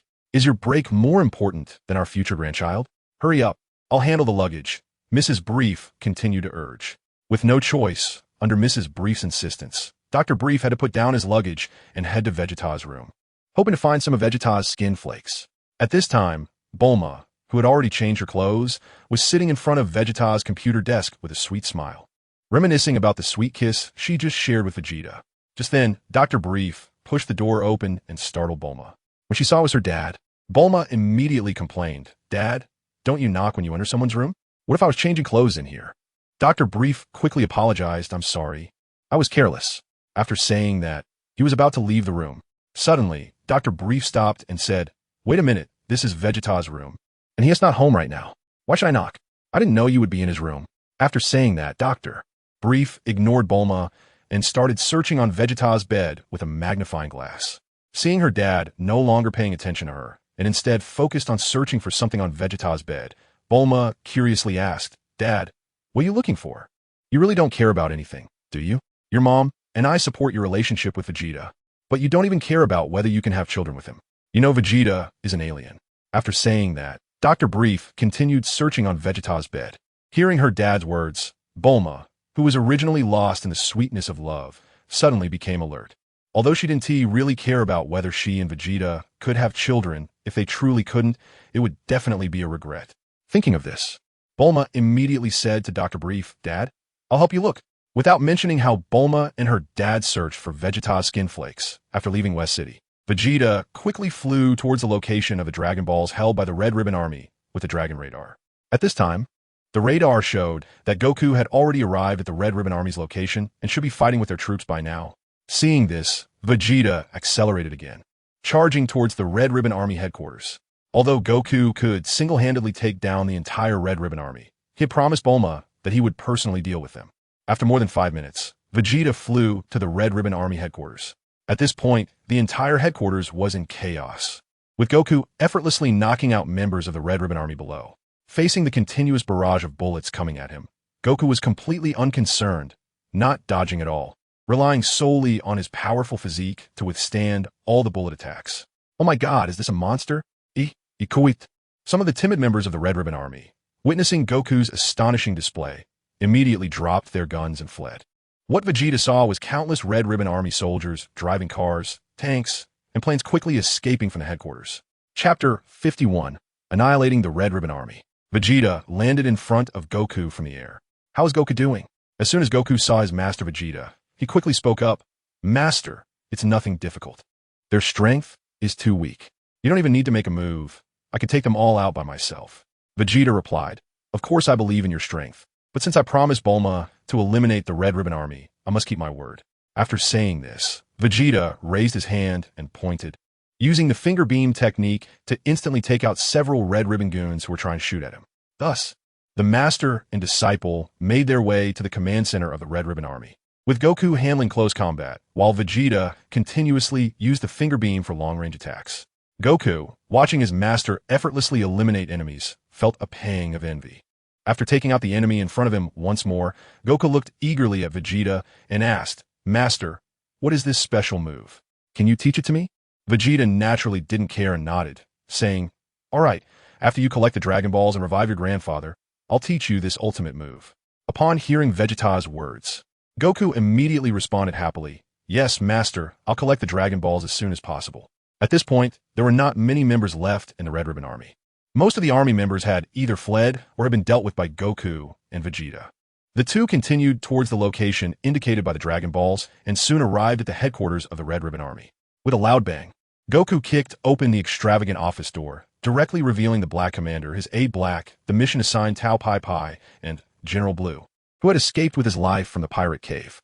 Seeing Vegeta and Goku kicking the door open, the Black Commander jumped down from his tall chair. He then waddled over with his short legs, supporting his stocky figure, to stand in front of Vegeta and Goku. Goku looked at the short man in front of him, who was even shorter than himself, and curiously asked, Who are you? You're so short. You're even shorter than me, haha. Instantly, the Black Commander's face turned red, and the words he had prepared to say suddenly vanished.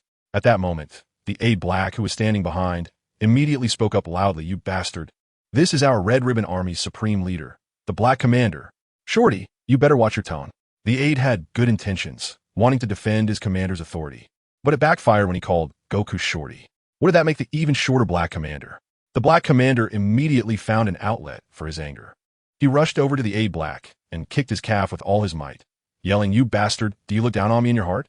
Have you been calling me Shorty in your mind? The aide Black was dumbfounded. He couldn't understand how he was trying to defend his commander and ended up stepping on a landmine. See, Commander, I was insulting that little brat. Not you, Black hurriedly explained. Thinking the Black Commander hadn't heard clearly. You're still quibbling. Calling him Shorty is the same as insulting me. After hearing Black's words, the Black Commander kicked Black's calf again. Upon realizing that his earlier comment had offended the Black Commander, Black quickly lowered his head to apologize, finally calming the Commander's anger. Vegeta ignored the farce in front of him and followed the Dragon Ball radar to the location where the Dragon Balls were stored. He walked over, then shattered the safe with a punch and took out the 2 Dragon Balls inside. Kid, put down my Dragon Balls.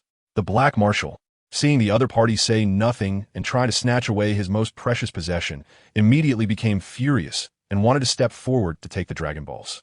Lieutenant Barak, fearing that the Black Marshal might get into trouble, quickly stepped in to stop him, then shouted at Tao Bai Bai, who had been watching the show from the side. Tao Bai Bai, why aren't you stepping in to stop him? Tao Bai Bai slowly spoke. I only kill under certain conditions. I won't kill for free. 200 million zenny. I'll offer 200 million zenny for the lives of these two. The Black Marshal immediately shouted. Transfer the money first. Tao Bai Bai directly handed over his account to the Black Marshal. The Black Marshal had a black line on his face, but had no choice but to walk to his desk. Then, with Lieutenant Barak's help, he struggled to climb up to his high throne. At this moment, General Blue spoke up. Marshal, let me take action. As your subordinate, I don't need money. Just promote my position a bit when the time comes. Hearing General Blue's words, the Black Marshal immediately rejoiced and said, Great. Hurry up and help me get the Dragon Balls back, and I will appoint you as the Vice Marshal of the Red Ribbon Army. After hearing the Black Marshal's words, General Blue was also overjoyed. Then he walked up to Goku and Vegeta and said, Sorry, gentlemen, but you will have to be my stepping stones. Goku cautiously shouted to Vegeta at this moment. Master, this guy has superpowers. As soon as his eyes flash blue, my body will be immobilized.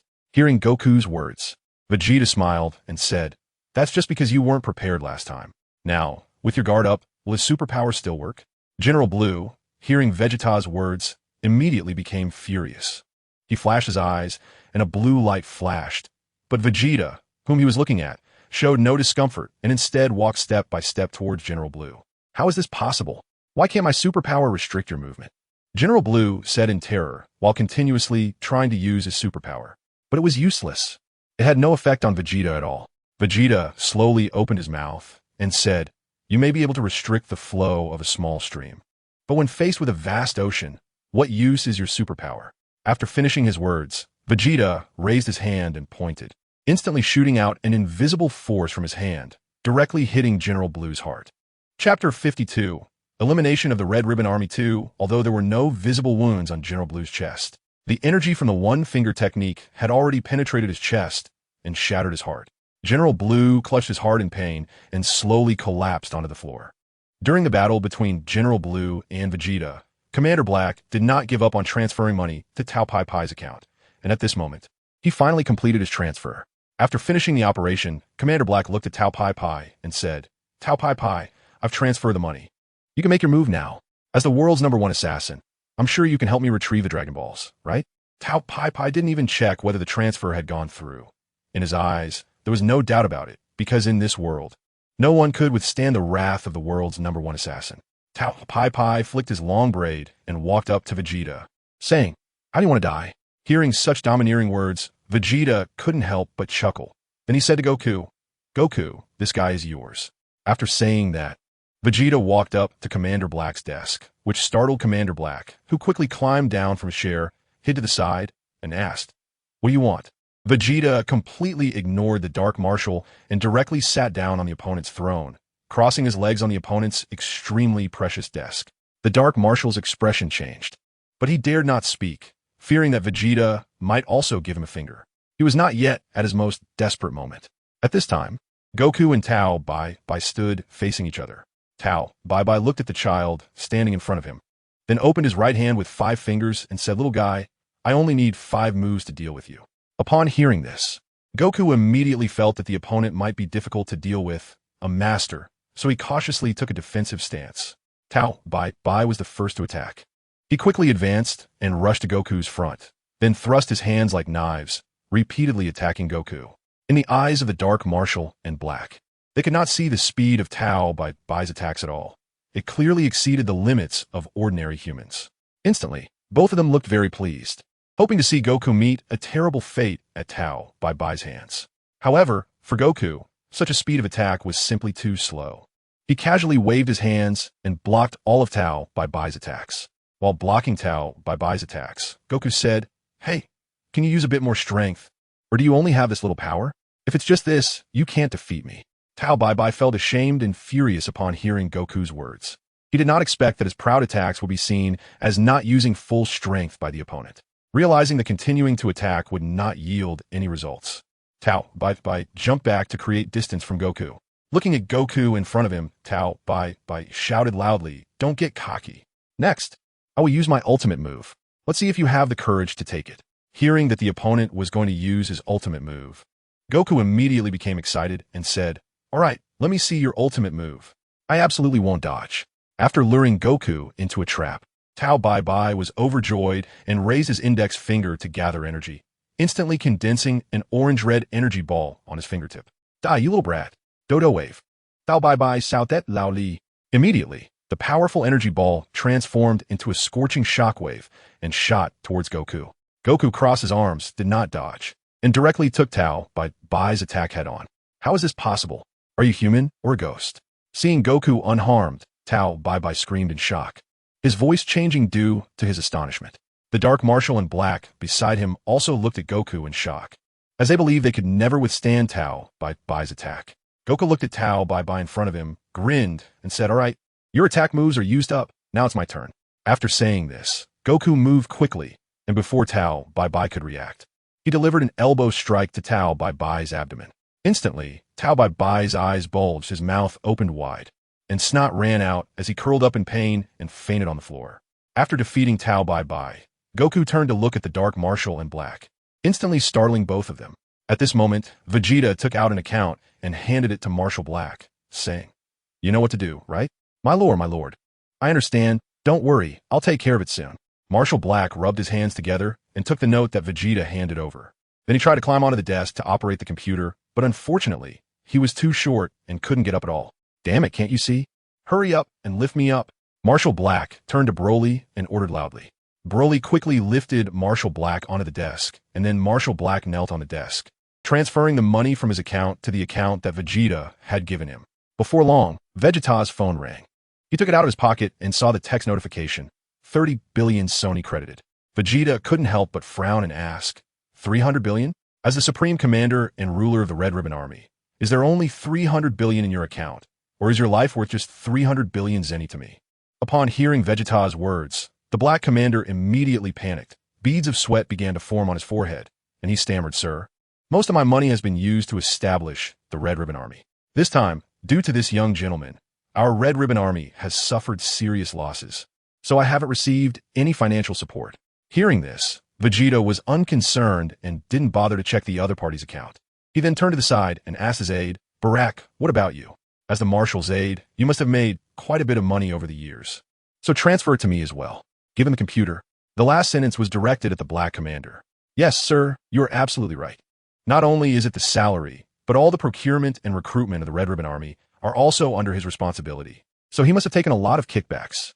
After saying this, the Black Commander hurriedly handed the computer to his Black aide. Chapter 53. Educating Goku faced with Vegeta's intimidation and the betrayal of his boss. Barak could only swallow his bitterness and tearfully transfer the money from his account to the one provided by Vegeta. Not long after, Vegeta's phone received a text notification, 10 billion Zenny deposited. 10 billion Zenny is indeed quite a lot for your aide's position. After saying this, Vegeta stood up from his seat. All right, consider this a lesson. If you provoke us again next time, it won't be so simple. Vegeta warned. Of course.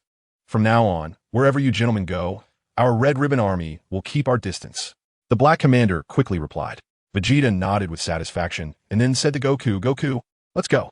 After that, Vegeta and Goku left the nearly deserted headquarters of the Red Ribbon Army.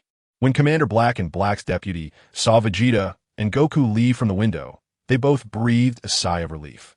At this moment, Black's deputy said to Commander Black, Commander, we are really lucky that these two terrifying guys let us go. However, our dream of dominating the world is temporarily interrupted, but it's only for a year. The Dragon Balls can be used again after a year, and we can continue collecting them then. I will definitely help you achieve your dream of world domination. World domination? Why would I want to dominate the world? With the current strength of our Red Ribbon Army, how many organizations on Earth can compete with us? Commander Black said impatiently. Isn't the commander collecting the Dragon Balls to dominate the world? Black's deputy was taken aback, but then he seemed to realize something and continued, Oh, I get it. The commander is collecting the Dragon Balls to become a king, right? The current king of Earth seems to have also made a wish to the dragon. At this moment, Commander Black interrupted Black's deputy again, saying, I'm not trying to become the king of Earth. To be honest, I'm doing it to grow taller. I want to wish to the dragon to grow to 180 centimeters. What? Upon hearing Commander Black's wish, Black's deputy staggered back a few steps, shocked, and exclaimed, Commander, we lost so many brothers, spent so much money, and endured such humiliation just to fulfill your dream of growing taller. Why are you shouting? The money was all mine, and those so-called brothers of yours were only working for me because I paid them. Otherwise, do you think they would serve me for no reason? Besides, these guys who took my money have already run away. Commander Black retorted, This is all just a transaction. I give them money, and they work for me. It's just a pity that I have to wait another year to collect the Dragon Balls and fulfill my wish. Commander Black said angrily while looking out the window. Seeing that Vegeta and Goku's figures were no longer visible, Commander Black turned to say something. But the scene before him made his pupils shrink rapidly. What are you planning to do? You're just a dog I hired. Are you planning to betray me? At this moment, Black's deputy was holding a gun pointed at Commander Black's forehead. Black's deputy coldly replied, You're not wrong. You did pay us to work for you. But over the years, world domination has become the dream of me and all the brothers of the Red Ribbon Army. I can't let their blood be shed in vain. So I have to kill someone like you who betrays our dream. After saying this, Black's deputy fired directly, and the gun emitted a burst of hot flames. Although Commander Black was short, he was quite agile and managed to dodge the first shot with a leap. However, Black's deputy quickly fired a second shot, which struck Commander Black in the chest, causing blood to spatter everywhere. Commander Black painfully covered the gunshot wound on his chest and looked at his black deputy with difficulty, saying, "Traitor, you won't have a good end either. The gods will punish you." Without any hesitation, Black's deputy fired several more shots, emptying the magazine and completely killing Commander Black. He then said, "I don't know if the gods will punish me, but I will inherit your will and lead the Red Ribbon Army to dominate the earth again." After saying this, he casually threw away the gun and muttered to himself, "I wonder how Dr. Jero's research is going. Can the new androids handle those two guys from earlier?" Just as he finished speaking, a round of applause suddenly sounded from behind him. "Who?" Black's deputy was startled and jumped back, only to see Vegeta and Goku standing behind him. "When did you two come in? Weren't you supposed to have left?" Black's deputy asked, his face changing dramatically and feeling very embarrassed. Vegeta did not answer the other person's question, but instead said to Goku, "Goku, did you see that? This is the consequence of not getting rid of the root. You think that by showing mercy to your enemies, they will be grateful to you, but in reality, they might be plotting how to kill you again. So remember, when dealing with enemies, never show unnecessary mercy. If you need to eliminate them, you must act decisively and kill them." Upon hearing Vegeta's words, Burak immediately understood that the other party was not there to negotiate. He jumped and broke the window, attempting to escape. But could he really get away? Vegeta shot out a finger beam, directly hitting Burak. Burak let out a scream in the air and then fell down. Vegeta walked to the window and looked at the still Black, then said to Goku, "All right, I'm heading back to West City now, or else Bulma will get angry again. You just continue to collect the Dragon Balls to revive your grandfather. After you revive him, hurry back to West City and continue training with me." To be honest, Vegeta's actions just now had quite an impact on Goku.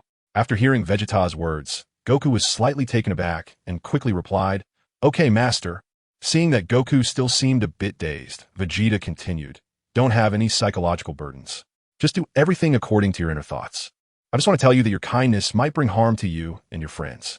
All right, I'm leaving now. If you encounter any difficulties, come find me in West City." After saying that, Vegeta flew directly towards West City, leaving Goku and the almost empty Red Ribbon Army headquarters behind. Chapter 54. The Fortune Teller. After returning to West City, Vegeta handed over the 40 billion zeni he extorted from the Red Ribbon Army to Jill, who was in charge of managing the dojo. Jill was previously Bulma's secretary and was later assigned by Bulma to oversee the construction and operation of the dojo, allowing Vegeta to focus on training and spending time with Bulma. "Jill, how much money do we have in the dojo's account now?" Vegeta asked. "Sir, including the funds you just handed to me, there is currently a total of 397 billion zeni available in the account." Jill reported the amount without looking at the computer. Vegeta nodded and continued to ask, "How many branches do we have now?" Jill replied, "Currently, we have 39 branches that are already in operation, and about 72 branches are still under construction, which should be officially operational in about a year. We have basically covered all the major and super large cities on Earth. As personnel allows in the future, we will continue to expand into medium and small cities, aiming to establish at least one of our Chinese martial arts dojos in every city with a population of over 100,000. After hearing this, Vegeta nodded in satisfaction and said, "All right, I will ask Jim and the others to work hard to train the dojo master." In fact, the dojo masters were all students that Vegeta had taken in. He originally had 33 disciples, but after 4 defected, he now only had 29 students left. Of course, currently, he only had one direct disciple, Son Goku, while the others were still under his observation. Vegeta had initially planned to take in the purebred and most talented Earthling disciple, Dan, after the World Martial Arts Tournament and treat him equally with Goku. However, he regrettably observed some differences in Dan during the tournament. So the idea of taking him as a direct disciple was temporarily shelved as he needed to observe him for a while longer. To Vegeta, everyone in the Dragon Ball world, even the people on Earth, were strangers and not worthy of trust. Just as Vegeta was about to return home from the dojo, a disciple walked in with someone. "Master, this gentleman wants to see you. He said you asked him to come to be your disciple." A disciple said after bowing to Vegeta. Vegeta looked up and found that the person coming to seek apprenticeship was Yamcha. "Have you made your decision?" Vegeta asked Yamcha. "Yes."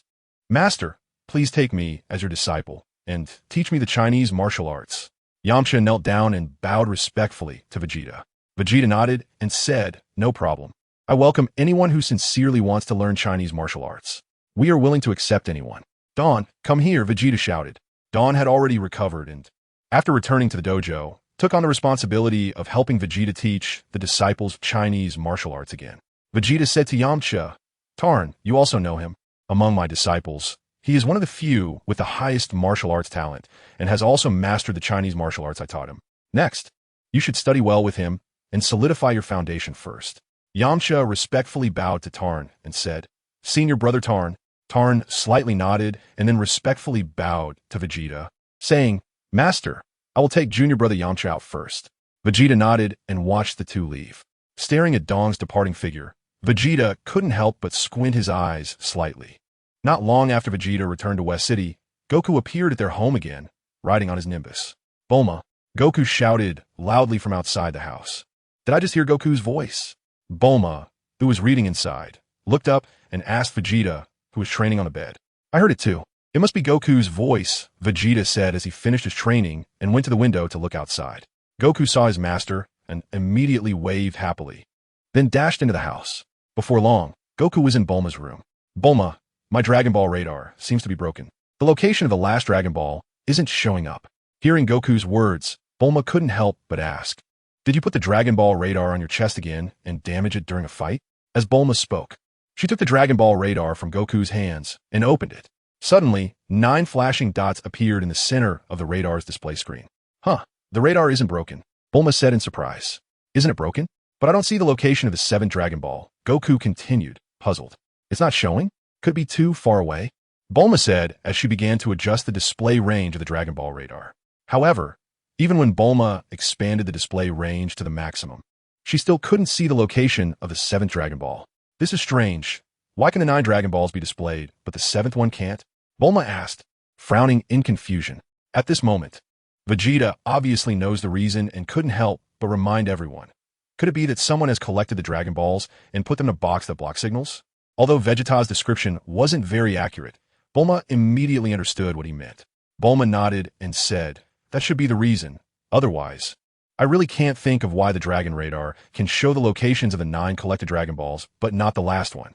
Goku, feeling a bit sad, said from the side, "But if I can't find the last Dragon Ball, I won't be able to gather all 7 Dragon Balls and summon the Eternal Dragon to revive my grandpa."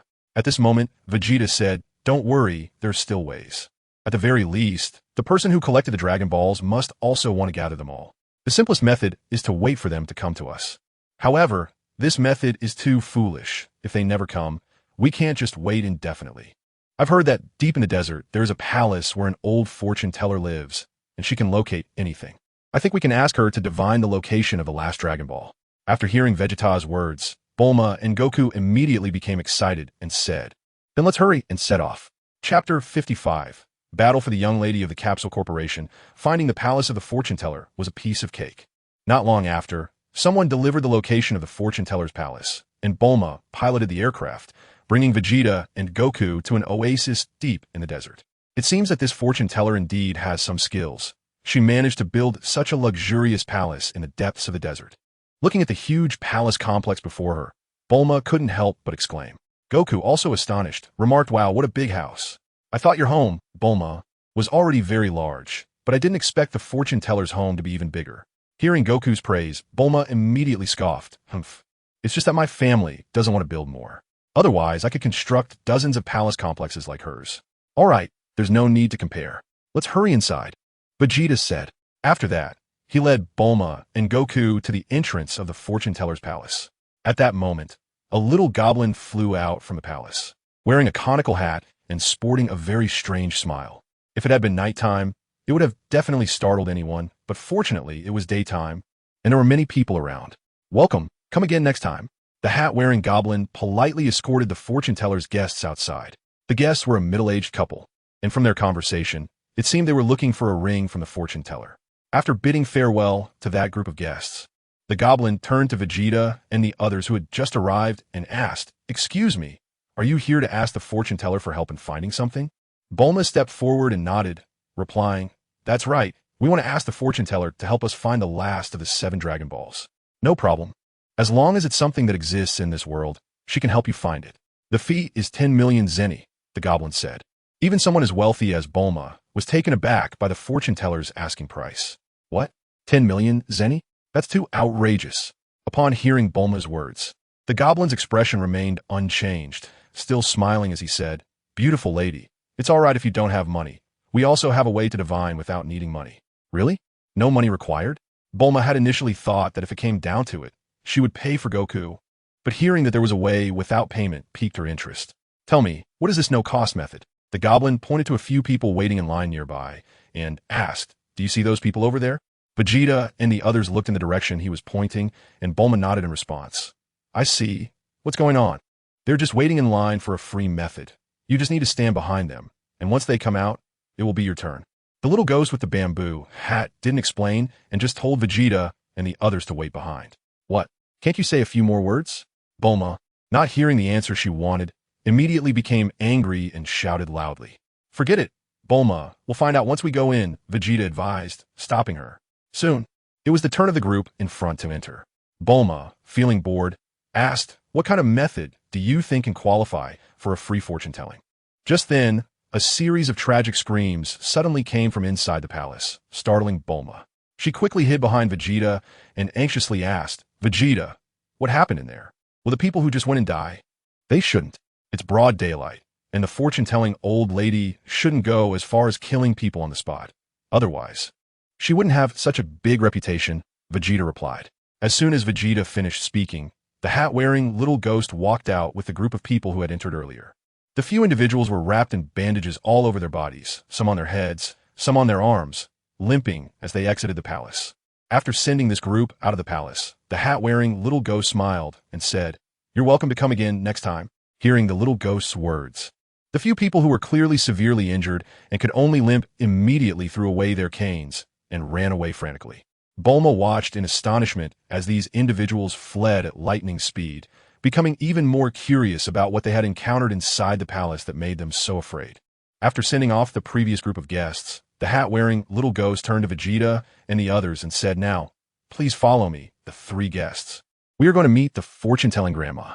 Soon, under the guidance of the hat-wearing little ghost, the three crossed a dimly lit corridor and arrived at a quiet side hall. "Where's the fortune-telling grandma?" Bulma asked curiously. "The fortune-telling grandma is inside. She will come out soon," the hat-wearing little ghost replied with a smile. Before long, the three saw a round, glowing orb floating towards them, which startled Bulma. And she nervously asked, "The fortune-telling grandma isn't a ghost like you, right?" "What an impolite little girl," an old woman's voice came from the orb. As the orb came into the light, it revealed a short, wrinkled old woman sitting atop a large fortune-telling ball. She was sitting cross-legged on the enormous ball, making her appear even smaller, wearing a pointed wizard's hat and her face covered in deep wrinkles. "So, you want a free fortune-telling, right?" the fortune-telling grandma asked. "Yes. Is that possible?" Vegeta inquired. "Of course, it's no problem. I can serve both the rich and the poor, as long as they can meet my conditions." The fortune-telling grandma continued. "What conditions? Please tell us," Vegeta asked. "Very simple. As long as the three of you can defeat all 5 of my chosen contestants, I will give you a free fortune-telling." The fortune-telling grandma stated her conditions. Bulma, hiding behind Vegeta, breathed a sigh of relief upon hearing the fortune-telling grandma's conditions and said, "What? I thought it was something terrifying. It turns out it's just a martial arts competition." "Oh, you all seem quite confident." The fortune-telling grandma continued. "Do you see these two? One is the champion of the 20th World Martial Arts Tournament, and the other is the champion of the 21st World Martial Arts Tournament. With 2 champions here, do you think we lack confidence?" Bulma said proudly. "Having confidence is good. Then let's go to the arena." The fortune-telling grandma said as she used the fortune-telling ball to lead the way to the back palace. Knowing it was just a martial arts competition, Bulma was no longer afraid and began discussing and admiring the murals and sculptures in the fortune-telling grandma's palace with Vegeta. At this moment, Goku, who was following behind the fortune-telling grandma, suddenly asked, "Grandma, are you a girl too?" Hearing Goku's words, the fortune-telling grandma nearly fell off her fortune-telling ball. Even the hat-wearing little ghost, who was flying beside her with a smile, looked shocked at Goku.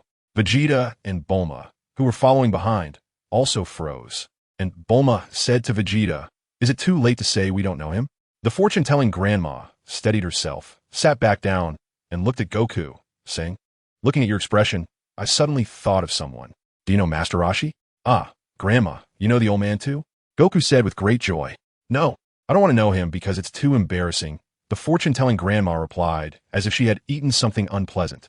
You'd better not contact him again, or you'll be taught bad things. But the old man is really nice. He even gave me the flying nimbus. Goku said somewhat indignantly. The flying nimbus? He actually gave you the flying nimbus? It seems he really likes you. Didn't he try to take you as his apprentice? The fortune-telling grandma continued to ask. He did, but I've already taken my master as my teacher, Goku answered. Oh, you've already taken a master. That is quite a sad story. Next time I see him, I can mock him about this.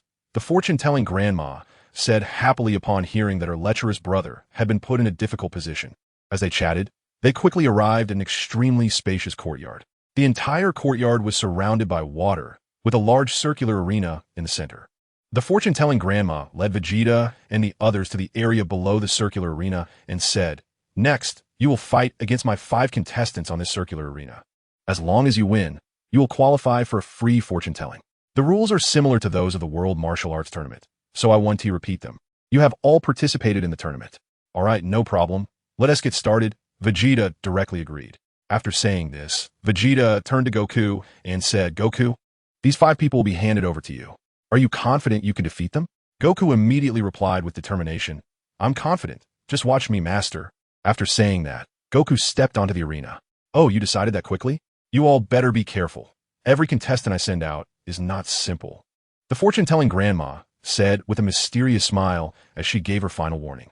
Vegeta said disdainfully, "Don't worry, if Goku can't defeat these 5 fighters, he doesn't deserve to be my disciple." Upon hearing Vegeta's words, the fortune-teller turned to look at him and then said, "All right, let me introduce the first fighter from my side, the Bat Warrior." As the fortune-teller's voice fell, a bat flapped its wings and flew out from the palace behind. When it reached above the arena, it suddenly transformed with a thud into a vampire warrior and fell from the sky. Looking at his opponent, Goku couldn't help but clench his fists in excitement and get into a fighting stance. Just as Goku was about to make his move, the Bat Warrior suddenly clasped his hands together, jumped up, and began to dance an unknown dance, bowing in all directions while continuously mumbling incantations. Goku stood frozen in place, unsure whether to attack or wait for the opponent's ritual to finish. Vegeta did not remind him verbally. Some lessons need to be taught to Goku by his enemies. And he also doesn't believe that this bat-like person can ambush Goku. Vegeta was thinking this when Batman had already arrived beside Son Goku. He suddenly kicked Goku in the face. Unprepared, Goku was directly kicked away, and Vegeta instantly felt a bit of pain in his face.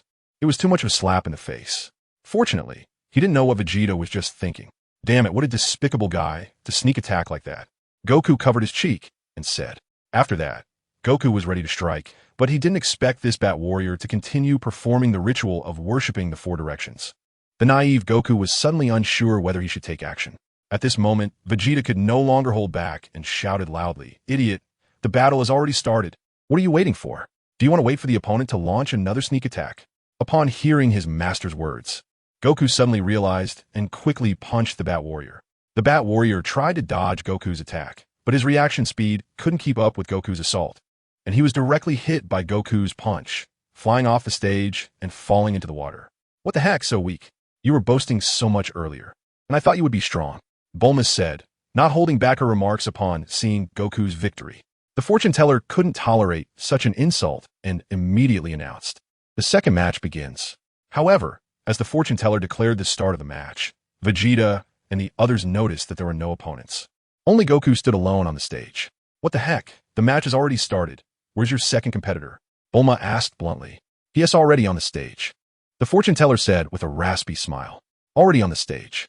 Bulma and Goku looked around, trying to find where the opponent was. At that moment, Vegeta spoke up. "Goku, this time your enemy is an invisible person, so you can't see him. But even though you can't see him, you can sense his energy. As long as there's life, there will be energy present. Although I haven't taught you how to sense energy yet, I believe this shouldn't be too difficult for you. Calm your mind and let your inner energy act as your eyes and ears. You can sense the opponent's presence." Vegeta directly used the invisible person as a live teaching opportunity, imparting the method for Goku to sense energy. After hearing Vegeta's words, Goku quietly closed his eyes on the stage. Chapter 57 Victory 2 got you. Goku's figure flickered as he kicked toward a spot on the stage. A strange scream suddenly echoed on the stage, but quickly disappeared. It was obvious that the scream had come from the invisible person. However, Goku's sensing of energy was still not very good, so he couldn't immediately defeat the opponent. Even so, Goku's attack was not something the opponent could easily withstand. It was clear that the invisible person had sustained serious injuries from Goku's strike. Just then, the fortune teller suddenly began to sing a very unpleasant song in her broken voice, thinking that Goku would determine the invisible person's location by sound. Vegeta spoke to the fortune-telling old lady, saying, "Grandma, you might as well stop wasting your efforts. I've already said that Goku doesn't rely on hearing to judge positions. He relies on his energy. So no matter how you interfere, you won't be able to stop him." Sure enough, as Vegeta's words fell, Goku launched another attack. And just 3 rounds later, a loud thud was heard as the invisible man was kicked off the stage by Goku. "Grandma, I won again." After defeating the invisible man, Goku said to the fortune-telling old lady with a naive smile. Looking at Goku's innocent smile and terrifying power, the fortune-telling old lady couldn't help but mutter to herself, "Where did this little guy come from? He's so strong." Thinking of this, the fortune-telling old lady slowly lowered her fortune-telling ball and said to Goku, "Don't get too proud. There are a total of 5 competitors, and these 2 are just the weakest ones." Hearing that there were 3 stronger competitors left, Goku became even more excited, shouting, "Grandma, hurry up and let the next 3 competitors come on stage." At this moment, the fortune-telling old lady revealed a smug yet sinister smile and said, "Next, we need to change the battlefield. It's not here anymore. I hope you won't hesitate and follow me." After saying that, she led the way, using the fortune-telling ball to fly ahead into the depths of the palace. Bulma, closely following behind Vegeta, couldn't help but nervously whisper, "Brother, this old lady isn't planning to lead us to a deserted place to kidnap us, is she?" Because the palace was so quiet, Bulma's small voice still reached the fortune-telling old lady's ears. Before Vegeta could comfort Bulma, the fortune-telling old lady angrily replied, "What are you thinking, you little girl? What do I, the fortune-telling old lady, lack that I need to kidnap you?" Seeing that her words had been overheard, Bulma couldn't help but stick out her tongue and made a face at the fortune-telling old lady, asking, "Then tell me, where do you want to take us?" At this point, the fortune-telling old lady could no longer pretend to be mysterious and said, "The place we're going next is the Devil's Toilet, where you will fight against my remaining 3 warriors." Devil's Toilet? What a disgusting name, Bulma sarcastically mocked. The fortune-telling old lady was instantly speechless. Was that name disgusting? It was terrifying, okay? What an unappreciative little girl. Everyone fell silent, and soon they reached a corner of the stairs where there was a door on the wall. The fortune-telling old lady said to Goku, "The competitors will enter from here, while the rest of the spectators will follow me up. We can watch from above and see more clearly." Goku obediently pushed open the door and walked forward, while Vegeta and Bulma followed the fortune-telling old lady to an observation platform above. At this point, the so-called Devil's Toilet came into view for Vegeta and Bulma. It was a huge hollow space with 2 giant, squatting demon statues on either side, with stone tongues about 2 people wide extending from the statues' mouths. The long tongues connected to form a narrow bridge, and below the bridge seemed to be a pool of lava, constantly bubbling and emitting heat. Soon, they saw Goku walking out from the mouth of the left demon. Compared to this massive space and the giant demon statues, Goku seemed so small. However, the fighting space on that narrow stone tongue was too small for competition. "This is the Devil's Toilet," said the fortune-telling old lady as she casually picked up a piece of raw steak and threw it down. Everyone heard a sizzling sound as the raw steak melted in the green lava below. "So I advise you to admit defeat. If you fall, there will be nothing left," the fortune-telling old lady said with a hint of kindness. To this, Vegeta replied unceremoniously, "Thanks for your kind advice, Grandma, but let's get the match started quickly. The sooner it ends, the sooner I can return to West City to continue training." It's hard to advise someone seeking death. "In that case, let me show you my 3rd warrior," the fortune-telling old lady said angrily. She formed hand seals with both hands and chanted an incomprehensible spell. Soon, a puff of blue smoke began to rise from the mouth of the right demon statue, and when the smoke dissipated, a coffin was left on the demon's tongue opposite. The coffin was decorated with patterns resembling those of ancient Egypt. "Come out, mummy warrior," the fortune-telling old lady shouted loudly. After a while, the lid of the coffin slowly opened, revealing a tall figure wrapped in bandages. The mummy warrior emerged from the coffin, revealing a sinister smile, especially when he saw that his opponent was just a child, making him smirk disdainfully.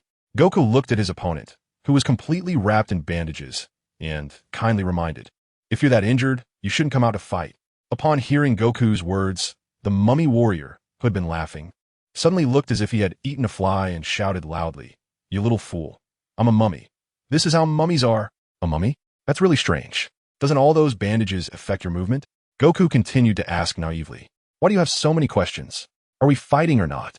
If not, then get lost and don't disturb my sleep. The mummy warrior was quite annoyed by Goku's many questions. All right, I won't ask anymore. So let's start the fight.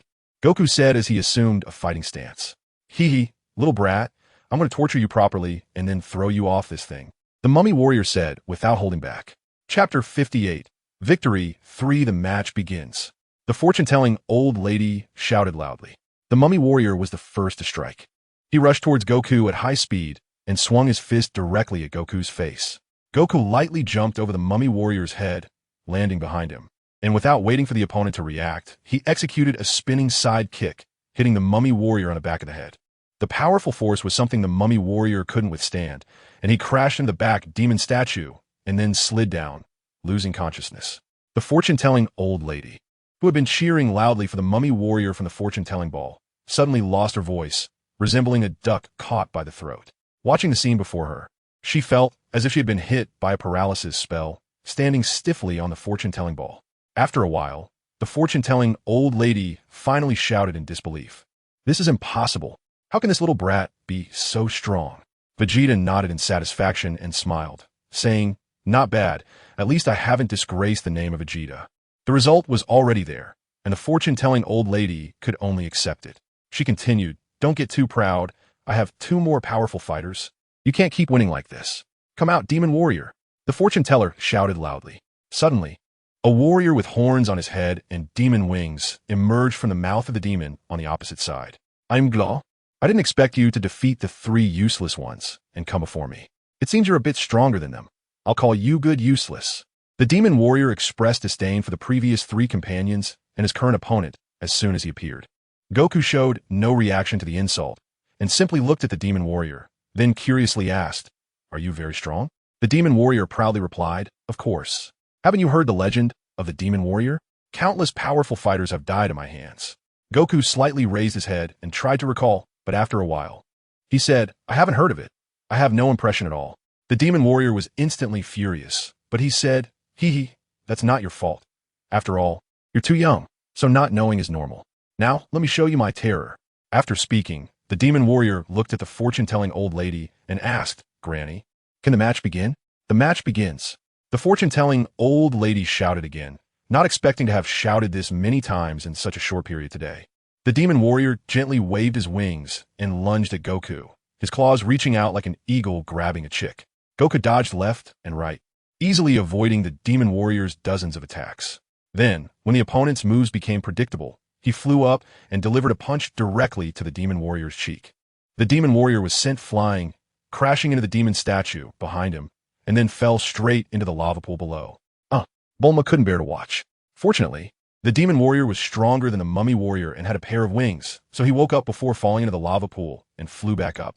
Standing on the demon's tongue, Goku saw his opponent finally rise into the air and couldn't help but breathe a sigh of relief, saying, Good thing you flew back up. Otherwise, I would feel guilty for a lifetime. It seems I haven't fully mastered my strength yet. I need to be lighter. Hearing Goku's disdainful words, the demon warrior became furious and shouted, Damn little brat, I will kill you. Goku replied seriously, No, you can't kill me. I advise you to surrender. You can't defeat me. The demon warrior's face turned red with anger as he flapped his wings and shot into the sky, saying to Goku, I'll make you understand why I'm so terrifying. Countless people fear me, and my story is passed down through generations. The fortune-telling old lady was stunned and then shouted to stop. No, you can't use that move. Don't interfere. I will definitely kill this little brat today. If you dare to stop me, watch out. I might kill you too. The demon warrior shouted angrily. Hearing the demon warrior's words, the fortune-telling old lady trembled with rage. At this moment, Bulma asked, What move is he going to use? The fortune-telling old lady took a deep breath to suppress her anger and slowly said, He is called the demon warrior not only because he has a demonic face, but also because of his ultimate move, the demon beam. Demon beam? Yes, that's right. The demon beam. I estimate that everyone, except for the gods, has some evil thoughts hidden in their hearts, to some extent. Anyone hit by the demon beam will have their evil thoughts infinitely magnified, ultimately causing their heart to burst from that evil thought. The fortune-telling old lady explained. What? Bulma looked at Goku and the demon warrior in surprise. Does that mean if Goku is hit by his demon beam, he is doomed? Yes, I'm sorry. I couldn't keep my underlings in check, the fortune-telling old lady said, somewhat dejectedly. There's no need to apologize. The demon beam is nothing but a joke to Goku right now. Vegeta suddenly spoke up. What? Kid, do you know what you're talking about? The fortune-telling old lady exclaimed in shock at Vegeta's words. I know my disciple's abilities very well. A mere demon beam can't harm him, Vegeta said, glancing at the fortune-telling old lady and speaking very arrogantly. We'll see. The fortune-telling old lady replied, also with a proud expression. Soon, the demon warrior gathered his ultimate move, pointed his index fingers at Goku, and shouted loudly, Demon Beam. Instantly, a red beam of light shot in circles toward Goku. Goku didn't feel any energy from that beam at all. He was very curious as to why his opponent would launch such a weak attack. When a light enveloped Goku, it had no effect other than a faint glow. Seeing that Goku was unharmed by his demon beam, the demon warrior was instantly shocked, his jaw nearly dropping. How is this possible? Why are you completely fine? The demon warrior shouted in disbelief at Goku. Chapter 59. Victory for not only the demon warrior, but the fortune-telling old lady also had the same expression. Goku looked curiously at the demon warrior and asked, Hey, did you even try? Is this really your ultimate move? It has no power at all. How can it be that nothing happened? This is impossible. The fortune-telling old lady murmured to herself. Could it be? The fortune-telling old lady seemed to have thought of something, and her expression changed. At this moment, Vegeta spoke up, that's right, because Goku has no so-called evil thoughts in his heart. Whether it's killing beasts or humans, to Goku, it's just following the laws of nature. He has never killed for the sake of killing. Therefore, in Goku's heart, what is evil? He has no understanding of it, and lacks the various filth that other humans possess. I see. I never thought I would witness someone with a pure heart in my lifetime, the fortune-telling old lady said. On the battlefield, the demon warrior also heard the conversation between Vegeta and the fortune-telling old lady. I don't believe it. I refuse to believe that there are people in this world without evil thoughts. The demon warrior shouted madly. It must be that I haven't used my moves in so many years, so there's something wrong with my attack. I need to try again. After saying that, the demon warrior put his finger in his mouth and bit down, causing purple blood to flow out. The demon warrior used his own blood to draw a rune in the air and shouted again, Demon Beam. Suddenly, a thicker beam of light flew towards Wuxia, enveloping him and emitting a dazzling red glow. Unfortunately, it was useless. Just like before, the red light dissipated after a short while, and Wuxia remained standing in place without any change, showing no signs of his heart being burst. Wuxia, hurry up and finish the battle so we can wrap up. Vegeta shouted at Wuxia. Okay. After hearing Vegeta's words, Wuxia leaped into the air and, using the demon statue, kicked the demon warrior still flying in the air, sending him crashing onto the stands. Fortunately, Vegeta quickly pushed Bulma's head down, preventing her from being hit by the opponent. Wuxia, be careful. Bulma shouted at Wuxia, dissatisfied. Wuxia quickly apologized, sorry. The fourth warrior was defeated, and now only the last warrior remained. Soon, at the call of the fortune teller, the last warrior emerged from the mouth of the demon statue. The fifth warrior was seen wearing a rabbit mask, concealing his true face. Seeing this, Bulma disdainfully remarked, What is this? Hiding your own face? Are you so afraid of being seen? Or do you think you look so ugly that you might scare others? At this moment, Vegeta said meaningfully, perhaps he's afraid of being recognized. Just then, the masked man looked up at the fortune teller and asked, Grandma, can I change the battlefield outside? I want to have a good match with this little brother. The fortune teller was taken aback, but nodded in response, Of course, no problem. As long as you're happy. Soon, the group returned to the circular arena where they had fought earlier. Goku and the masked man stood on the arena, ready to fight. The match begins, announced the fortune teller. Goku wasted no time and attacked the masked man. The two immediately engaged in battle, although the masked man was quite strong. He was easily suppressed by Goku and had little ability to fight back. Even the few counterattacks he managed were easily dodged by Goku. Seeing that he was about to be defeated, the masked man pretended to clash with Goku, then used the momentum to jump back and create some distance. Kamehameha. The masked man unleashed the Kamehameha technique from the turtle school towards Goku. Goku was only slightly surprised, as the Kamehameha was not difficult, and he knew how to perform it himself. Facing the masked man's Kamehameha, Goku spread his legs apart, took a half-squat stance, and opened his arms wide, directly absorbing the Kamehameha with his chest. It was truly unbelievable. Seeing his ultimate move being taken like this, the masked man was stunned. However, Goku didn't give him a chance to react. Taking advantage of the masked man's moment of shock, he executed a flying kick that knocked him down and then followed up with an upward kick that sent the masked man into the air. Finally, Goku jumped high and performed a 390-degree spin in the air, kicking the masked man towards the arena. The masked man crashed heavily onto the arena, motionless. Goku landed and raised his hand in a V shape, saying to the fortune teller, "Grandma, I won. Please help me with the fortune telling." But just as Goku finished speaking, the masked man suddenly sat up from the arena and quickly flew behind Goku, grabbing his tail. I got your tail," the masked man said proudly. However, the situation before him disappointed him. Seeing Goku still standing there without any issues, he shouted, "Aren't you supposed to be weak after having your tail grabbed?" Goku chuckled, then forcefully flicked his tail upwards and slammed it down onto the arena, causing the masked man to crash heavily onto it. Seeing that Goku was about to come at him again, the masked man quickly released his grip and distanced himself from Goku. At this moment, Goku replied, "You're right, but that's already my past weakness. After I became a disciple, my master required me to train my tail, to become an excellent martial artist. I can't have any obvious weaknesses." The masked man looked at Goku and sighed. "Your master must be a great martial artist. I wonder if I will have the chance to meet him." Upon hearing the masked man's remark, Goku pointed at Vegeta and exclaimed, "You can meet him now. He is my master." The masked man was taken aback to learn that Vegeta was Goku's master. He had thought Goku's master would be an elderly man with white hair, like his own master, the Turtle Hermit. He never expected that it would be such a young person. At this moment, Vegeta looked at Gohan and said, "Mr. Son, you can admit defeat. With your current strength, you are no match for Goku. If Goku hadn't gone easy on you, you would have lost long ago." Chapter 90, The Last Dragon Ball. Gohan was taken aback when he heard Vegeta call him Mr. Son. The intensity in his eyes seemed to penetrate through Gohan's own eyes and see through his thoughts. Gohan hurriedly averted his gaze and stopped making eye contact. Although he didn't know how Vegeta recognized him, what he said was indeed correct. So he turned to Goku and said, "I admit defeat." Defeat? Goku was slightly taken aback. He had just warmed up and wasn't finished having fun yet, and he didn't expect Gohan to give up so soon. Well, if he wants to give up, then let him. Goku relaxed his stance and then looked at Baba, asking, "Baba, can you help me find the location of the last Dragon Ball now?" Baba nodded and said, "No problem. You've defeated my 5 warriors, so I could do a free divination for you." At that moment, the masked man took off his mask and looked at Goku, shouting, "Goku, do you see who I am?"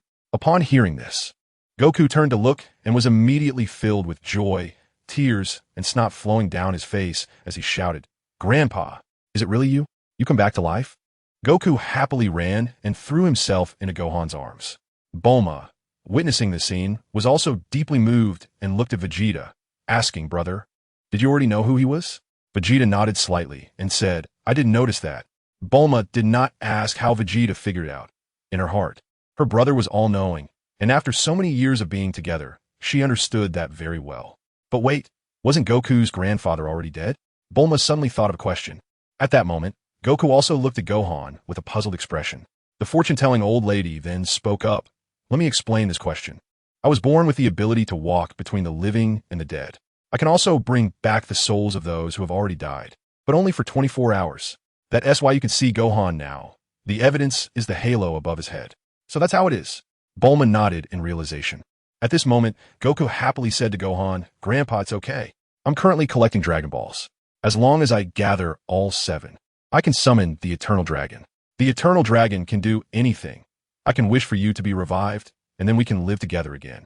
Hearing this, Gohan also nodded happily and said, "Great, no problem, Grandpa. I'll wait for you to revive me." Upon hearing this, Goku couldn't wait to look at the fortune-telling old lady and urged, "Fortune-telling old lady, please tell me where the last Dragon Ball is." The fortune-telling old lady did not hesitate and began to chant a spell over the fortune-telling ball. Soon, a car speeding down the road appeared on the ball. "The Dragon Ball is in that car, heading west towards us," the fortune-telling old lady said. "Okay, Grandpa, you wait here for a moment. I'll go get the last Dragon Ball." After saying that, Goku summoned the flying Nimbus and sped off to the west. Watching Goku rush away, Gohan couldn't help but exclaim, "I didn't expect Goku to know Master Roshi. He even gave Goku the flying Nimbus. After that, Gohan bowed to Vegeta and said, Mr. Vegeta, I really can't thank you enough for taking my grandson as a disciple and teaching him such powerful martial arts, making him so strong now. Even if I were still alive, I couldn't do better than you. Vegeta shook his head indifferently and said, it must be fate. Goku is innocent and carefree. With top-notch physical abilities, he truly is a martial arts prodigy. Not only that, the most important thing is that we are of the same kind. Saying this, Vegeta revealed the tail coiled around his waist. At this moment, the fortune teller and Gohan noticed that, like Goku, Vegeta also had a tail growing from his backside. Gohan exclaimed curiously, so there is more than just Goku with a tail on Earth. There are actually fellow clansmen. This is quite unexpected. But this is good. At least Goku is no longer lonely. He has his own kind. At this time, Bulma thought, so Goku is also an alien. Gohan continued to ask Mr. Vegeta, can I ask what kind of race you and Goku belong to? If it needs to be kept secret, you don't have to say. There is nothing to hide. Both he and I are scions. On Earth, it's just the two of us, Vegeta replied. Two? What about the other clansmen? Aren't they on Earth? Gohan continued to inquire. That's right, we are actually aliens. We landed on Earth by chance. As for the other clansmen, they have disappeared into the universe along with the explosion of our planet. A few remaining clansmen are still wandering in space, Vegeta explained. Oh my god, is my brother's background this tragic? Bulma exclaimed, immediately feeling a surge of compassion. Please accept my condolences. Gohan and the fortune teller said in unison. Thank you. But it's okay, I'm not that weak. I've gotten used to it over the years, Vegeta replied gratefully. Seeing that Vegeta's expression hadn't changed, everyone let out a sigh of relief, but they tacitly decided not to discuss science any further. In less than half an hour, Goku flew back to the fortune teller's palace on his Nimbus, and everyone placed the 7 Dragon Balls on the wide arena. Goku shouted at the Dragon Balls, come forth, Shinron. Suddenly, dark clouds gathered in the sky, and flashes of lightning flickered. Once the clouds completely covered the sky above, a bolt of lightning shot up from the 7 Dragon Balls into the sky. Amidst the flickering lightning, a gigantic green dragon slowly appeared before everyone. Its enormous body brought a great sense of pressure, though the energy it emanated was extremely weak, not at all matching its identity as a dragon. State your wishes. I can grant any one wish, Shinron announced loudly to Vegeta and the others. At this moment, Goku shouted, Shinron, please help me revive my grandfather, son Gohan. As soon as Goku finished speaking, there was a moment of silence, and then the atmosphere awkwardly became tense. Seeing that the angelic halo above his grandfather's head hadn't disappeared, Goku angrily asked Shinron, Shinron, didn't you say any wish can be granted? Can't you revive my grandfather? Chapter 91. Continue training. Shinron awkwardly nodded and said, I'm sorry, I can revive the deceased, but only those who have died within the past year. I cannot revive those who have died for more than a year, as that is the limitation set upon me by the gods. What? I always thought Shinron was all-powerful. It's really disappointing to find out you have limitations too. Bulma said somewhat disdainfully at this moment. Shinron was left speechless, floating awkwardly in midair, unable to say a word. Goku, in tears, said to Gohan, Grandpa, I'm sorry. I can't revive you. Although Gohan felt a bit disappointed, he wasn't heartbroken. For him, seeing his grandson skilled in martial arts and taken care of was enough to fulfill his wishes, leaving him without worries. To him, living on Earth or in the afterlife didn't make much of a difference. Goku, it's okay. Grandpa is already very satisfied seeing you live well. You have your own life ahead, and Grandpa has his own life too. So even if we are not together, we will still care for each other. Besides, as long as Grandpa doesn't reincarnate in the afterlife, we will meet again eventually. At that time, we could be together again, right? So there is no need to be too sad. This is a normal part of life. Gohan comforted Goku. So, do you have any other wishes you want to fulfill? My time is limited, Shinron asked at this moment. Bulma waved her hand and said, Forget it. Forget it. We no longer expect anything from you. You can go now, and if we have any wishes we want to fulfill in the future, we'll find you then. Upon hearing Bulma's words, Shinron nearly snorted in disbelief. What do you mean you'll find me when you have wishes? Am I your pet? However, Shinron didn't dare to say anything, as he could sense Vegeta's immense power standing beside Bulma, far beyond what he could handle. Thinking of this, Shinron couldn't help but sigh and said, Then I'll take my leave. After saying this, Shinron transformed back into the 7 Dragon Balls and flew into the sky, preparing to scatter. Vegeta seized the opportunity, leaping into the air and directly retrieving the 4-star ball. He handed the 4-star ball to Goku and said, "Goku, this is the 4-star ball. Keep it safe, so you won't have to search for the Dragon Balls later." "Thank you, Master." Goku happily took the 4-star ball and then showed it to Gohan. Gohan looked at the Dragon Ball Goku handed over and couldn't help but exclaim, "I never expected this ball to be the magical Dragon Ball." After expressing his surprise, Gohan turned to Bulma and Vegeta, thanking them. "Thank you both very much. If it weren't for you, Goku might still be living a lonely life on the Puff Puff Mountain. It's you who introduced him to a more wonderful life." "Grandpa, don't say that. Goku is great. He is pure and kind." "You raised him well," Bulma replied. They continued chatting, watching Goku and Gohan engage in a martial arts game from their childhood. After about 2 more hours, the fortune teller approached and said, "All right, Mr. Gohan, it's time. You need to come back with me to the underworld." Hearing the fortune teller's words, Goku immediately burst into tears, not expecting that after such a brief reunion, they would have to face separation again. Gohan hugged Goku's little head and comforted him. "Why are you crying? You're already an adult now. You should be strong. In the future, follow Master in practicing martial arts." "I can see that, Mister. Vegeta is a very powerful martial artist, and Grandpa will always be watching over you in the underworld." "Grandpa, you take care in the underworld too." Goku looked up at Gohan with teary eyes, but spoke silly words. Gohan, hearing his grandson's concern, couldn't help but laugh heartily, then said, "Silly boy, what are you talking about? Grandpa is already dead. Can he die again?" Upon hearing Gohan's words, everyone burst into laughter. Although Vegeta knew that one could indeed die again, he certainly wouldn't say it at that moment to spoil the mood.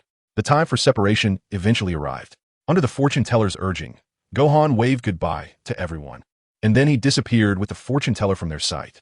Looking at Goku, who remained standing in the hall with a lost expression, Vegeta stepped forward, patted Goku on the shoulder, and said, "Come on, Goku, let us go home. Your grandpa will live well in the underworld." Goku turned to Vegeta and asked, "Master, will I be able to see my grandpa again?" "I believe you will. You need to have faith," Vegeta comforted him. Goku nodded and said firmly, "Master, let's go back to West City. You should train me well. I hope that when I see Grandpa again, I can surprise him." "Don't worry, I will." Vegeta smiled slightly, but there was an indescribable feeling in his smile. After returning to West City, Vegeta began to continue training Goku in Chinese martial arts. Previously, Goku had spent too little time training beside Vegeta. Aside from internal energy techniques, he had only taught him a long fist. And even the Chien Koan de Nua, it was just briefly mentioned. In the following years, Vegeta finally began to seriously impart Chinese martial arts to Goku. The first thing he taught was the philosophy of Chinese martial arts, which is fundamental to ensuring that Chinese martial arts continue to be passed down in the Dragon Ball world. Otherwise, Chinese martial arts would only have a fleeting moment of glory, just like other martial arts factions in Dragon Ball. The detailed content 1 be elaborated on one by one.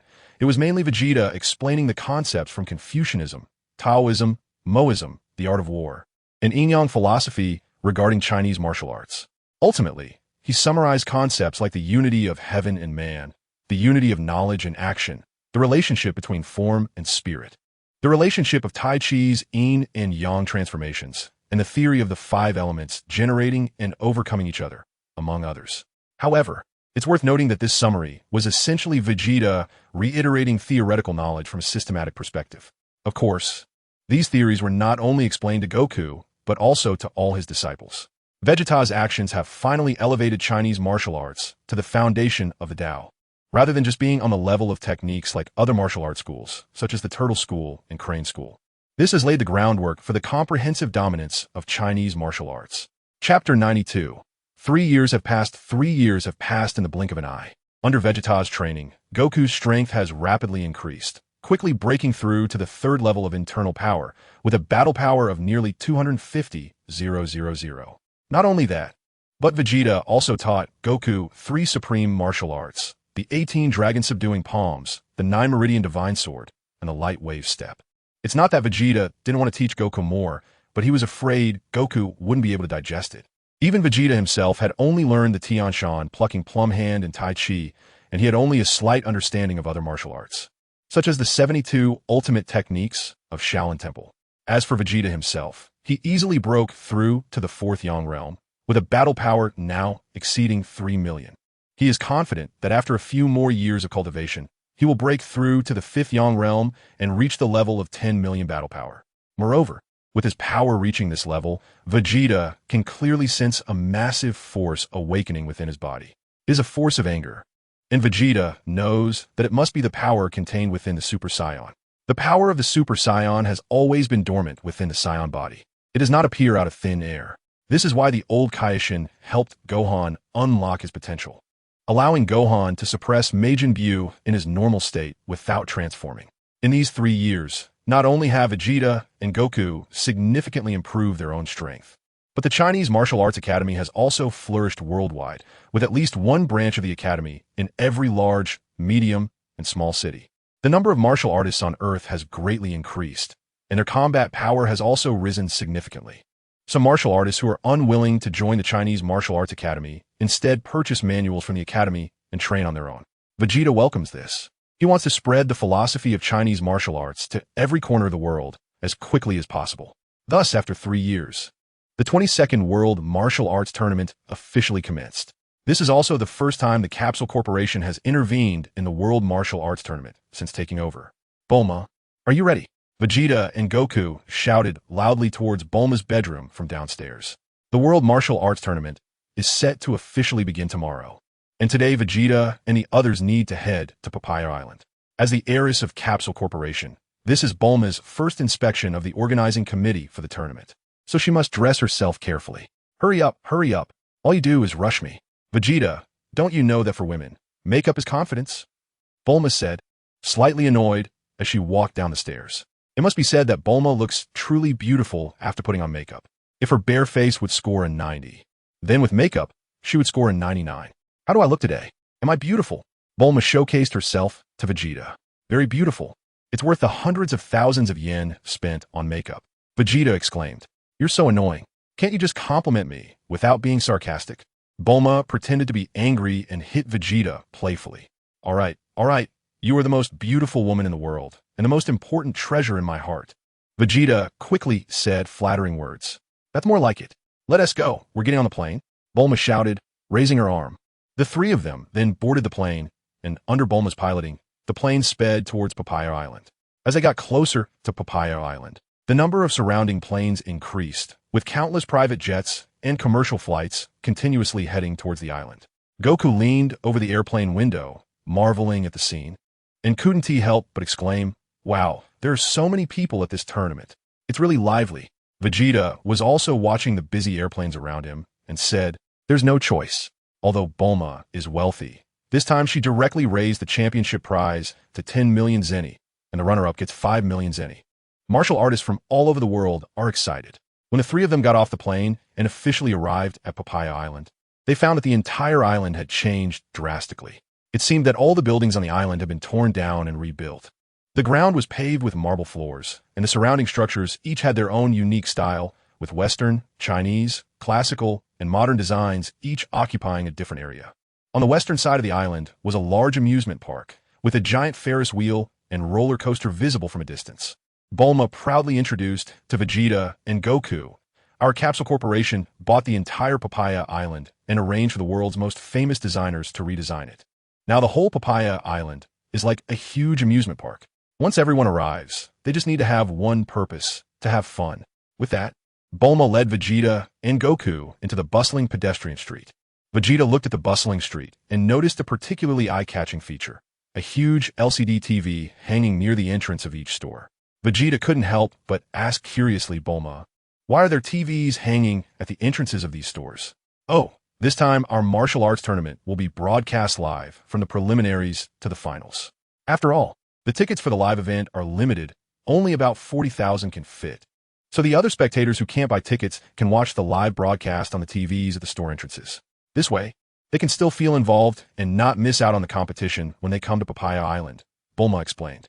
Vegeta couldn't help but give Bulma a thumbs up. After spending most of the day strolling through various charming pedestrian streets, the 3 of them headed towards the venue of the World Martial Arts Tournament. Upon arriving at the venue, the architectural complex once again left Vegeta and Goku a bit stunned.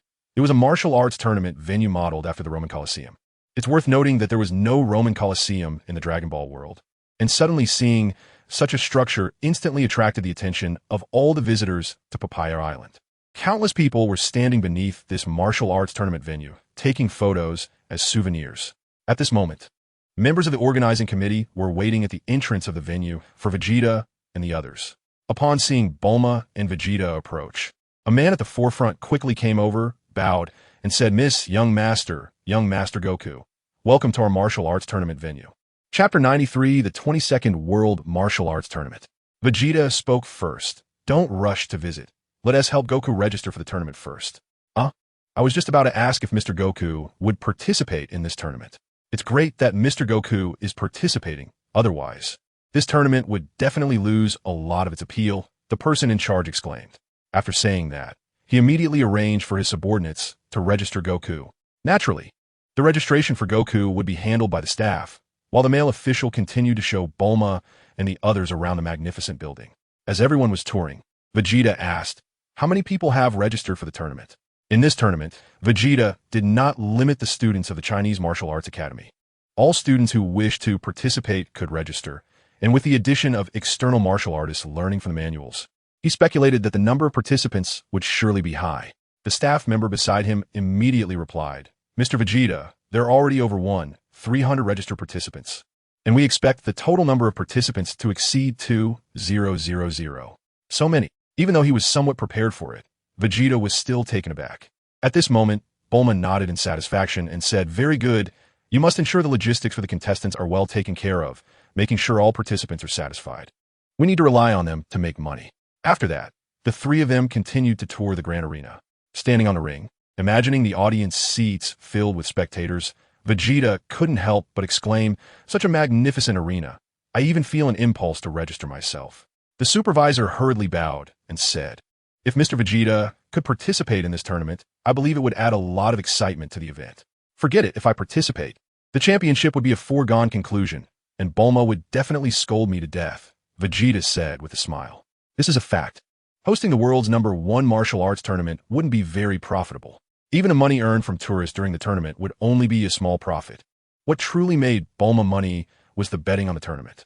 The Capsule Corporation had a spinach company that broadcasted the tournament live on television, allowing people around the world to place bets, with Capsule Corporation taking a commission in between. As for the commission percentage, Vegeta didn't care. But no matter how small the commission was, under such a large base, it would still be a considerable fortune. Of course, the real reason Vegeta didn't participate in the tournament was that as the head of the Chinese Martial Arts Academy and the Grandmaster of the Chinese martial arts style he created, fighting against these juniors would completely lower his status. As long as the Chinese Martial Arts Academy had students participating, if the championship was won by a student from the academy, it would further highlight Vegeta's strength, so he didn't need to step into the ring himself. After leaving the arena, Vegeta and the others encountered Yamcha, Krillin, and the others at the entrance. Seeing Vegeta, Goku, and Bulma, they immediately greeted them happily. "Ah, Goku, Mr. Vegeta, Miss Bulma." Goku also saw these familiar friends and happily greeted them. "Krillin, Yamcha, Ulan Puar. I'm so glad to see you all again." Vegeta also greeted them and said, "You don't have to be so polite, just call me Vegeta." Bulma waved for her subordinates, who were following behind to get to work, and then she happily said, "Yeah, you can just call me Bulma." Yamcha felt a bit embarrassed facing Vegeta. After the last martial arts tournament, Vegeta had invited him, and he said he would think about it. However, Yamcha's true feelings were one of rejection, as they were around the same age, and he couldn't bring himself to call someone of his own age master. He considered himself a martial arts genius as well. Although he couldn't compare to Vegeta and Goku, he was still quite strong among the younger generation. So, in the end, Yamcha chose to become a disciple of Master Roshi. However, Master Roshi was indeed an excellent teacher. Later, when the Chinese Martial Arts Academy opened and began selling martial arts manuals, Master Roshi spent all his savings to buy several manuals and then studied them thoroughly with his two disciples. It can be said that now, Krillin and Yamcha's strength is not comparable to that of the original timeline. Vegeta noticed the change on Yamcha's face and smiled as he said, "It's okay, as long as you continue to study martial arts. I've been studying martial arts all along. I later became a disciple of Master Roshi and just got back from Kame House with him." Yamcha smiled as he spoke. After chatting for a while, Bulma curiously asked, "Where's your lecherous master? Why isn't he here?" Yamcha quickly replied, "Master is a bit old and tired from the flight, so he's resting at the hotel now." But just as Yamcha finished speaking, Master Roshi's lecherous voice reached everyone's ears. "Pretty lady, how about a date? I can make you very happy." Bulma looked at Yamcha and Krillin sarcastically. then signaled with her eyes, "Is this what you call being tired and resting at the hotel?" Yamcha and Krillin's cheeks immediately turned red. They felt their teacher was really too embarrassing.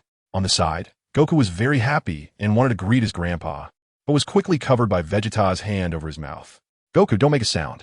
Do you want others to think we're in cahoots with a pervert?" Vegeta quickly said to Goku. Goku nodded blankly, as he still didn't understand what a pervert meant. Bulma also felt this was not a good time to greet Master Roshi. She said, "Let's go back to the hotel. Master Roshi will come back when he's done having fun."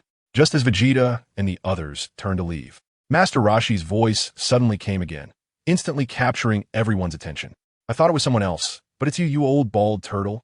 After all these years, you still haven't changed your lecherous ways." Everyone turned to see that the speaker was a person wearing a crane symbol outfit.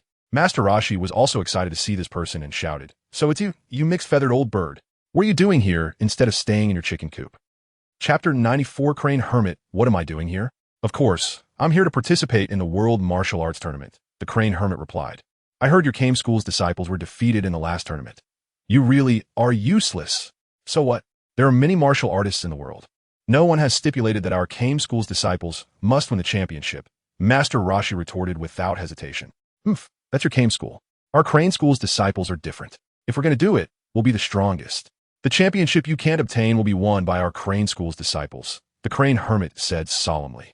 Upon hearing the Crane Hermit's words, Master Roshi suddenly burst into laughter. "Champion? Haha, champion. Bald turtle, why are you laughing?" The Crane Hermit's expression darkened immediately. "Mixed feather bird. It's not that I underestimate your Crane School, but to win the championship, you should first get through the preliminaries," Master Roshi mocked. The Crane Hermit was instantly furious, shouting angrily, "Bold turtle, are you looking down on our Crane School?" "Yes, mixed feathered bird, I'm looking down on you. What can you do about it?" Master Roshi retorted defiantly. The two faced each other, staring intensely without blinking. At that moment, a three-eyed disciple behind the Crane Hermit spoke up, "Master, don't take this to heart. I will definitely help you win the championship." "Yes, Master, Tien can defeat all his opponents," Kaiatsu chimed in from the side. Hearing his disciple's words, the Crane Hermit straightened up and slowly said, "Since my two disciples have spoken, I want to argue with you. Everything will be decided on the arena." "I'm not afraid of you. You're not the only one with disciples. I have mine too," Master Roshi retorted, immediately turning to look for his disciples, and soon spotted Yamcha and Krillin watching from a distance. Master Roshi shouted loudly, "Hey Yamcha, Krillin, you two come over here." With no choice, Yamcha and Krillin exchanged greetings with Vegeta and Goku, then quickly walked to Master Roshi's side. Master Roshi pointed at Tien and Kairatsu across from them and said to Yamcha and Krillin, "You two watch those guys over there closely, whether in the preliminaries or finals. If you face them, you must eliminate them. If you get eliminated by them, don't call me Master anymore." Hearing Master Roshi's words, Yamcha and Krillin's expressions became serious as they looked at their future opponents. Tien and Kaiatsu also looked at Yamcha and Krillin, and the air between them seemed to ignite, with sparks subtly flashing between them. Not far away, Vegeta watched the commotion between the Kame School and Crane School and said to Bulma, "This is a great topic. The showdown between Kame School and Crane School." Bulma nodded with a smile and said, "Don't worry, I've arranged for someone to hype it up." As the confrontation between Kame School and Crane School attracted more and more attention and tensions rose, Vegeta stepped in between them. He looked at both sides, especially at the Crane School, and said slowly, "If a fight breaks out outside the arena, you will be disqualified from the competition. I don't think either of you wants that, right?" Seeing Vegeta's sharp eyes, both sides were immediately intimidated by his presence and fell silent. After a while, the Crane Hermit finally spoke. "All right, since that's the case, we'll see you in the arena." Who's afraid of whom? Master Roshi naturally wouldn't back down. After they separated again, the Crane Hermit slowly asked Tien, "What do you think about that young guy who just appeared?" Tien was silent for a moment and said, "He is a very, very powerful expert. I seem to see the universe in his eyes. At that moment, I even lost the courage to strike." After hearing Tien's words, the Crane Hermit nodded and instructed, "Tien, go find out who that young man is. I don't believe he's someone without a name." "Yes, Master," Tien nodded in agreement. It was clear that the Crane Hermit and his two disciples hadn't been out for a long time, not even recognizing the master of the Chinese Martial Arts Association, Vegeta. On the other side, Krillin curiously asked Master Roshi, "Master, who is that old man? Is he your enemy?" Master Roshi immediately nodded and said, "Yes, you are correct. He is an enemy. I can't stand him. You two remember, When you get on the arena tomorrow, you must defeat those 2 Crane School disciples. I've always kept that mixed feathered bird down. Don't lose my prestige when it comes to you." At this moment, Krillin helplessly exclaimed, "Master, if you want me to defeat the opponent, you need to teach us your best skills.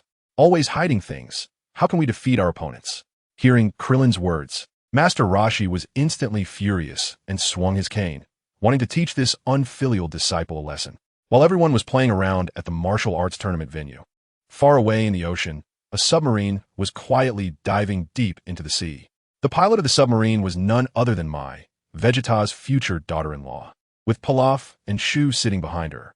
Looking at the dark trench illuminated by the submarine's lights, Mai nervously asked, "King Pilaf, is the legendary Demon King Piccolo really in this trench?" Pilaf slapped Mai on the head without hesitation and firmly said, "Of course. You have to trust me. I have consulted many ancient texts to confirm the location of the Demon King Piccolo. But since he is a great Demon King, will he help us? Or will he eat us?" The dog-like Shu asked from aside. Pilaf's face showed hesitation. He had no certainty about it either. However, after a moment, Pilaf's expression became determined as he said, "There's no other way. That little brat is too powerful. We can't defeat him at all. So if we want to realize our dream of dominating the world, we can only rely on the Demon King Piccolo's help." Mai and Shu exchanged glances, both seeing the worry in each other's eyes, but they did not continue to persuade him. Chapter 95. Demon King Piccolo. About half an hour later, the submarine finally reached the depths of the trench. Mai cautiously piloted the submarine, avoiding obstacles while carefully searching the trench. However, the electric rice cooker that sealed the Demon King was too small compared to the vast trench, and they searched the entire trench but found no trace of the rice cooker. Shu looked at Pilaf beside him and asked, "King Pilaf, we've already searched 3 times, but we still haven't found a rice cooker that seals the Demon King. The oxygen in the submarine is running low. Should we return to the surface?"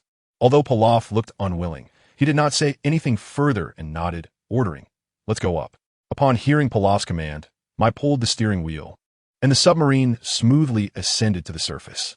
However, just as the submarine passed a seabed cliff, Pilaf suddenly spotted a shiny object on the cliff and shouted, "Stop!" Mai immediately halted the submarine and turned to Pilaf, asking, "What's wrong, King Pilaf?" Pilaf pointed to his left and said, "Over there, it seems there's something." The light just reflected off it. Following his instructions, Mai adjusted the direction, and under the submarine's light, Pilaf finally saw the electric rice cooker that had sealed the Demon King Piccolo, which he had been searching for a long time. It turned out that although Master Roshi and Master Crane had thrown the rice cooker into the trench, it did not sink to the bottom but got stuck on the cliff. Mai carefully controlled the mechanical arm to grab the rice cooker and then piloted the submarine quickly to the surface. After reaching the surface, Pilaf, along with Mai and Shu, boarded their giant castle aircraft. The rice cooker that sealed the Demon King Piccolo was placed on the floor of the control room. Looking at the seal on the rice cooker, Pilaf said to Mai, "Go remove the seal and release the Demon King Piccolo." At that moment, Mai, looking at the rice cooker, was startled when she heard Pilaf tell her to release the Demon King Piccolo, and panicked. "King Pilaf, I'm scared." Pilaf replied, "If you're scared, then am I not? How about you go, Shu?" Seeing that Mai was a girl, Pilaf turned to Shu and ordered. Shu was also startled and hurriedly shook his head, saying, "King Pilaf, although I'm a dog, I'm the biggest coward in the world. I can't release the Demon King Piccolo either." Seeing that neither of his 2 subordinates was willing, Pilaf became furious and shouted, "Bastards, are you still my subordinates? Do I have to do this little thing myself? Go, the 2 of you go together now immediately." Upon hearing Pilaf's words, Mai and Shu could only cautiously walk towards the sealed rice cooker together. When they reached the rice cooker, Mai pushed Shu and urged, "Hurry up and remove the seal." "Why do I have to do it?" Shu asked in panic. "You 2 bastards, hurry up and open it." Pilaf, hiding far away, saw his subordinates pushing each other and immediately urged loudly, "Yes, King Pilaf." Shu quickly nodded in agreement. He cautiously reached out to tear off the seal from the rice cooker and then, like a frightened rabbit, darted behind Pilaf with a whoosh. So fast that Mai didn't react in time, and when she did, she was the only one left in front. At that moment, the rice cooker suddenly shook violently, causing Mai to scream in fear and quickly run to the corner to squeeze in with Pilaf and Shu. The 3 of them pointed their guns at the violently shaking rice cooker, panicking. The rice cooker shook more and more violently, and then with a bang, it exploded, bursting open and releasing a cloud of green smoke. When the smoke cleared, a deep green-skinned monster appeared, topped with 2 antennae. It was the Demon King Piccolo. sealed for hundreds of years, though his wrinkled face and sagging skin showed that he was already very old. The Demon King, Piccolo, gasped for breath, and suddenly turned to look at Pilaf and the others in the corner. His murderous gaze startled Pilaf and the others, who quickly dropped their guns, knelt on the ground, and repeatedly bowed their heads, pleading, "Your Highness Demon King Piccolo, we didn't mean to offend you. Please spare us." Piccolo looked at the three weak beings before him, like ants, and slowly said, "Rest assured, I won't kill you. After all, you could be considered my saviors." After saying this, the Demon King Piccolo surveyed the empty control room and began to exert himself. Suddenly, his abdominal skin began to shift slowly, moving up to his throat. Piccolo's throat and mouth began to swell, and finally, he opened his mouth and spat out an egg. After spitting out the egg, Piccolo gasped for breath, as if this action consumed a lot of his energy. After a moment, Piccolo steadied his breath and muttered a few incantations to the magic egg, then shouted, "Come out, Pino." As Piccolo's words fell, the egg in front of him began to crack, and then a small demon with a pterosaur face walked out from inside. Pino looked up at the Demon King Piccolo and immediately knelt down, saying, "Your Highness Demon King. Pino, you know my habits. From now on, this ship is under your command. I need to rest for a bit," Piccolo ordered. "Yes, Your Highness Demon King." Pino immediately agreed. The great Demon King Bic then closed his eyes and sat cross-legged on the floor, beginning to regulate his breathing. Pino stood up and looked at Pilaf and his companions, who were so frightened that they kept retreating. Pino frowned in dissatisfaction at the three timid humans before him, but after thinking for a moment, he relaxed his brow and waved at them. When Pilaf and the others saw Pino waving, they immediately shook their heads. Seeing this, Pino became furious and said with a serious expression, "Do you want to die?" At once, Xiaowu and Ash pushed Pilaf towards Pino, making him scream in terror. Chapter 99. The first match. Hearing Pilaf's screams, Pino became even angrier and shouted, "You idiot! Do you want to wake the Demon King?" Upon hearing Pino's words, Pilaf and his companions quickly covered their mouths to avoid making any noise. When the three approached him, Pino quietly instructed them, "First, prepare a throne for the Demon King. Look around, there isn't a suitable chair." Hearing that he was only asked to prepare a chair and not to be killed, Pilaf and his companions breathed a sigh of relief and nodded in response. "Yes, Lord Pino, we will prepare the throne for the Demon King right away." After speaking, the three of them rushed towards the underside of the flying machine together. At this moment, Pino said, "Wait, leave one person behind. I need to ask him some questions." After hearing Pino's words, Xiaowu and Ash exchanged glances and tacitly decided to leave Pilaf behind, while they headed to the processing workshop under the flying machine. Pilaf had not yet realized what was happening, and when he found out, he was forcefully left behind by his two subordinates. He became secretly angry but had no way to protest, so he decided to take revenge on them later. Pilaf cautiously walked up to Pino and asked softly, "Lord Pino, what do you want to ask?" Pino slowly inquired, "Are there many martial artists in the world now, or how is the martial arts development at present?" Hearing Pino's question, Pilaf was a bit confused but still answered honestly, "The martial arts in the world are developing quite well. Each session of the World Martial Arts Championship has hundreds or thousands of martial artists participating." "The World Martial Arts Championship?" Pino asked with great interest. "Yes. It is a grand event for martial artists. It was previously held every 5 years, but now it's changed to every 3 years, which shows that martial arts are developing quite well," Pilaf explained. Very good. All martial artists should die. Let them become stepping stones for our demon race to dominate the world," Pino said with a sinister smile. Upon seeing Pino's menacing grin, Pilaf was instantly startled and stumbled backward in panic. Pino turned to Pilaf and asked, "Are you a martial artist?" Hearing his question from Pino, Pilaf immediately broke out in a cold sweat and shook his head repeatedly. No, I'm not a martial artist. I did not study martial arts," he answered while secretly resolving never to learn martial arts, even if he died. Pino nodded and smiled. "It's good that you're not a martial artist." Just as Pilaf was about to release the great Demon King, the 22nd Martial Arts Championship officially began. Perhaps it was fate, but in the preliminaries, Tianjin Fan encountered Yamucha, and Krillin faced off against Jiaozi. This session of the World Martial Arts Championship was broadcasted live, and after the draw results were announced, most of the live coverage focused on those two preliminary match stages. All the contestants were now aware of the rivalry between the Turtle School and the Crane School. Although the current world predominantly featured Chinese martial arts, the Turtle Hermit and Crane Hermit were still considered gods in the hearts of all martial artists, making the duel between the Turtle School and the Crane School a highly anticipated match. especially for contestants who had studied the Chinese martial arts. Their greatest desire was to defeat the disciples of the Turtle School and the Crane School. Wuxia and Tianjin Fan were the first to duel, instantly drawing the attention of the entire world. To ensure high viewership for their match, the other preliminary match stages temporarily paused. The two slowly climbed onto the stage, and Tianjin Fan said first, "It seems the heavens also do not wish to help you. They want to use my hands to keep you out of the finals." Wuxia was quite speechless. Unlike his original self, after studying the acquired Chinese martial arts manual, he recognized the profoundness of the Chinese martial arts, which made him extremely humble. "I really don't know where you get your confidence. Do you think the disciples of the Crane School only know how to talk big?" Wuxia replied, "Idiot. Soon you'll know whether I'm all talk or have real power," Tianjin Fan said, clenching his fists and shouting. Seeing both contestants ready, the referee shouted, "The match begins." As the referee's voice fell, both of them charged towards each other, refusing to give way. The stage was soon filled with the sounds of their combat. At this moment, Wuxia had not yet used the empty mind fist he learned from the Chinese martial arts manual. However, with the foundation of the true heart technique, Wuxia directly overwhelmed Tianjin Fan. Outside a shop on Papaya Island, the Turtle Hermit and Crane Hermit were loudly cheering for their disciples, spitting and gesticulating, refusing to yield. Seeing his disciple overpowering his old rival's disciple, the Turtle Hermit was overjoyed and shouted, "Good, just like that. Knock your opponent off the stage." The Crane Hermit, looking unwilling, said to the Turtle Hermit, "Humph, do you think Tianjin Fan only has this much strength? You're underestimating him." The Turtle Hermit retorted, "So what? Do you think only your disciple has a trump card?"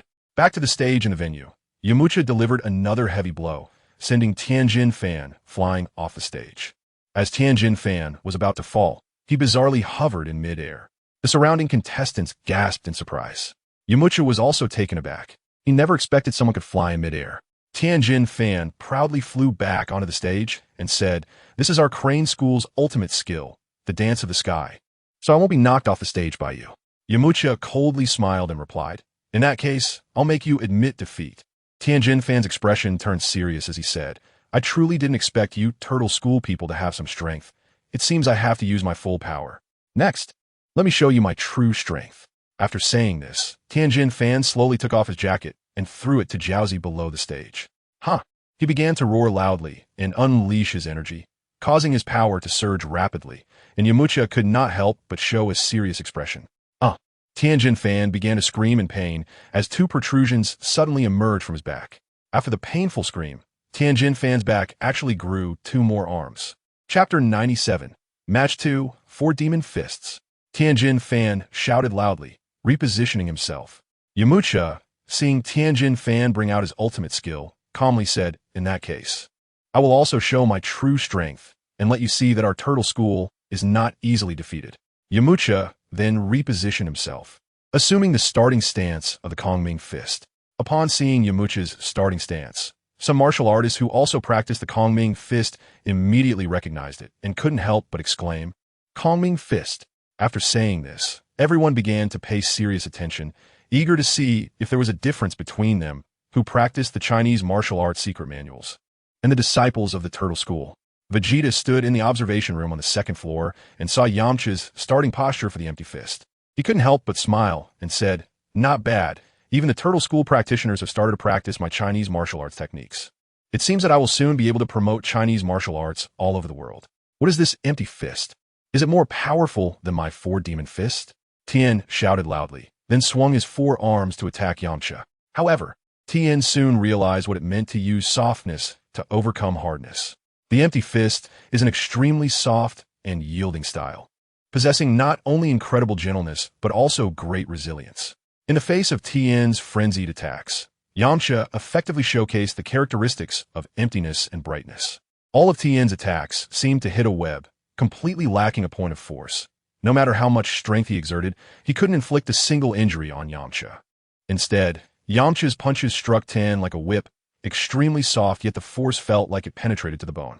After several rounds, Tien not only failed to injure Yamcha at all, but he was already bruised and battered.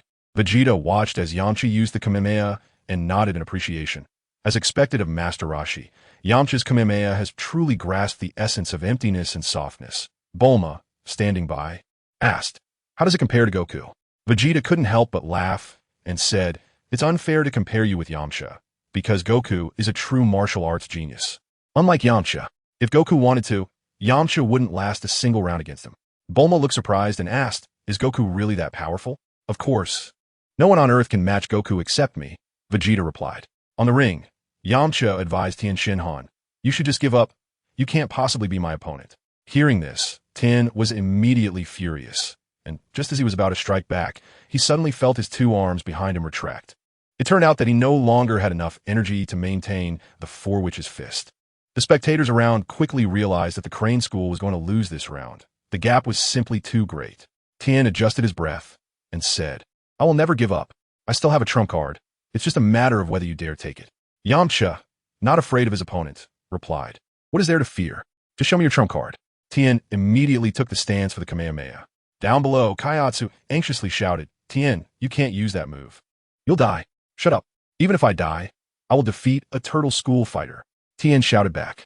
With that, Tien gathered all his energy into his hands, and the pressure in the triangular area formed by his fingers surged, resembling the turtle school's Kamehameha.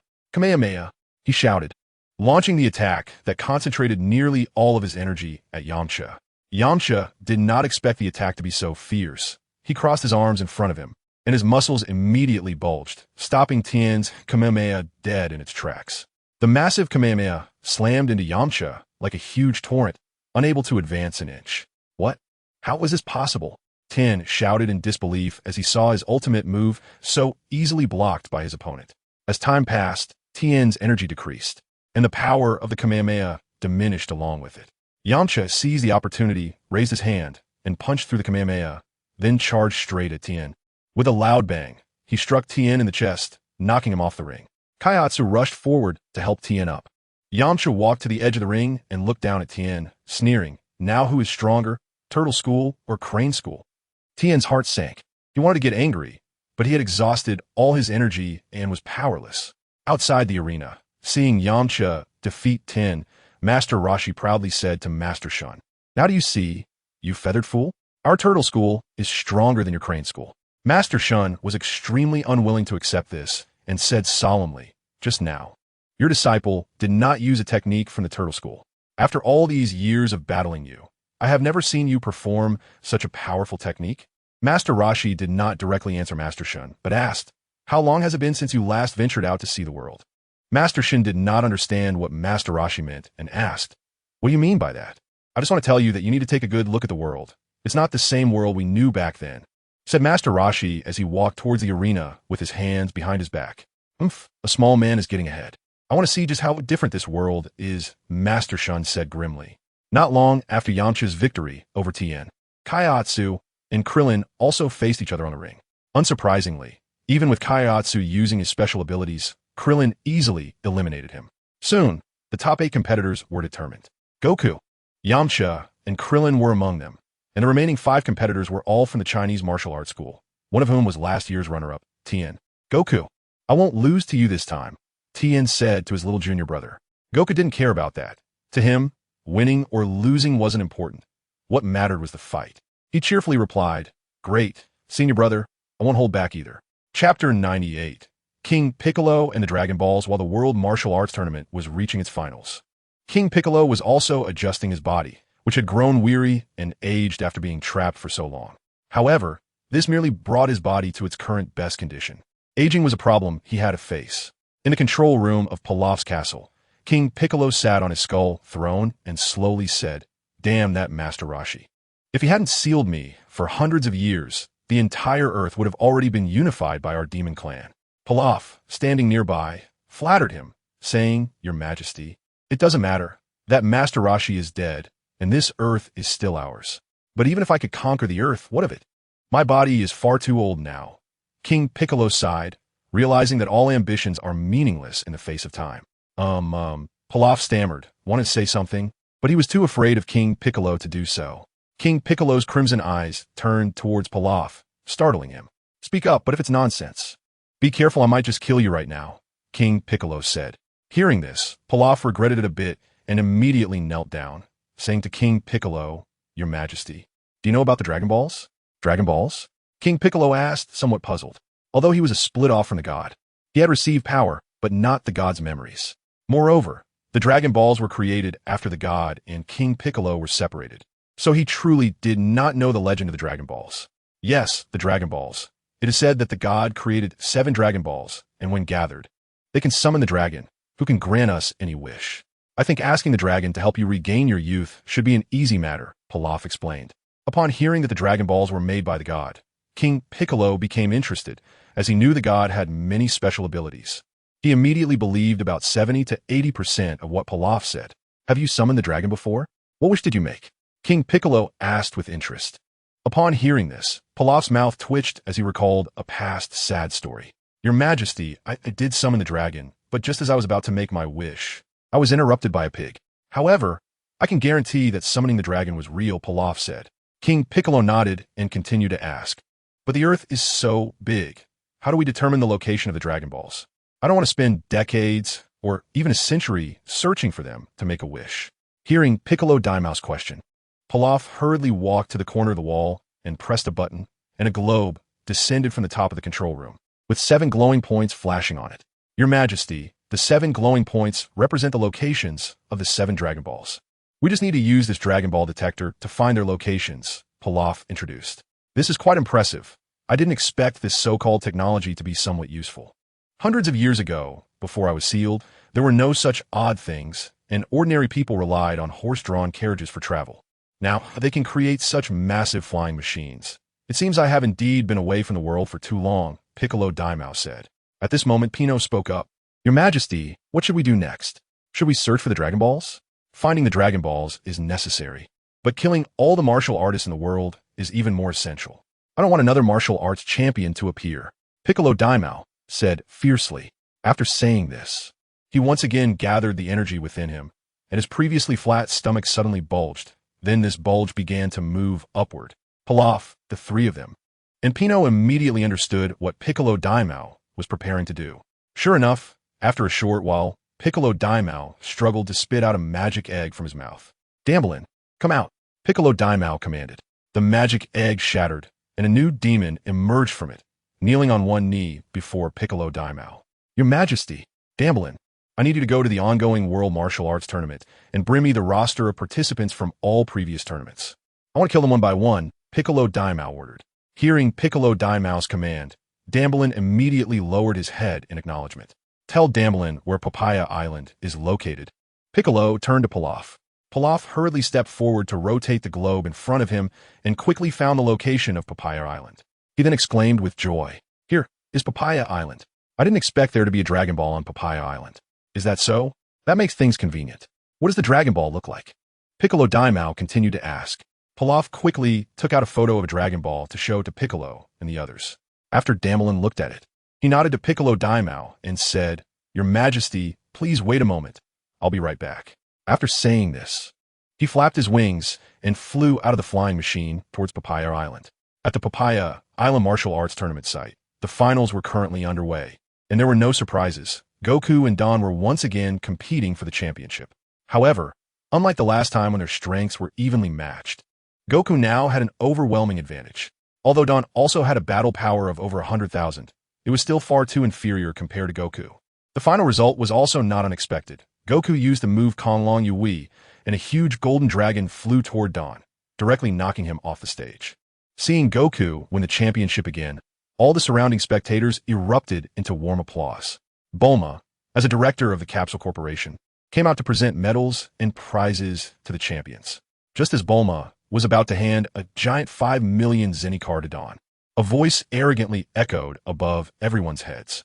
This is the site of the World Martial Arts Tournament, right? It seems your competition has ended. Everyone looked up and found a creature with bat wings and green skin hovering in the sky, causing a stir among the crowd as they speculated about what this creature was. The Turtle Hermit and Crane Hermit, sitting in the audience, suddenly changed their expressions. Looking extremely grim, the Turtle Hermit gritted his teeth and spat out, Demon Clan, Chapter 99, The Villain is So Weak. However, the Turtle Hermit's words were drowned out by the murmurs of the crowd, and apart from the Crane Hermit, no one else seemed to care. Fortunately, Damblin had no intention of hiding his identity. He proudly introduced himself. I am Damblin, the #1 general under Piccolo Daimao. Now, I I wanted to hand over the roster of participants from all previous martial arts tournaments and the Dragon Balls. Don, who was still fuming from losing to Goku, was furious that someone was causing trouble during his award ceremony. Just as Damblin was about to continue speaking, he leaped into the air and landed above him. His face cold as he said, "I dislike anyone daring to appear above me." After saying this, he raised his leg and struck downwards. Damblin had no time to react before being knocked from the air and crashing onto the stage. With a loud bang, the stage was smashed into a large pit. Fortunately, Don didn't intend to kill him and held back his strength. Otherwise, Damblin would surely be dead. Damblin struggled to crawl out of the pit, but blood was streaming from the corner of his mouth, clearly indicating that he had been severely injured from that attack. Looking at the stern-faced Don before him, he asked, "Damn it, you aren't afraid of Piccolo Daimao?" Don replied without changing his expression, "Piccolo Daimao? Who is that? If he has the ability, let him come find me. But right now, no one can interrupt our award ceremony." After saying this, Don walked over to Bulma and said, "Miss Bulma, let's continue." Bulma was also unconcerned and continued with the award ceremony. Damblin was furious at this point, but he knew he was no match for Don, so he immediately transmitted this information to Piccolo Daimao in his mind. In Damblin's mind, Piccolo Daimao was invincible, although he couldn't defeat the opponent himself. As long as Piccolo Daimao made a move, everyone present would die. In the flying castle, Piccolo Daimao also received Damblin's message and suddenly stood up. The sudden movement startled everyone else present, and Pilaf and the others hugged each other tightly in fear. Piccolo Daimao said to Pilaf, "Change the direction of the flying machine. We're going to Papaya Island." Pino, looking at Piccolo Daimao's grim expression, asked, "Your Majesty, what happened?" Piccolo Daimao sat back down and slowly said, "Damblin was injured by someone." "What?" Pino was immediately shocked. "How is that possible?" "It might be due to my body. My current form is still too old." Piccolo Daimao sighed and said, "But Damblin is no match for that person, so this guy must be the strongest martial artist on Earth right now. Therefore, I plan to take action myself to eliminate him. I don't believe this guy can be stronger than me." "Of course, Your Majesty's strength must be the strongest in the world." Pilaf quickly chimed in, trying to flatter Piccolo Daimao. However, while Pilaf was trying to please Piccolo Daimao, he didn't notice the displeased expression in Pino's eyes. Soon, under Xiao Wu's control, the castle's flying machine quickly changed direction and flew toward Papaya Island. Vegeta stood by the window on the second floor, watching the battle between Don and Damblin clearly. He couldn't help but exclaim, "It seems that King Piccolo is about to appear, but how to deal with him is quite a headache." King Piccolo is a split entity of God. They share a life, and the death of one will lead to the death of the other. If God dies, it means the Dragon Balls will also lose their function. Although Vegeta is confident that with his strength, it's difficult to be killed, and with the system, he really has no need to seek help from the dragon. However, the system itself cannot be known by others, and just because he doesn't need it doesn't mean others don't. For example, Bulma could use the dragon to restore her youth. Wouldn't that be great? After Bulma awarded Goku the championship trophy and prize on the stage, the surrounding audience erupted into enthusiastic applause. Bulma took the microphone and announced loudly, "I declare the 22nd World Martial Arts Tournament officially concluded." Just as Bulma announced the end of the tournament, suddenly all the spectators looked up. As a huge shadow covered the entire venue, a massive flying machine hovered above everyone. Damblin, who was lying on the stage, burst into laughter, saying, "You're finished. You're finished. The Demon King has personally descended." How annoying. Don, who had been watching over Damblin, lifted his leg and kicked him away. Damblin, already severely injured, crashed heavily against the surrounding walls of the stage, spitting out blood, looking as if he was about to die. The flying machine slowly opened a large door, and King Piccolo descended from the sky, landing beside Damblin. "Damblin, who hurt you?" King Piccolo asked angrily. Before Damblin could answer, Don coldly said, "It was me." "What? Old man, are you going to take revenge for him?" King Piccolo looked at the audacious figure before him, who remained arrogant even after his arrival, and was instantly enraged. He laughed in anger, saying, "It seems that after hundreds of years of not appearing, the world has forgotten the terror of me, King Piccolo." In response to Piccolo's words, the surrounding audience began to murmur among themselves. A bold person in the audience shouted, "Hey, greenskin monster, where are you from? You're too arrogant. This is the venue for the World Martial Arts Tournament, gathering all the top fighters in the world, in front of so many experts. Who gave you the courage to speak so wildly? You should just go back where you came from." Haha. Instantly, the surrounding audience burst into laughter at this person's words. King Piccolo's face turned extremely dark, and he suddenly raised his hand and pointed, sending a red beam shooting towards that audience member. Vegeta suddenly appeared in front of the audience member, blocking the attack for him. Although Chinese martial arts have spread widely, not everyone practices it. In fact, the vast majority of Earthlings are still weak, ordinary people, the so-called legendary weaklings. To think you can kill at will in my territory, you really don't take me seriously, do you? Vegeta looked up and said to King Piccolo. Chapter 70. The villain is so weak. King Piccolo frowned as he looked at Vegeta, but he felt a chill in his heart. He had just seen very clearly that his previous energy blast had been blocked by the young man with just his hand. It's important to note that the energy blast had extremely high temperature and energy.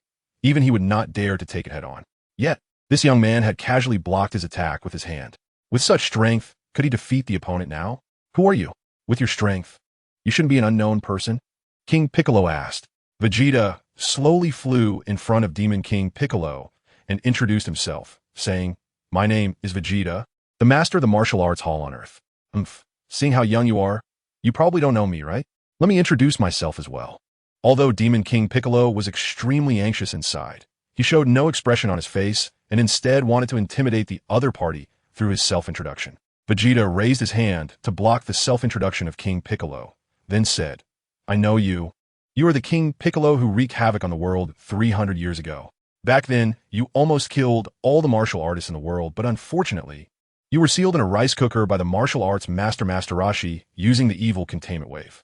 On the stands, Master Rashi and Master Shun exchanged glances, then asked simultaneously, "Did you tell him?" "I didn't." Master Rashi continued. "Although we were first-hand participants in this matter back then, we cannot deny that there must have been others who knew and passed this event down." Master Shin nodded in agreement and then asked, "Can that kid on the stage deal with King Piccolo? He won't be killed, right?"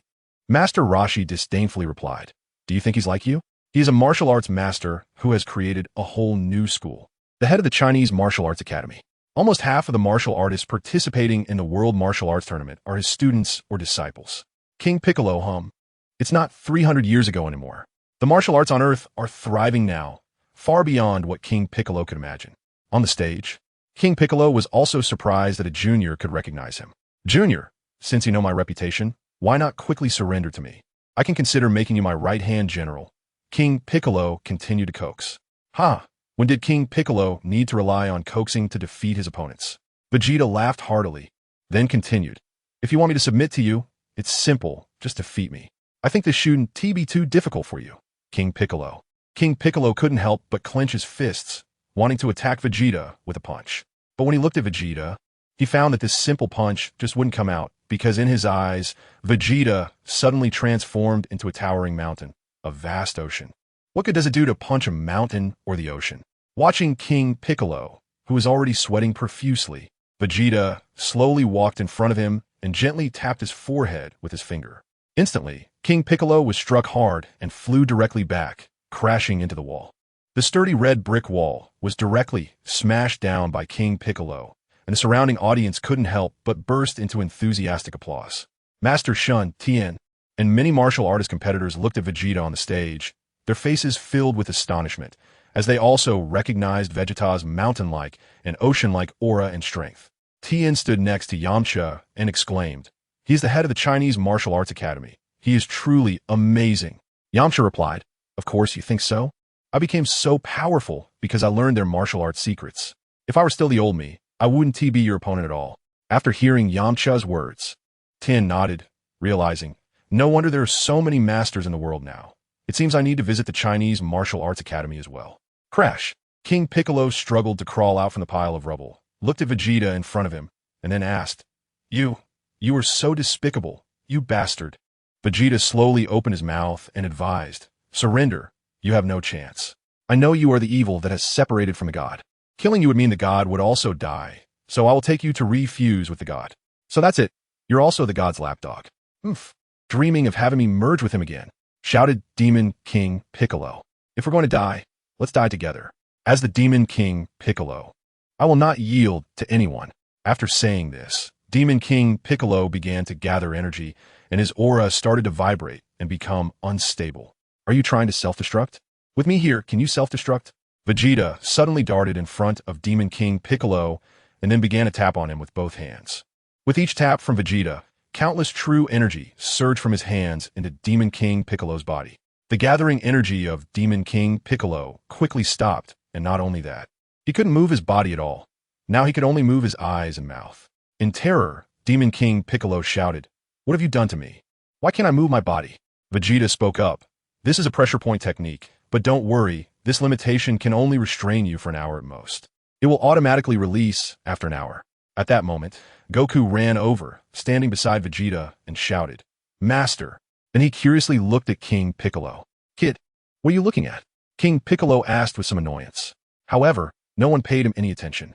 Vegeta turned to Goku and asked, "Goku, do you want to go see what the god looks like at the temple?" "What god?" Sure. Goku exclaimed excitedly.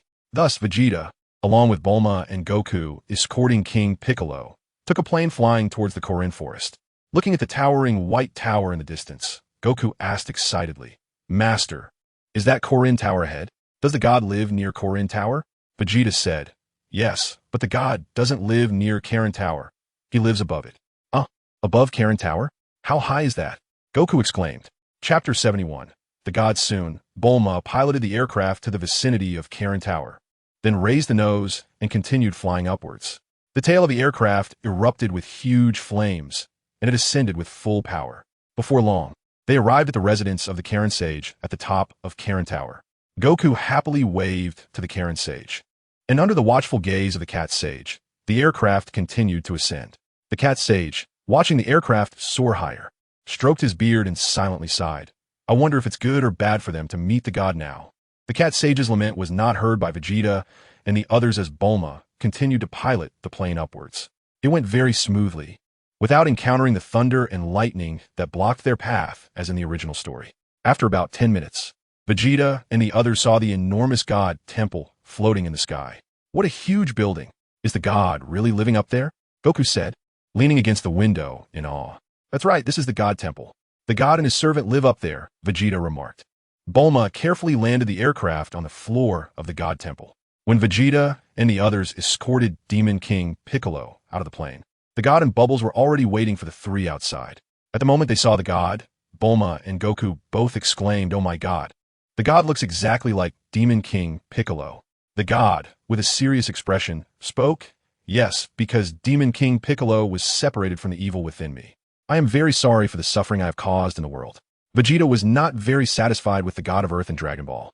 He slowly spoke. "You shouldn't apologize to us. You should apologize to the humans who were killed by Demon King Piccolo and the demon race 300 years ago." The god fell silent for a moment, not knowing what to say. At this point, Bubbles spoke up. "The god didn't mean to become a god. He must ensure that his body, heart, and mind are pure and kind, without a trace of evil." "You're not wrong. But what he should do is eliminate the evil within him, not separate it," Vegeta said. Bubbles was about to continue speaking, but was interrupted by the god. "All right, Mr. Bubbles, what Mr. Vegeta said is not wrong. You are not beyond redemption. At least you are qualified in acknowledging your mistakes," Vegeta said. "Mr. Vegeta, may I ask why you brought Demon King Piccolo to the god temple?" The god inquired. "God, how do you assess your own strength?" Vegeta did not answer the goddess question, but asked another one instead. The god furrowed his brows, and although he was reluctant, he answered honestly, "In the current Earth, there are too many people stronger than me. I am not their match." "Then, if powerful aliens invade Earth, what do you think you can do to help?" Vegeta continued to question without courtesy. The god took a deep breath and slowly asked, "Mr. Vegeta, did you come here just to humiliate me?" Vegeta shook his head and replied, "Your role is actually very significant. You created the Dragon Balls. You can't bring the dead back to life, but the eternal dragon can. So your greatest contribution to Earth right now is to maintain the existence of the eternal dragon. Can you agree with me on this, God?" After hearing Vegeta's words, the god nodded and said, "You are right. This is indeed the greatest contribution I can make for Earth in the future." Vegeta nodded in satisfaction, then pulled the Demon King Piccolo in front of the god and said, "Now, you and Piccolo should merge again. That way, no one can kill you by killing Piccolo. Moreover, after you merge again, you will become a brand new god, and your power will greatly increase, possibly even not weaker than me."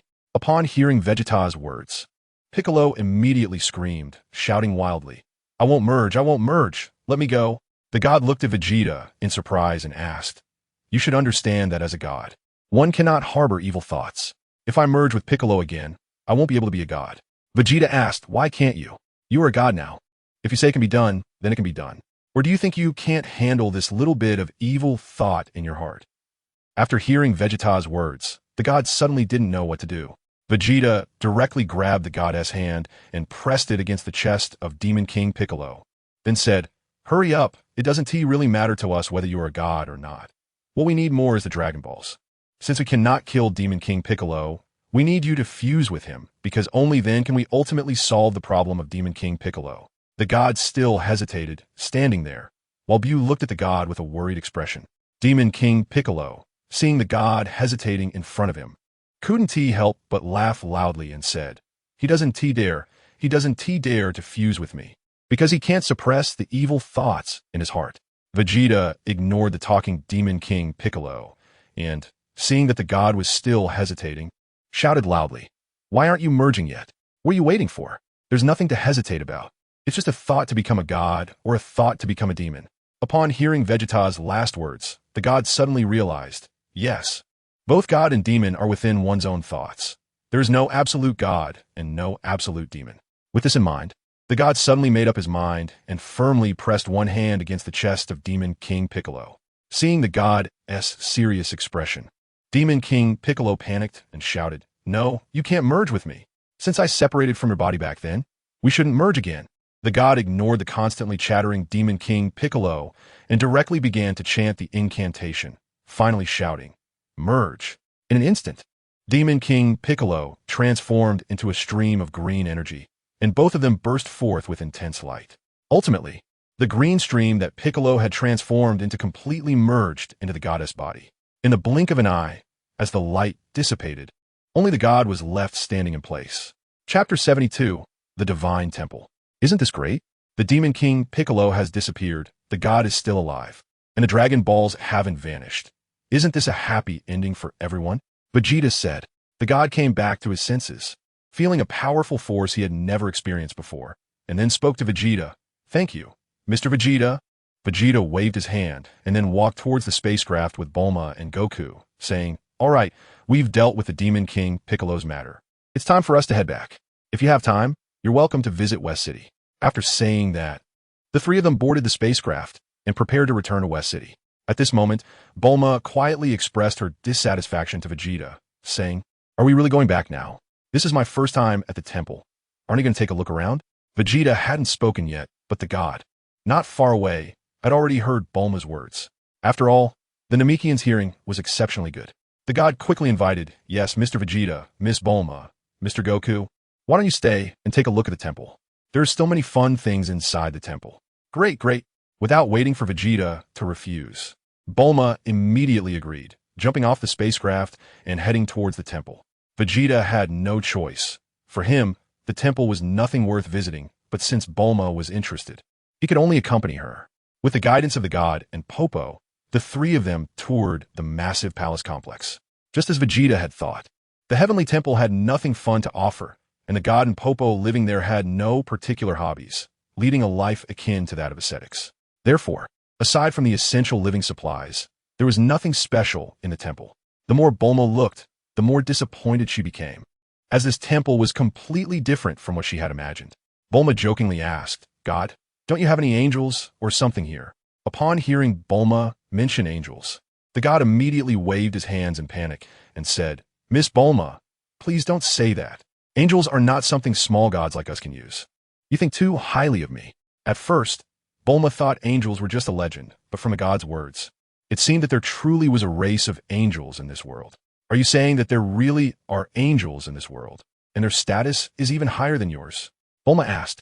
Vegeta naturally knows what angels are like, but he doesn't want to say anything. It's not out of fear, but because it's too troublesome. Explaining angels would also require explaining the Kai, the Supreme Kai, and the God of Destruction, which is simply too much hassle.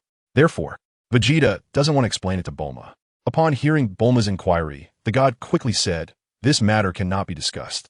If you have a chance, you will be able to meet the angels." After saying that, the god fell silent. Although Bulma was very curious, she couldn't force the god to explain, so she could only continue to follow him while touring the temple. Shortly after, The group arrived at the center of the temple, where there was a huge pond. Bulma asked with interest, I never expected there would be such a large bath in the deepest part of the temple. The god of Mr. Popo must really enjoy this. Hearing Bulma's words, the god quickly waved his hand and said, Miss Bulma, you are mistaken. This is not a bath. It is a passage for the god to travel to various places in the world and the past. What do you mean? Bulma looked down at the pond, and, to her surprise, the scene reflected in the water was actually the site of the World Martial Arts Tournament on Papaya Island. Wow, so you use this to spy on Earth, huh? Bulma exclaimed in shock. Hearing Bulma's words, the god felt a bit embarrassed and hurriedly said, This is not spying.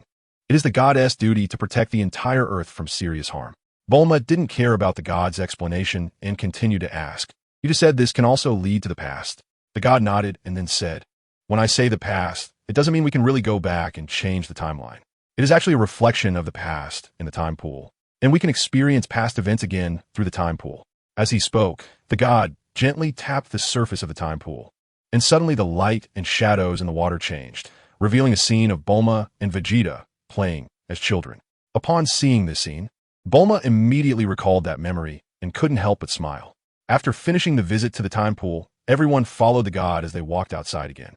After a few minutes, they arrived in front of a door.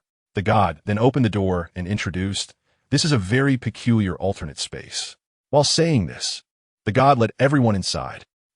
Once Bulma stepped in, she felt her body suddenly become incredibly heavy. If it weren't for Vegeta reaching out to hold her, she would have immediately been pressed to the floor.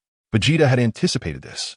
After entering the time chamber, he had already extended his hand to transmit a lot of energy into Bulma's body. The god was immediately startled by Bulma's condition and quickly led everyone outside. Bulma, still shaken, asked, What was that room? The god explained, That is the hyperbolic time chamber. The gravity is 10 times that of Earth. The air is thin with only 50 of Earth's oxygen content, and the temperature fluctuates between 50 degrees Celsius and minus 40 degrees. What a terrifying place. Bulma exclaimed after hearing the god's introduction. It may be a frightening place for ordinary people, but for martial artists, it is indeed an excellent training ground. The key point is that 1 year of training inside is equivalent to just 1 day outside. The god smiled as he said. Bulma marveled again. That's really true. If you train there for a few years, wouldn't you be invincible when you come out? After saying this, Bulma turned to Vegeta and Goku, saying, Don't you two want to give it a try? Vegeta shook his head and said, There's no need right now. If there's a need in the future, we can go in and train then. Indeed, Vegeta's strength had already reached several million battle power, and there were still 7 or 8 years until he encountered Frieza. By then, his power might have already surpassed tens of millions or even hundreds of millions. Should he be afraid of Frieza? After finally touring the sacred world of the Kais and satisfying Bulma's curiosity, the three of them left the sacred world in their spacecraft, waving goodbye to the Kai and Popo as they headed towards West City. Chapter 73. Birthday. Time passed quickly, and before they knew it, Vegeta was already 22 years old, and Bulma was 21. One day, after leaving the Chinese martial arts dojo and returning home, Vegeta was surprised to find the house silent and dark. Not only were there no servants, but even the robotic butlers were not working. What was going on? Vegeta was puzzled and expanded his senses, quickly discovering that there were many people in the dining room at home. Vegeta walked into the restaurant, just turned on the lights, and suddenly, countless fireworks exploded. Everyone shouted happy birthday together. Upon hearing the cheers, he realized it was his birthday and felt a bit moved. Bulma walked up to Vegeta with a gift in her hands and, somewhat dissatisfied, asked, Why aren't you screaming? You have no sense of entertainment at all. Vegeta pretended to shout, Is this okay? This immediately made Bulma burst into laughter, and she said with a smile, Is that real or fake? Vegeta replied, With so many of you hiding in a restaurant, in my perception, you're like countless light bulbs. How could I be afraid? It's really boring. I forgot that you can sense people's presence. Bulma then spoke up. After saying that, she handed the gift box in her hand to Vegeta and said somewhat mysteriously, Take a look, this is a gift I prepared for you. Vegeta took the gift and opened it, discovering a key inside. Curiously, he asked, What is this key for? Bulma mysteriously replied, This surprise needs to wait until after your birthday to be opened, in the room on the left side of the top floor. The left side of the top floor? Vegeta couldn't help but recall, and after a moment, he said, It seems like that was an empty room. It was an empty room before, but not anymore. I've arranged for someone to renovate it. You'll know tonight when you go in, Bulma said. urging Vegeta to go cut the cake. Thus, surrounded by everyone, Vegeta celebrated his 22nd birthday since being reborn in the Dragon Ball world. That night, Vegeta went to the top floor, took out the key Bulma had given him, and opened the door. Just as Vegeta was fumbling to turn on the light switch, a shadow suddenly hugged him from behind. It wasn't that Vegeta lacked vigilance, but this person posed no threat to him, so his energy didn't react. The moment the person embraced him, Vegeta caught a familiar scent. It was Bulma. Vegeta joked, "Bulma, why are you hiding in this room? What about the mysterious gift you mentioned?" Bulma, exhaling a sweet fragrance, whispered in Vegeta's ear, "Brother, tonight I am your birthday gift. Do you like it?" Upon hearing Bulma's words, Vegeta instantly felt a wave of heat rush through him, and he replied in a slightly hoarse voice, "Woman, you're dancing with wolves, playing with fire? Just tell me if you'll accept this gift or not." Bulma wrapped her arms around Vegeta's thick neck and softly breathed the sweet fragrance in his ear. This little enchantress. Vegeta quickly turned and pulled Bulma into his embrace. Although the bedroom was dark, to Vegeta it was as bright as day, and he could see Bulma's expression clearly. At that moment, Bulma's cheeks were flushed like a rosy cloud, her face full of blush. Although she spoke boldly, her face was filled with shyness. Vegeta believes that if the light is turned on now, Bulma will definitely run away. He also understands how much courage it takes for a girl to say such things. Vegeta picked Bulma up in his arms and walked towards the big bed in the middle of the bedroom, saying, "After tonight, you will be mine. Don't regret it later. Whoever regrets is a little dog." Bulma wrapped her arms around Vegeta's neck and replied firmly. Looking at the delicate Bulma, Vegeta softly said, "Bulma, I love you." The moonlight outside shone through the sheer curtains, casting a hazy glow, gently fluttering and blowing away the heat. The next day, although Bulma still had some difficulty walking, with Vegeta's help and after taking a small recovery pill, she felt much better. Bulma lightly tapped Vegeta's shoulder and said, "From now on, I will be yours. And you must not think of any other women." Vegeta felt speechless, feeling utterly wronged. Since childhood, he had been watched closely by her, and he hadn't even met her best friend. Bulma, noticing the expression on Vegeta's face, immediately understood what he was thinking and said with a playful huff, "Humph, anyway, from now on, only I can reside in your heart. Of course, in my heart, there will only be you." Bulma said passionately, "Bulma, rest assured in my heart, you are the most beautiful person in this world, in this universe, and the most important to me. No one can replace your position in my heart." Vegeta also said to Bulma with deep affection.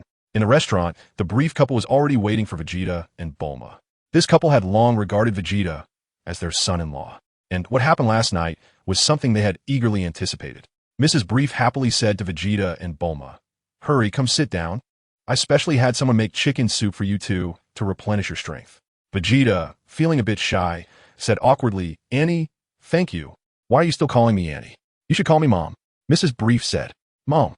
Vegeta had no objection to changing how he addressed her and promptly called out, "Hey, quickly, drink your soup," Mrs. Brief said happily.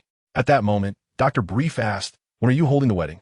"I think the 7th of next month is a good date. How about we hold your wedding then?" Hearing Dr. Brief's words, Vegeta had no reaction, but the soup that Bulma had just brought to her lips was immediately spit out. "Dad, do you really want to rush to marry me off?" Bulma asked unhappily. "What's wrong with that? Isn't that your long-held wish?" Dr. Brief asked, somewhat puzzled. "Didn't you always say when you were little, 'I want to be my brother's bride when I grow up'? Now that you two are in this relationship, why not get married? The sooner you marry, the sooner you can have kids, and while your mom and I are still young, we can help take care of them. I can also pass the Capsule Corporation to you." Dr. Brief said confidently, "I think you don't want us to get married. You just want to be lazy, right?" Bulma looked at Dr. Brief with suspicion.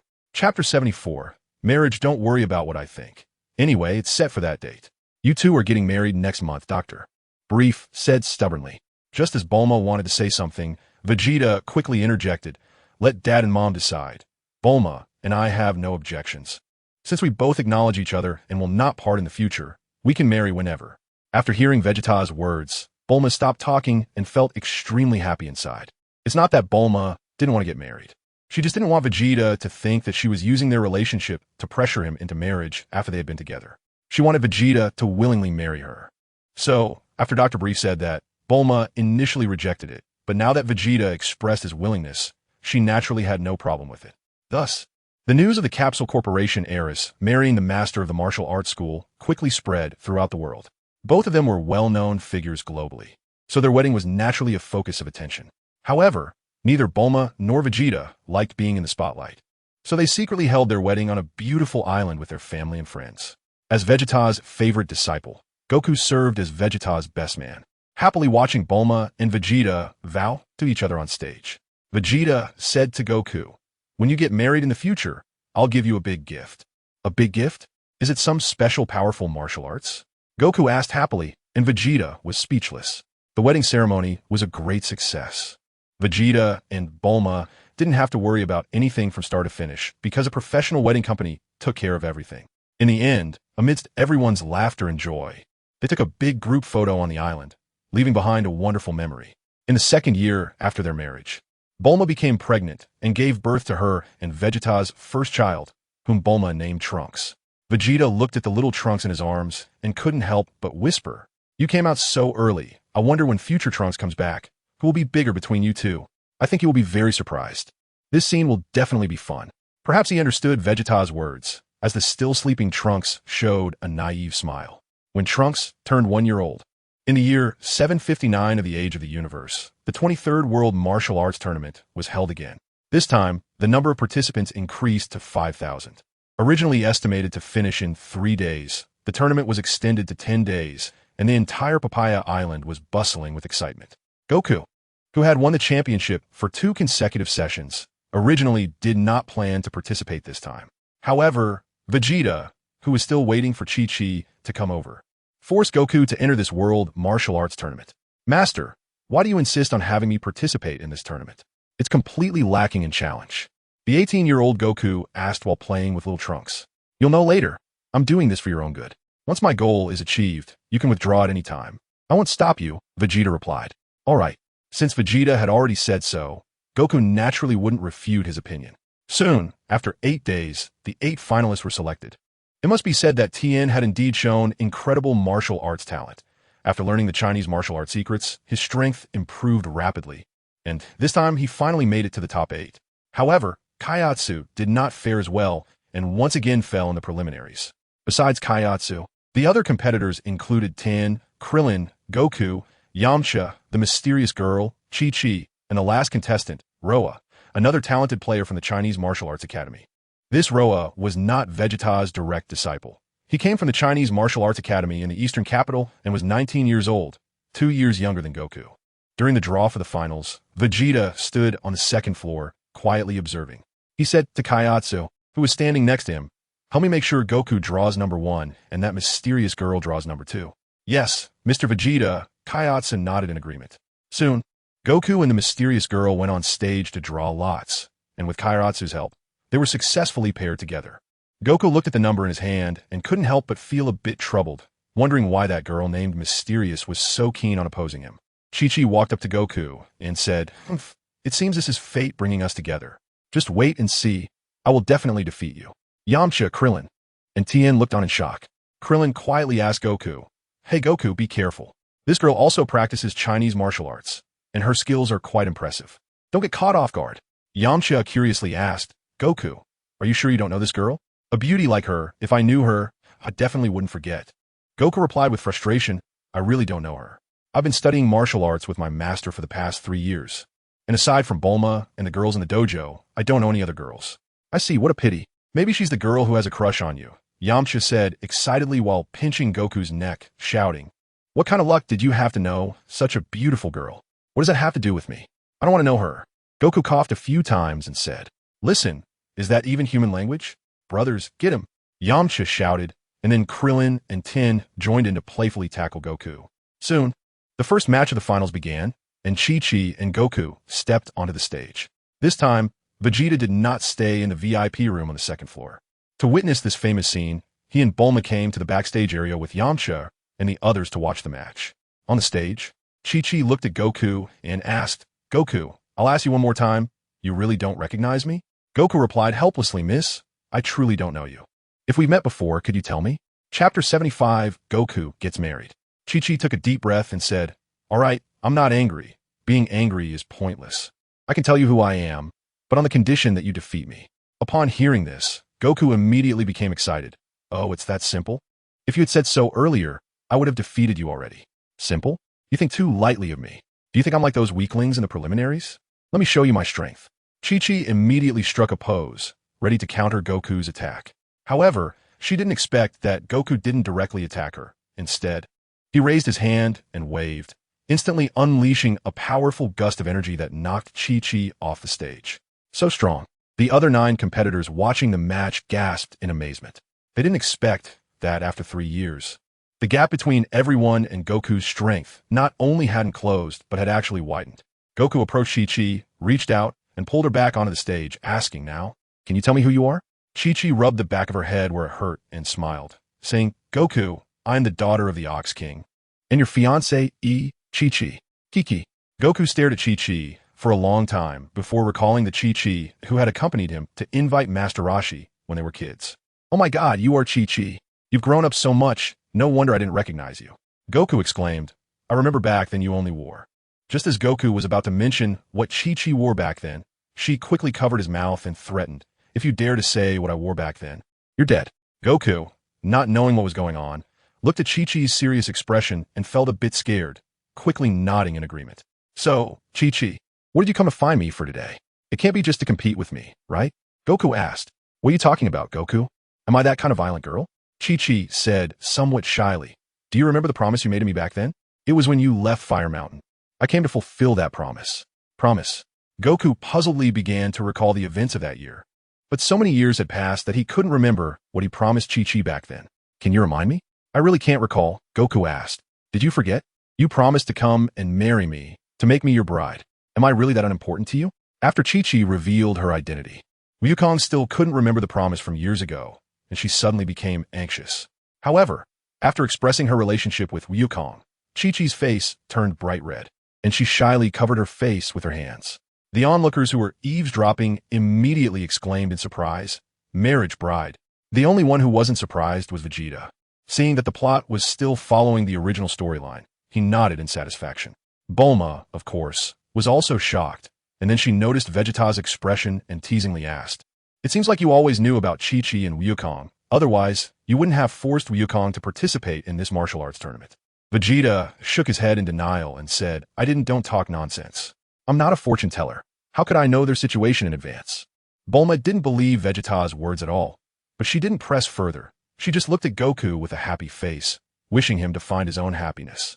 Krillin and Yamcha looked at Goku with jealousy and said, "Oh my god, why can this silly guy Goku find such a lovely girl to be his bride?" Just when everyone thought Goku would go up to hug his bride, he suddenly turned to Vegeta and the others and asked, "Do you know what a bride is?" Upon hearing such a silly question from Goku, Krillin and the others immediately tilted and fell to the ground, while Bulma angrily explained, "You idiot, a bride is a bride. The person who will spend the rest of their life with you." After saying this, Bulma hugged Vegeta's arm and said, "I am now Vegeta's bride. Do you understand? You fool." "Oh, so this is what a bride is," Goku exclaimed. "Yes, that's right. The ceremony we held on the island last year was a wedding ceremony." Bulma continued to explain. "So that's how it is. I understand now." Goku suddenly realized. Then he scratched his head and said, "I thought a wedding was a big feast, and the bride was a delicious dish." Instantly, Goku's words stunned everyone again, and Bulma said speechlessly, "You only remember food. I really don't know what Chi-Chi sees in you." After hearing Goku's words, Chi-Chi asked somewhat aggrieved, "So you don't want to marry me anymore?" Goku shook his head and said, "Since I have already promised you, then I should do it. So let's get married."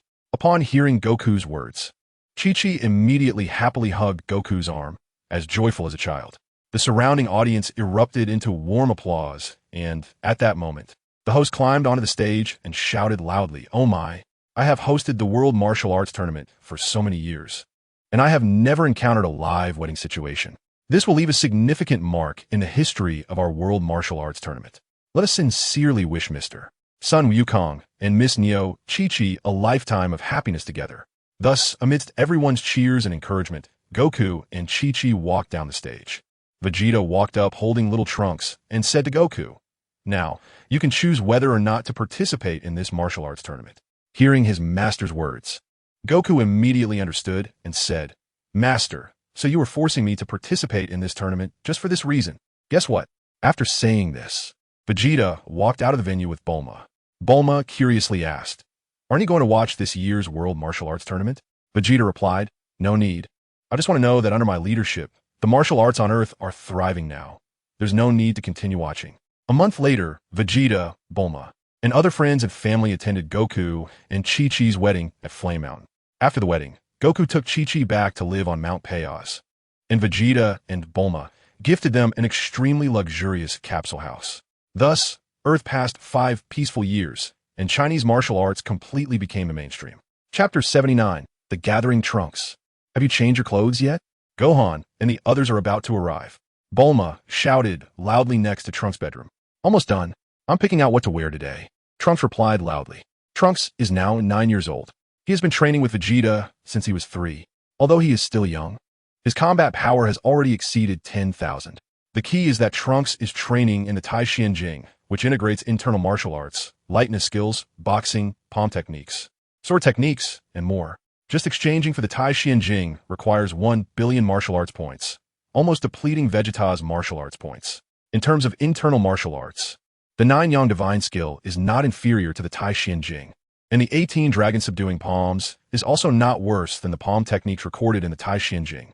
The crucial point is that the Tai Xian Jing is too comprehensive, encompassing all martial arts, which is why it is so expensive. I'm ready, Mom.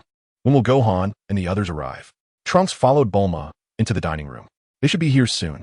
Not only your Uncle Goku, Aunt Chi-Chi, and Gohan, but also others like Uncle Krillin and Uncle Yamcha will be coming, Bulma said. At this moment, Vegeta is sitting in the yard, having tea with Dr. Brief, waiting for everyone to arrive. A lot has happened in the past 5 years. Vegeta's strength has advanced further. His 9 Yang divine skill has now reached the 5 Yang realm, with a battle power of over 90 million. Just a little shy of breaking the 100 million mark and entering the advanced stage of the 9 Yang realm. The Chinese martial arts hall has now fully blossomed on Earth, with over 100,000 disciples under its wing, and millions of martial artists who have bought the Chinese martial arts manuals to self-study. Although this number is insignificant compared to Earth's billions of people, it is important to note that practicing martial arts requires talent. Not everyone is suited for it. Additionally, practicing martial arts requires time and money, and the majority of people struggle to make ends meet, leaving them with little to invest in martial arts training. Where there is good news, there is also bad news. And the biggest piece of bad news over the years is that Don has left the Chinese martial arts hall. Don is an extremely proud person, and his strength is formidable. Among the entire Chinese martial arts hall, only son Wukong can match him, while everyone else is no match for him. However, he is too arrogant, and Vegeta has also seen the ambition hidden within him, which is why Vegeta has never taught him top-tier martial arts. Ultimately, 2 years ago, after winning the championship at the 24th World Martial Arts Tournament, Don left without a word, and even with the scale of the Chinese martial arts hall, no one knows where he went.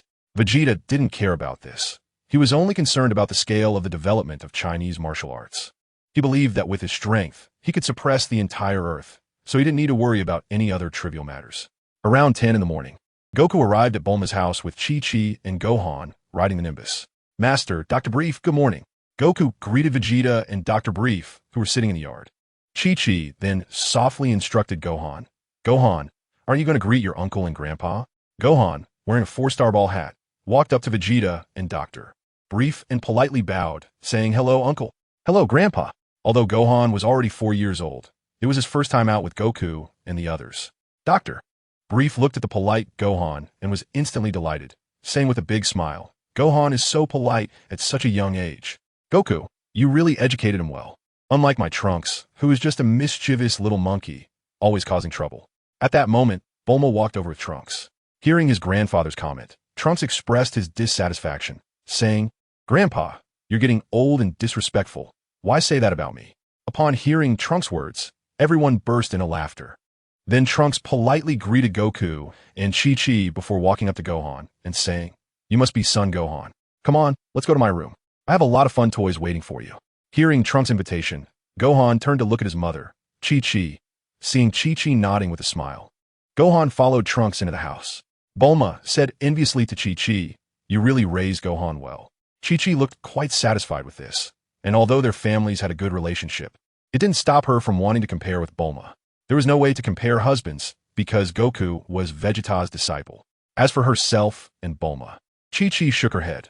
In terms of knowledge or wealth, she couldn't compare to Bulma. Perhaps the only thing she could surpass Bulma in was her cooking skills. But so what? With Bulma's wealth, she could hire the best chefs in the world to cook for her family. In that case, they could only compare their children. Chi-Chi proudly said, "Our Gohan is going to be a great scholar in the future." Scholar. A scholar. Bulma looked at Chi-Chi in surprise, then glanced at Goku. Goku scratched his head helplessly and said, "There's no way around it. Chi-Chi believes that with so many powerful fighters protecting Earth, Gohan is not needed.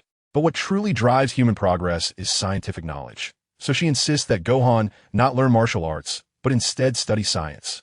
Really? That makes a lot of sense, Bulma said with an awkward smile. At this moment, Vegeta said, "Actually, learning martial arts and becoming a scholar are not in conflict. It's time for Gohan to build a foundation in martial arts. After all, an excellent scientist needs a strong physique.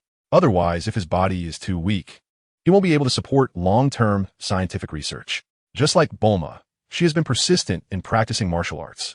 The martial art she practices is naturally the small Wuxia Gong, which can maintain her youthful appearance.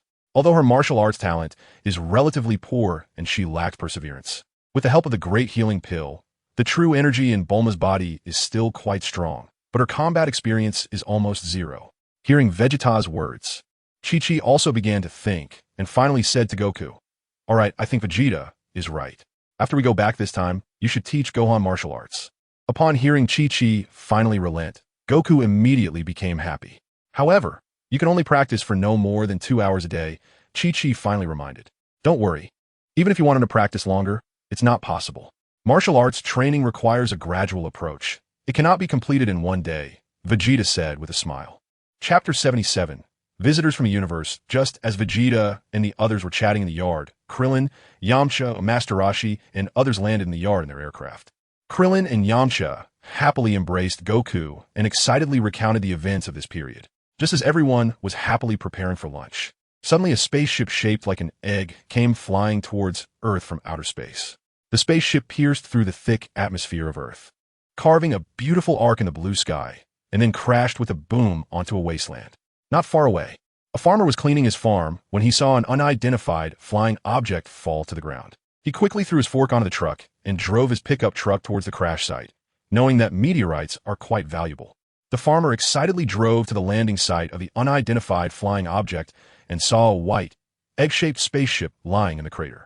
Just as he was in a daze, a figure dressed in strange clothing flew out from the spaceship. The farmer hurriedly ran to his pickup, took out a rifle from behind the seat, and pointed it at Raditz, saying in a deep voice, "Who are you?"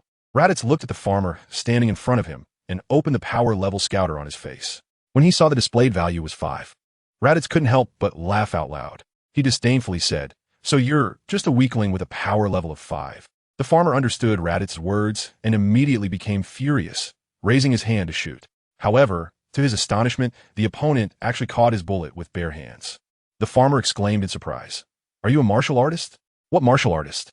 "I am the Scion Raditz." Raditz retorted disdainfully when he heard the farmer call him a martial artist. Whether you are a Scion or a martial artist. The Martial Artist Association has regulations that martial artists cannot attack ordinary people. Otherwise, they will be hunted down by martial artists from all over the world. The farmer threatened, hoping that the other party would fear the Martial Artist Association of Earth. "What nonsense are you talking about? I want to kill you, and even if God comes, he can't stop me." After saying that, Raditz directly bounced back the bullet he had just caught. Instantly, the powerful kinetic energy penetrated the farmer's body and shot into the pickup truck. "How dare you attack an ordinary person?"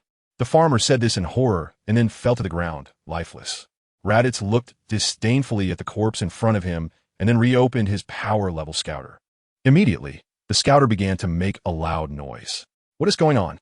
Looking at the values displayed on the scouter, Raditz was taken aback because it showed that there were many warriors around him with power levels in the hundreds, thousands, and even tens of thousands. How is this possible? Why are there so many strong fighters on such a remote planet like Earth? Wasn't it said that Earth is just an ordinary planet? Raditz clenched his fists and shouted in fear. No wonder there are so many people on this planet. Kakarot is just a low-level warrior, and his current power level is probably only in the hundreds or thousands. He definitely cannot be a match for these strong fighters. I wonder if Kakarot is okay. Could he have already been killed? Raditz said with some concern. Thinking of this, Raditz contacted his companions who were on other planets through the power level scouter. "Belarus, you already know the situation here, right? What should I do now?" Although Vegeta was gone, It seemed that Raditz and the others had a new leader. Then so be it. You continue to search for Kakarot. As long as we are scions, we cannot roam alone. Although the highest power level on Earth is in the tens of thousands, so what? Don't forget they have a moon, the mysterious Belarus said. Nappa and I will rush over quickly. With the two of us, it's enough to wipe out Earth. After hearing Belarus's words, Raditz immediately gained confidence and replied loudly. No matter if Kakarot is dead or alive, I will definitely find him. Alive, I want to see him. Dead, I want to see his corpse. After saying that, Raditz began to search on Earth using the power level scouter. He stealthily visited every martial artist displayed on the scouter. And coincidentally, his direction was towards West City. None of these warriors are Kakarot. He can't really be dead, right? Raditz frowned and said. While searching, Raditz quickly arrived at West City, one of the largest cities on Earth. Standing outside the Chinese martial arts hall, Raditz frowned and said, Again, it's the Chinese martial arts hall. It seems that many experts on Earth are in this Chinese martial arts hall. Could it be the dominant organization on Earth? Saying this, Raditz walked into the Chinese martial arts hall again. At first, he was sneaky, but later he found that as long as he didn't make any provocative moves, the martial artists on Earth wouldn't attack him, so he became bolder. Just as Raditz walked into the Chinese martial arts hall, a disciple approached him and asked, Excuse me, sir, are you here to seek a teacher or to purchase martial arts manuals? In the previous Chinese martial arts halls, those warriors had asked him the same question, so Raditz skillfully replied, I am looking for someone. Can I see the photos of the strong fighters from your martial arts hall? There are too many strong fighters who have left our martial arts hall. What is the name of the person you're looking for? The disciple politely asked. Maybe he changed his name. Previously, he was called Kakarot. Raditz continued to ask. Kakarot, what a strange name. I can assure you that there is no one by that name in our martial arts hall, the disciple said.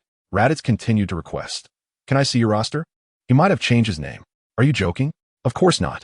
The roster is a secret of our martial arts hall. Besides our high-level personnel, no one else can view it. I suggest you look for someone else. The student immediately refused. Raditz had already prepared himself for this, as he had encountered similar treatment in other martial arts schools. He spoke so much just to give himself time to observe the entire dojo. Just as Raditz turned to leave, he suddenly saw several posters on the wall, and his eyes immediately caught the image of Sun Wukong. However, it was not labeled as Kakarot, but as Sun Wukong. Chapter 78. Confrontation. Raditz excitedly pointed at the image of Sun Wukong and asked, Is this Sun Wukong one of your dojo members? The student looked at the strange person in front of him, pointing at Senior Brother Sun's image, and proudly replied, Of course, Senior Brother Sun is a 3-time champion of the martial arts tournament and is the disciple of our dojo master, Vegeta. He is now a famous strongman in the world. As a martial artist, you should know him. Seeing the other person so excited about Senior Brother Sun's image, the student couldn't help but look at Raditz with suspicion. Raditz suppressed his excitement and said, Of course I know him, but he was previously called Kakarot. I didn't expect him to change his name to Sun Wukong. Looking at the image of Sun Wukong, Raditz couldn't help but sigh in his heart.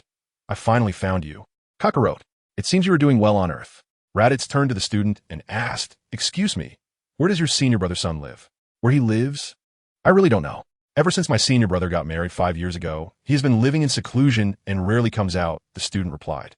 Raditz felt extremely disappointed upon hearing this, but at that moment, the student suddenly continued, However, even though I don't know, our dojo master must know, because he is Senior Brother Sun's master. Dojo master, where can I find him? Raditz asked excitedly. The dojo master lives in this city. If you go west along this road, after about 5 intersections, you will find the largest private mansion in the West City. Our dojo master lives inside, the student said, pointing down the road. After hearing the student's words, Raditz didn't say anything and immediately flew in the direction indicated. What's this? So rude. Can't even say thank you? The student said with dissatisfaction. Raditz quickly arrived outside the largest private mansion, as the student described. He recognized it from afar because he saw Sun Wukong standing in the yard chatting with others. Kakarot, I finally found you. Raditz exclaimed excitedly. At that moment, the people chatting in the yard quickly sensed a strong aura approaching them. Everyone frowned and looked up, as they could feel the hidden killing intent within that aura. Raditz soon flew above Vegeta and the others, looking down at them, especially fixating on Wukong. Upon seeing that iconic long hair, Vegeta naturally recognized who it was, but who allowed him to hover above and look down at him. Vegeta raised his hand and executed a dragon grab, pulling Raditz down. Raditz was caught off guard, feeling a powerful force pulling him down, and he crashed heavily onto the ground. Damn it, do you know who I am? Raditz shouted as he got up and looked at Vegeta. Who are you, Raditz? Vegeta replied nonchalantly. What? Raditz quickly turned to look, and his pupils dilated instantly. The image of the person before him quickly overlapped with his impression of King Vegeta. Raditz exclaimed in shock, King Vegeta! King Vegeta! The others in the yard turned to Vegeta, and Bulma smiled, saying, Isn't this one at my house called Vegeta? When did he become King Vegeta? Vegeta. Raditz snapped back to reality, realizing that the person before him was indeed younger than King Vegeta. Suddenly, he remembered something that everyone on planet Vegeta had kept secret. The disappearance of King Vegeta's first child, Prince Vegeta. Could this person in front of him be the Prince Vegeta from back then? Raditz confirmed, You are not King Vegeta. You are His Royal Highness, Prince Vegeta. Vegeta put away the newspaper in his hand, then looked at Raditz and slowly nodded, saying, That's right, I am Vegeta, Raditz. Long time no see. After Vegeta was born. It wasn't long before Raditz was born, so he had seen Raditz before. Raditz immediately looked at Vegeta with joy and said, Great. With Prince Vegeta here, our chances of winning are even higher. Then he looked around and asked, Your Highness, why are you with these lowly earthlings? Have you forgotten your identity? We could easily kill all these earthlings and sell the earth for a good price. Upon hearing him refer to her as a lowly earthling, Bulma became furious and said to Vegeta, This guy's talking about your wife like that. Are you just going to sit there? Vegeta instructed Trunks, who was playing with Gohan, Trunks, help your mom teach this rude guy a lesson. Okay, Dad. Trunks then threw away the toy in his hand and walked up to Raditz. With a serious expression on his small face, he said, Are you the one bullying my mom? Raditz looked at the blue-haired kid in front of him, surprised that the Prince of the Scions had actually fathered a child with a human, and that this half-breed kid was going to teach him a lesson. Raditz couldn't help but laugh in anger, saying, Vegeta, don't think that just because you were once the Prince of the Scions, you can act so arrogantly. Planet Vegeta has been destroyed by meteors. Now you and I are both just lonely individuals. Raditz was so confident because his battle power scouter showed that Vegeta's battle power was only 500. The little guy in front of him had a battle power even higher than Vegeta's, but it was only around 1,000 points, while he himself was an elite warrior with a battle power of about 1,500. Kid, having such battle power at your age is impressive. But you shouldn't be trying to fight me, because I'm not someone you can handle, Raditz said proudly. Trunks, feeling displeased by Raditz's trash talk, was ready to go back to playing with Gohan, so he instantly appeared right in front of Raditz. With a loud thud, he delivered a sweeping kick that sent Raditz flying. Trunks wasn't planning to end the fight there. He quickly chased after him, and after a series of combo punches, Raditz was completely knocked out. Chapter 79. Bella's Trunks dragged Raditz's clothes back to Vegeta and said, Dad, this guy is so weak he passed out so easily. All right, you go play. I'll take care of this, Vegeta said with a smile to Trunks. Trunks immediately went back to happily playing with Gohan. At that moment, Goku asked, What should we do with this guy? Vegeta sighed and said, Let's wait until he wakes up again. After all, he is one of our people, your brother. As long as he doesn't commit unforgivable sins against Earth, we can spare him. Raditz's body was still in good condition, and Trunks was relatively weak at the moment. So after about 10 minutes, Raditz woke up. The moment he regained consciousness, he flipped over and warily looked at Vegeta and the others. You're awake? Come over and have something to eat, Vegeta said. By this time, it was getting darker, and they were preparing to barbecue in the courtyard. Faced with Vegeta's invitation, Raditz did not show any gratitude. He looked at Vegeta and asked, Vegeta, as the prince of our Scion race, why have you degraded yourself to associate with these earthlings? Compared to you, Prince Bellis is more capable of shouldering the responsibility of reviving the Scion clan. Hearing Raditz's words, Vegeta handed the skewer of grilled meat he was holding to Trunks and suddenly struck out. A sword energy from the 9-pulse divine sword shot out. The sharp sword energy directly destroyed the power level detector next to Raditz's ear. Raditz had no reaction to Vegeta's sudden attack. He couldn't help but break out in a cold sweat. If Vegeta's target had not been the power level detector he was wearing, he might have already been dead. Even though the target of the attack was the detector, he could still feel the fierce momentum of that sword energy. Because you are foolish, because you are stupid, because you wreak havoc everywhere without realizing it. Vegeta shouted loudly.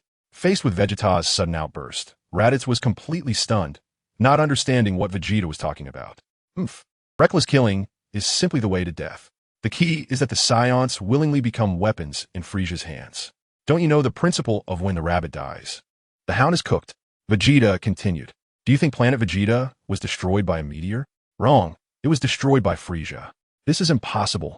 Hearing this news from Vegeta, Raditz was shocked and couldn't help but take several steps back, unable to believe it was true.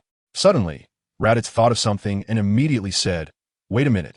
When planet Vegeta was destroyed, you had been missing for more than a year. How do you know that planet Vegeta was destroyed by Frisia?" Vegeta shook his head and said, "Because this is the truth. When I met Frisia back then, I saw in his eyes his intention to destroy planet Vegeta." "You're lying. If you knew about this, why didn't you tell King Vegeta? He is your father." Raditz said again, "Yes, he's my father. But do you think if I told him about this, it would have any result? He would just hand me over to Frisia. What does kinship mean to the Scions, anyway?" Vegeta sighed and shook his head. Raditz was momentarily speechless because he was just like that. "Do you know why I destroyed your power level, Scouter?" Vegeta asked again. "Why?" Raditz's heart skipped a beat, questioning in confusion. "Because you idiots have always been monitored by Frisia." Vegeta said. "What?" Raditz was truly terrified at this moment. "Are you saying Frisia has been monitoring us through the Scouters?" "Of course, what did you think?" Vegeta said disdainfully. "But you probably weren't being monitored. It was likely my stupid brother who was." At this moment, deep in the distant universe, on a planet, Nappa said to Beerus, "Beerus, I just lost Raditz's signal." "Has he been taken out by Vegeta?" Beerus took a bite of the freshly roasted, unknown meat and said, "Whatever, if we have to take him down, then let's do it." "That idiot Raditz.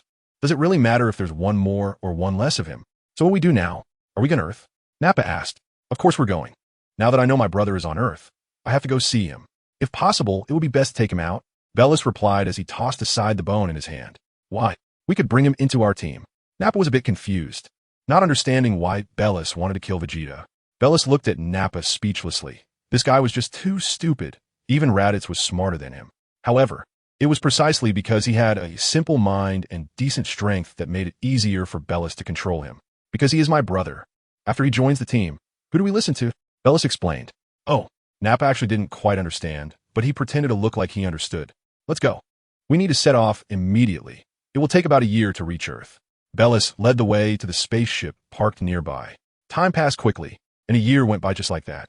During this time, Raditz was found by the Martial Arts Inspection Committee, who wanted to investigate his killing of a farmer. Ultimately, after Vegeta used the Dragon Balls to resurrect the farmer, the members of the Martial Arts Inspection Committee let Raditz go for Vegeta's sake. Raditz also saw the incredibly magical Dragon Balls, which gave him some different thoughts. He believed that Vegeta and Kakarot were so powerful because they used the Dragon Balls to make wishes to the dragon. If Vegeta and Kakarot could do it, he could too, as long as he could gather all the Dragon Balls. However, Vegeta was too cunning, and, comparatively, his brother Kakarot was a bit naive. So he pretended to flatter Kakarot and ultimately got information about the Dragon Balls from him. The most crucial piece of information was that he learned the Dragon Balls were created by a god from Earth, and that this god was actually a Namekian he knew. Since the Namekian on Earth could create Dragon Balls that grant any wish, then the Namekians on Namek must naturally have that ability as well. On Earth, he was being monitored by Vegeta and the others, and he was not their match. So, he could go to Namek to seize the Dragon Balls. Chapter 80. Brothers meet again. Having made up his mind, Raditz quietly lurked on Earth. However, he did not spend this year idly. Under his deliberate flattery, Goku had almost no guard against him. As for Vegeta, he never considered Raditz his enemy, so he didn't remind Goku to be wary of Raditz. Thus, with Goku's help, Raditz also learned a few martial arts techniques. As long as he could diligently train, his strength would definitely not be weak in the future. Boom, boom. Two spaceships passed through Earth's thick atmosphere, heading towards the planet. After the incident with Raditz, Earth strengthened its monitoring of outer space. The moment Beerus and Nappa's spaceship entered near Earth, the monitoring personnel quickly discovered their traces. Soon, Vegeta received news from the space agency. "Okay, I understand. You all just do your jobs. I'll handle this personally. Don't worry, with me here, they won't stir up any big waves. If there's any situation, I'll notify you." After hanging up the phone, Vegeta called Goku again. "Goku, bring Raditz with you. Beerus and Nappa have landed on Earth. Let us go meet them together." "Okay, Master." Goku readily agreed and called Raditz, who was outside practicing martial arts with Gohan. The three soon gathered together and, based on the calculations from the space agency and their judgment of energy, arrived at the location where their spaceship had landed. Boom, boom. With two crashing sounds, the spaceship piloted by Beerus and Nappa landed on the ground. Then, a man who looked somewhat similar to Vegeta, but with a significantly different hairstyle, along with a bald warrior, flew out of the crater. The moment both sides saw each other, They fixed their gaze on one another tightly. Belis called out, "My dear brother, I never expected that we would meet for the first time since I was born until now." "Belis, I only learned of your existence when Raditz came," Vegeta said, looking at Belis with a somewhat complicated expression. "Life in the Frisia Force isn't easy, is it?" Vegeta asked, after hearing Vegeta's words. Belis immediately recalled the days when he was sent to the Frisia Force by King Vegeta. These were supposed to be the days Vegeta experienced, but he ran away, ultimately leading Belis to face all of this. Stop pretending. I'm going to ask you one question. Are you willing to join our team?" Belis asked. Vegeta collected his emotions. After all, he was not from this world. The Scion race didn't mean much to him. Comparatively, Earth was truly his home. "Belis, you know I can't go with you, nor can I go to other planets to kill indiscriminately. That's not my life," Vegeta said. "You can stay here. Earth can become your new home." Looking at the stern-faced Belis, Vegeta urged. Belis crossed his arms and said, "Vegeta, we Scions have never been sentimental. Since you are unwilling to come with me, I will destroy this Earth. You know I have that capability. Indeed, sometimes a troublesome child needs a beating to listen." Vegeta said, "How about this? Let's have a match. Me and Goku against you and Nappa. It's 2 versus 2, and whichever side wins will have their way. What do you think?"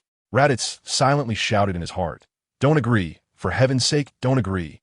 Unfortunately, his thoughts went unheard by Belis, who looked at the 2 power levels of 500 displayed on his scouter and immediately laughed disdainfully, saying, "I thought it was something significant." "I agree. Don't worry. We won't kill you. After all, we'll be teammates in the future." Sigh. Hearing Belis fall for it, Raditz couldn't help but cover his face, then silently flew to a nearby mountain to avoid getting caught in the crossfire. "You choose who will fight whom?" Vegeta asked. "Nappa, you go and fight Kakarot for a bit. Let him see how we've fared in the Frisia Force over the years. As for Vegeta, leave him to me." Belis said. "Yes, Belis." Nappa obeyed the command and stepped forward, looking at son Goku, saying, "Kakarot, come on, I hope you can last a little longer against me." Goku didn't hesitate. He walked directly in front of Nappa, grinning, and said, "I advise you not to trust that thing on your eyes. Sometimes what your eyes see isn't necessarily the truth." Talkative. After saying that, Nappa swung a punch at Goku. However, Goku dodged Nappa's attack with a swift movement. Nappa was stunned. He had thrown that punch without any warning and with full force. Did this Kakarot really evade his attack so easily? I don't believe it. He must have been lucky. With that thought, Nappa continued to attack Goku, his fists swinging repeatedly. Although there was no particular technique, it was clear that his attacks were devoid of any unnecessary movements, all evolved from life and death struggles. However, such attacks couldn't even touch the hem of Goku's clothes. The most crucial point was that Goku always gave him the illusion that he could hit him if he just increased the speed a bit. But no matter how much Nappa tried to speed up his attacks, Goku always stayed just a step ahead. Watching the battle from the side, Belis's expression had turned as cold as ice. He realized that Kakarot's displayed power was far from what was shown on the scouter. Belis quickly turned his head and saw Raditz watching from the side. He waved at him. Raditz didn't say anything and directly flew to Belis's side. Belis asked in a deep voice, "Raditz, you've been here for a year. Tell me, what is their strength like?" Raditz replied succinctly, "Unfathomable." "What does that specifically mean?" Belis continued to press. Raditz thought for a moment, then leaned close to Belis's ear and whispered, "Not weaker than Frisia." Although Raditz's voice was very soft, it had Belis's body like thunder in his ear. Chapter 81. The dual Belarus turned to look at the battlefield in the center, watching as Kakarot toyed with Nappa like a monkey. Finally, Belarus spoke up to stop it.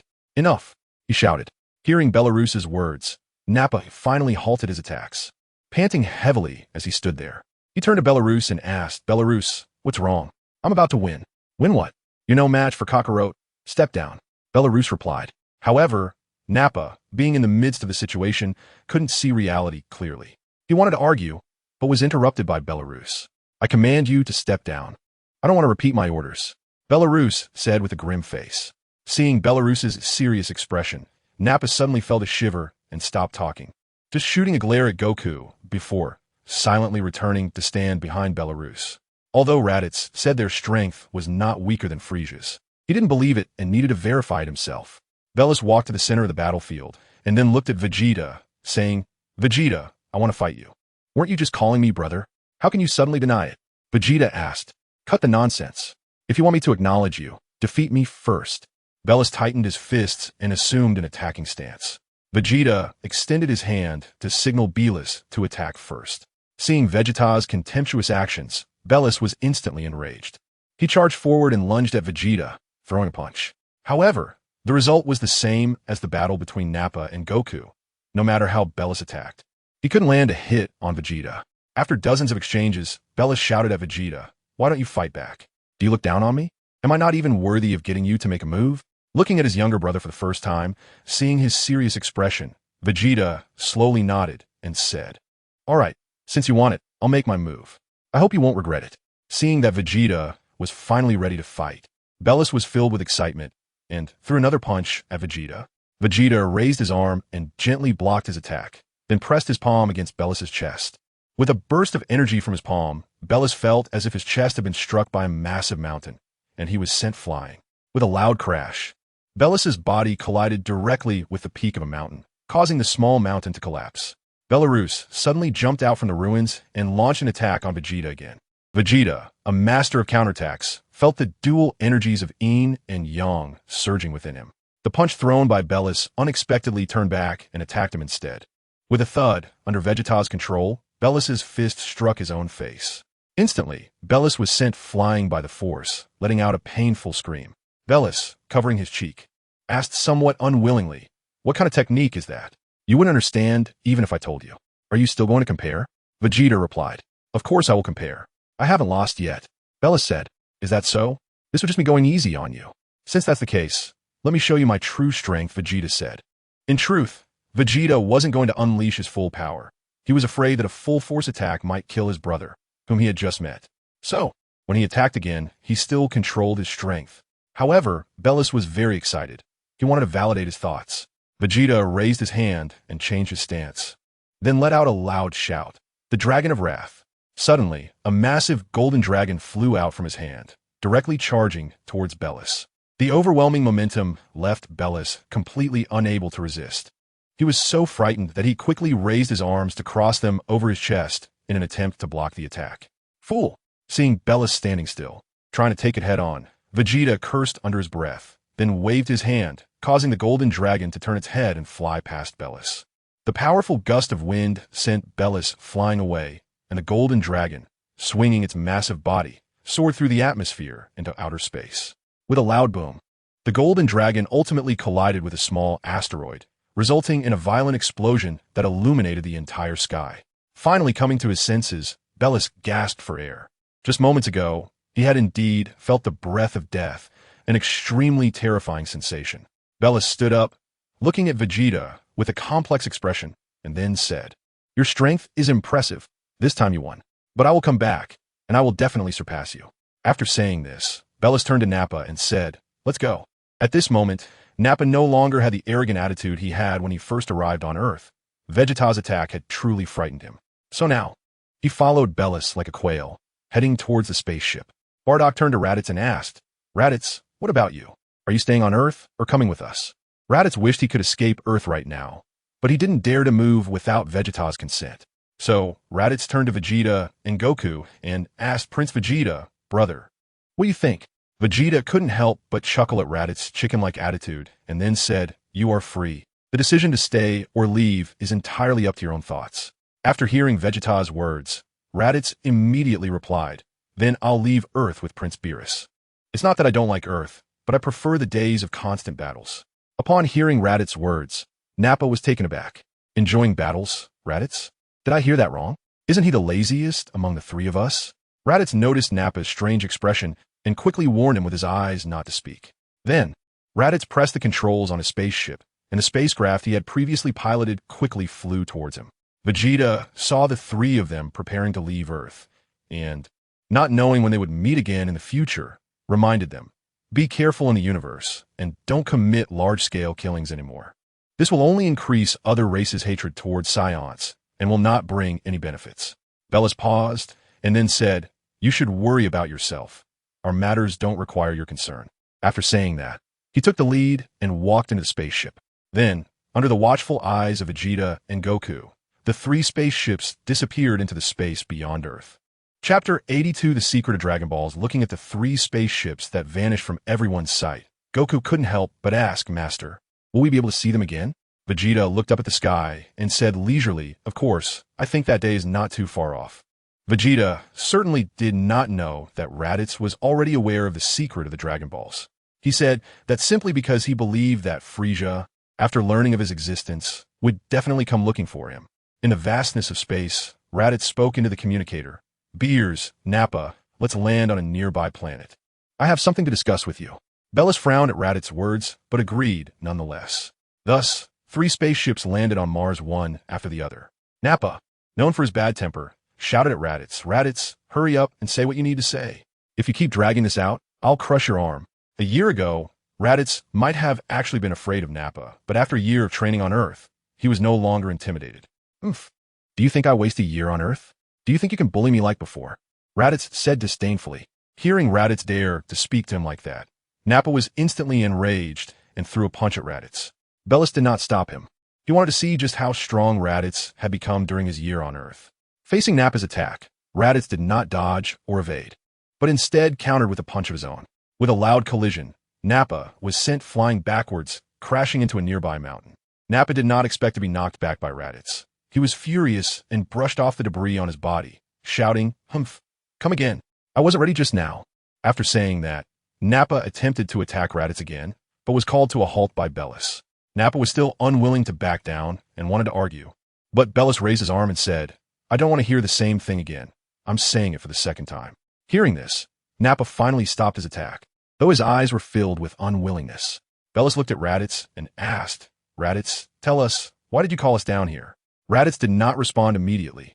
Instead, he slowly walked to Bellis's side, suddenly made a move, and snatched the power level scouter off Bellis's head, then crushed it directly. Bellis was taken aback. He was not surprised that Raditz had crushed his power level detector, but rather shocked that he had not reacted to Raditz's sudden move. "Raditz, have you gone mad? Why did you crush our power level detector?" Nappa shouted.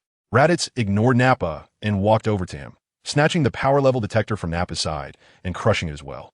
Seeing that Raditz not only ignored him, but also destroyed his power level detector, Nappa could no longer contain his anger and was about to strike again.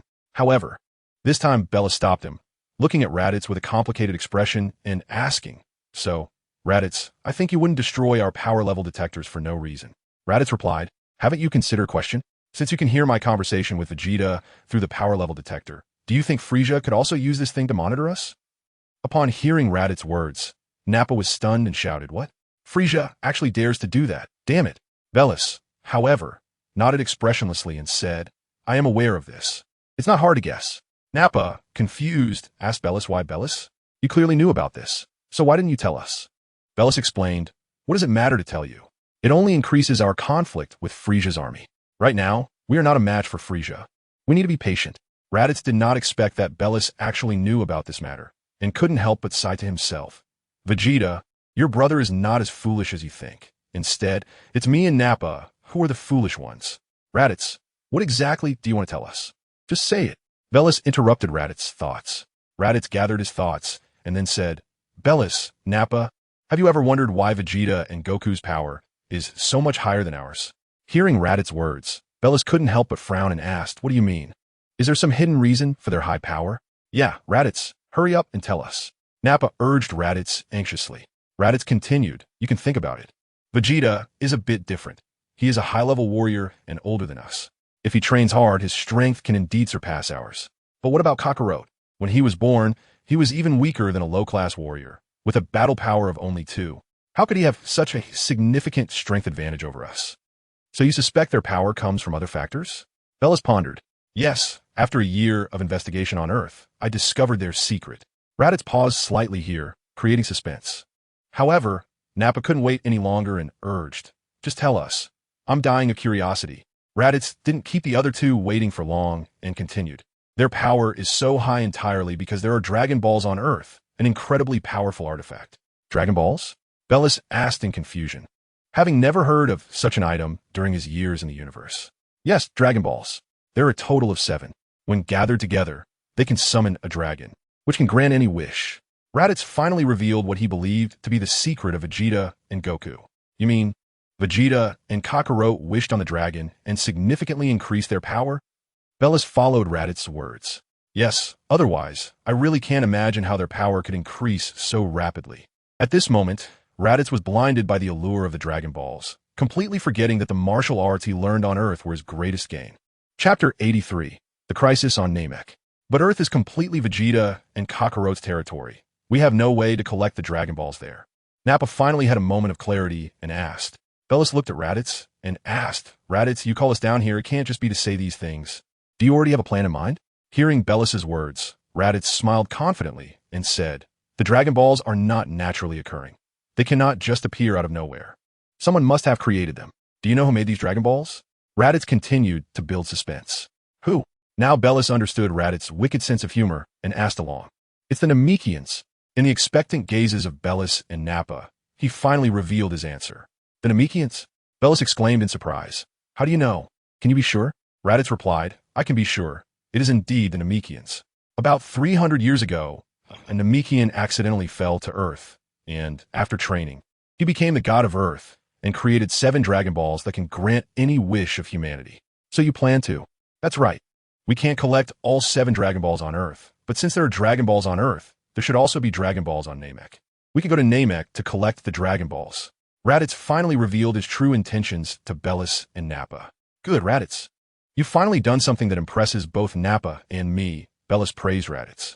Now you understand why I crush your power level, Scouter, right? The matter of the Dragon Balls must never be known to Frieza. Raditz explained the reason behind crushing the Scouter. Indeed, you did well. This matter cannot be known to Frieza. Bellis nodded in agreement and continued, time waits for no one. We need to set off for Namek immediately. After finishing, the 3 of them boarded the spaceship and flew towards Namek together. In the distant depths of space, at the headquarters of Frieza's army, a subordinate with a frog-like head reported to Frieza, Lord Frieza, we have detected the spaceship of Bellis and the others moving. Frieza nodded and said, oh, they finally moved. Tell me, where are those 3 traitors flying in now? The frog-headed subordinate checked the computer feedback and reporting to Lord Frieza, according to the computer calculations. It seems they are heading to Namek. Namek? What are they going to do on Namek? Frieza asked, puzzled. Just then, a soldier named Zarbon, standing beside Frieza, seemed to have thought of something and hesitantly said, Lord Frieza, I have heard a legend about Namek. A legend? What legend? Tell me, Frieza asked with interest. It is said that on Namek, there is a magical item called the Dragon Balls, through which one can summon a powerful dragon. And if one makes a wish to the dragon, it can grant any wish. Zarbon explained. Any wish? Can it grant eternal life? Frieza asked in surprise. Zarbon hesitated and slowly said, the legend says any wish. I thought it was too far-fetched to believe before. But now, seeing the actions of Bellis and those 3, I can't help but wonder if this legend might actually be true. Better to believe than to miss out. I believe these 3 won't act without purpose, Frieza said. Zarbon, take the troops. We will head to Namek immediately and meet these 3 little guys. Frieza commanded loudly. Yes, Lord Frieza. Zarbon replied loudly, standing at attention. Soon, the headquarters of Frieza's army sounded the alarm for assembly, and countless Frieza soldiers armed with laser weapons rushed towards the nearby spaceship. In no time, the spaceship took off and quickly headed towards Namek. On Namek, the Grand Elder suddenly woke from his slumber. He had just had a dream where the entire Namek was engulfed in flames, and all the Namekians were killed. Neru, are you out there? The Grand Elder called out loudly. Grand Elder, I'm here. Neru quickly entered after hearing the Grand Elder call for him. Noticing the sweat on the Grand Elder's forehead and asking, Grand Elder, what happened? Did you have a nightmare? The Grand Elder calmed himself and said, Neru, I just dreamt that Namek was engulfed in flames, and all the Namekians were killed by a powerful demon. Grand Elder, it's just a nightmare. It's not real. Neru comforted him. The Grand Elder shook his head and said, no, this is not just a simple nightmare. It's a premonition, a warning about the future of Namek. However, in my dream, I saw a powerful warrior helping us fight against the demon, so I need you to find this powerful warrior. The Grand Elder instructed Neru. A powerful warrior? Neru asked, confused. Do you know who this warrior is? The Grand Elder shook his head and said, I couldn't see the warrior's face clearly in my dream, but I saw that he was surrounded by 7 Dragon Balls. So this warrior must be on a planet that has 7 Dragon Balls. You need to go to each village to collect the Dragon Balls. Then make a wish to the dragon god Porunga to find the planet with 7 Dragon Balls. Locate the Namekian who created the Dragon Balls, and ask him to help us find that powerful warrior who can help us defeat the demon. As the only fighting type Namekian, Naru felt somewhat dissatisfied hearing that the Grand Elder wanted to ask another warrior for help, so he lowered his head in silence. The Grand Elder saw through Naru's thoughts and sternly said, "Naru, are you going to disobey my orders?" Hearing the Grand Elder's serious words, Naru felt a rush of anxiety and quickly replied, "Yes, Grand Elder, I will set off to collect the Dragon Balls immediately." After saying this, Naru flew out of the house and headed to the various villages. The 7 Dragon Balls were kept in 9 different villages on Namek. Chapter 84. Summoning Vegeta Soon. Naru completed the collection of all 7 Dragon Balls and summoned the Dragon God Purunga in front of everyone. At this time, many Namekians were already aware of the Grand Elder's dream, although they were skeptical about the impending crisis facing Namek. They were very interested in the Namekian who could create the Dragon Balls and had fallen to Earth, so everyone gathered around to watch. Quickly, under Naru's summoning, the Dragon God Purunga appeared before everyone. "State your wishes. Whatever your wish may be, I can grant it." Purunga's voice echoed through the heavens. Naru loudly addressed Purunga. "Purunga, I want to find a Namekian who is on another planet and has created 7 Dragon Balls. This wish is simple, but once I find him, what should I do?" Purunga continued to ask, and upon hearing this, everyone finally believed that there were indeed Namekians scattered outside. "Please help me send them over," Nyla said. "Okay, that's really easy." Purunga replied loudly. On Earth, God was having tea with Mr. Bobo in the Heavenly Palace. Ever since he fused with Demon King Piccolo, God's life had been extremely stable and comfortable. Just as God was about to speak, he suddenly felt a tremor in his body and then disappeared before Bobo's eyes. "God?" Mr. Bobo was taken aback, and the teacup in his hand fell to the ground, shattering into pieces. Mr. Bobo searched frantically in the palace, trying to find any trace of God, but all of it was in vain. At this moment, God had already appeared on the planet Namek, where he saw a spectacular scene, surrounded by hundreds of Namekians. "You're my kin? I can't believe that after hundreds of years, I finally found my homeland." God looked at his fellow Namekians, choked with emotion, tears welling in his eyes. Many Namekians were also moved and stepped forward to embrace God, offering comfort. At this moment, Nyla suddenly spoke up. "I still don't know your name, but that's not important. I summoned the Dragon God Balunga to ask for your help." Hearing Nylu's words, God was taken aback and quickly asked, "What do you need? No matter what it is, as long as I can do it, I will definitely help." Nylu briefly explained the dream that the Elder had, then said, "According to the Elder, only the warriors on your planet can help us Namekians through this crisis. Can you help us invite them over?" After hearing Nylu's words, God pondered for a moment and then said, "If the Elder's dream is true, on Earth, the only warrior I can think of who can save our Namek is a person named Vegeta." "Vegeta? Is he very powerful?" God smiled slightly and said, "It's no longer just powerful, it's unfathomable. Can you invite him to help?" Nylu asked with anticipation. God did not make any promises but considered it and said, "First, take me back. I'll go to his house and see if I can get him to come." "Okay, I really appreciate your help." After Nyla finished speaking, he wished for the Dragon God Balunga to send God back to Earth. God then appeared once again in the Heavenly Palace, and at that moment, Bobo happened to see God suddenly reappear, instantly filled with joy, tears streaming down his face. "God, you finally reappeared. I thought you didn't want Bobo anymore," Bobo said, looking at God with watery eyes. God gently patted Bobo's head and said, "It's okay. How could I not want you? I just had something to attend to. All right, I need to go to Mr. Vegeta's house for something." After saying this, God summoned a flying carpet and jumped on it. "God, do you need me to accompany you?" Bobo asked from below. "No need, Mr. Bobo. Stay here and take care of the palace," God replied, and then he activated the flying carpet, which quickly flew out from the Heavenly Palace towards Vegeta's home. Before long, God arrived at Vegeta and Bulma's house. Just in time, God encountered Trunks, who was playing in the yard, and politely asked, "Is Mr. Vegeta at home?" Trunks curiously looked at the green-skinned stranger in front of him and asked, "Who are you?" God introduced himself. "Hello, I am the God of Earth. I came to find Mr. Vegeta because I need his help." Trunks, intrigued, continued to ask, "What is it? Is it fun?" God's heart was anxious, but facing this child, he could not urge him and had to continue, "Of course it's not fun. It's very dangerous. Otherwise, I wouldn't be looking for Mr. Vegeta's help." Just as Trunks was about to ask more questions, Vegeta happened to return from the training hall. Noticing God chatting with Trunks in the yard, Vegeta knows Trunks well. He is particularly curious and likes to dig deep. Sometimes, even adults can be driven crazy by him. So, he quickly stepped forward to interrupt Trunks' questioning and said to the God, "God, I didn't expect you to come to my house as a guest. Please come in for some tea." The god quickly stopped Vegeta's politeness, grabbed his arm, and said, "Mr. Vegeta, there's no need for tea. I came here this time because I have something that I would like your help with. If you need my help, then hurry up and tell me." Vegeta hurriedly replied. The god briefly explained the situation on Namek to Vegeta and finally said, "Mr. Vegeta, do you think you can help?"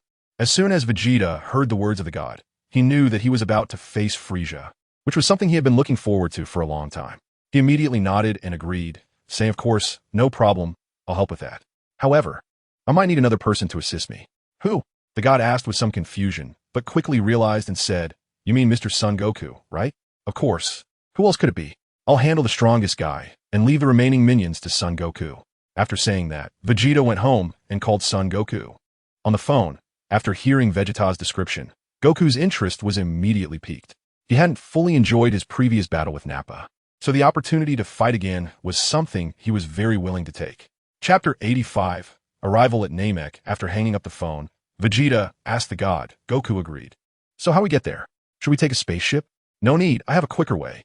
Saying this, the god closed his eyes and called out in his heart, "Neru, can you hear me? Mr. Vegeta has agreed to help, and not only that, Mr. Son Goku is also here. Please summon the dragon to help." Soon, the god received a response in his heart. "All right, sir, I'll go ask the dragon." After receiving the reply, the god said to Vegeta, "Soon, the dragon on Namek will summon you and Mr. Son Goku." "Okay." Just as Vegeta finished speaking, he suddenly disappeared in front of the god and Trunks. Seeing his father suddenly vanish, Trunks was startled and immediately pointed at the god, loudly accusing, "You bad person. Where did you take my dad? Give him back." Hearing Trunks' words, the god hurriedly explained, but Trunks wouldn't listen, firmly believing the god was a bad person. Eventually, the noise from the two of them attracted Bulma, who was conducting experiments in the lab. After she came out and inquired, she finally managed to calm Trunks down. Leaving aside how the people on Earth reacted, after Vegeta and Goku appeared on Namek, they were soon brought to the Grand Elder by Neru. The Grand Elder looked at Vegeta with joy and said, "Yes, that's right. The warrior I dreamed of is indeed Mr. Vegeta. Your hairstyle is exactly the same as what I saw in my dream." Upon hearing the Grand Elder's words, Vegeta chuckled and said, "Actually, if I'm not mistaken, this crisis on Namek may have been caused by me." The Grand Elder looked at Vegeta with some confusion upon hearing this.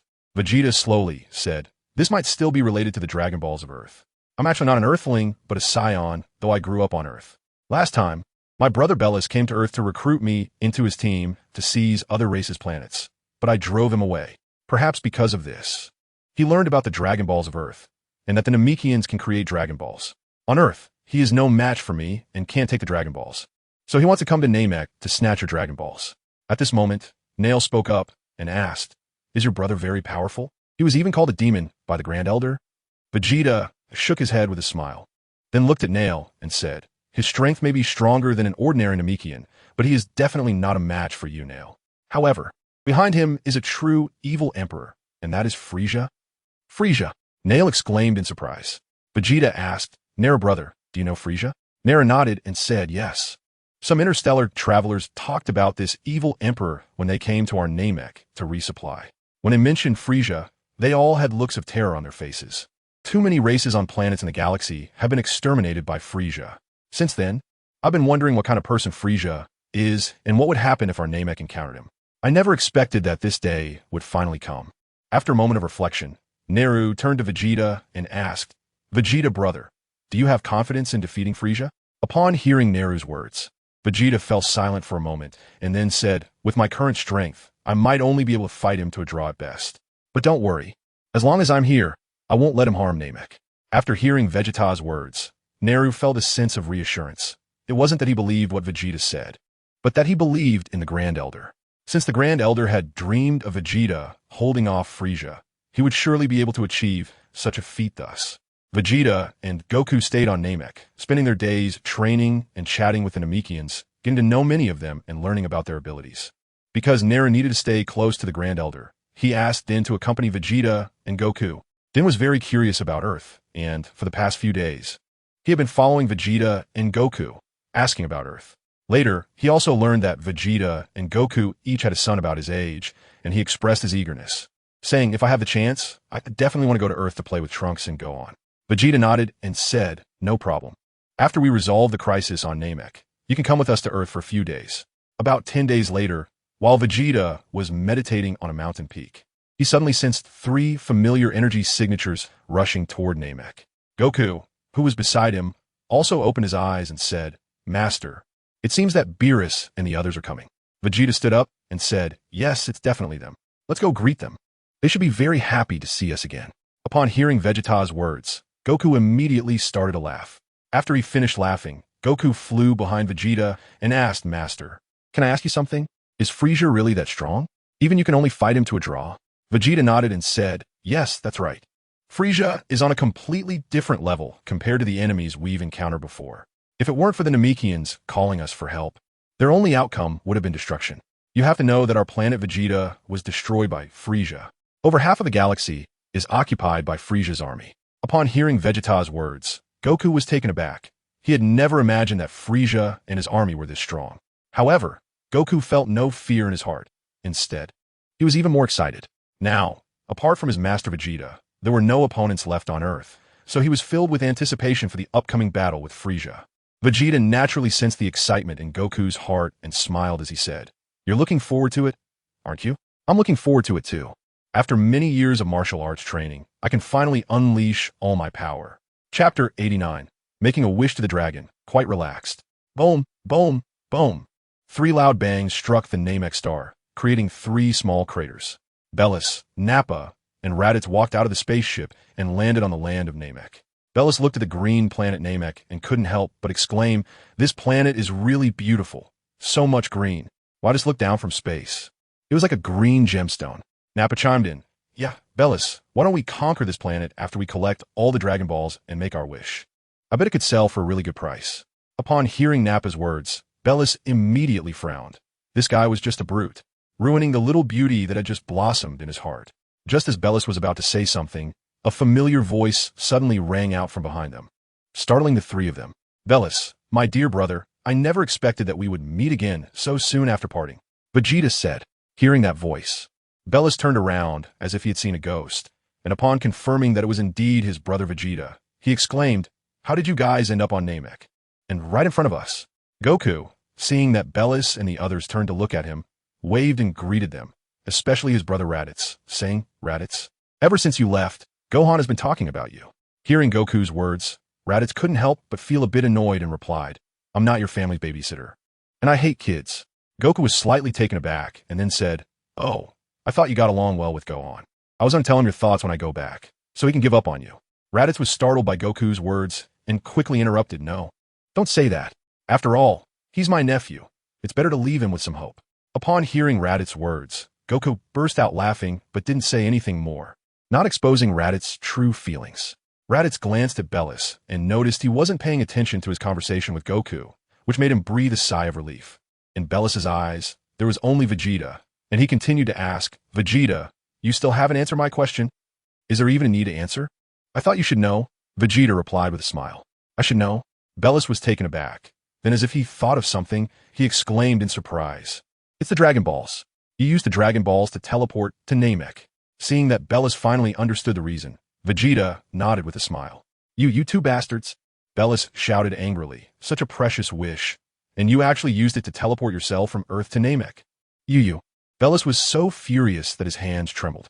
Raditz also spoke up beside him, "Why didn't you wish to become the strongest in the universe, or to have infinite life, or to be immortal, etc.?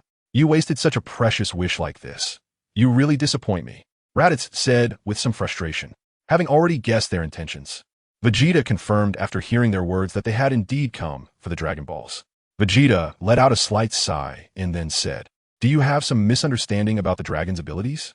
Hearing Vegeta's words, Bellis was taken aback for a moment and then asked, "Isn't the dragon able to grant any wish?" "Who told you that the dragon can grant any wish?" Vegeta asked. Bellis turned to Raditz, who directly admitted, "It's what I said. Aren't you 2 so powerful because you made wishes to the dragon on Earth to become this strong? Who told you that our strength was granted by the dragon?" Vegeta continued to ask. "No one told me. I guessed it myself," Raditz stubbornly replied. "Vegeta, even though you were a superior warrior, that's not the reason you are so much stronger than us. Even with your high talent, in such a comfortable environment like Earth, you couldn't and shouldn't be stronger than us. If that's the case, The only reason you are so powerful must be because of the dragon. Vegeta sighed and said, the dragon is not omnipotent. His abilities have limits. For example, the wishes you mentioned, like making your power the strongest in the universe, granting infinite life, or becoming immortal, all exceed the dragon's own capabilities. If the dragon could really do such incredible things, then the Namekians would have long become the rulers of the entire universe and wouldn't have nearly faced extinction. Hearing Vegeta's words, Belis and the others felt as if they had been struck hard. Belis muttered to himself, does that mean I can only be your defeated opponent forever? Upon hearing Belis's words, Vegeta found it somewhat amusing and said, you wish to surpass me by making a wish to the dragon? Belis nodded firmly and said, of course, I will definitely surpass you. Looking at his brother's determined eyes, Vegeta slightly nodded and then said, after this incident is over, come back to Earth with me, and I will teach you Chinese martial arts. This is the reason why my strength is so great. Chinese martial arts? Are you sure it's really as powerful as you say? Belis asked skeptically. Of course. Didn't Raditz tell you? Didn't he train in Chinese martial arts on Earth for a year? He should have made significant progress by now, Vegeta replied. Hearing Vegeta mention him, Raditz was slightly taken aback and said, you're not wrong. I did learn Chinese martial arts on Earth, and my strength has improved. But isn't that the result of my own hard work?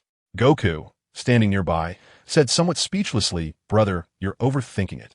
Raditz instantly felt a bit embarrassed, but fortunately, he had a thick skin and no one noticed that his face was turning red. At this moment, Vegeta continued, by the way, I have one more thing to say. The wishes from the Dragon Balls may be very precious to you, but for us, they're quite ordinary.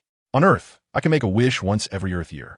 And on Namek, I can make 3 wishes every 130 Earth days. So, our actions really don't count as waste.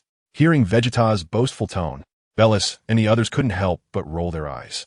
Chapter 87. The evil Emperor Frisia, since Belis knew that the dragon on Namek couldn't fulfill the wishes he wanted. He no longer had the desire to stay on Namek. He said to Vegeta, since the dragon isn't that powerful, and you've already used up your wishes, let's hurry back to Earth. Why waste time here? The sooner we return to Earth, the sooner you can teach us Chinese martial arts. In the future, my strength will definitely surpass yours. Are you planning to leave just like that? Vegeta asked upon hearing Belis's words. What else is there to do? Should we kill all the Namekians, take over their planet, and sell it for a good price?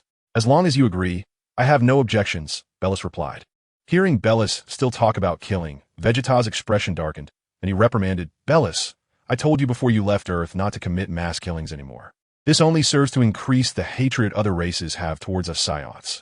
Upon hearing Vegeta's scolding, Belis pouted and didn't dare to retort further. At this moment, Raditz asked, since you won't allow us to occupy Namek, what are we still doing here?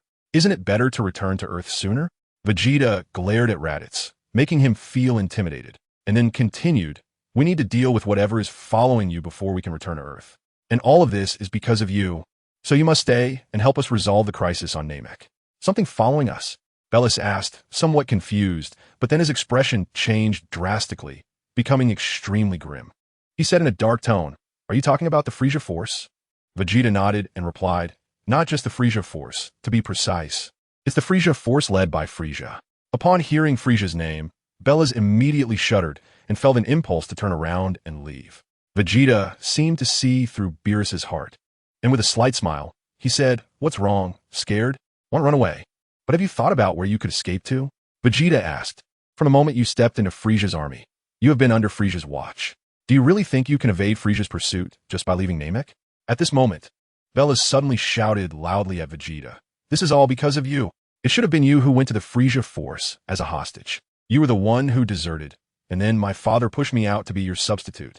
Vegeta fell silent for a moment, then said, the only people I may have wronged in my life are my father, King Vegeta, and the Saiyans on planet Vegeta.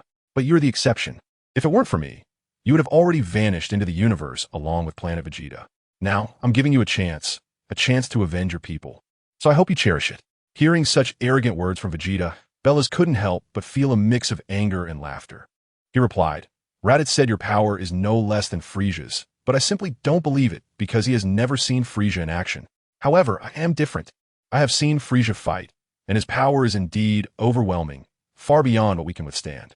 At this point, Belis paused, seemingly recalling the scene when Frisia made his move, his face filled with fear.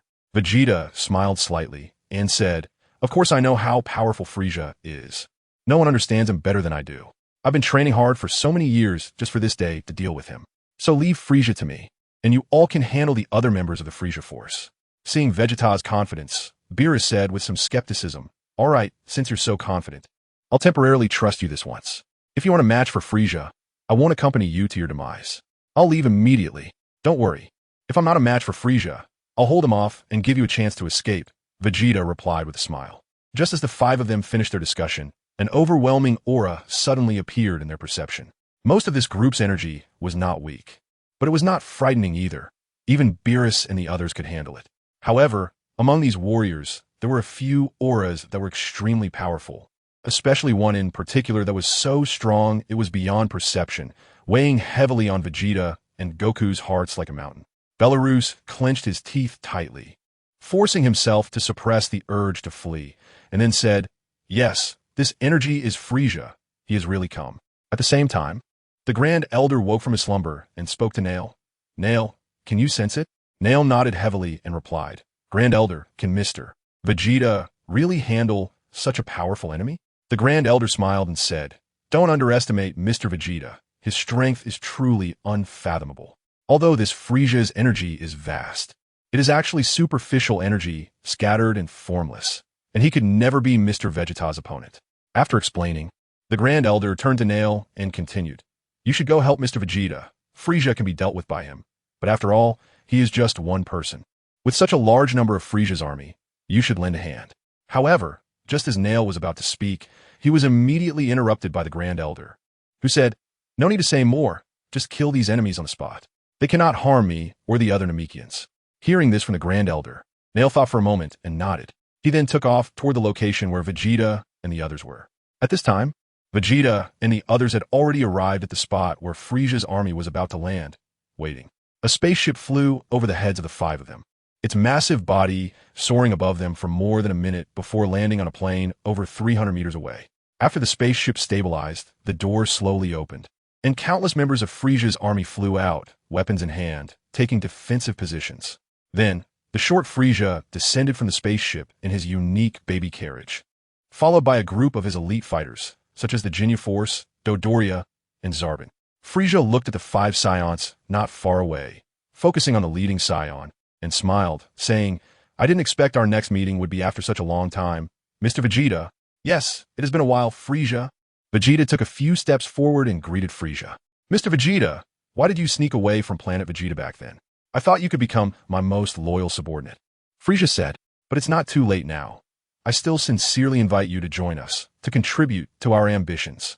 Hearing Frisia's words, Vegeta smiled slightly and replied, "Stop pretending, Frisia. Others may not know you, but I do. From the first time I saw you, I could see your apprehension towards our Scion race, which is why you destroyed planet Vegeta, right?" Frisia's outstretched hand slowly retracted as he said slowly, "Mr. Vegeta, since when did you Scions start to care about family ties?" Vegeta was somewhat speechless. This was indeed hard to explain. He could only reply, "Maybe I'm different from them." It seemed that Mr. Vegeta was preparing to decline the kind invitation. After Frisia finished speaking, his expression changed, and he continued, "All right, enough reminiscing, Mr. Vegeta. I believe you know my intentions. Hand over the Dragon Balls." "The Dragon Balls? I'm really sorry, but I've just used the wish from the Dragon Balls on Namek, and it will take another year before I can use them again." Although he said he was sorry, there was no expression on Vegeta's face. Hearing Vegeta's words, Frisia's expression finally turned ugly. He said, "Mr. Vegeta, it seems you really intend to oppose me." After saying this, Frisia turned to Bellis and the other two, saying, "Bellis, Naparadits, what do you three say? Are you preparing to fight alongside Vegeta against me, or will you come help me?"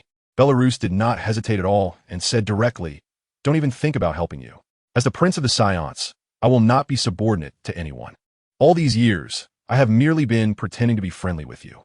Frisia nodded and said, "It seems that you Scions are indeed stubborn. You should never have been left alive back then. But it's not too late now. Let me clean up this trash of yours." After saying this, Frisia turned to his subordinates behind him and said, "Who among you is willing to step up and kill these Scion monkeys for me?" As the elite team of the Frisia force, the members of the Ginyu Force looked down on the Scions in front of them, and not one of them spoke up to challenge. However, these Scions were not ordinary members of the Frisia force who could be dealt with easily. So who had relatively lower combat power among them, was the first to speak up.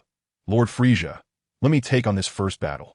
After saying this, Chio-E stepped forward and shouted at Vegeta and the others. Your Lord Chio-E is here. Who dares to challenge me?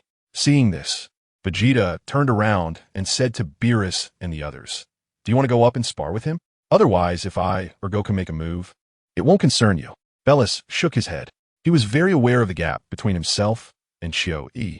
His combat power was probably around FFF Novel Station 937929299, while Chio-E's combat power was also around FFF Novel Station 937929299. He knew he could never defeat Chio-E. Vegeta was already prepared and didn't mind, ready to call Goku to take action. However, at that moment, Neru spoke up and said, Mr. Vegeta, can I take the stage? Seeing that Neru wanted to fight, Vegeta nodded and said, of course, Mr. Neru, please go ahead. Neru nodded to Vegeta and then stepped out of the crowd to face Chio-E. Chio-E frowned as he looked at Neru standing in front of him. He understood the combat power of Science quite well, so he chose to step up to challenge. However, he didn't expect that none of the Science would come forward to fight, but instead, they sent out a stranger, a Namekian warrior. Although he was very cautious in his heart, he didn't show it at all and instead shouted, damn it, are you looking down on me?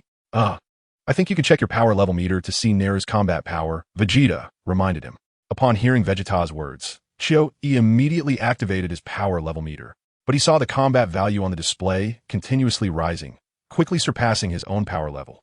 As the power level kept climbing, Chio-E's expression became increasingly grim until the meter finally displayed the final value. 42,000. How is that possible? He exclaimed in shock. Behind him, Beerus and Raditz exchanged glances. They had underestimated the Namekian, thinking they could easily defeat these Namekians and seize the Dragon Balls. Now, it seemed that unless he transformed into a gorilla, he might not even be a match for this guy named Neru. Neru then took a stance and asked Chio-E, hey, what's it going to be?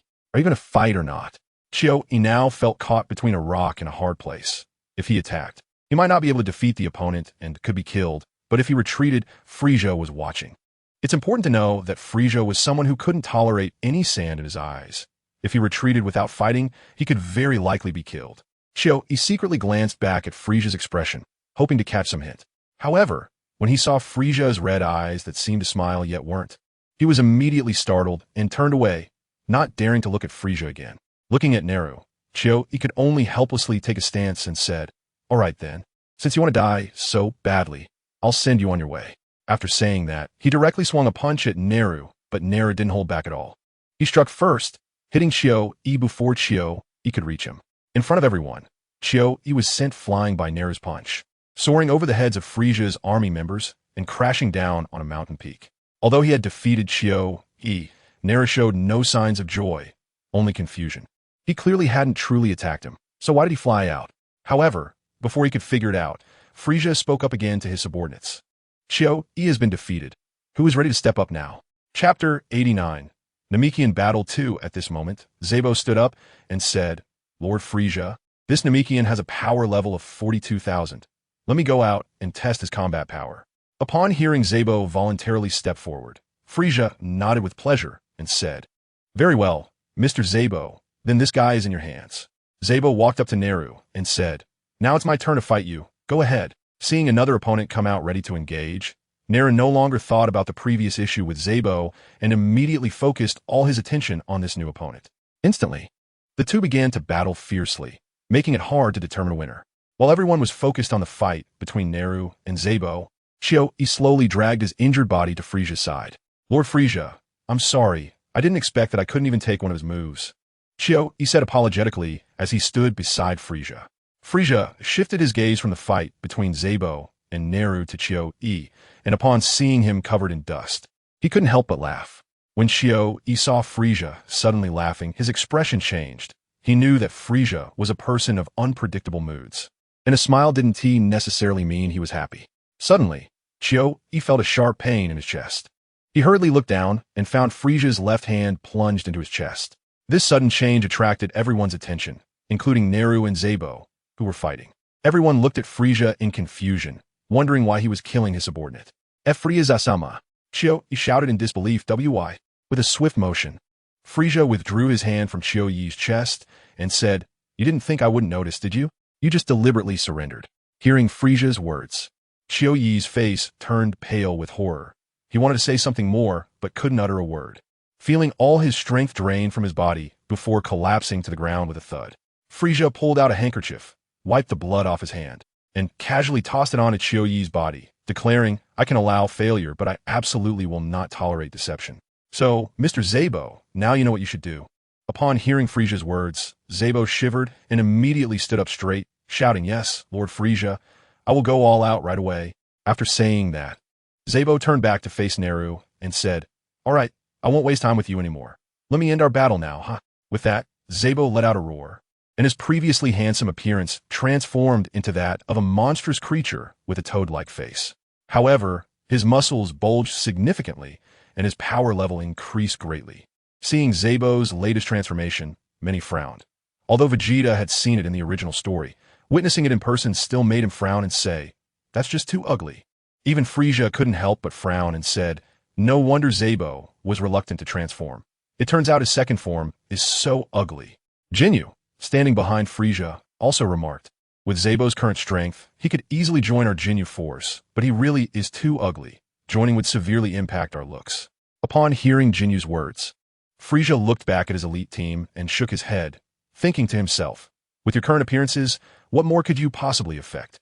Zabo himself knew how hideous he looked after transforming, so he usually tried to avoid transforming whenever possible, striving to maintain his first form's appearance. However, this transformation was necessary, as he couldn't defeat the opponent before him without it. "Kid, come on. This time I'm going to tear you apart." After finishing his words, Zabo launched an attack towards Neru at an incredible speed. The power after his transformation was indeed different. The battle that had just been evenly matched now saw Zabo gaining the upper hand, continuously pressing Neru and quickly knocking him away. Zabo relentlessly pursued, swinging his hand like a knife, aiming to slash Neru's neck and kill him on the spot. Startled, Neru quickly turned his head and swung his arm to block. With a ripping sound, Neru's arm was severed by Zabo, but he managed to avoid Zabo's fatal blow. Looking at Neru, who had lost an arm, Zabo remarked, "I didn't expect your speed to be quite fast. You actually dodged my strike. However, now that you've lost an arm, I'm going to take your life."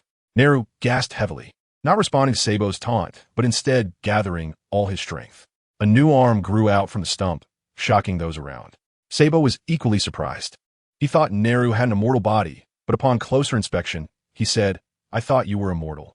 Although your arm has regrown, it comes at a cost. The energy in your body has significantly decreased during the regeneration, so you still can't match me."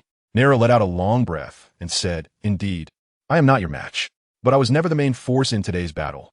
I was just somewhat unwilling. Unwilling to accept that our Namek star needs others to save us. Why can't we save our own homeland? However, I now understand that if my abilities are insufficient, I must recognize it.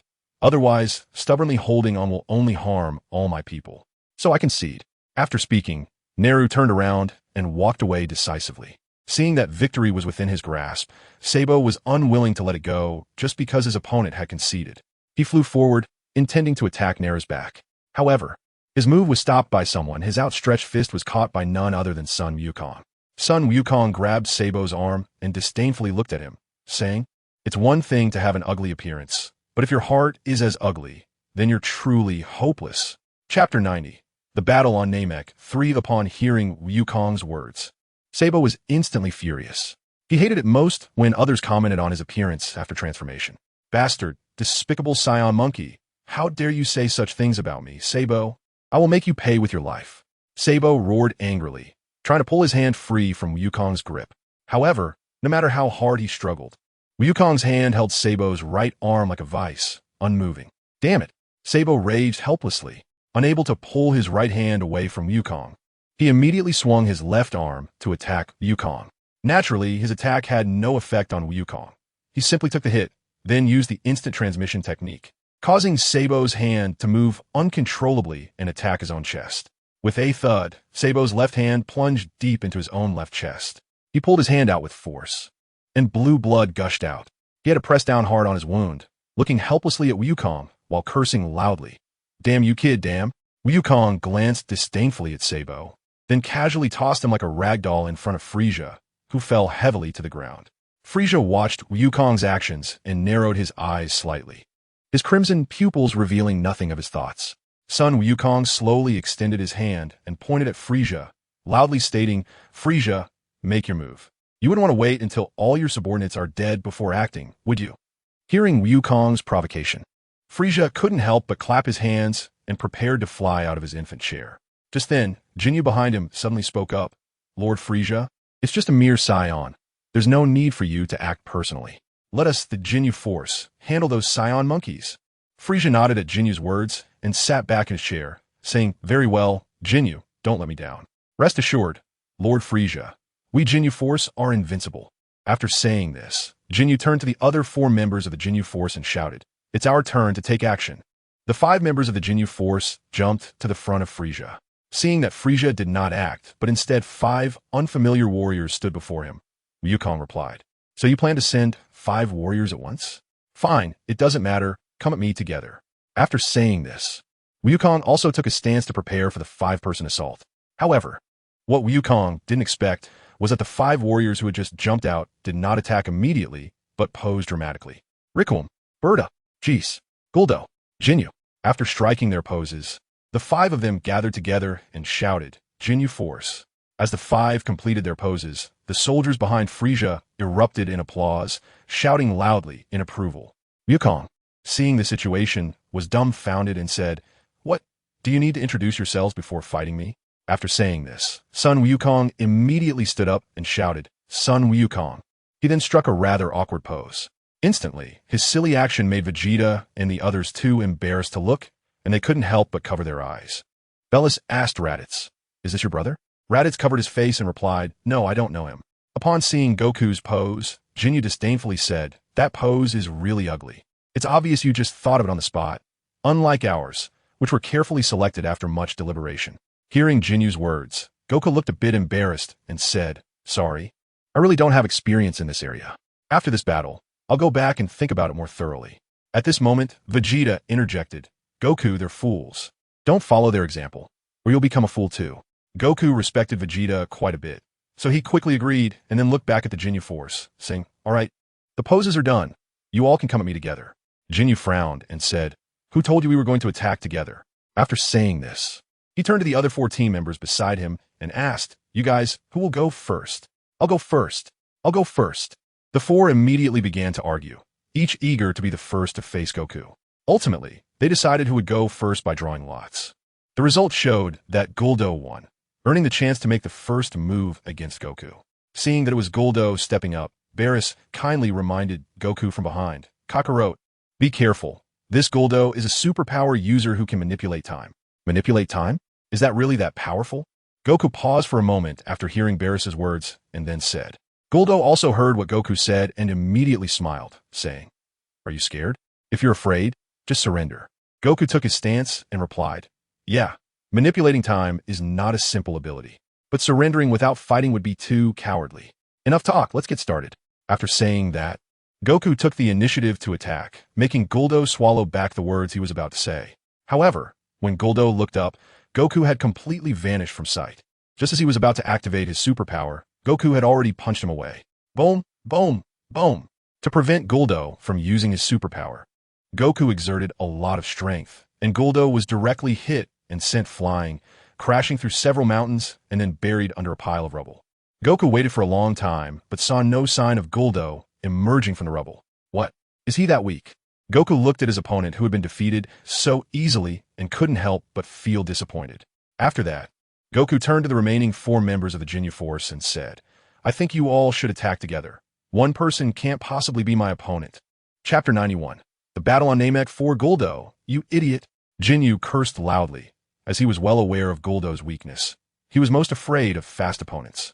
Jin Yong looked at Goku and said, "I never expected your speed to be this fast, but you don't think yours is the fastest, do you?" Bada. Yes, Captain Jin Yong. The blue-skinned Bada stepped forward from the team and said, "Leave it to me, Captain. I'll teach this guy a lesson and let him know what cosmic speed is really like." After saying that, Bada looked at Goku and said, "Kid, you've really annoyed us Jin Yong force now. I'm going to make you suffer. Let me see what your combat power is like." After that, Bada pressed the combat power tester on his eyes. As the tester beeped continuously, The values on it kept flashing until it finally displayed a number. 2,000. Bada looked at the value on the tester, feeling puzzled. How could someone who defeated Guldo only have a combat power of 2,000? At this moment, Jinyu reminded him, "You fool, this scion is clearly someone who can adjust his combat power." After hearing his captain's words, Bada immediately understood the reason.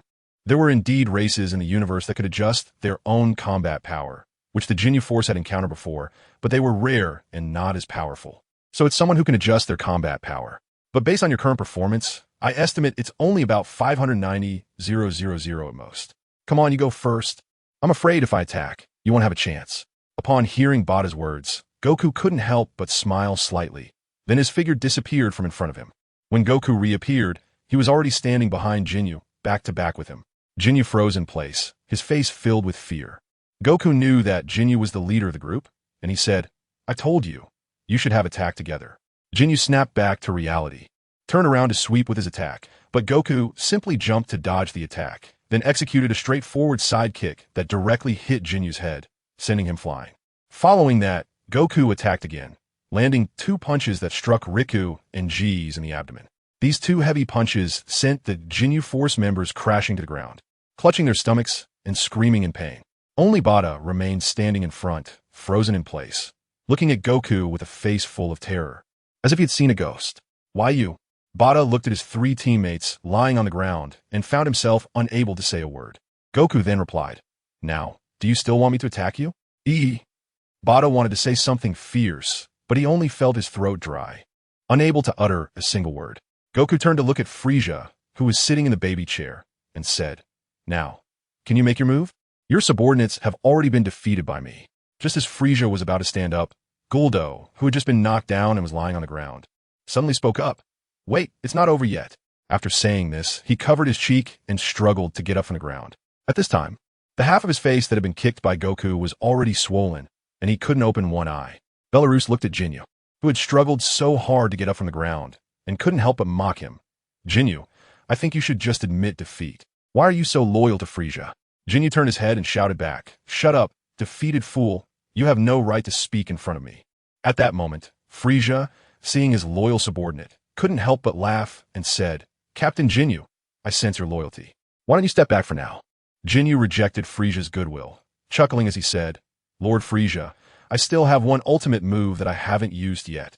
Upon hearing Jinyu's words, Frieza's mind turned, and he immediately understood what Jinyu meant by his ultimate move. He nodded and said, "Good, very good. Then I will see this final move of yours." Goku naturally heard Jinyu's words and curiously asked, "You have an ultimate move? I want to see how powerful this final move of yours is." Jinyu was afraid that Goku would act first, and seeing that Goku was actually waiting for him to unleash his ultimate move, he was overjoyed. This was truly a fool. This powerful body will be mine. As long as I seize this powerful body, Frieza and Cooler won't be my opponents. I will have Frieza's army renamed the Jinyu Force, and I will become the king of the universe. Jinyu slowly opened his arms and then looked at Son Goku, shouting loudly, "Exchange." But before Jinyu could finish saying the 2 words, an invisible sword aura pierced through his chest from behind, directly destroying his heart. Jinyu struggled to turn his head to look back, and found that it was Vegeta who had just ambushed him. He slowly spat out 2 words, "Despicable." After saying these 2 words, he fell heavily to the ground. Goku also looked at Vegeta in confusion and asked, "Master, why did you kill him? With his current strength, he poses no threat to me. What if his ultimate move is to exchange bodies with you?" Vegeta said calmly, "What, exchange bodies?" Upon hearing Vegeta's words, Goku was startled and looked at the fallen Jinyu in shock, beads of sweat seemingly appearing on his forehead. "So, Goku, remember, never underestimate your enemies. Even if they seem weaker than you." Vegeta took the opportunity to teach Goku a lesson about underestimating others. After hearing Vegeta's words, Goku nodded repeatedly, indicating that he understood. Vegeta turned to Frieza and said, "Frieza, you don't expect those little minions behind you to help you deal with us, do you? Let's have a proper one-on-one fight." Hearing his master was about to take action, Goku suddenly became anxious and said, "Master, it should be me fighting right now." Vegeta smiled and said, "You've been fighting for so long, and I'm getting itchy too. So it's my turn to take action now." Chapter 92. The Battle on Namek V. After Vegeta finished speaking, he didn't care whether Goku agreed or disagreed and directly walked to the front of the crowd. "Sai, Goku felt helpless, but there was nothing he could do. After all, Vegeta was his master. Now everyone's gaze turned to Frieza, ready to see how he would respond. Would Frieza be afraid? Of course not. He slowly floated up from his rocking chair and, for the first time, stood on the ground of Namek. Then, swinging his tail like a whip, he smashed his rocking chair to pieces. The chair's fragments scattered all over the ground, expressing Frieza's inner rage. Very good, Vegeta. You're the first person in many years to dare to challenge me directly. Since that's the case, I'll grant you your wish, Frieza said. As he spoke, Frieza raised a finger and closed his eyes, smugly saying, I know you've all been guessing what my battle power is. Go ahead and take a guess. Vegeta remained silent, while Beerus pondered for a moment and then guessed 200,000 battle power. Upon hearing Beerus's words, Frieza burst into laughter and turned to his subordinates behind him, saying, Throw them a few power level testers and let them experience what true fear is. Hearing Frieza's words, several subordinates took off the power level testers they were wearing on their eyes and threw them to Beerus and the others. One of them even landed right in front of Vegeta. Bellis and the others put on their power level testers. But Vegeta lifted his foot and crushed one of the testers. Frieza's eyes twitched, and he stopped talking, then began to explode with rage. Instantly, the numbers on Bellis's power level tester started fluctuating wildly. Finally, the number settled at 530,000. 530,000. Bellis and the others exclaimed in shock. Ha! Frieza laughed arrogantly. Vegeta, prépare-toi. After saying that, Frieza launched a flying kick, throwing a punch toward Vegeta. At this moment, Vegeta said, but a mere battle power of 530,000, is it really worth your pride? While speaking, Vegeta dodged Frieza's punch with a swift movement, then threw a punch that directly hit Frieza's abdomen. The powerful impact burst through Frieza's back. Wow! The intense pain caused Frieza to open his mouth and spit out some saliva. Vegeta grabbed Frieza by the neck and said, I forgot to tell you, I'm no longer that little kid you could easily bully. After saying this, Vegeta flung his hand, and Frieza was thrown out, crashing into the crowd of Frieza's army. When the soldiers saw Frieza being tossed toward them, they all raised their hands to catch him. But they didn't expect that Vegeta had infused Frieza with an extremely powerful internal energy. The moment the soldiers made contact with Frieza's body, that powerful internal energy exploded, sending the Frieza army's minions scattering in all directions. Naturally, Frieza couldn't be caught again and crashed heavily onto the ground. Frieza got up from the ground, wiped the blood from the corner of his mouth, and shouted angrily, Damn you, you unforgivable bastard. I will make you pay. After saying this, a dazzling light emitted from Frieza's body, and he began to grow larger, his hands, feet, body, tail, and finally his head, making him extremely tall. The surrounding minions cheered with joy as they saw their king transform, shouting loudly, King Frieza, majestic and powerful. Vegeta looked at Frieza, who had transformed into his second form, and shook his head, saying, Why can't you learn your lesson? After saying this, he threw another punch, and a wave of energy shot out, hitting Frieza in the abdomen again. Frieza was once again sent flying and crashed heavily against the mountain wall behind him, producing a loud bang. Frieza was furious, truly furious this time, filled with rage. The damned Scion monkey! Unforgivable, unforgivable. You actually dared to injure my noble body twice in a row. I will make you pay with your life. You said my fighting power was lacking, right? Well then, let me show you my ultimate form. And you better not wet your pants. After saying this, Frieza unleashed a powerful energy from beneath the mountain wall, and his body emitted a dazzling light. Once the light faded, a Frieza with light blue and purple skin appeared. The horns that were originally on his body had completely disappeared, no longer looking as terrifying as before, but rather a bit round and cute. Nappa looked at Frieza's new face and couldn't help but burst into laughter. Frieza, oh Frieza, is this really your ultimate form? You look like this. I can't see how terrifying you are. Frieza looked at Nappa and suddenly pointed. A red beam shot from his fingertip toward Nappa. Vegeta appeared in front of Nappa in a flash, then waved his hand and directly deflected Frieza's attack. Nappa was instantly startled and, drenched in cold sweat, thanked Vegeta, saying, Thank you, Vegeta. Otherwise, I would have been doomed. Vegeta replied, Be careful. If you don't have the strength, don't easily provoke enemies stronger than yourself. After being reprimanded by Vegeta, Nappa couldn't help but feel a bit speechless and fell silent. Seeing his attack blocked by Vegeta, Frieza said, It seems that in order to kill these guys behind you, I need to deal with you first. Enough with the nonsense. I can't wait to have a battle with you. Vegeta shouted. All right, since you want to die so badly, I'll grant you that.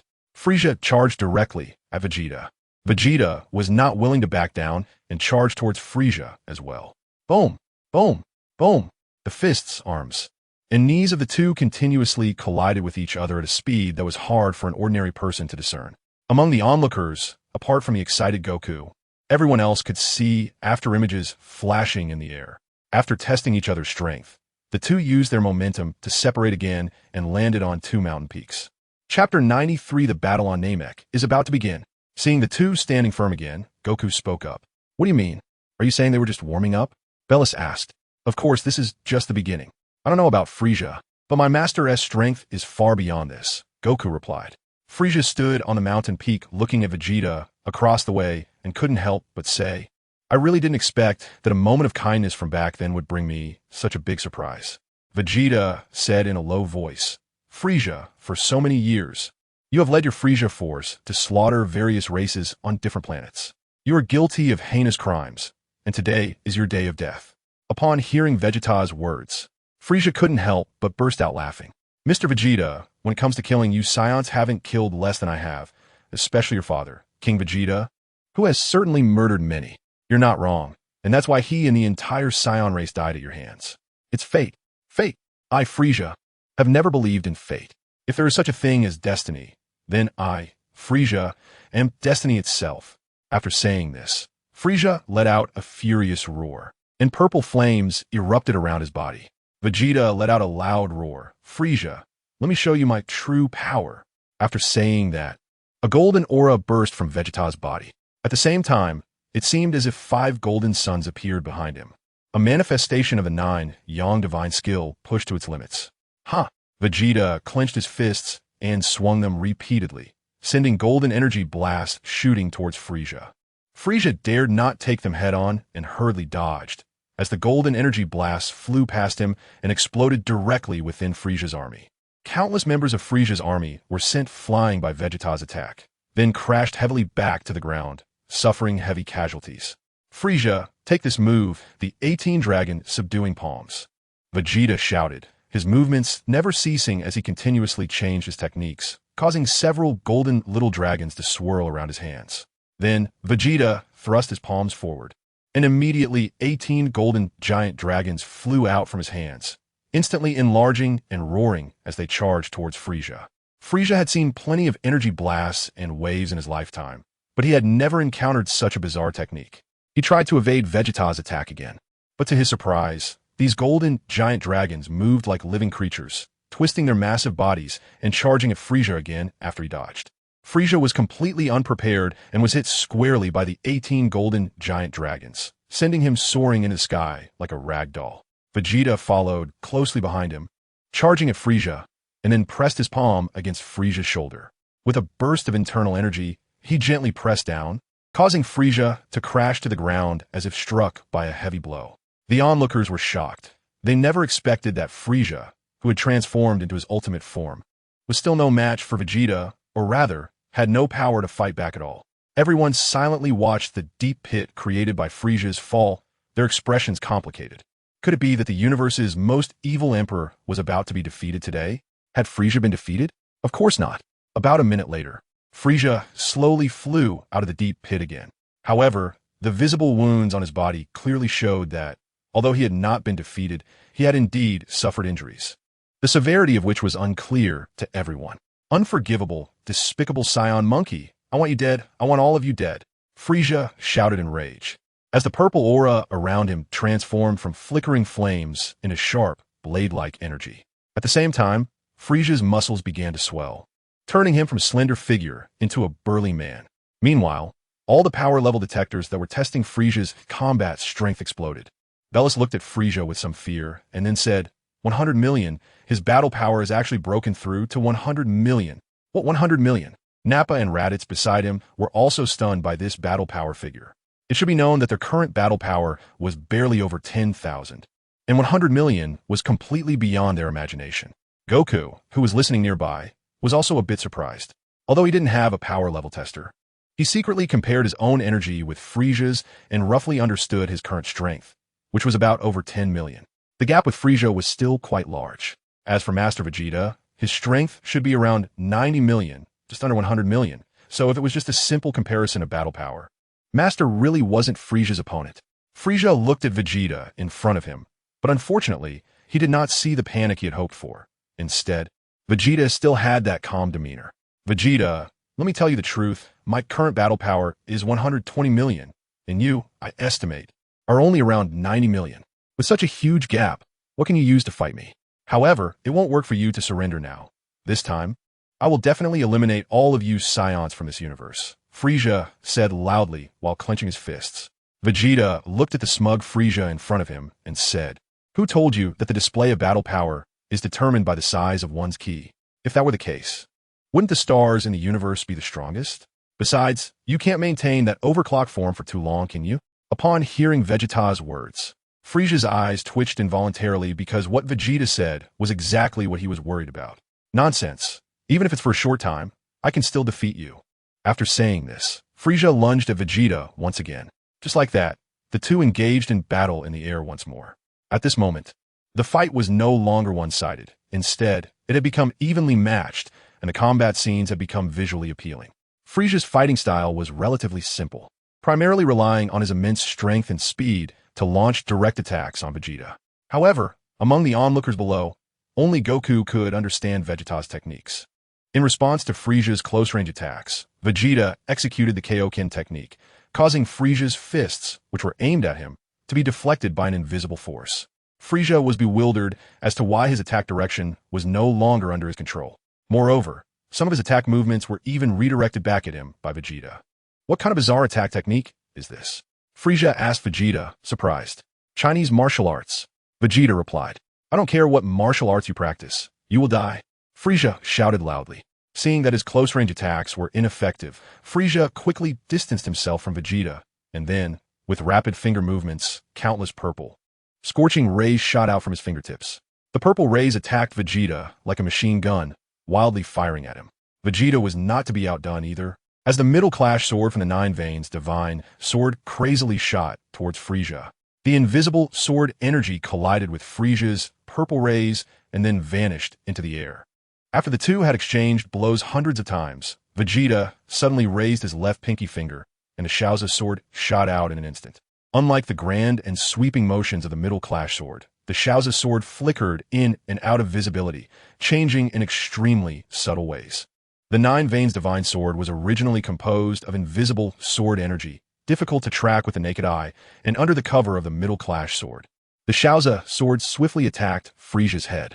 It was only when the attack reached Frieza's face that he barely noticed it, and although he tilted his head to the side, the Shaoza sword still grazed his cheek, the sharp sword energy cutting through Frieza's face and leaving a wound. Purple blood slowly flowed down from the wound. What a pity, it actually missed, Vegeta said with a playful smile. All the members of the Frieza force, who had been cheering for Frieza on the ground, stopped their cheers upon seeing Frieza get injured. Now everyone could see that even in Frieza's full power state, he was still slightly suppressed by Vegeta. If what Vegeta said was true, then Frieza's current state wouldn't last long, meaning that Frieza had indeed run into a tough situation and defeat was inevitable. Frieza's expression was beginning to twist. The outcome was something he had never anticipated. He thought it would be extremely easy to kill the Scions and the Namekians, and that he wouldn't even need to lift a finger, as his subordinates could handle it. But the result was that despite using all his strength, he couldn't even defeat a bastard who once had to crawl at his feet. Vegeta, your strength is indeed impressive. Even I can't defeat you in a short time right now. However, I'm sorry, but this round is still my win, Frieza said with a hint of pride. Vegeta frowned and asked on what basis. Frieza then questioned, let me ask you, can you Scion survive in the vacuum of space without any assistance? Of course not. Upon hearing this, Vegeta understood Frieza's intention. You want to destroy this planet? Vegeta asked calmly. Haha, Vegeta, I have to admire you. You are indeed the smartest and most powerful Scion I have ever seen. And you are indeed a stumbling block in my quest for universal domination. But just a stumbling block. Since you're a stumbling block, all I need to do is remove you. So prepare to die, Vegeta. After saying this, Frieza quickly flew up into the sky above Namek, even soaring into outer space beyond Namek. Seeing that Vegeta did not pursue him, Frieza let out a slight sigh of relief, then became ecstatic again, shouting, Vegeta, you fool, You didn't stop me just now, and now no one can stop me. Let me remove you as a stumbling block, and let us destroy you along with Namek. Just after Frisia finished speaking, a gigantic energy sphere suddenly appeared above Namek, its scorching aura swirling around like a small star. The intense heat blew away all the white clouds above, instantly clearing the sky. Everyone on the surface of Namek could see clearly, and Bellis, Nappa, and Raditz all wore expressions of terror. Even Goku, who had previously been calm and unconcerned, now looked anxiously at his master Vegeta above. At this moment, seeing the massive scorching energy sphere, all the members of Frisia's army began to cheer loudly, shouting, "Long live King Frisia!" However, suddenly one member of Frisia's army voiced, "Wait, we're still on Namek. If King Frisia drops that huge energy sphere, won't we be finished too?" Upon hearing this, the entire Frisia army panicked. The thought of being destroyed along with Namek made them stop cheering immediately. Realizing this, all members of Frisia's army frantically rushed towards the nearby spaceship. Seeing this, Bellis immediately shouted, "Quick, come with me to seize that spaceship." But unfortunately, the three of them were still too weak. Although no one could defeat the Frisia force members in a one-on-one fight, they were numerous. Bellis, Nappa, and Raditz quickly found themselves amidst the crowd. Fortunately, this group of people didn't want to fight hard against Bellis and just wanted to rush into the spaceship. Then someone who knew Bellis said, "Bellis, if we keep fighting like this, no one will be able to escape. We have no hatred between us. Now Frisia has gone mad and wants to destroy us along with Namek. Why don't we work together to escape from Namek? What do you think?" Bellis immediately nodded and said, "You are right. It's more important to escape now." After that, both sides quickly reached an agreement and rushed towards the spaceship together. At the entrance of the spaceship, Bellis shouted loudly to son Wukong, who was still watching from the side, "Kakarot, aren't you coming with us? Are you just going to wait there to die?" Wukong didn't care and replied, "You guys go ahead. I believe in Master. He will definitely be able to defeat Frisia." Two lunatics. I won't care about you anymore." After saying that, Bellis entered the spaceship. However, at the moment the hatch of the spaceship closed, he looked up at the figure in the sky and silently said in his heart, "Brother, you must not die." Chapter 95, the battle on Namek. At this time, all the Namekians on Namek had gathered near the Grand Elder's house. They anxiously looked at the huge energy ball in the sky, which was as large as a star. Nera looked at this powerful energy ball, which was capable of destroying Namek multiple times, and said, "I regret a bit now. If we hadn't used the Dragon Balls, we could have wished to the dragon to eliminate this energy ball. Would the final outcome be any different? The dragon cannot kill. So wouldn't the end result still be that Namek or the Namekians are killed by that demon?" The Grand Elder said, "Everything in this world is predestined. If heaven wants our Namekians to perish, no matter how many wishes we can make, it cannot change this outcome. Conversely, if heaven does not wish for our Namekians to perish, then no matter how many powerful enemies there are, our Namekians will not perish." Upon hearing the Grand Elder's words, everyone nodded in agreement, but unfortunately, they did not hear the Grand Elder's inner sigh. In fact, the Grand Elder's words were merely a comfort to everyone. He himself did not believe that Vegeta could withstand Frisia's final blow. Frisia looked at Vegeta, who was as small as an ant below, and said, "Vegeta, are you feeling desperate now? This is fate. Last time you escaped the fate of being destroyed along with planet Vegeta, and now you are personally delivering yourself to me. Let me send you to reunite with your annoying King Vegeta in hell." After saying this, Frisia prepared to launch the massive energy ball above him downwards. At that moment, Vegeta suddenly spoke up, "Frisia, do you know why I came to Namek to fight you even though I know my strength is weaker?" Frisia was taken aback, and then his expression twisted as he said, "What do you mean? Are you trying to mock me?" "No, it's not a mockery. I just want to tell you one thing, and that is, I still have a trump card that I haven't revealed." Vegeta shouted loudly, "Trump card? Ridiculous. Do you think I can't see it? This is your greatest power on display now. I see you're just trying to buy time." Frisia shouted, "You will die." After saying that, he immediately prepared to hurl the energy ball at Vegeta below. "Is that so, Frisia? Then look at this." After saying that, Vegeta began to gather his energy, and suddenly an enormous aura erupted from his body. A gigantic golden figure appeared behind Vegeta, a massive golden-haired ape roaring angrily at Frisia. The violent aura startled Frisia, causing him to retreat several meters. "What on earth is this?" Frisia asked in shock. Without answering Frisia's question, Vegeta was now surrounded by golden flames, and with a loud boom, his hair turned golden and his black pupils changed to green. The golden aura around him blazed like fire. After transforming, Vegeta looked up at Frieza in the sky and said, "This is my Super Saiyan form." "What Super Saiyan?" Frieza immediately recalled the legend of the Golden Warrior that had been passed down among the Saiyans. However, Frieza quickly regained his composure and disdainfully said, "What's Super Saiyan?" "Vegeta, do you really think that changing the color of your hair will allow you to stop me? You are truly naive." After saying that, Frieza no longer cared what Vegeta was going to say and directly hurled the energy ball he had gathered down towards Vegeta. Vegeta held his hands in front of him and began to exert his strength, the dual energy of yin and yang within his body starting to take effect. The massive red energy ball, under Vegeta's efforts, slowly began to shrink and diminish. Frieza looked at the situation before him, instantly horrified. "This is impossible. This is impossible. How can you become so powerful just by changing your hair color? I don't believe it. I want you dead." Frieza shouted loudly. As he spoke, Frieza waved his hands repeatedly, and two purple energy blades rushed towards Vegeta, trying to take the opportunity to cut him down. Vegeta disappeared in a flash, evading two energy discs, and then reappeared in the same spot. Frieza waved his hands again, and the two energy discs changed direction, rushing towards Vegeta once more. At this moment, Vegeta had compressed the huge energy ball into a small sphere, holding it in his right hand.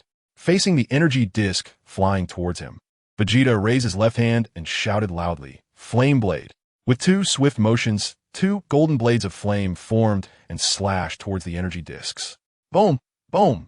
With two explosions, the flame blades collided with the energy discs, producing a violent sound of explosion. Then Vegeta turned to Frieza and shouted, "Frieza, die!" After saying that, he threw the golden sphere in his right hand towards Frieza. The golden sphere transformed into a streak of light, speeding towards Frieza. Frieza attempted to dodge, but he did not anticipate the incredible speed of the golden sphere. By the time he thought to evade, the golden sphere was already right in front of him. "No, block it!" Frieza extended both hands to shield himself from Vegeta's attack.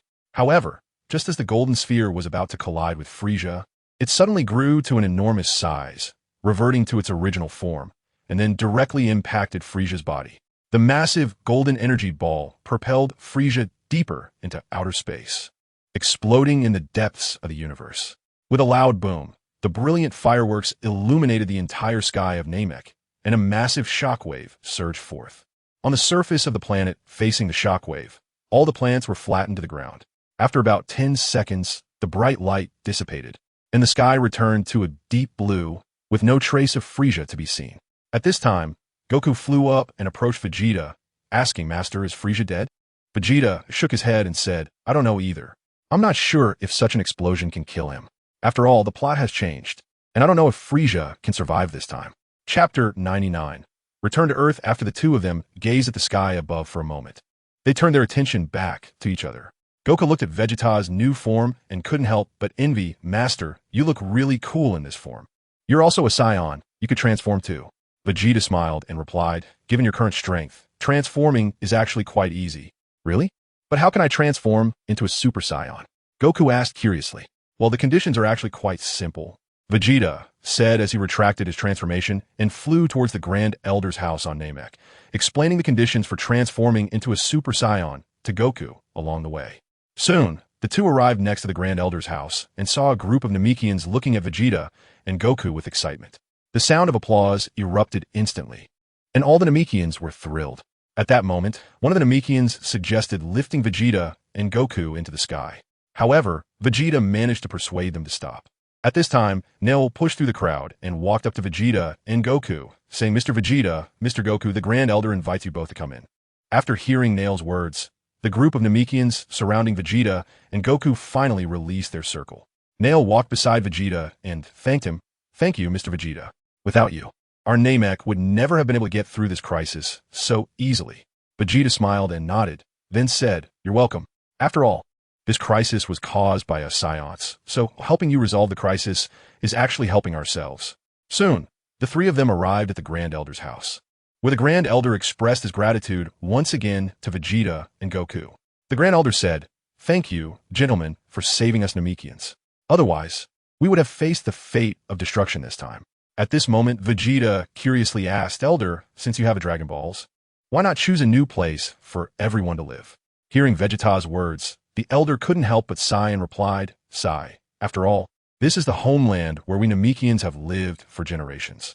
Even when we faced a very serious survival crisis in the past, we did not choose to flee. How could we easily give up this time?" As he spoke, the elder fell into deep thought. After a while, he came back to his senses and continued, "However, I was indeed narrow-minded this time. In fact, wherever the Namekians are, that is home. If there are no people left, what is the point of clinging to the so-called homeland?" After finishing, the elder looked at Nail and instructed, "Nail, my time is probably limited in these few days. After I pass away, you will use the Dragon Balls to select a suitable remote planet and relocate all the Namekians there." Upon hearing the elder's command, Nail was puzzled and asked, "Elder, but didn't Mr. Vegeta help us solve the crisis just now?" The elder continued, "Although the biggest demon has been eliminated by Mr. Vegeta, the location of Namek and the existence of the Dragon Balls will inevitably spread throughout the universe. Therefore, to avoid others from planets coming to covet the Dragon Balls, we must move." After listening to the elder's words, Nail finally nodded in agreement. Seeing that the elder and Nail had finished their discussion, Vegeta also spoke up. "Since the crisis has been resolved, we are preparing to return to Earth. Do you have to go back now? You two can stay on Namek for a while longer. Once the Dragon Balls on Namek can be used again, we can use them to send you back," the elder said. "No, we've been away for quite a while, and our families are still waiting for us back on Earth. Plus, we can use the Dragon Balls on Earth to summon us back," Vegeta replied. "All right then. Finally, I would like to express our gratitude once again on behalf of Namek." The elder did not continue to persuade them. Subsequently, Nail used the telepathy abilities among the Namekians to contact the god of Earth and explained Vegeta's situation. About half an hour later, Vegeta and Goku disappeared from Namek. Without mentioning how Vegeta and Goku enjoyed their family reunion on Earth, the trio of Bellis, Nappa, and Raditz were currently piloting a spaceship through the vast universe, following the remaining members of Frieza's army. A few days later, the spaceship received news that Frieza had been defeated by Vegeta and had died on Namek.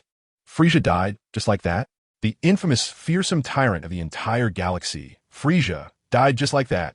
Bellis, Nappa, and Raditz gathered together and couldn't help but repeatedly murmur about it, momentarily lost in thought. After a while, the three of them snapped back to reality, and Bellis couldn't help but ask, "Do you know how Frieza died?" At the last moment, he was clearly in an advantageous position. Although Raditz's strength had been quite ordinary before, he was good at socializing and had good relationships with many lower-ranking warriors in Frieza's army. He had also gathered information about Frieza's death. He heard those warriors say that before Frieza's death, Namek had erupted with powerful energy fluctuations, which, after detection, had energy levels that almost reached 1 billion. Raditz spoke up. 1 billion? Nappa exclaimed in shock. What is this? After just experiencing Frieza's energy level of over 1 million, how could another energy level of 1 billion suddenly appear? What is happening in this universe? Bellis didn't speak, but he had a feeling inside him that told him that the billion-level energy must have come from Vegeta. He had no idea why his heart gave him that answer, but he firmly believed he needed to return to Namek and find Vegeta to ask for answers. He suddenly raised his head and said, "Let's go. We're returning to Namek to find Vegeta for answers. He must know the mystery of Frieza's death and what that billion-level energy is all about." After saying this, Bellis took the lead and ran toward the spaceship's cockpit, wanting to instruct the pilot to change the ship's course. Chapter 97. Breaking through the siege. Upon reaching the cockpit, Bellis shouted, "Hurry, we need to return to Namek immediately." However, his words did not elicit a response from the pilots. No one paid him any attention, and they continued piloting the spaceship forward. Just as Bellis was about to speak again, a voice came from behind him. "Bellis, why are you in such a hurry? Although King Frieza is dead, it's not your place as a scion to speak." Hearing this voice, Bellis turned around and found that the speaker was Dodoria, one of Frieza's elite soldiers. The other 7 had already died on Namek, and he hadn't expected Dodoria to still be alive. "So it's you, Dodoria. I didn't expect you to escape as well," Bellis thought, but he didn't show any signs of tension on the surface. "Don't you want to confirm King Frieza's fate personally?" Bellis asked. Dodoria stared at Bellis for a moment before replying, "Don't worry, I will go back to confirm it. Moreover, I will hand you 3 scions over to King Cold for handling." At this point, Dodoria instructed the warriors behind him, "Go capture the 3 scions on the ship." "Yes, Lord Dodoria." Several warriors behind him aimed their laser guns at Bellis, preparing to capture and imprison him. Bellis was naturally not the type to give up easily. He rolled over and jumped straight out of the cockpit's door. When a soldier saw Bellis break through the encirclement, he He raised his laser gun to shoot, but was stopped by an old soldier beside him. Are you trying to get us killed? Shooting inside a spaceship. The old soldier shouted. Chase after him. Remember, do not shoot inside the ship. After saying this, he led the charge in the direction Bellis had escaped. Dodoria instructed the soldiers in the cockpit. You immediately change the direction of the ship and head towards Namek. We must find King Frisia. We have to see him alive or dead. After giving the orders, Dodoria also rushed out of the cockpit, ready to personally capture Bellis, as he did not believe these little minions could catch those 3 psions. Bellis rushed into the room of Nappa and Raditz and shouted, Hurry! We need to get off this ship. Dodoria is on board, and he is coming for us. Upon hearing Bellis's words, both Nappa and Raditz were taken aback, then immediately followed behind Bellis as they dashed towards the bottom of the ship. Bellis said, Now that Frisia is dead, but Cooled is still alive, most of the galaxy is still under the influence of Frisia's army. So once we get our hands on the egg-shaped spaceship, we'll head to Earth, which should now be the safest place in the entire galaxy. Just as Bellis was speaking, Dodoria had already blocked the path of Bellis and his group with a bunch of underlings. Dodoria spoke up, Bellis, Nappa, Raditz, you're now surrounded. Surrender obediently, and perhaps I can ask King Cooled to spare your lives. Dodoria, you are nothing but a dog of Frisia and his son. What is there to be proud of? Bellis replied, I'm a dog, but what are you? A stray dog? Since you don't know how to appreciate kindness, then die. Dodoria ordered loudly. Upon hearing Dodoria's command, his group of lackeys charged at Bellis and the others with loud howls. Soon, the 3 of them were engaged in battle with the Frisia army's minions. However, these minions were no match for Bellis and his companions. But they did not want to get entangled with them, especially since Dodoria was hiding behind them like a venomous snake, waiting for an opportunity to strike. Quick, charge out and don't get entangled with them. There are more and more of them, Bellis urged. After saying this, Bellis raised his hand and gathered a key blast in his palm, then shot at the minions, clearing a path. The key blast hit the spaceship, blowing a large hole in the wall. Taken by surprise, dozens of minions were sucked out into space through the hole. Quick, follow me down. Seeing that he had blown open a passage, Bellis led Raditz and Nappa towards the lower deck where the single-person spaceships were stored. But at that moment, Dodoria, who had been hiding in the shadows, suddenly struck. After observing, he found that Bellis and Raditz's current strength was not much different from his own, and if he attacked them, he might not be able to capture them. So, the weakest among the 3, Nappa, became Dodoria's target. Just as Bellis and Raditz excitedly rushed out of the encirclement and were about to board the spaceships, Dodoria suddenly made his move and knocked Nappa flying with a punch. At that moment, Bellis and Raditz had just boarded the spaceship. This left the 2 of them in a dilemma. If they went down to rescue Nappa, they would likely be surrounded again and might not escape. Dodoria didn't give Bellis any time to think. He delivered another punch, knocking Nappa unconscious. A group of minions dragged Nappa down like a dead pig. Seeing Nappa knocked out, Bellis completely let go of his hesitation and, along with Raditz, piloted the single-person spaceship to escape from the large spaceship. When Dodoria saw Bellis and Raditz escape, he stared blankly at the spaceship gradually moving away outside the window. At that moment, a small leader walked up to Dodoria and asked, Lord Dodoria, we could have captured Bellis and Raditz just now. Why didn't we keep them? A cornered beast will fight back. Dodoria slowly uttered, then continued, we are on the same spaceship as them. If we resolutely stop them from escaping, the end result would only be that we all die in this vast space. Now that we have captured Nappa, the weakest of the 3, it is enough to give King Cooled an explanation. As for avenging Lord Frisia, we will wait for King Cooled's orders. Upon hearing Dodoria's explanation, the small leader immediately said in admiration, Lord Dodoria is wise. Chapter 98. Return to Earth at this time. Vegeta naturally did not know about Bellis's predicament. He was happily enjoying a pleasant family life on Earth. Now, almost everyone on Earth with martial arts talent had begun learning Chinese martial arts. And Vegeta had accumulated so many martial arts points in the system that he could no longer use them. He had exchanged the entire set of Jin Yong's martial arts and placed them in various martial arts halls for Earth's martial artists to select and learn. System. Check my current body data. Vegeta commanded.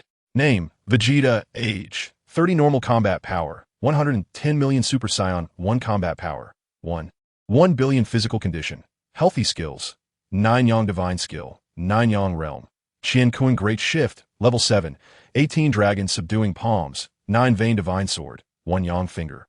Flame Blade, Tian Shan Plum Blossom Hand, Tai Chi, other skills. Omitted, martial arts points, 1. 3 billion. Seeing the combat power displayed above, especially the Super Saiyan 1 combat power, Vegeta couldn't help but ask. In the original story, when Son Goku transforms into a Super Saiyan, his combat power increases directly by 50 times. Why is mine only 10 times? Practicing any martial arts is essentially about tapping into one's own physical potential, including transformations. However, Chinese martial arts can delve deeper into the body's potential, which is why you can match Frieza in your normal state. Your potential has already been maximally developed by Chinese martial arts. Therefore, your Super Saiyan transformation can only amplify your power by 10 times, not 50 times. The system explained to Vegeta. Upon hearing the system's explanation, Vegeta immediately understood what it meant.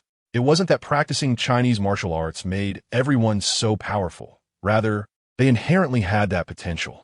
Vegeta took another look at the 1.3 billion martial arts points displayed on the system and couldn't help but ask. Now that the system doesn't have anything for me to exchange, what other uses do these martial arts points have? After hearing Vegeta's words, the system's store updated. About an hour later, Vegeta saw a skill exchange appear in the store, with the top ranking being the King Kai's instant transmission skill, 10 billion martial arts points. The Namekian limb regeneration technique, 10 billion martial arts points. Immortality, 1 trillion martial arts points. Looking at these skills, Vegeta couldn't help but feel speechless. He had just thought he had plenty of martial arts points, but now he realized he was still a bit short. Vegeta couldn't help but grind his teeth and asked, "System, aren't you the Jin Yong martial arts system? What do all these Dragon Ball skills mean?" The system replied to Vegeta with just a few words. "I do what I want." Damn! Vegeta was instantly furious. If the system had a physical form, he would definitely fight it to the death. But there was no choice.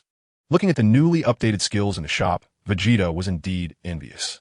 He had secretly collected Dragon Balls before and wished to the dragon to acquire these skills. Unfortunately, the Earth Dragon was too weak and couldn't help Vegeta fulfill these wishes. As for the Super Dragon Balls, it was a pity that Vegeta's current strength was not enough to move those Super Dragon Balls the size of planets. They seemed to be not meant for humans at all. About 10 days later, 2 spaceships landed on the outskirts of West City. Bellis and Raditz struggled to climb out of the single-person spaceship. Looking up at the blue sky above, Raditz asked in a deep voice, "Bellis, what will happen to Nappa in the end?" Bellis remained silent, which didn't really require a response, as the outcome was obvious. "Let's go find Vegeta. Although I wonder if he's back on Earth." After saying this, Bellis stood up and led the way to Vegeta's home in West City. It was the weekend, and Trunks and Gohan were playing together in the yard. Trunks was doing fine, spending his days either following Vegeta to learn martial arts or running around playing. Gohan, on the other hand, was pitiful. Now that Chi-Chi had hired a tutor, Gohan's playtime was reduced to just 1 hour a day, and he could only have a full day of fun on weekends, which he had fought hard to secure with the help of Vegeta and Bulma. Suddenly, the two playing felt 2 energy signatures above them. Trunks looked up and saw that the 2 were Bellis and Raditz, who had visited Earth before. Trunks threw away the toy in his hand, protected Gohan behind him, and shouted, "You 2 bad guys, what are you doing back on Earth? Be careful, or I'll punch you." "What bad guys? I'm your uncle." "Where's your dad, Vegeta?"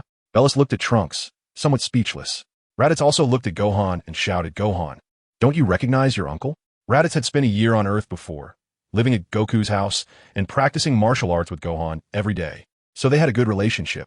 When everyone was free of hatred, familial bonds would once again take precedence, and their relationship grew increasingly harmonious. Gohan, hiding behind Trunks, immediately recognized the uncle who used to play with him and happily ran forward to hug Raditz, exclaiming, "Uncle Raditz, you came to see Gohan." Raditz was also very pleased. Although he didn't think much of Goku, he got along extremely well with his nephew, seeing that the 2 in front of him were not here to provoke him. Trunks lowered his guard a little and said, "If you're looking for my dad, wait a moment, I'll call him.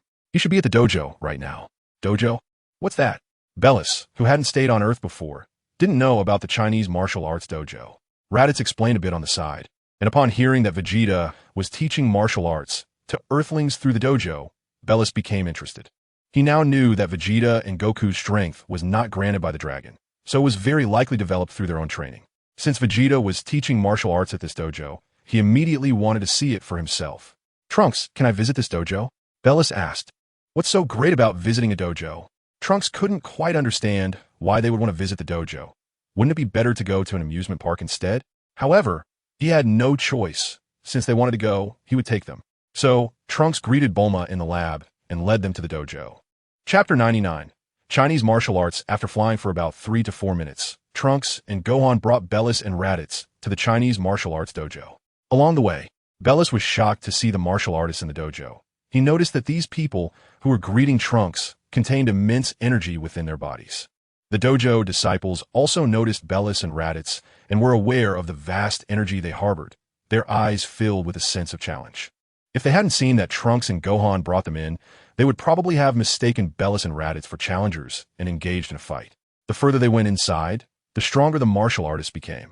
When they reached the innermost dojo, they found a match taking place, surrounded by disciples. While Vegeta and Goku sat cross-legged in martial arts uniforms, watching the match, Vegeta was slightly taken aback when he saw Bellis and Raditz behind Trunks. He then turned to Jim beside him and whispered a few words before loudly calling an end to the match in front of him. Soon, all the disciples in the room stood up, bowed to Vegeta, and then quickly left the room, leaving only Vegeta, Goku, Bellis, Raditz, Trunks, and Gohan. Vegeta said to Trunks, "Trunks, you take Gohan out to play with those brothers. I'll talk to Goku and them." Trunks obediently took Gohan and went outside. Vegeta led Bellis and the others to a small tea room and asked, "Do you want tea, coffee, or milk?" Bellis completely couldn't understand the drinks that Vegeta mentioned and couldn't help but look at Raditz. Raditz suggested, "You can drink milk. Is it good?" Bellis asked curiously. Raditz replied, "I can only say it's the least unpleasant of these 3 drinks." At this moment, Goku, who was nearby, suggested, "I think you could drink tea. Master S Kung Fu tea is quite good."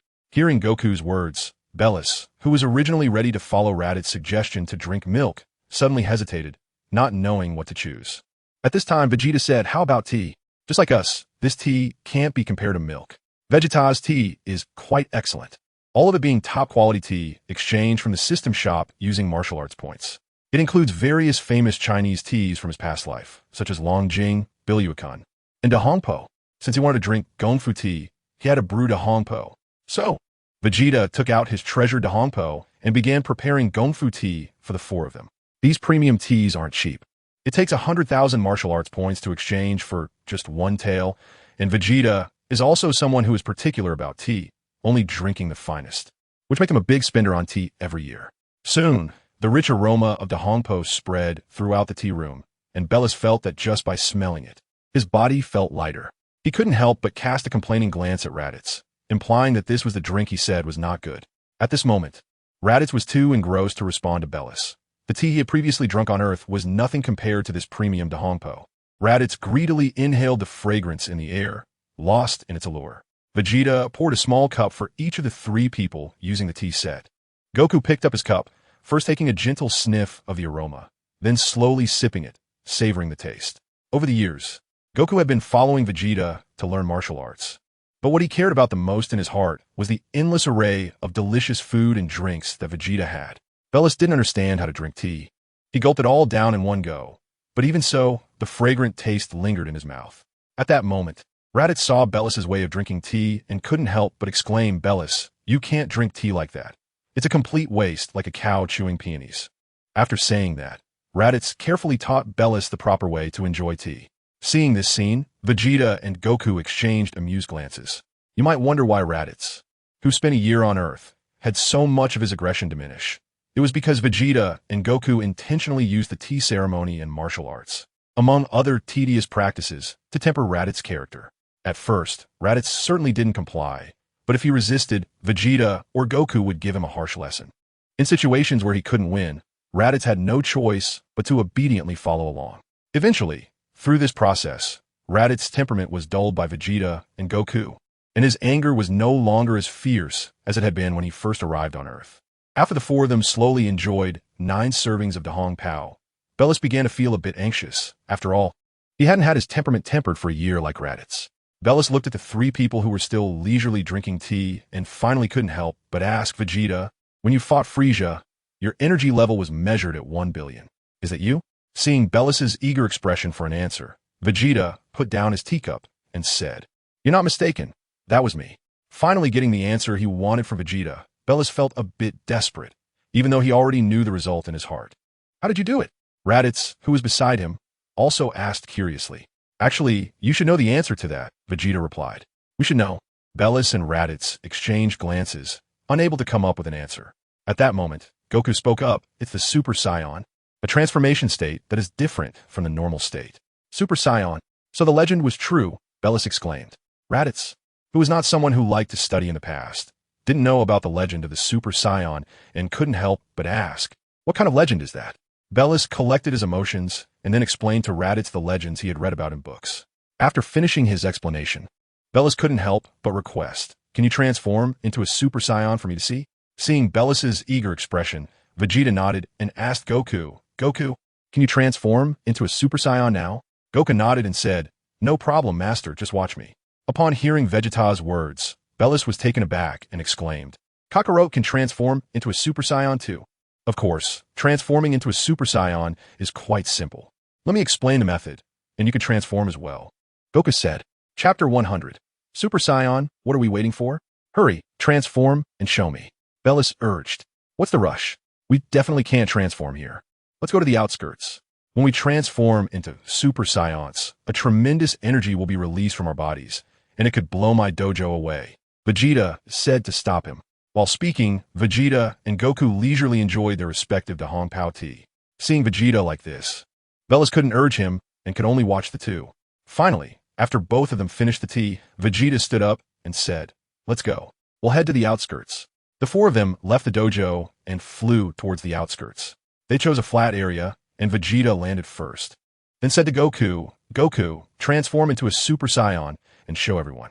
Goku nodded happily and said, all right, I'll demonstrate. I'm not as skilled as Master yet, so I might fail to transform. In fact, this was just Goku being modest for someone like him who was obsessed with martial arts. Learning a new skill meant he couldn't relax until he mastered it. Goku clenched his fists, crouched down in a horse stance, and began to gather energy. Suddenly, the ground around him started to tremble due to Goku's transformation. The small stones and grass on the ground began to float into the air. Huh!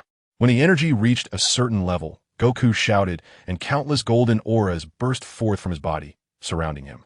At this moment, Goku's hair stood up, changing from black to gold, and his black pupils turned green. A powerful aura erupted, causing the relatively weaker Bellis and Raditz to stumble from Goku's overwhelming energy. Once Goku retracted his aura, Bellis and Raditz managed to regain their balance. Vegeta sensed the energy within Goku, estimating his battle power to be over 500 million, likely increased by 10 times. After Raditz steadied himself, he immediately shouted at Goku, Kakarot, you did that on purpose. Goku rubbed his nose and replied, how could that be? I'm not that childish. Didn't I say before that I still can't control my energy well? Raditz ignored him and directly exposed Goku's lie, continuing, you might fool others, but you can't fool my eyes. You always touch your nose when you lie. Seeing Raditz say this, Goku didn't get angry. Instead, he continued to laugh and said, you think that's the case, huh? In fact, Raditz was right. Goku was doing it on purpose. He and Vegeta had been planning to wear down Bellis and Raditz's patience, and the first condition was to overpower them in terms of strength. Bellis did not mind Goku's little thought. He looked at Goku, who had transformed into a Super Saiyan, feeling the immense aura emanating from him, as vast as a mountain and as deep as the sea. He couldn't help but clench his fists tightly. At that moment, there were no other thoughts in his mind, only one.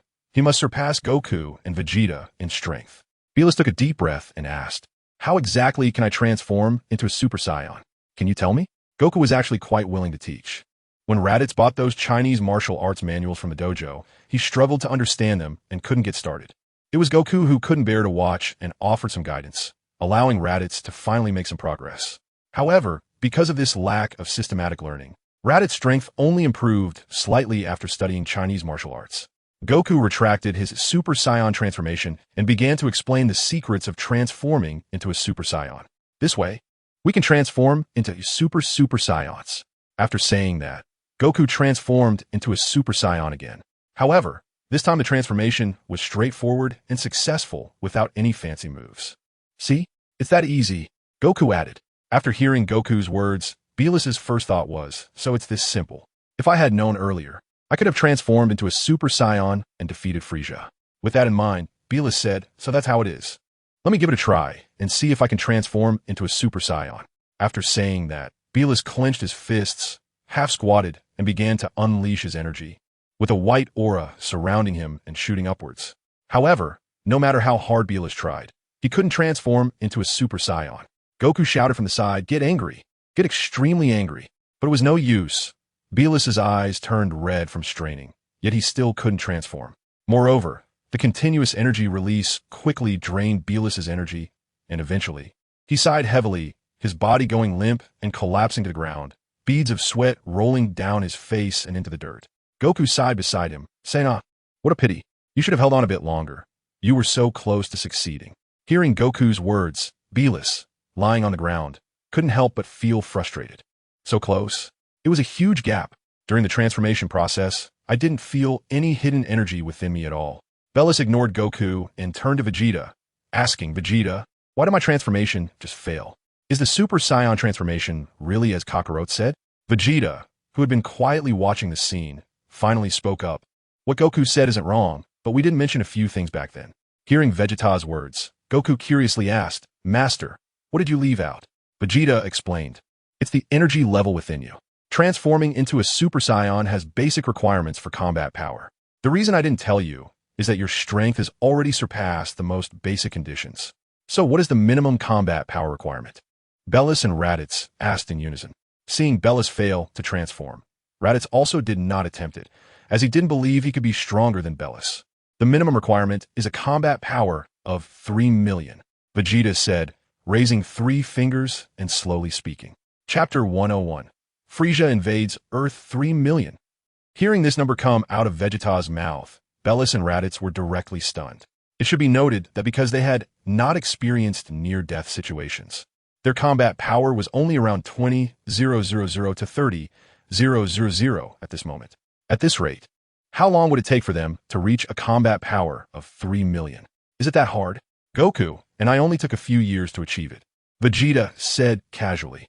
How did you do it? I thought it was because of the Dragon Balls that your combat power increased so much. But later I found out it wasn't, Raditz asked. There are 2 methods. One is to practice Chinese martial arts with me, which can significantly tap into the potential within your bodies. The other is our unique Scion skill, which is training under extreme pressure. Each time you experience near death, your combat power will greatly increase, Vegeta explained. After hearing Vegeta's words, Belis and Raditz exchanged glances and said, "We'll choose both, because we want to catch up to you as quickly as possible." Thus, Belis and Raditz settled back on Earth and began training in Chinese martial arts with Vegeta and Goku. They often pushed their limits in a gravity chamber with 300 times Earth's gravity, desperately beginning their training. So, on Earth, everyone lived in harmony for another year. One day, Vegeta was guiding Trunks in practicing the Tai Shin Jing. He didn't make Trunks push his potential through near-death experiences or extreme gravity, but instead, he gradually tapped into his potential through Chinese martial arts. Just like Vegeta and Goku, this world's Goku had never used the ultra-divine water or eaten the sins of beans since knowing Vegeta, and he enhanced his strength without resorting to near-death states. Additionally, the inner power of Chinese martial arts has strong health benefits, so both Vegeta and Goku were extremely healthy, with no hidden health issues. Suddenly, chaotic and weak energy signatures could be sensed from outside Earth, but among them, there were also 2 extremely powerful signatures. The key point was that one of the signatures felt very familiar. It was Frieza, who should have died in the outer space of Namek. Trunks immediately stopped his movements and looked at Vegeta, asking, "Dad, these 2 energy signatures are not weak. Are they enemies?" Vegeta nodded and said, "That's right. It's the enemy. One of them should still be Frieza, whom I defeated." "Frieza? Isn't he supposed to be dead?" Trunks asked. "I don't know. All I can say is that his vitality is indeed quite strong, as he hasn't died yet. However, it doesn't matter, since he didn't die before. We'll send him to hell this time," Vegeta said with a cold smile. At that moment, Trunks immediately raised his hand and said, Dad, last time you defeated that Frieza, let me do it this time. Let me do it." Hearing Trunks' words, Vegeta laughed heartily and then said, "Very ambitious, but no. Your current strength is still far too lacking compared to this Frieza. Isn't transforming into a Super Saiyan enough?" Trunks asked, somewhat unsatisfied. "No, you just managed to transform into a Super Saiyan. Your current strength is still too strained, and you would probably only be able to fight Frieza to a draw at best," Vegeta replied. As a half Saiyan, Trunks had much greater potential than Vegeta and Goku due to his innate talent. The martial arts training they received was also exceptionally effective. So last month, Trunks finally transformed into a Super Saiyan. However, His base strength wasn't very impressive, only over 3 million. Now, after transforming into a Super Saiyan, his strength increased 50-fold, ultimately reaching only 150 million in battle power. If it were Frieza from a year ago, Trunks might be able to barely defeat him, but now, he probably wouldn't be a match for Frieza. While Vegeta and Trunks were chatting, Beerus rushed out of the gravity chamber and shouted loudly at Vegeta, "Vegeta, is that energy Frieza?" "Yes, your sensing ability isn't wrong. It is indeed him." "Good job. Your sensitivity to energy is already quite strong. Keep it up," Vegeta teased. "What time is it now? And you're still teasing me?" If Frieza dares to come to Earth, he must be preparing for revenge. "What are you going to do?" Beerus asked. "What will we do? We will face whatever comes our way and eliminate them all. With such little strength, they think they can come to Earth for revenge? I doubt they can even make it out," Vegeta said. Beerus remembered the group of martial artists on Earth with battle powers of tens of thousands, hundreds of thousands, and even millions, and he immediately felt relieved. "So what are we going to do now, just stay at home?" Beerus asked. "What nonsense are you talking about?" "Of course. We're going to confront them directly," Vegeta replied. "Besides, we still need to deal with Frieza and that guy next to him. Let's hurry up and set off then," Trunks said excitedly, increasingly interested in fighting. Not long after, Goku arrived with Raditz, and they joined the three of them. Trunks, not seeing Gohan, looked at Goku with some disappointment and asked, "Uncle Goku, why didn't Gohan come with you?" Hearing Vegeta's words, Goku helplessly replied, "Gohan has 2 private tutoring sessions to attend today, so he couldn't come along." "Oh, that's too bad. He won't get to see Frieza, the former overlord of the galaxy." Trunks sighed. "There's nothing we can do. Chi-Chi always wants Gohan to become a scholar, so he needs to study hard," Goku said with a smile. "But what's so great about being a scholar? They aren't as strong as martial artists. I want to become a powerful martial artist like Dad and Uncle Goku in the future," Trunks shouted. "Is that so? Then you need to train hard. Becoming a strong martial artist is not easier than studying," Goku encouraged. "Yeah, I will do my best," Trunks said firmly, as Vegeta and the others continued to fly forward. More martial artists from Earth joined their ranks, most of whom were disciples of the Chinese Martial Arts Academy. Chapter 102. Is this all the power you have? "Vegeta, Goku," a voice called out from behind them. Vegeta and Goku turned around and saw Krillin and Yamcha. "What are you guys doing here?" Goku asked happily. "Just gonna take a look. Wanted to see what aliens are like," Krillin shouted. "Aliens are just aliens. What's there to see?" Goku asked, somewhat confused. Krillin was left speechless. Goku's intelligence always fluctuated, sometimes above average and other times dropping to negative numbers. At this moment, Vegeta said, "Let's go, everyone. After we deal with Frieza, we can all get together. It seems like it's been a long time since we had a meal together." So Krillin and Yamcha also joined the main group and flew towards the location where Frieza's spaceship had landed. Soon, they landed on a small hill in a barren land. And Vegeta looked around. There were probably thousands of martial artists from Earth who had come this time, and even more martial artists were continuously rushing over. Goku looked at the crowd on the hill and couldn't help but exclaim, "There are quite a few martial artists coming." Vegeta smiled and said, "I guess everyone is interested because they haven't seen aliens before and want to know what they look like."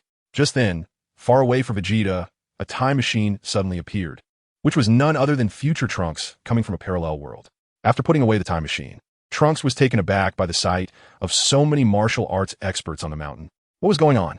Why were there so many strong fighters in this era? Unable to help himself, Trunks hid his presence, wanting to see what the current situation in this timeline was like. About 10 minutes later, a massive spaceship flew overhead. Many people were seeing such a large spaceship for the first time, and some martial artists exclaimed, "With such a big spaceship, how many aliens could be inside? If this spaceship were ours, that would be great." There were also powerful martial artists who spoke up, saying, "No more talking, everyone, let us take that spaceship.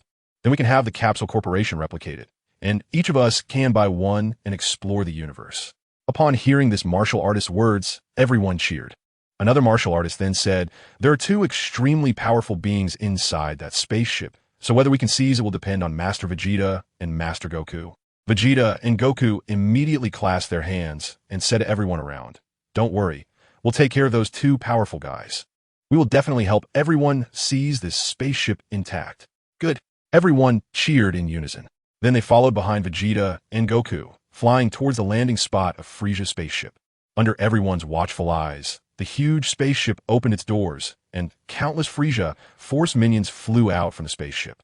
Amidst this group, Frieza and Cooler walked out of the spaceship together. Seeing Frieza, who had been drastically altered, Beerus burst into laughter and said, "I was saying, with such immense power exploding. There's no way you could come out unscathed. I never expected you to be transformed into this state, neither human nor ghost. Hearing Bellis's words, Frisia was immediately filled with rage. He touched the modified parts of his face, suppressed his anger, and then looked at Vegeta and said, "Mr. Vegeta, I didn't expect we would meet again." Vegeta nodded and said, "Indeed, I didn't expect that. It seems your technique is still a bit lacking in power. It can only serve as a firework display." Hearing Vegeta's words, Frisia instantly became furious, with sparks flashing all over his body. The sound of his energy rubbing against the air. Just as Frisia was about to take action, King Cold raised his arm to stop him and said, "Frisia, don't be hasty. Good dishes are not afraid of being late. We have already surrounded them. Do we still have to worry about them escaping?" Upon hearing King Cold say that they had surrounded them, the martial artists on Earth burst into laughter. A martial artist shouted loudly, "Oh my God, what did he just say? I must have heard wrong. Did he really say they surrounded us?" Then another martial artist shouted, "Hey, aliens, it's not you who surrounded us. It's us who surrounded you. You better put down your weapons and surrender. We treat prisoners well on Earth."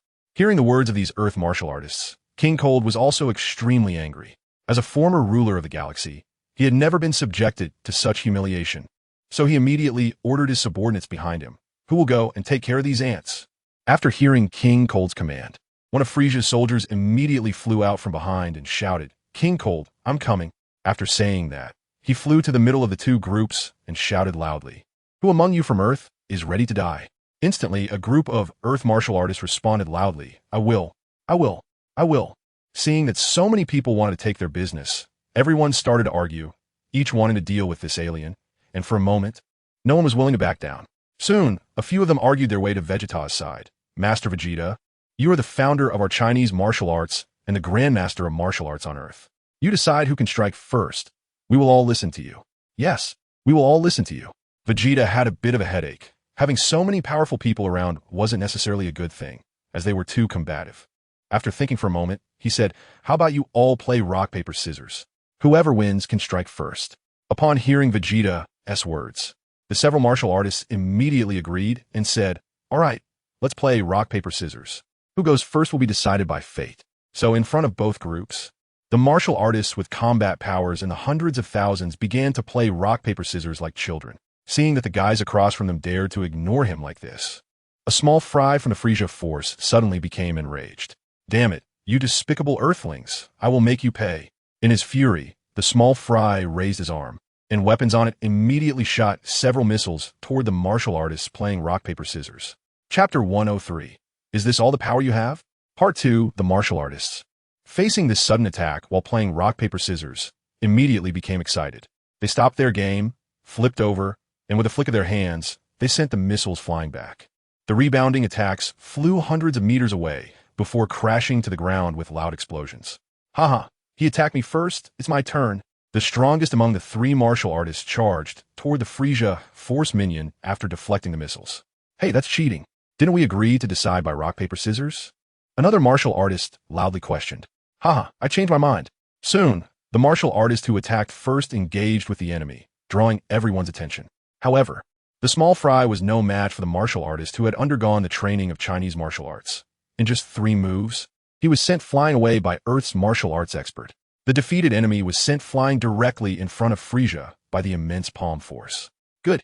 All the watching martial artists cheered loudly, applauding their victory. Frisia, seeing his minion defeated, instantly became furious, his fists clenched and electricity crackling around him. His crimson eyes glared at the defeated minion, filled with killing intent. The defeated minion, seeing Frisia's current state, was terrified and quickly fell to the ground, begging for mercy. Frisia's cold voice said, "A defeated minion has no right to remain in the Frisia force." After saying this, he raised his hand and directly destroyed the defeated minion with a ki blast. Frisia's actions immediately startled the martial artists on Earth, and someone shouted in condemnation, "Why did you do that? Why kill him? He was your subordinate." Hearing the questions from Earth, Frisia replied nonchalantly, "What right do you have to question me? I'm just cleaning up the trash we don't need." After that, Frisia shouted again, "Everyone listen up. Kill them all. Wipe out these earthlings." With Frisia's sweeping hand gesture, the entire Frisia force charged forward with their weapons aimed at Earth. Seeing the alien invaders rush over, the martial artists on Earth were equally excited and shouted, "Let's charge too." We must intercept these aliens here and ensure they don't harm ordinary people on our planet. Soldiers against soldiers, generals against generals. Vegeta and the others confronted Frieza again.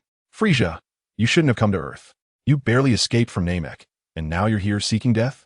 Vegeta said, even if you really want to take revenge on me, you should train hard and come back, not just come to me for revenge right after being reborn. Upon hearing Vegeta's words, Frieza could no longer suppress the anger in his heart. The electric arcs around him intensified. Because I can't wait even a moment longer. Right now, I only have one thought in my mind, to kill you. Otherwise, I won't find peace for even a second. All right, if that's the case, then let me help you find that peace. Vegeta said loudly. Come at me, Frieza. Watching Vegeta's calm demeanor, Frieza could no longer contain his rage, raised his hand, and countless purple energy blasts shot toward Vegeta. In the face of these attacks, everyone only saw Vegeta's figure flickering as he dodged all of Frieza's attacks. Once the assault stopped, Vegeta stood there as if he hadn't moved at all. Incredible. Such effortless movements astonished Goku. In his base form, Goku absolutely couldn't achieve this level of skill. Beerus and Raditz were also momentarily stunned. It seemed that Vegeta was even stronger than when he was on Namek. Beerus said with a somewhat hoarse voice, Damn bastard. Frieza shouted, charging at Vegeta with a kick. Fists and legs continuously attacked Vegeta, but none of them had any effect. Not a single move could touch Vegeta's body. Is that all you've got? Is your strength only at this level? Vegeta pretended to sigh. With your kind of power, you actually dare to come to Earth to seek revenge on me? I really don't know who gave you the courage. After saying that, Vegeta finally made his move, casually drawing a circle with his hand, and Frieza's fist was easily swatted aside by Vegeta, instantly opening a gap. Vegeta raised his hand and struck directly at Frieza's midsection. Frieza was unable to dodge in time, and a dragon's roar echoed as a golden giant dragon carried Frieza straight to the side of a mountain. With a thunderous crash, the entire peak collapsed. King Cold exclaimed in surprise, looking at Vegeta with astonishment. He never expected that among the Scion race, who had once struggled for survival under his rule, there would emerge such a powerful monster. Although Vegeta's power was slightly higher than Frieza's in their current forms, he still couldn't inflict serious injury on Frieza. Frieza pushed aside the rubble on himself and stood up again, loudly questioning Vegeta. Are you looking down on me? Why don't you transform into a Super Saiyan? You're right, I do look down on you. Right now, you can't even defeat me in my base form, Vegeta replied. Damn you, I want you dead. Frieza roared, and immediately, a purple aura surged around him, rising into the sky and dyeing the atmosphere purple. If I can't live, then you all must die. With that, Frieza let out a loud shout, and then a purple light shone in his hand as massive energy surged, ready to smash down to the ground. Vegeta naturally understands the other party's intentions. It's obvious that he wants to destroy the Earth, and then use the vacuum of space to eliminate Vegeta and the others. Aware of the plot, Vegeta had already prepared for Frieza's move. He transformed into a Super Saiyan, pushed both hands forward, and a massive golden dragon flew out from his hands, quickly rushing towards Frieza. The golden dragon opened its huge mouth, bit down on Frieza, and then flew straight up into the sky, soaring into outer space. With a loud bang, it exploded, creating dazzling fireworks that briefly overshadowed the sunlight. Chapter 104. Is this all the power you have? Huh. Vegeta retracted his transformation and took a deep breath. Beside him, Goku also exhaled deeply, relieved, and said, Master, it's a good thing you acted quickly. Otherwise, this Frieza would have destroyed the entire Earth. At this moment, Beerus and Raditz also didn't know what was happening. They only saw Vegeta defeating Frieza, so they started to inquire about it. After hearing Goku's explanation, they were both immediately drenched in cold sweat. King Cold felt a bit awkward at this moment, caught in a dilemma. The strongest among his ranks was Frieza, but he had already been defeated by Vegeta. Moreover, most of his subordinates were also in a state of defeat, about to be overcome by those Earth martial artists. What should he do? Continue fighting or retreat? King Cold stood there with a constantly changing expression. In fact, this didn't require much thought, considering the strength of Vegeta and the others. Frieza was no match for them, and he naturally wouldn't be able to win either. Therefore, the only option left was to retreat. King Cold raised his head to glance at Vegeta and the others, then frown again. Would they allow him to retreat? Vegeta, right? I admit that our invasion, this time, was too reckless. I can promise to retreat immediately and vow never to come to Earth again. Is that okay? King Cold said loudly. Upon hearing that King Cold still wanted to escape unscathed, Bellis immediately became unhappy and said loudly, "Retreat? You still want to retreat? You're thinking too beautifully. Vegeta, don't let him go. All his promises are false." Bellis spoke up. Vegeta nodded and then said, "Curd, I will not kill you." Upon hearing that Vegeta would spare his life, King Curd was immediately filled with joy. However, Vegeta's next words struck him like a heavy blow, and his heart sank as if it had fallen into an ice cave. "I will hand you over to the Galactic Patrol for judgment. Whether you live or die will depend on your luck," Vegeta stated. After saying this, Vegeta took out his phone and called Bulma, asking her to help contact her sister, the Galactic Patrol officer Jack. Bulma's sister, Ties, is her cousin who has always aspired to be a writer, traveling and creating stories. Later, she met the Galactic Patrol officer Jack and went into the universe with him. Upon hearing that Vegeta intended to hand him over to the Galactic Patrol, King Curd was greatly displeased. Taking advantage of the moment Vegeta was on the phone, he immediately turned and rushed toward the spaceship. Goku, seeing this, shouted loudly, "Don't run." After that, he flew directly towards King Curd. King Curd was pleased to see that it was not Vegeta blocking him, but an ordinary scion, and he swung his hand to attack, saying, "Get lost, don't block my way." However, he did not expect Goku's strength to be so formidable, far beyond what he could handle, and in just a few moves, Goku knocked him down.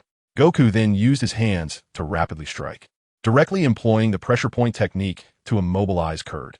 "You just stay here obediently," Goku said happily. However, this little bit of exercise was not enough to satisfy him. So Goku took action again, charging at the remaining resisting members of the Frieza Force. Seeing Goku coming to compete for the spoils, someone shouted loudly, "Goku, these are all our enemies. Don't steal them." But Goku ignored this and cheerfully said, "The Galactic Patrol will be here soon. I'll help you subdue these guys quickly."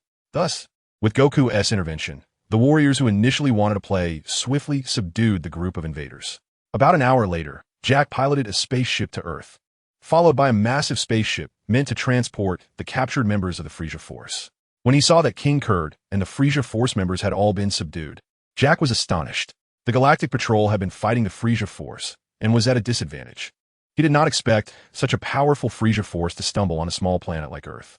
Jack shook Vegeta's hand and thanked him, saying, "Mr. Vegeta, I can't thank you enough for helping us capture so many members of the Frieza Force." As he turned around to survey the scene, he added, "It's a pity we didn't capture Frieza. Otherwise, the entire Frieza Force would have been completely defeated." At this moment, Goku spoke up. "Frieza was killed by my master because he wanted to destroy Earth." After thinking for a moment, he continued, "But it seems not necessarily. Last time on Namek, Frieza didn't die, did he?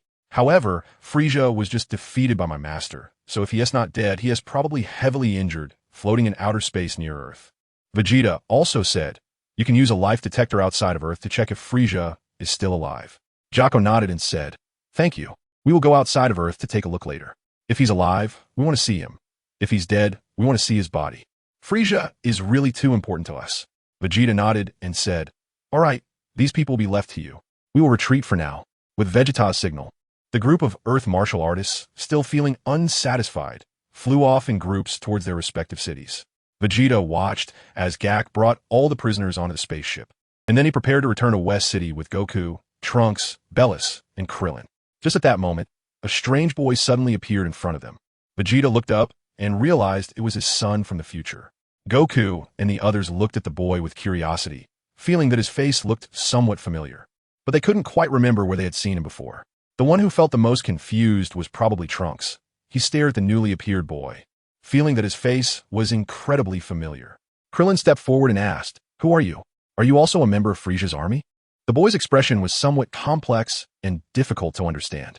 He shook his head and slowly said, "No, I'm not with Frieza." "Oh, then what do you mean by blocking our way?" Krillin asked. The future Trunks stared deeply at Trunks. He hadn't noticed before and had always thought this child was Gohan. But upon getting closer, he realized this child was actually his past self. Little Trunks felt scared under the other's gaze and instinctively moved behind Vegeta. Chapter 105. The mysterious boy from the future Trunks turned to look at Vegeta again, then at Goku, and slowly began to speak. "Mr. Goku, can I talk to you for a moment?" Although he didn't know why there was a problem with the timeline and was temporarily unsure how to face his father, Vegeta, he decided to first talk to Uncle Goku. "You're looking for me?" Goku said, puzzled, unsure of what the strange boy wanted, and glanced at Vegeta. Vegeta naturally understood the situation, so he nodded to Goku and said, "Go ahead, we'll wait for you here." Seeing Vegeta agree, Goku nodded to the mysterious boy and said, "I don't know why you're looking for me, but I'm willing to talk with you." Future Trunks thanked him, saying, "Thank you, Mr. Goku, please follow me." After saying that, Future Trunks took one last look at present Trunks and then led Goku to fly toward the nearby hill. Krillin watched Goku leave with the mysterious person and couldn't help but say, "Don't you guys think this mysterious boy looks a bit familiar? I feel like I've seen him somewhere before." Yamcha nodded in agreement and said, "Now that you mention it, he does seem a bit familiar." Bellis and Raditz both nodded. Bellis said, "That's true. It seems everyone finds it familiar, which proves that one of us has a familiar who looks a lot like this boy. But who could it be?" After a brief silence, everyone couldn't recall. And just then, Krillin suddenly noticed little Trunks standing behind Vegeta and shouted out loud, "Ah, I understand now. That mysterious boy must be an older version of Trunks." Krillin pointed at little Trunks and shouted. Upon hearing Krillin say this, everyone immediately looked at little Trunks and then at the mysterious boy, all nodding and saying, "Yes, he looks just like him. Oh my gosh, Vegeta. Could that boy also be your son?" Yamcha jokingly asked Vegeta. Vegeta nodded and then shook his head.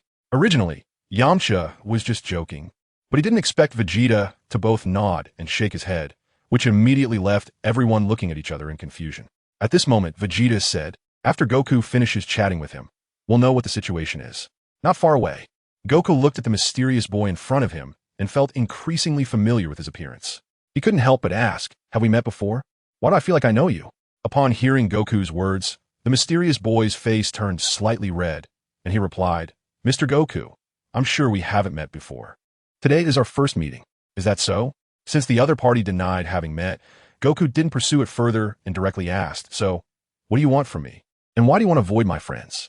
Seeing Goku's question, the mysterious boy finally lifted his head and asked, "Mr. Goku, before I answer your question, can you transform into a Super Saiyan?"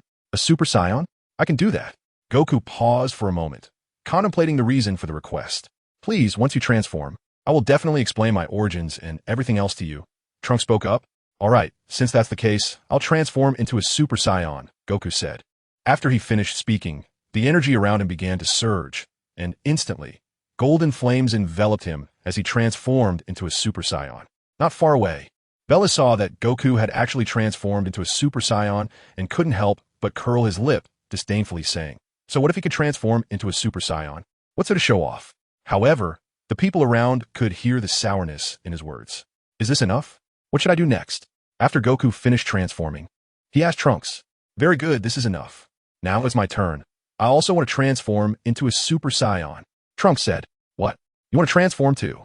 Goku exclaimed in shock. Then, under the astonished gazes of Goku, Bellis, Raditz, and others, Trunks also transformed into a Super Saiyan. Bellis clenched his fists tightly, his aura flaring up as he angrily whispered, "Bastard, this is truly unforgivable. Why? Why are there still people who can transform into Super Saiyans?" Compared to Bellis, Raditz was much calmer. He said, "Bellis, keep a level head. No one told you that only Vegeta and Kakarot can become Super Saiyans. Since they could transform, it's possible that there are other Super Saiyans as well." Hearing Raditz's words, Bellis slowly retracted his surging aura and indignantly said, "I will definitely transform into a Super Saiyan, and I will surpass all of them." Only Vegeta stood with his arms crossed, nodding slightly before saying, "Not bad, but you're still a bit weak in terms of power." On a nearby mountain, Goku, looking at Trunks, who was also surrounded by golden aura, asked in shock, "Who exactly are you? Did some Saiyans escape before planet Vegeta was destroyed?" Trunks did not answer and continued, "Mr. Goku, we can talk about this later. Can we have a spar now?" While speaking, he drew the sword from his back and assumed an attacking stance. Seeing the mysterious boy draw his sword and take an offensive posture, Krillin immediately got excited and shouted, "Are we going to spar?" Goku, seeing the other party wanted to fight, was also excited and immediately nodded in agreement, saying, "Sure. No problem, bring it on." After saying that, Goku also took an attacking stance. Seeing Goku was ready, Trunks swung his sword at Goku. In response to the attack, Goku extended his two fingers and easily caught Trunks' sword. Then, with a flick of his fingers, the sharp sword emitted a buzzing sound, and Trunks felt he could no longer hold on to it. The sword slipped from his grip, did a few flips in the air, and then plunged straight into the hard rock. The two then began to spar with their fists and feet, with Goku holding back a bit, resulting in an exchange of blows. After about a dozen exchanges, Trunks shouted, "Stop!" After creating some distance, he retracted his Super Saiyan state, picked up the sword, and sheathed it. Goku, seeing Trunks call for a stop, felt a bit dissatisfied as he was in the heat of battle and asked, "Why did you stop?" "I haven't had enough fun yet. Since I can transform into a Super Saiyan, I haven't really fought anyone seriously." Trunks, hearing Goku's words, stiffened and anxiously asked, "Mr. Goku, did you just say that since you became a Super Saiyan, you haven't fought anyone?" "Yeah, what's wrong?" Goku asked curiously. "Then who defeated Frieza on Namek?" Trunks continued to ask anxiously. "He was defeated by my master, Vegeta." Goku answered, though he was puzzled as to why Trunks was asking this. When Trunks heard that it was Vegeta who had defeated Frieza, he was momentarily stunned and murmured, "It was my father who defeated him. And he is actually Uncle Goku's master. Why is this happening? Has everything in the past timeline changed? How could this be? If everything has changed, will the androids still come into existence?" Trunks suddenly panicked. Seeing Trunks looking flustered and at a loss, Goku asked, "Hey, are you okay? Do you want me to call my master over?" In this timeline, he was already born, and the entire timeline, even his father Vegeta's life has changed. Even Frieza was defeated by his father, so he really had no need to hide anymore. Trunks nodded and said, "No need to call them over. Let us go together. I have something extremely important to tell everyone." "All right, let us hurry over. If you encounter any difficulties, you can talk to my master. He is really powerful and will definitely help you solve it," Goku said happily. Not far away, Vegeta and the others saw Goku and the mysterious boy chatting for a bit before returning. Krillin couldn't help but say, "Did they finish talking?" Yamcha spoke up. What could they possibly talk about in such a short time? But before they could debate the content, Goku had already returned with the mysterious boy to the group. Goku excitedly shouted, "Master, Raditz Bellis, did you see? This boy can also transform into a Super Saiyan. It's incredible." Bellis curled his lips and said, "I see. Are you that excited? It's just a Super Saiyan. Give me another year, and I can definitely transform successfully too." The Trunks, upon hearing Bellis's words, immediately turned to look at this warrior he had completely overlooked before. "Are you also a Saiyan?" The Trunks couldn't help but ask, because only Saiyans or half Saiyans could transform into Super Saiyans. Bellis was immediately furious when the boy asked him if he was a Saiyan, and shouted, "What do you mean? Do you look down on me?" After saying that, he was about to teach the boy a lesson, even if the other party could transform into a Super Saiyan. Data quickly shook his hand and said, "I'm sorry, that's not what I meant. It's just that in my timeline, you don't exist." Hearing Data words, Bellis was momentarily taken aback and then asked, "What do you mean by that? What is your timeline, and what do you mean I don't exist?" Since he was already in front of everyone, Data didn't intend to hide anymore. He looked around at the people present and then focused on Torinkasu, saying, "I actually come from the future, and my name is Trunks." Trunks, upon hearing that the other party said he came from the future and his name was Trunks, everyone except Vegeta turned their gaze to Torinkasu.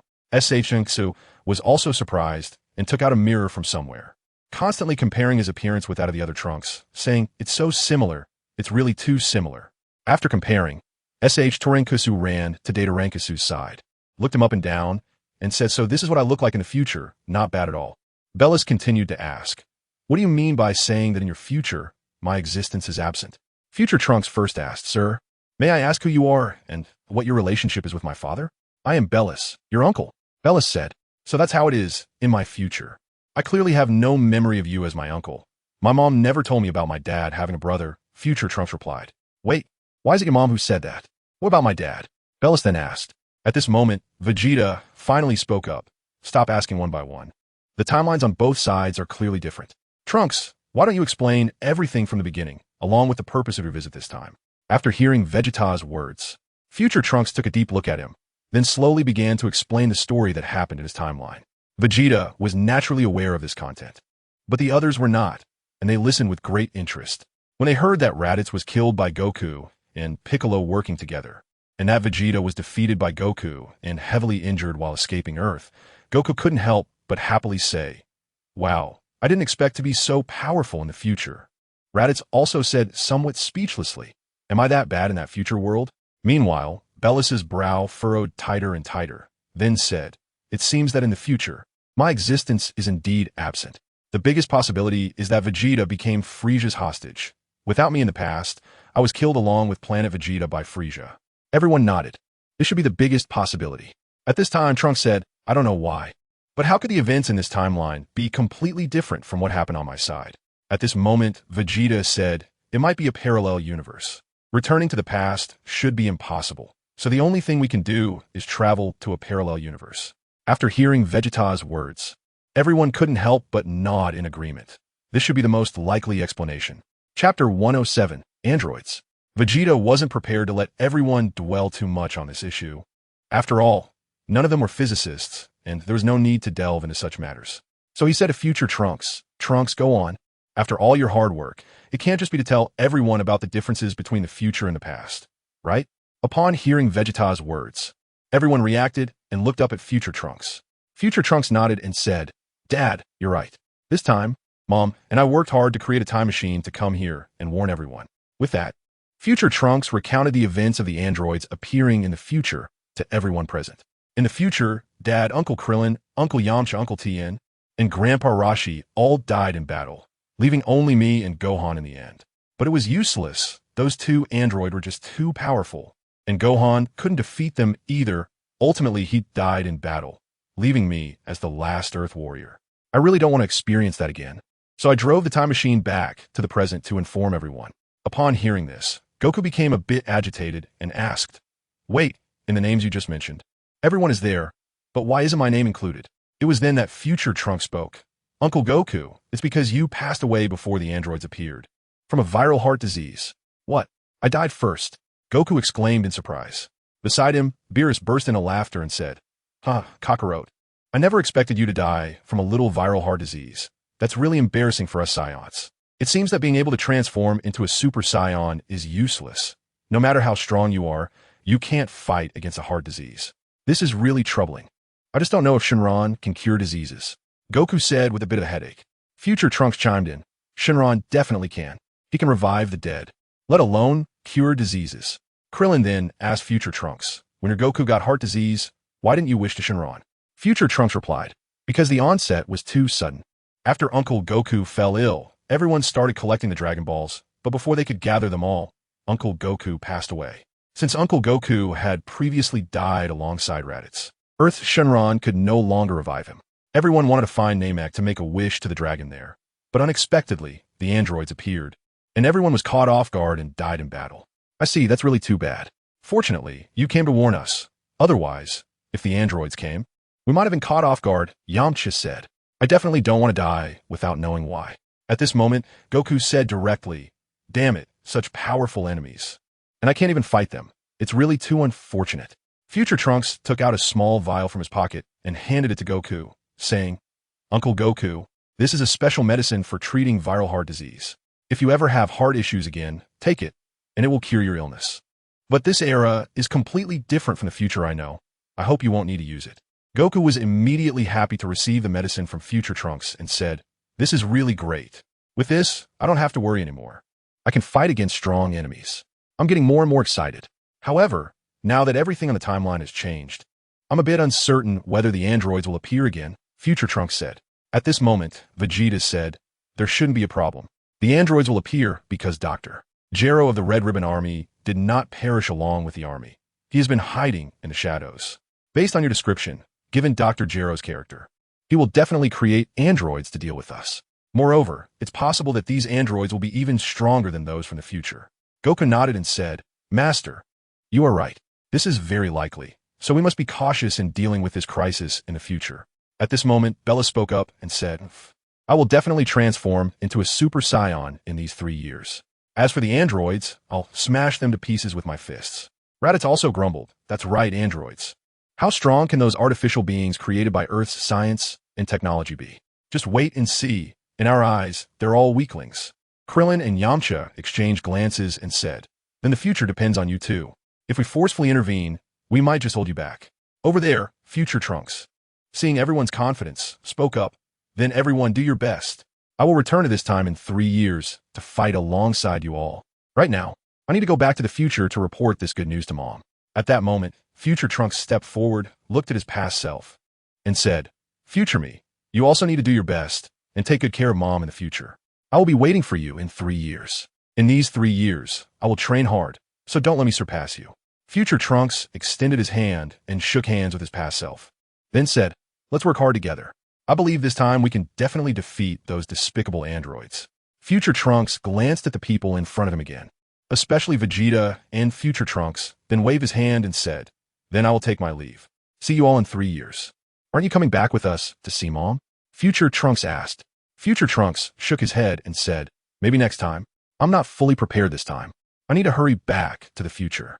After saying that, Future Trunks jumped and flew away from the peak toward the plane.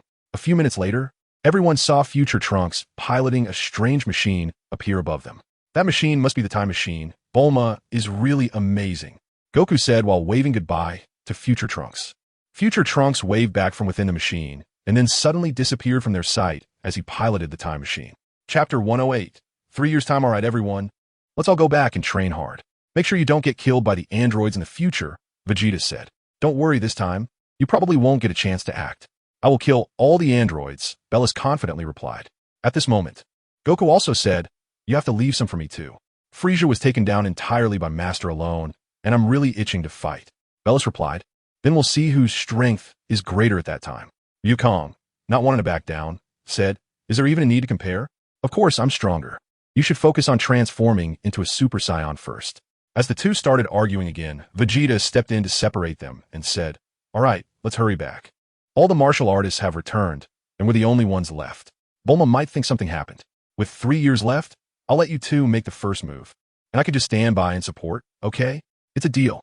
Hearing Vegeta's words, Belis and Wukong's eyes lit up, and they said in unison. At the same time, Wukong also suggested to Belis, "Since there are 2 androids, we can each take one. That would be fair." "Okay, let's do that." Belis immediately agreed. On the side, Little Trunks was unhappy and quickly shouted, "No way, no way. I don't agree. There are only 2 androids, and you two are dividing them. What about me and Goten?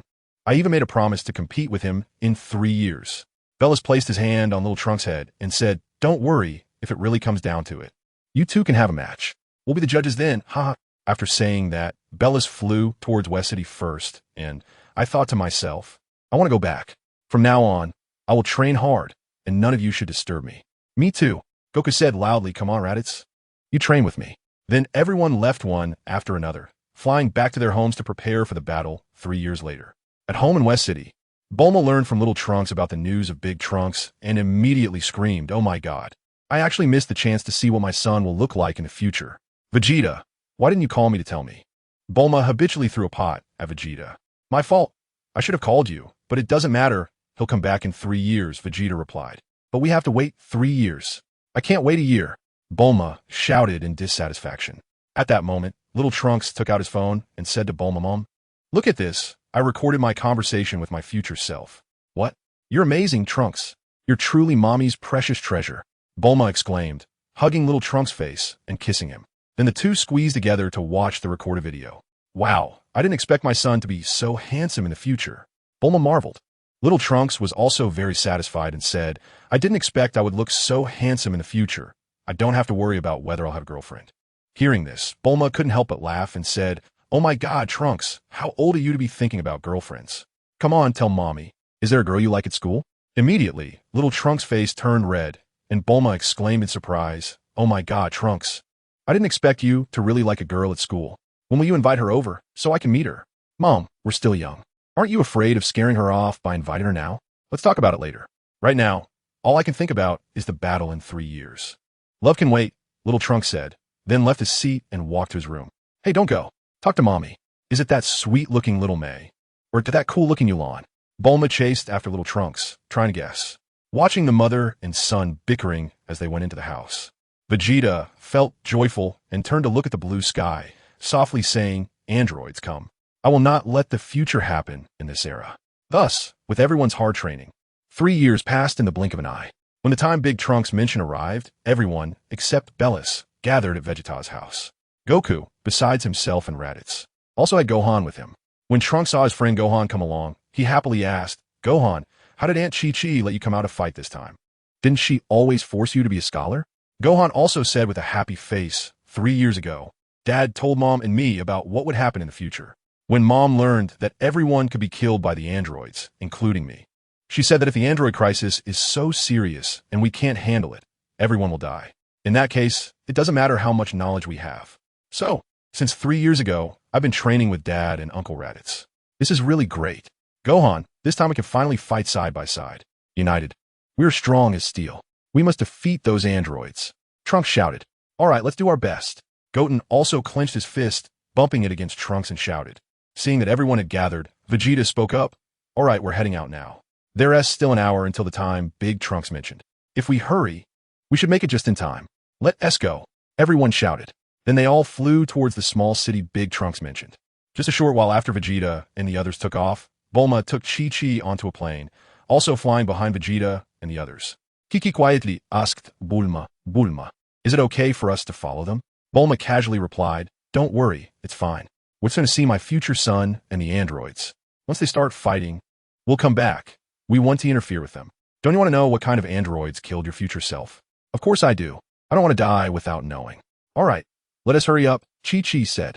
Chapter 109, The Arrival of the Androids. Near the small city, there's a tall mountain that overlooks the entire small city, making it a good observation point. Vegeta said to everyone, let's go. We'll wait for each other on that hill. After saying this, Vegeta descended first, and everyone followed closely behind. Once they landed on the hill, Raditz asked Vegeta, where is Barris? Didn't he always have his mind set on defeating the androids? Where is he? Vegeta replied, I'm not really sure. Ever since he flew into space in a spaceship a year ago, he hasn't come back. I don't know if he'll make it in time for this battle. Raditz smiled and said, that's great. Let's quickly take down the androids and leave a pile of scrap metal for him. The others laughed heartily, nodding in agreement. Time ticked by, and Vegeta checked the time on his phone before saying, it's already past the time that Trunks mentioned, but the androids still haven't shown up. Could it be that, as Trunks said, events on our timeline have changed drastically, and the androids might not appear anymore? At this moment, Krillin spoke up, there's a possibility, but no matter how the timeline changes, the androids were created by Dr. Gero, and Dr. Gero's personality remains the same across any timeline. His hatred for me and Goku definitely won't change, so I believe the androids will appear. It's just a matter of when. Vegeta also shared his opinion, insisting that the androids would show up. Goku nodded and said, the Red Ribbon Army was incredibly powerful back in the day. They almost unified the world before I and my master took them down. All their remaining members must hate us deeply. So if nothing unexpected happens, the androids that Trunks mentioned will definitely appear, though we can't be sure about the timing. Time slowly passed, and before they knew it, an hour had gone by. It seems like the androids won't be showing up today. I think we should all head back for now, Yamcha suggested. Just then, a flying carpet suddenly descended from the sky and landed in front of them. They looked up and saw it was Mr. Popo. Mr. Popo took out a small cloth bag and handed it to Vegeta, saying, Mr. Vegeta, this is something that God and Master Karen asked me to deliver to you. What is it? Vegeta asked as he opened the small bag. Mr. Popo replied, it's a senza bean. It can heal your injuries and restore your stamina. Oh, it's a senza bean. I didn't expect it to be so powerful. I thought senza beans only allowed people to go 10 days without eating. Goku exclaimed in surprise. Thank you, Mr. Popo. You've worked hard. This is exactly what we need. Vegeta immediately expressed his gratitude. Mr. Popo nodded, then jumped back onto the flying carpet and flew back to the lookout. Suddenly, 5 figures appeared above Mr. Popo, attacking him. The unexpected battle instantly drew everyone's attention, and Goku shouted, is that them, the androids? After saying that, Goku charged towards the enemies attacking Mr. Popo, followed closely by the others. While Vegeta took his time flying upwards. Vegeta knows the power of Mr. Popo. Even an ordinary Super Saiyan might not be able to defeat him. As expected by Vegeta, Mr. Popo held on until Goku and the others arrived to support him. Soon, Goku, Raditz, and the others rescued Mr. Popo from the encirclement of the enemy and engaged in battle with 4 unfamiliar foes. At this moment, Vegeta also flew near the battlefield and then looked at Mr. Popo and asked, Mr. Popo, are you okay? Mr. Popo shook his head and said, I'm fine. These should be the androids that Trunks mentioned, right? Probably, but he said there were only 2.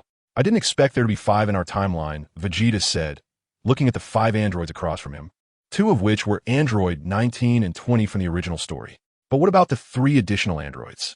Mr. Popo said, well then, we'll leave the battle here to you. I still need to return to the lookout to take care of Cammy. Vegeta nodded and said, thank you for your hard work.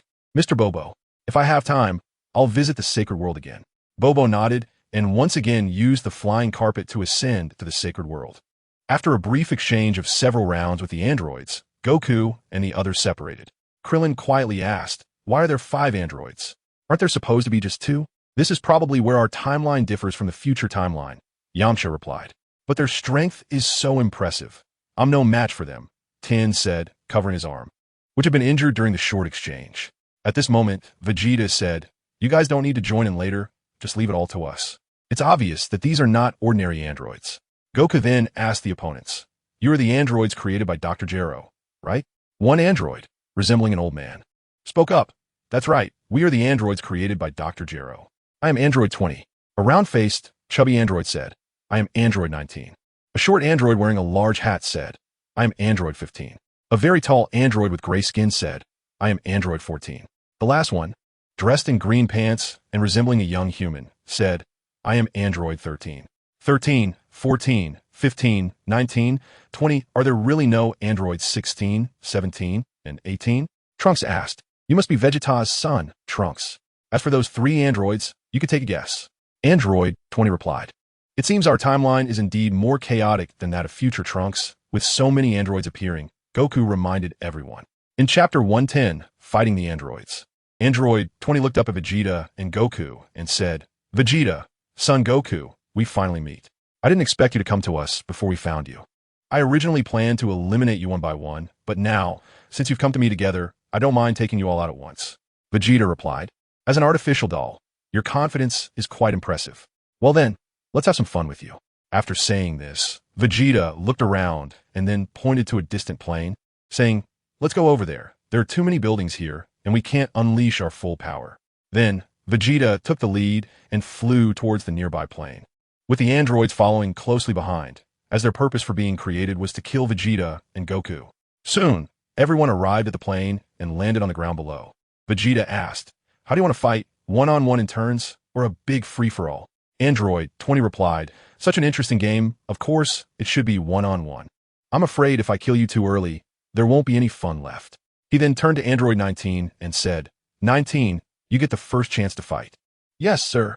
The chubby Android 19 stepped forward, walked to the center of the 2 groups, and announced, "Who dares to come forward and fight me?" Upon hearing 19's words, Goku immediately raised his hand and shouted, "Me, me, me." As he walked forward, he turned to Vegeta and the others and said, "Last time with Frieza, I hardly had a chance to fight, so this time it has to be me first." Trunks, who also wanted to fight, said, "All right, Uncle Goku, I'll let you go first this time. There are still a few others here, so I'm not in a hurry." Raditz casually said, "You're stronger than me. You can go first." Meanwhile, Gohan cheered for Goku. "Go for it, Dad." Goku stood in front of Android 19 and said, "I'll give you a chance. You can attack first." Hearing Goku's confident words, Android 19 pointed to his head and said, "Don't get too cocky. All your martial arts moves have been recorded by our mini reconnaissance device and input into our computer. So every move you make will have a counter in my eyes." "Really? Your computer is that powerful?" Goku was a bit skeptical and prepared to test it. After saying that, Goku immediately took the initiative and attacked Android 19. As Goku threw a punch, Android 19's eyes recorded Goku's attack and transmitted it to the massive supercomputer in the lab. The supercomputer began to analyze the data and, in just a few milliseconds, deciphered Goku's moves, informing Android 19. Following the supercomputer's analysis, 19 immediately executed a counterattack. As a result, all of Goku's initial attacks were ineffective. Not only did he fail to hit Android 19, but he also got hit by a counter from Android 19. Goku patted the area where he was attacked and said, "Now I believe it. You have indeed been observing us in secret, but that was just me testing the waters. The true depth of Chinese martial arts is far beyond what I have shown so far. Let me show you how profound it really is." After saying that, Goku approached Android 19 while swinging his arms. When he got close, he immediately raised his hand to attack. Android 19 remarked, "Is there any change? This is still the same as before, isn't it?" As he said this, Android 19 continued to attack Goku. However, what he didn't expect was that Goku changed his move halfway through. What started as a punch turned into a palm strike, and then he struck Android 19's chin with his palm, sending him flying. Caught off guard, Android 19 was knocked away by Goku. After a few somersaults, he finally stopped his backward momentum. He said, "You do have some skill, but so what? Your attacks are weak and can't even break my defense." Goku smiled slightly and said, "Don't worry, that was just a warm-up. Now we are entering the real battle." After saying that, Goku removed all his weights and tossed them aside, saying, "All right, Now we should get serious. Seeing Goku discard his weights, especially the sound they made when hitting the ground, Krillin was shocked and exclaimed, "Oh my gosh, Goku was fighting with such heavy weights on? That's incredible." Without the weights, Goku's speed increased dramatically, and with a flicker, he appeared right in front of Android 19. Android 19 had no time to react and was kicked in the face by Goku, sending him flying. Goku then shouted and executed the dragon, subduing 18 palms technique, his palms striking down like dark clouds, relentlessly attacking Android 19's head. Although Vegeta had taught Goku many Chinese martial arts techniques, such as Qian Koen de No, Yi, and One Yang Finger, Goku still preferred using the dragon, subduing 18 palms, which he had mastered the best. Faced with Goku's relentless palm strikes, Android 19 found himself unable to evade and could only raise his arms to try to block Goku's attacks. After a series of exchanges, Goku used the momentum of the palm strikes to land back on the ground, while Android 19 was knocked down by Goku's power. Alright, seeing Goku gain the upper hand, everyone couldn't help but cheer loudly. However, after a moment, they noticed that Android 19 hadn't come back, and everyone felt something was amiss, immediately sensing the area. Unfortunately, Android 19 had no energy signature, so everyone couldn't sense his location. Goku was also extremely vigilant, watching the ground for any sudden attacks. Chapter 111, Battle with the Androids 2. At that moment, Android 20 suddenly called out, "Hey, Goku, do you know what preparations we have made for you all these years?" "What?" Hearing Android 20's words, Goku looked up in confusion, but just as he did, Android 19 suddenly emerged from the ground behind him. "Watch out!" Krillin shouted in surprise. Goku finally reacted, but it was too late. Android 19 grabbed Goku's ankle with both hands. "Ha, I got you!" Android 19 shouted. Meanwhile, Android 20, who had distracted Goku, was thrilled and yelled, "We won!" Goku saw Android 19 grabbing his ankle and immediately attempted a backflip to shake him off.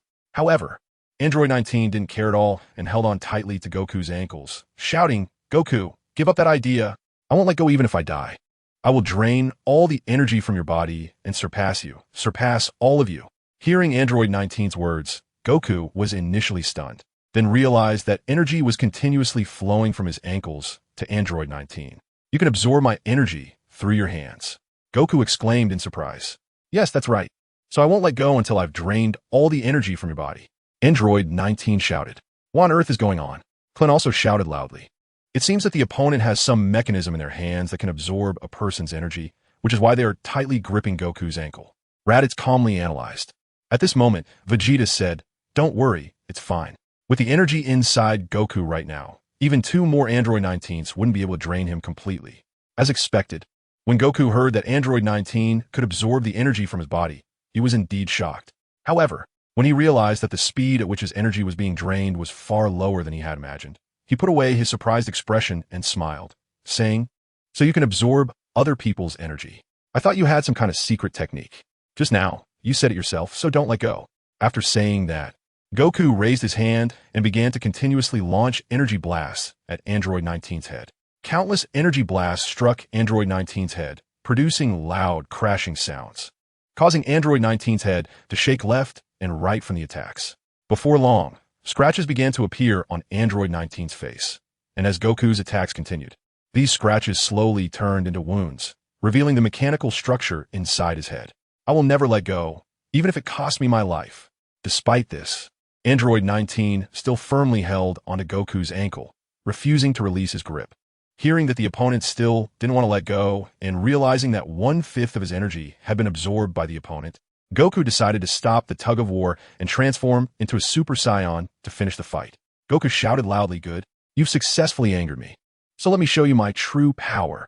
After saying that, Goku began to gather energy, and suddenly the dirt and stones around him started to fly. "Huh!" Goku shouted softly, and instantly a golden aura enveloped his body. His hair turned golden and stood upright, and his eyes changed to green. What is happening? Android 20 was surprised to see Goku's sudden transformation. "What do you mean? Haven't you been monitoring Dad and Uncle Goku's battles and lives? Don't you even know about Super Saiyans?" Trunks also asked in astonishment. "Your power is probably about the same. There's no need to keep monitoring," Android 20 said dismissively. In fact, it wasn't that he didn't want to, but that he didn't have enough money. Since the Red Ribbon Army was destroyed by Vegeta and Goku, especially since Vegeta transferred most of their assets in the bank, Dr. Jiro's research funding had fallen into a dire situation, especially 5 years ago when he had almost exhausted all his funds. However, he couldn't give up on the research of the androids, so Dr. Jiro had no choice but to abandon the monitoring of Vegeta and Goku. Of course, Dr. Jiro couldn't tell the group in front of him this. Really? That's too bad. Then you're bound to lose, Trunks said with a smile. Meanwhile, Gohan shouted loudly to Goku, Dad, go for it. Defeat these evil androids. What's Super Saiyan? It's just a change in hair and eye color, Android 20 said disdainfully. However, despite saying this, Android 20 didn't actually think that way, because in his eyes, Goku's energy had increased exponentially the moment he transformed. As for Android 19, he continued to hold onto Goku's ankle tightly, shouting, no matter how you transform, I won't let go. Hearing Android 19's words, Goku showed a slightly cruel smile, and then said, you know, after a Saiyan transforms into a Super Saiyan, their temperament becomes a bit cruel, and they will not hesitate to strike hard against their opponents. I hope your neck is as tough as your mouth. After saying that, Goku raised his hand and softly said, Energy Blade. Instantly, a golden disc began to spin rapidly above Goku's palm, with sharp teeth around the edge. Goku then looked at Android 19 and flicked his hand, sending the energy blade slicing through the air directly towards Android 19's neck. The energy blade easily sliced through Android 19's neck, decapitating him, and his head flew high into the air. When Android 19's large head thudded onto the ground and rolled for dozens of meters, it came to rest in front of Android 20. 20, save me, Android 19 cried out, with oil gushing from the severed neck. But before Android 20 could assist, Goku, having shaken off Android 19's hands, leaped forward and stomped heavily on Android 19's head, crushing it into pieces. Goku then pointed at the other androids and said domineeringly, Who's next? Chapter 112, Battle with the Androids Part 3. The scattered pieces beneath his feet and Goku's domineering words immediately intimidated the other 4 androids present. Seeing that the 4 androids in front of him were silent, Goku couldn't help but frown and said, Is that all the courage you have? Android 20 looked deeply at Goku and then shouted, 14, you come and have some fun with her, Mr. Goku. Yes, 20, replied the burly Android 14 as he stepped in front of Goku and said in a deep voice, Goku, I'm not like that garbage, Android 19. Be careful. Oh. Upon hearing Android 14's words, Goku raised an eyebrow and assumed a fighting stance, saying, Then come on, let me see how strong you really are.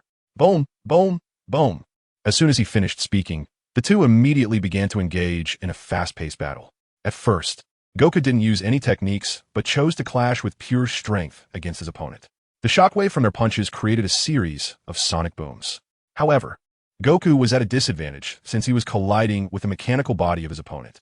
After trading blows for over a dozen exchanges, Goku finally began to use the instant transmission technique. Android 14 threw another punch at Goku, thinking he could overpower him this time, but unexpectedly, Goku used his dual energy technique, and Android 14's punch was deflected to the side. With a loud bang, Android 14's fist smashed into the ground beside Goku. The android didn't understand the principle of holding back power, so after being redirected by Goku's force, Android 14 lost his balance. Goku then took advantage of the momentum to push, sending Android 14 flying, crashing heavily into a nearby mountain. With a rumble, the small mountain collapsed. Of course, this attack caused minimal damage to Android 14, who stood up from the rubble and roared, Bastard, I'm going to kill you. After finishing his words, Android 14 angrily charged at Goku. Goku was completely unconcerned and used the instant transmission technique, making it impossible for Android 14 to hit him. Not only that, Goku also used the opponent's force against them, adding his own strength on top of it, all directed back at Android 14's own body. Then everyone around witnessed an extremely bizarre scene. Android 14's fist, which was aimed at Goku, suddenly changed direction midway and struck his own body instead. Moreover, the heavier the punch Android 14 threw, the more he ended up injuring himself. Nearby, Android 20 watched Android 14 being toyed with and in a sorry state. His expression turned grim as he said, 15, go help. Yes, 20. The small android 15 leaped forward, directly charging at Goku with his head. Although Goku was engaged with Android 14, he kept an eye on his surroundings. Upon seeing Android 15's attack, he first exerted force to throw Android 14 away, then caught Android 15's head with both hands. With a twist, Android 15 began to spin in place, and Goku kicked Android 15 in the abdomen, sending him flying away. Raditz, seeing 2 androids ganging up on Goku, immediately became furious and shouted, Bastards, it's unfair for two to fight one. I'll fight you. After saying that, Raditz attempted to attack Android 15. Although after 3 years of training Raditz's power approached 3 million, he still hadn't transformed into a Super Saiyan, so he could only fight Android 15 in his normal state. At that moment, Android 20 spoke up. 13, go stop him. Yes, 20.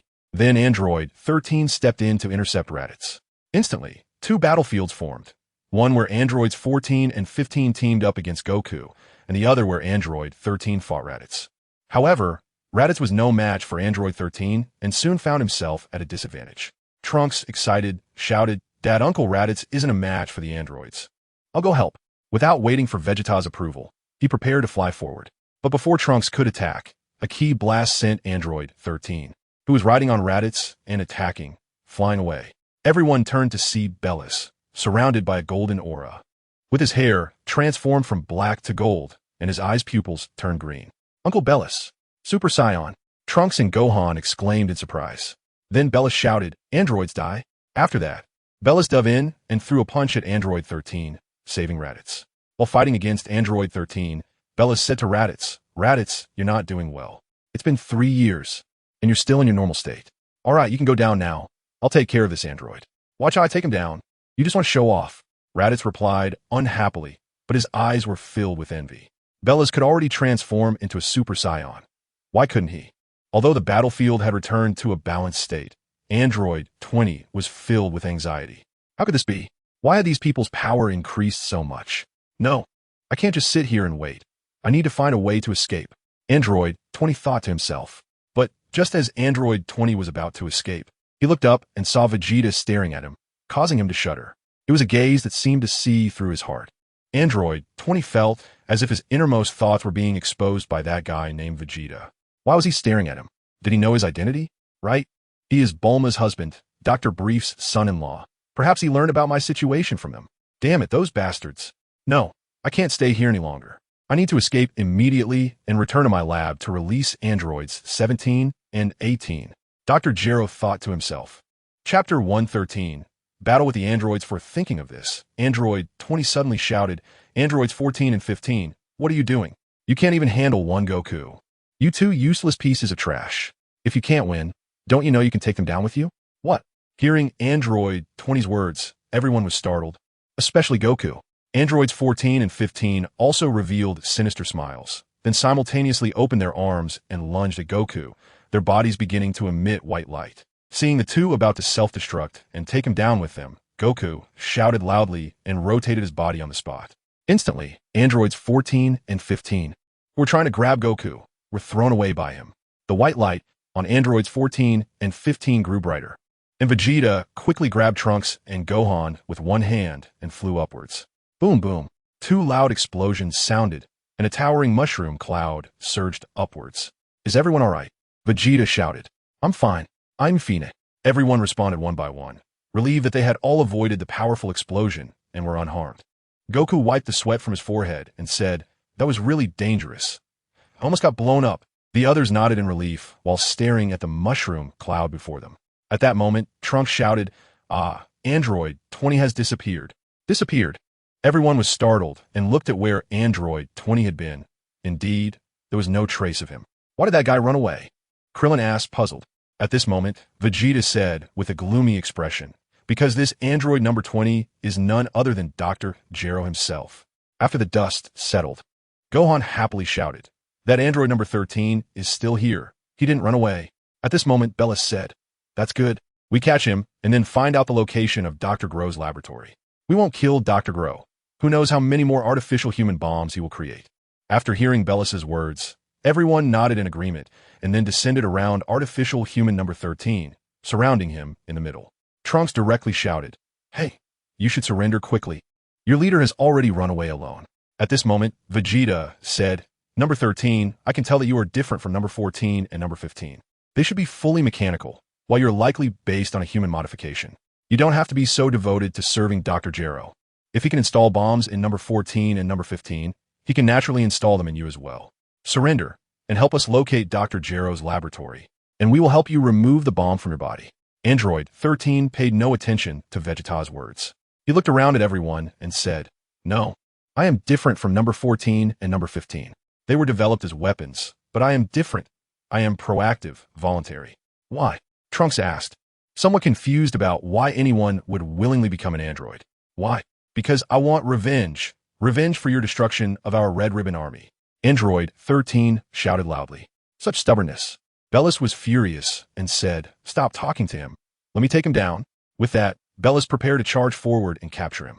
But at that moment, everyone suddenly sensed a powerful energy rapidly approaching them, and the energy felt very familiar. It was future Trunks arriving from the future. Instantly, everyone looked up into the distance. And sure enough, it wasn't long before future Trunks dove down from the sky. Then everyone saw future Trunks looking shocked at Android 13 on the ground. Why is this happening? Future Trunks shouted. Seeing future Trunks appear, Goku flew over to him, then raised his hand to put it around future Trunks' shoulder, saying, Hey Trunks, it seems that our timeline has changed. We have 5 androids here. Luckily, you warned us in advance, and we've already taken out 3 of them. The remaining 2, one has escaped, and the other is surrounded and can't get away. What? 5 androids? Future Trunks quickly looked down and saw the heads of the 3 androids that everyone had already taken out. However, none of these 4 androids were the same as the 2 he had encountered in the future. Uncle Goku, can you tell me what the escaped android looks like? Future Trunks asked. At that moment, Vegeta spoke up. No need to ask.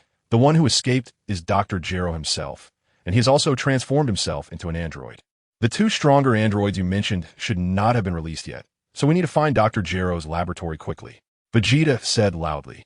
Upon hearing Vegeta's words, everyone's gaze shifted back to Android 13. Hearing Vegeta, Android 13 said, What stronger androids?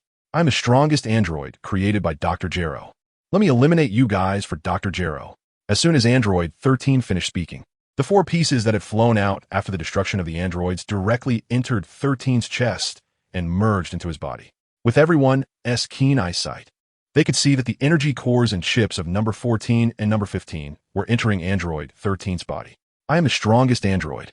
Android 13 shouted. After saying this, Android 13's muscles bulged, and his flesh-colored skin turned deep purple. If the previous Android 13 still looked somewhat human, the current 13 looked more like a monster from the demon realm. After the transformation, Android 13 said, Humans, sorry, I am not. This is my true form. I am a demon from the abyss, and in the future, I will become the demon king of the abyss.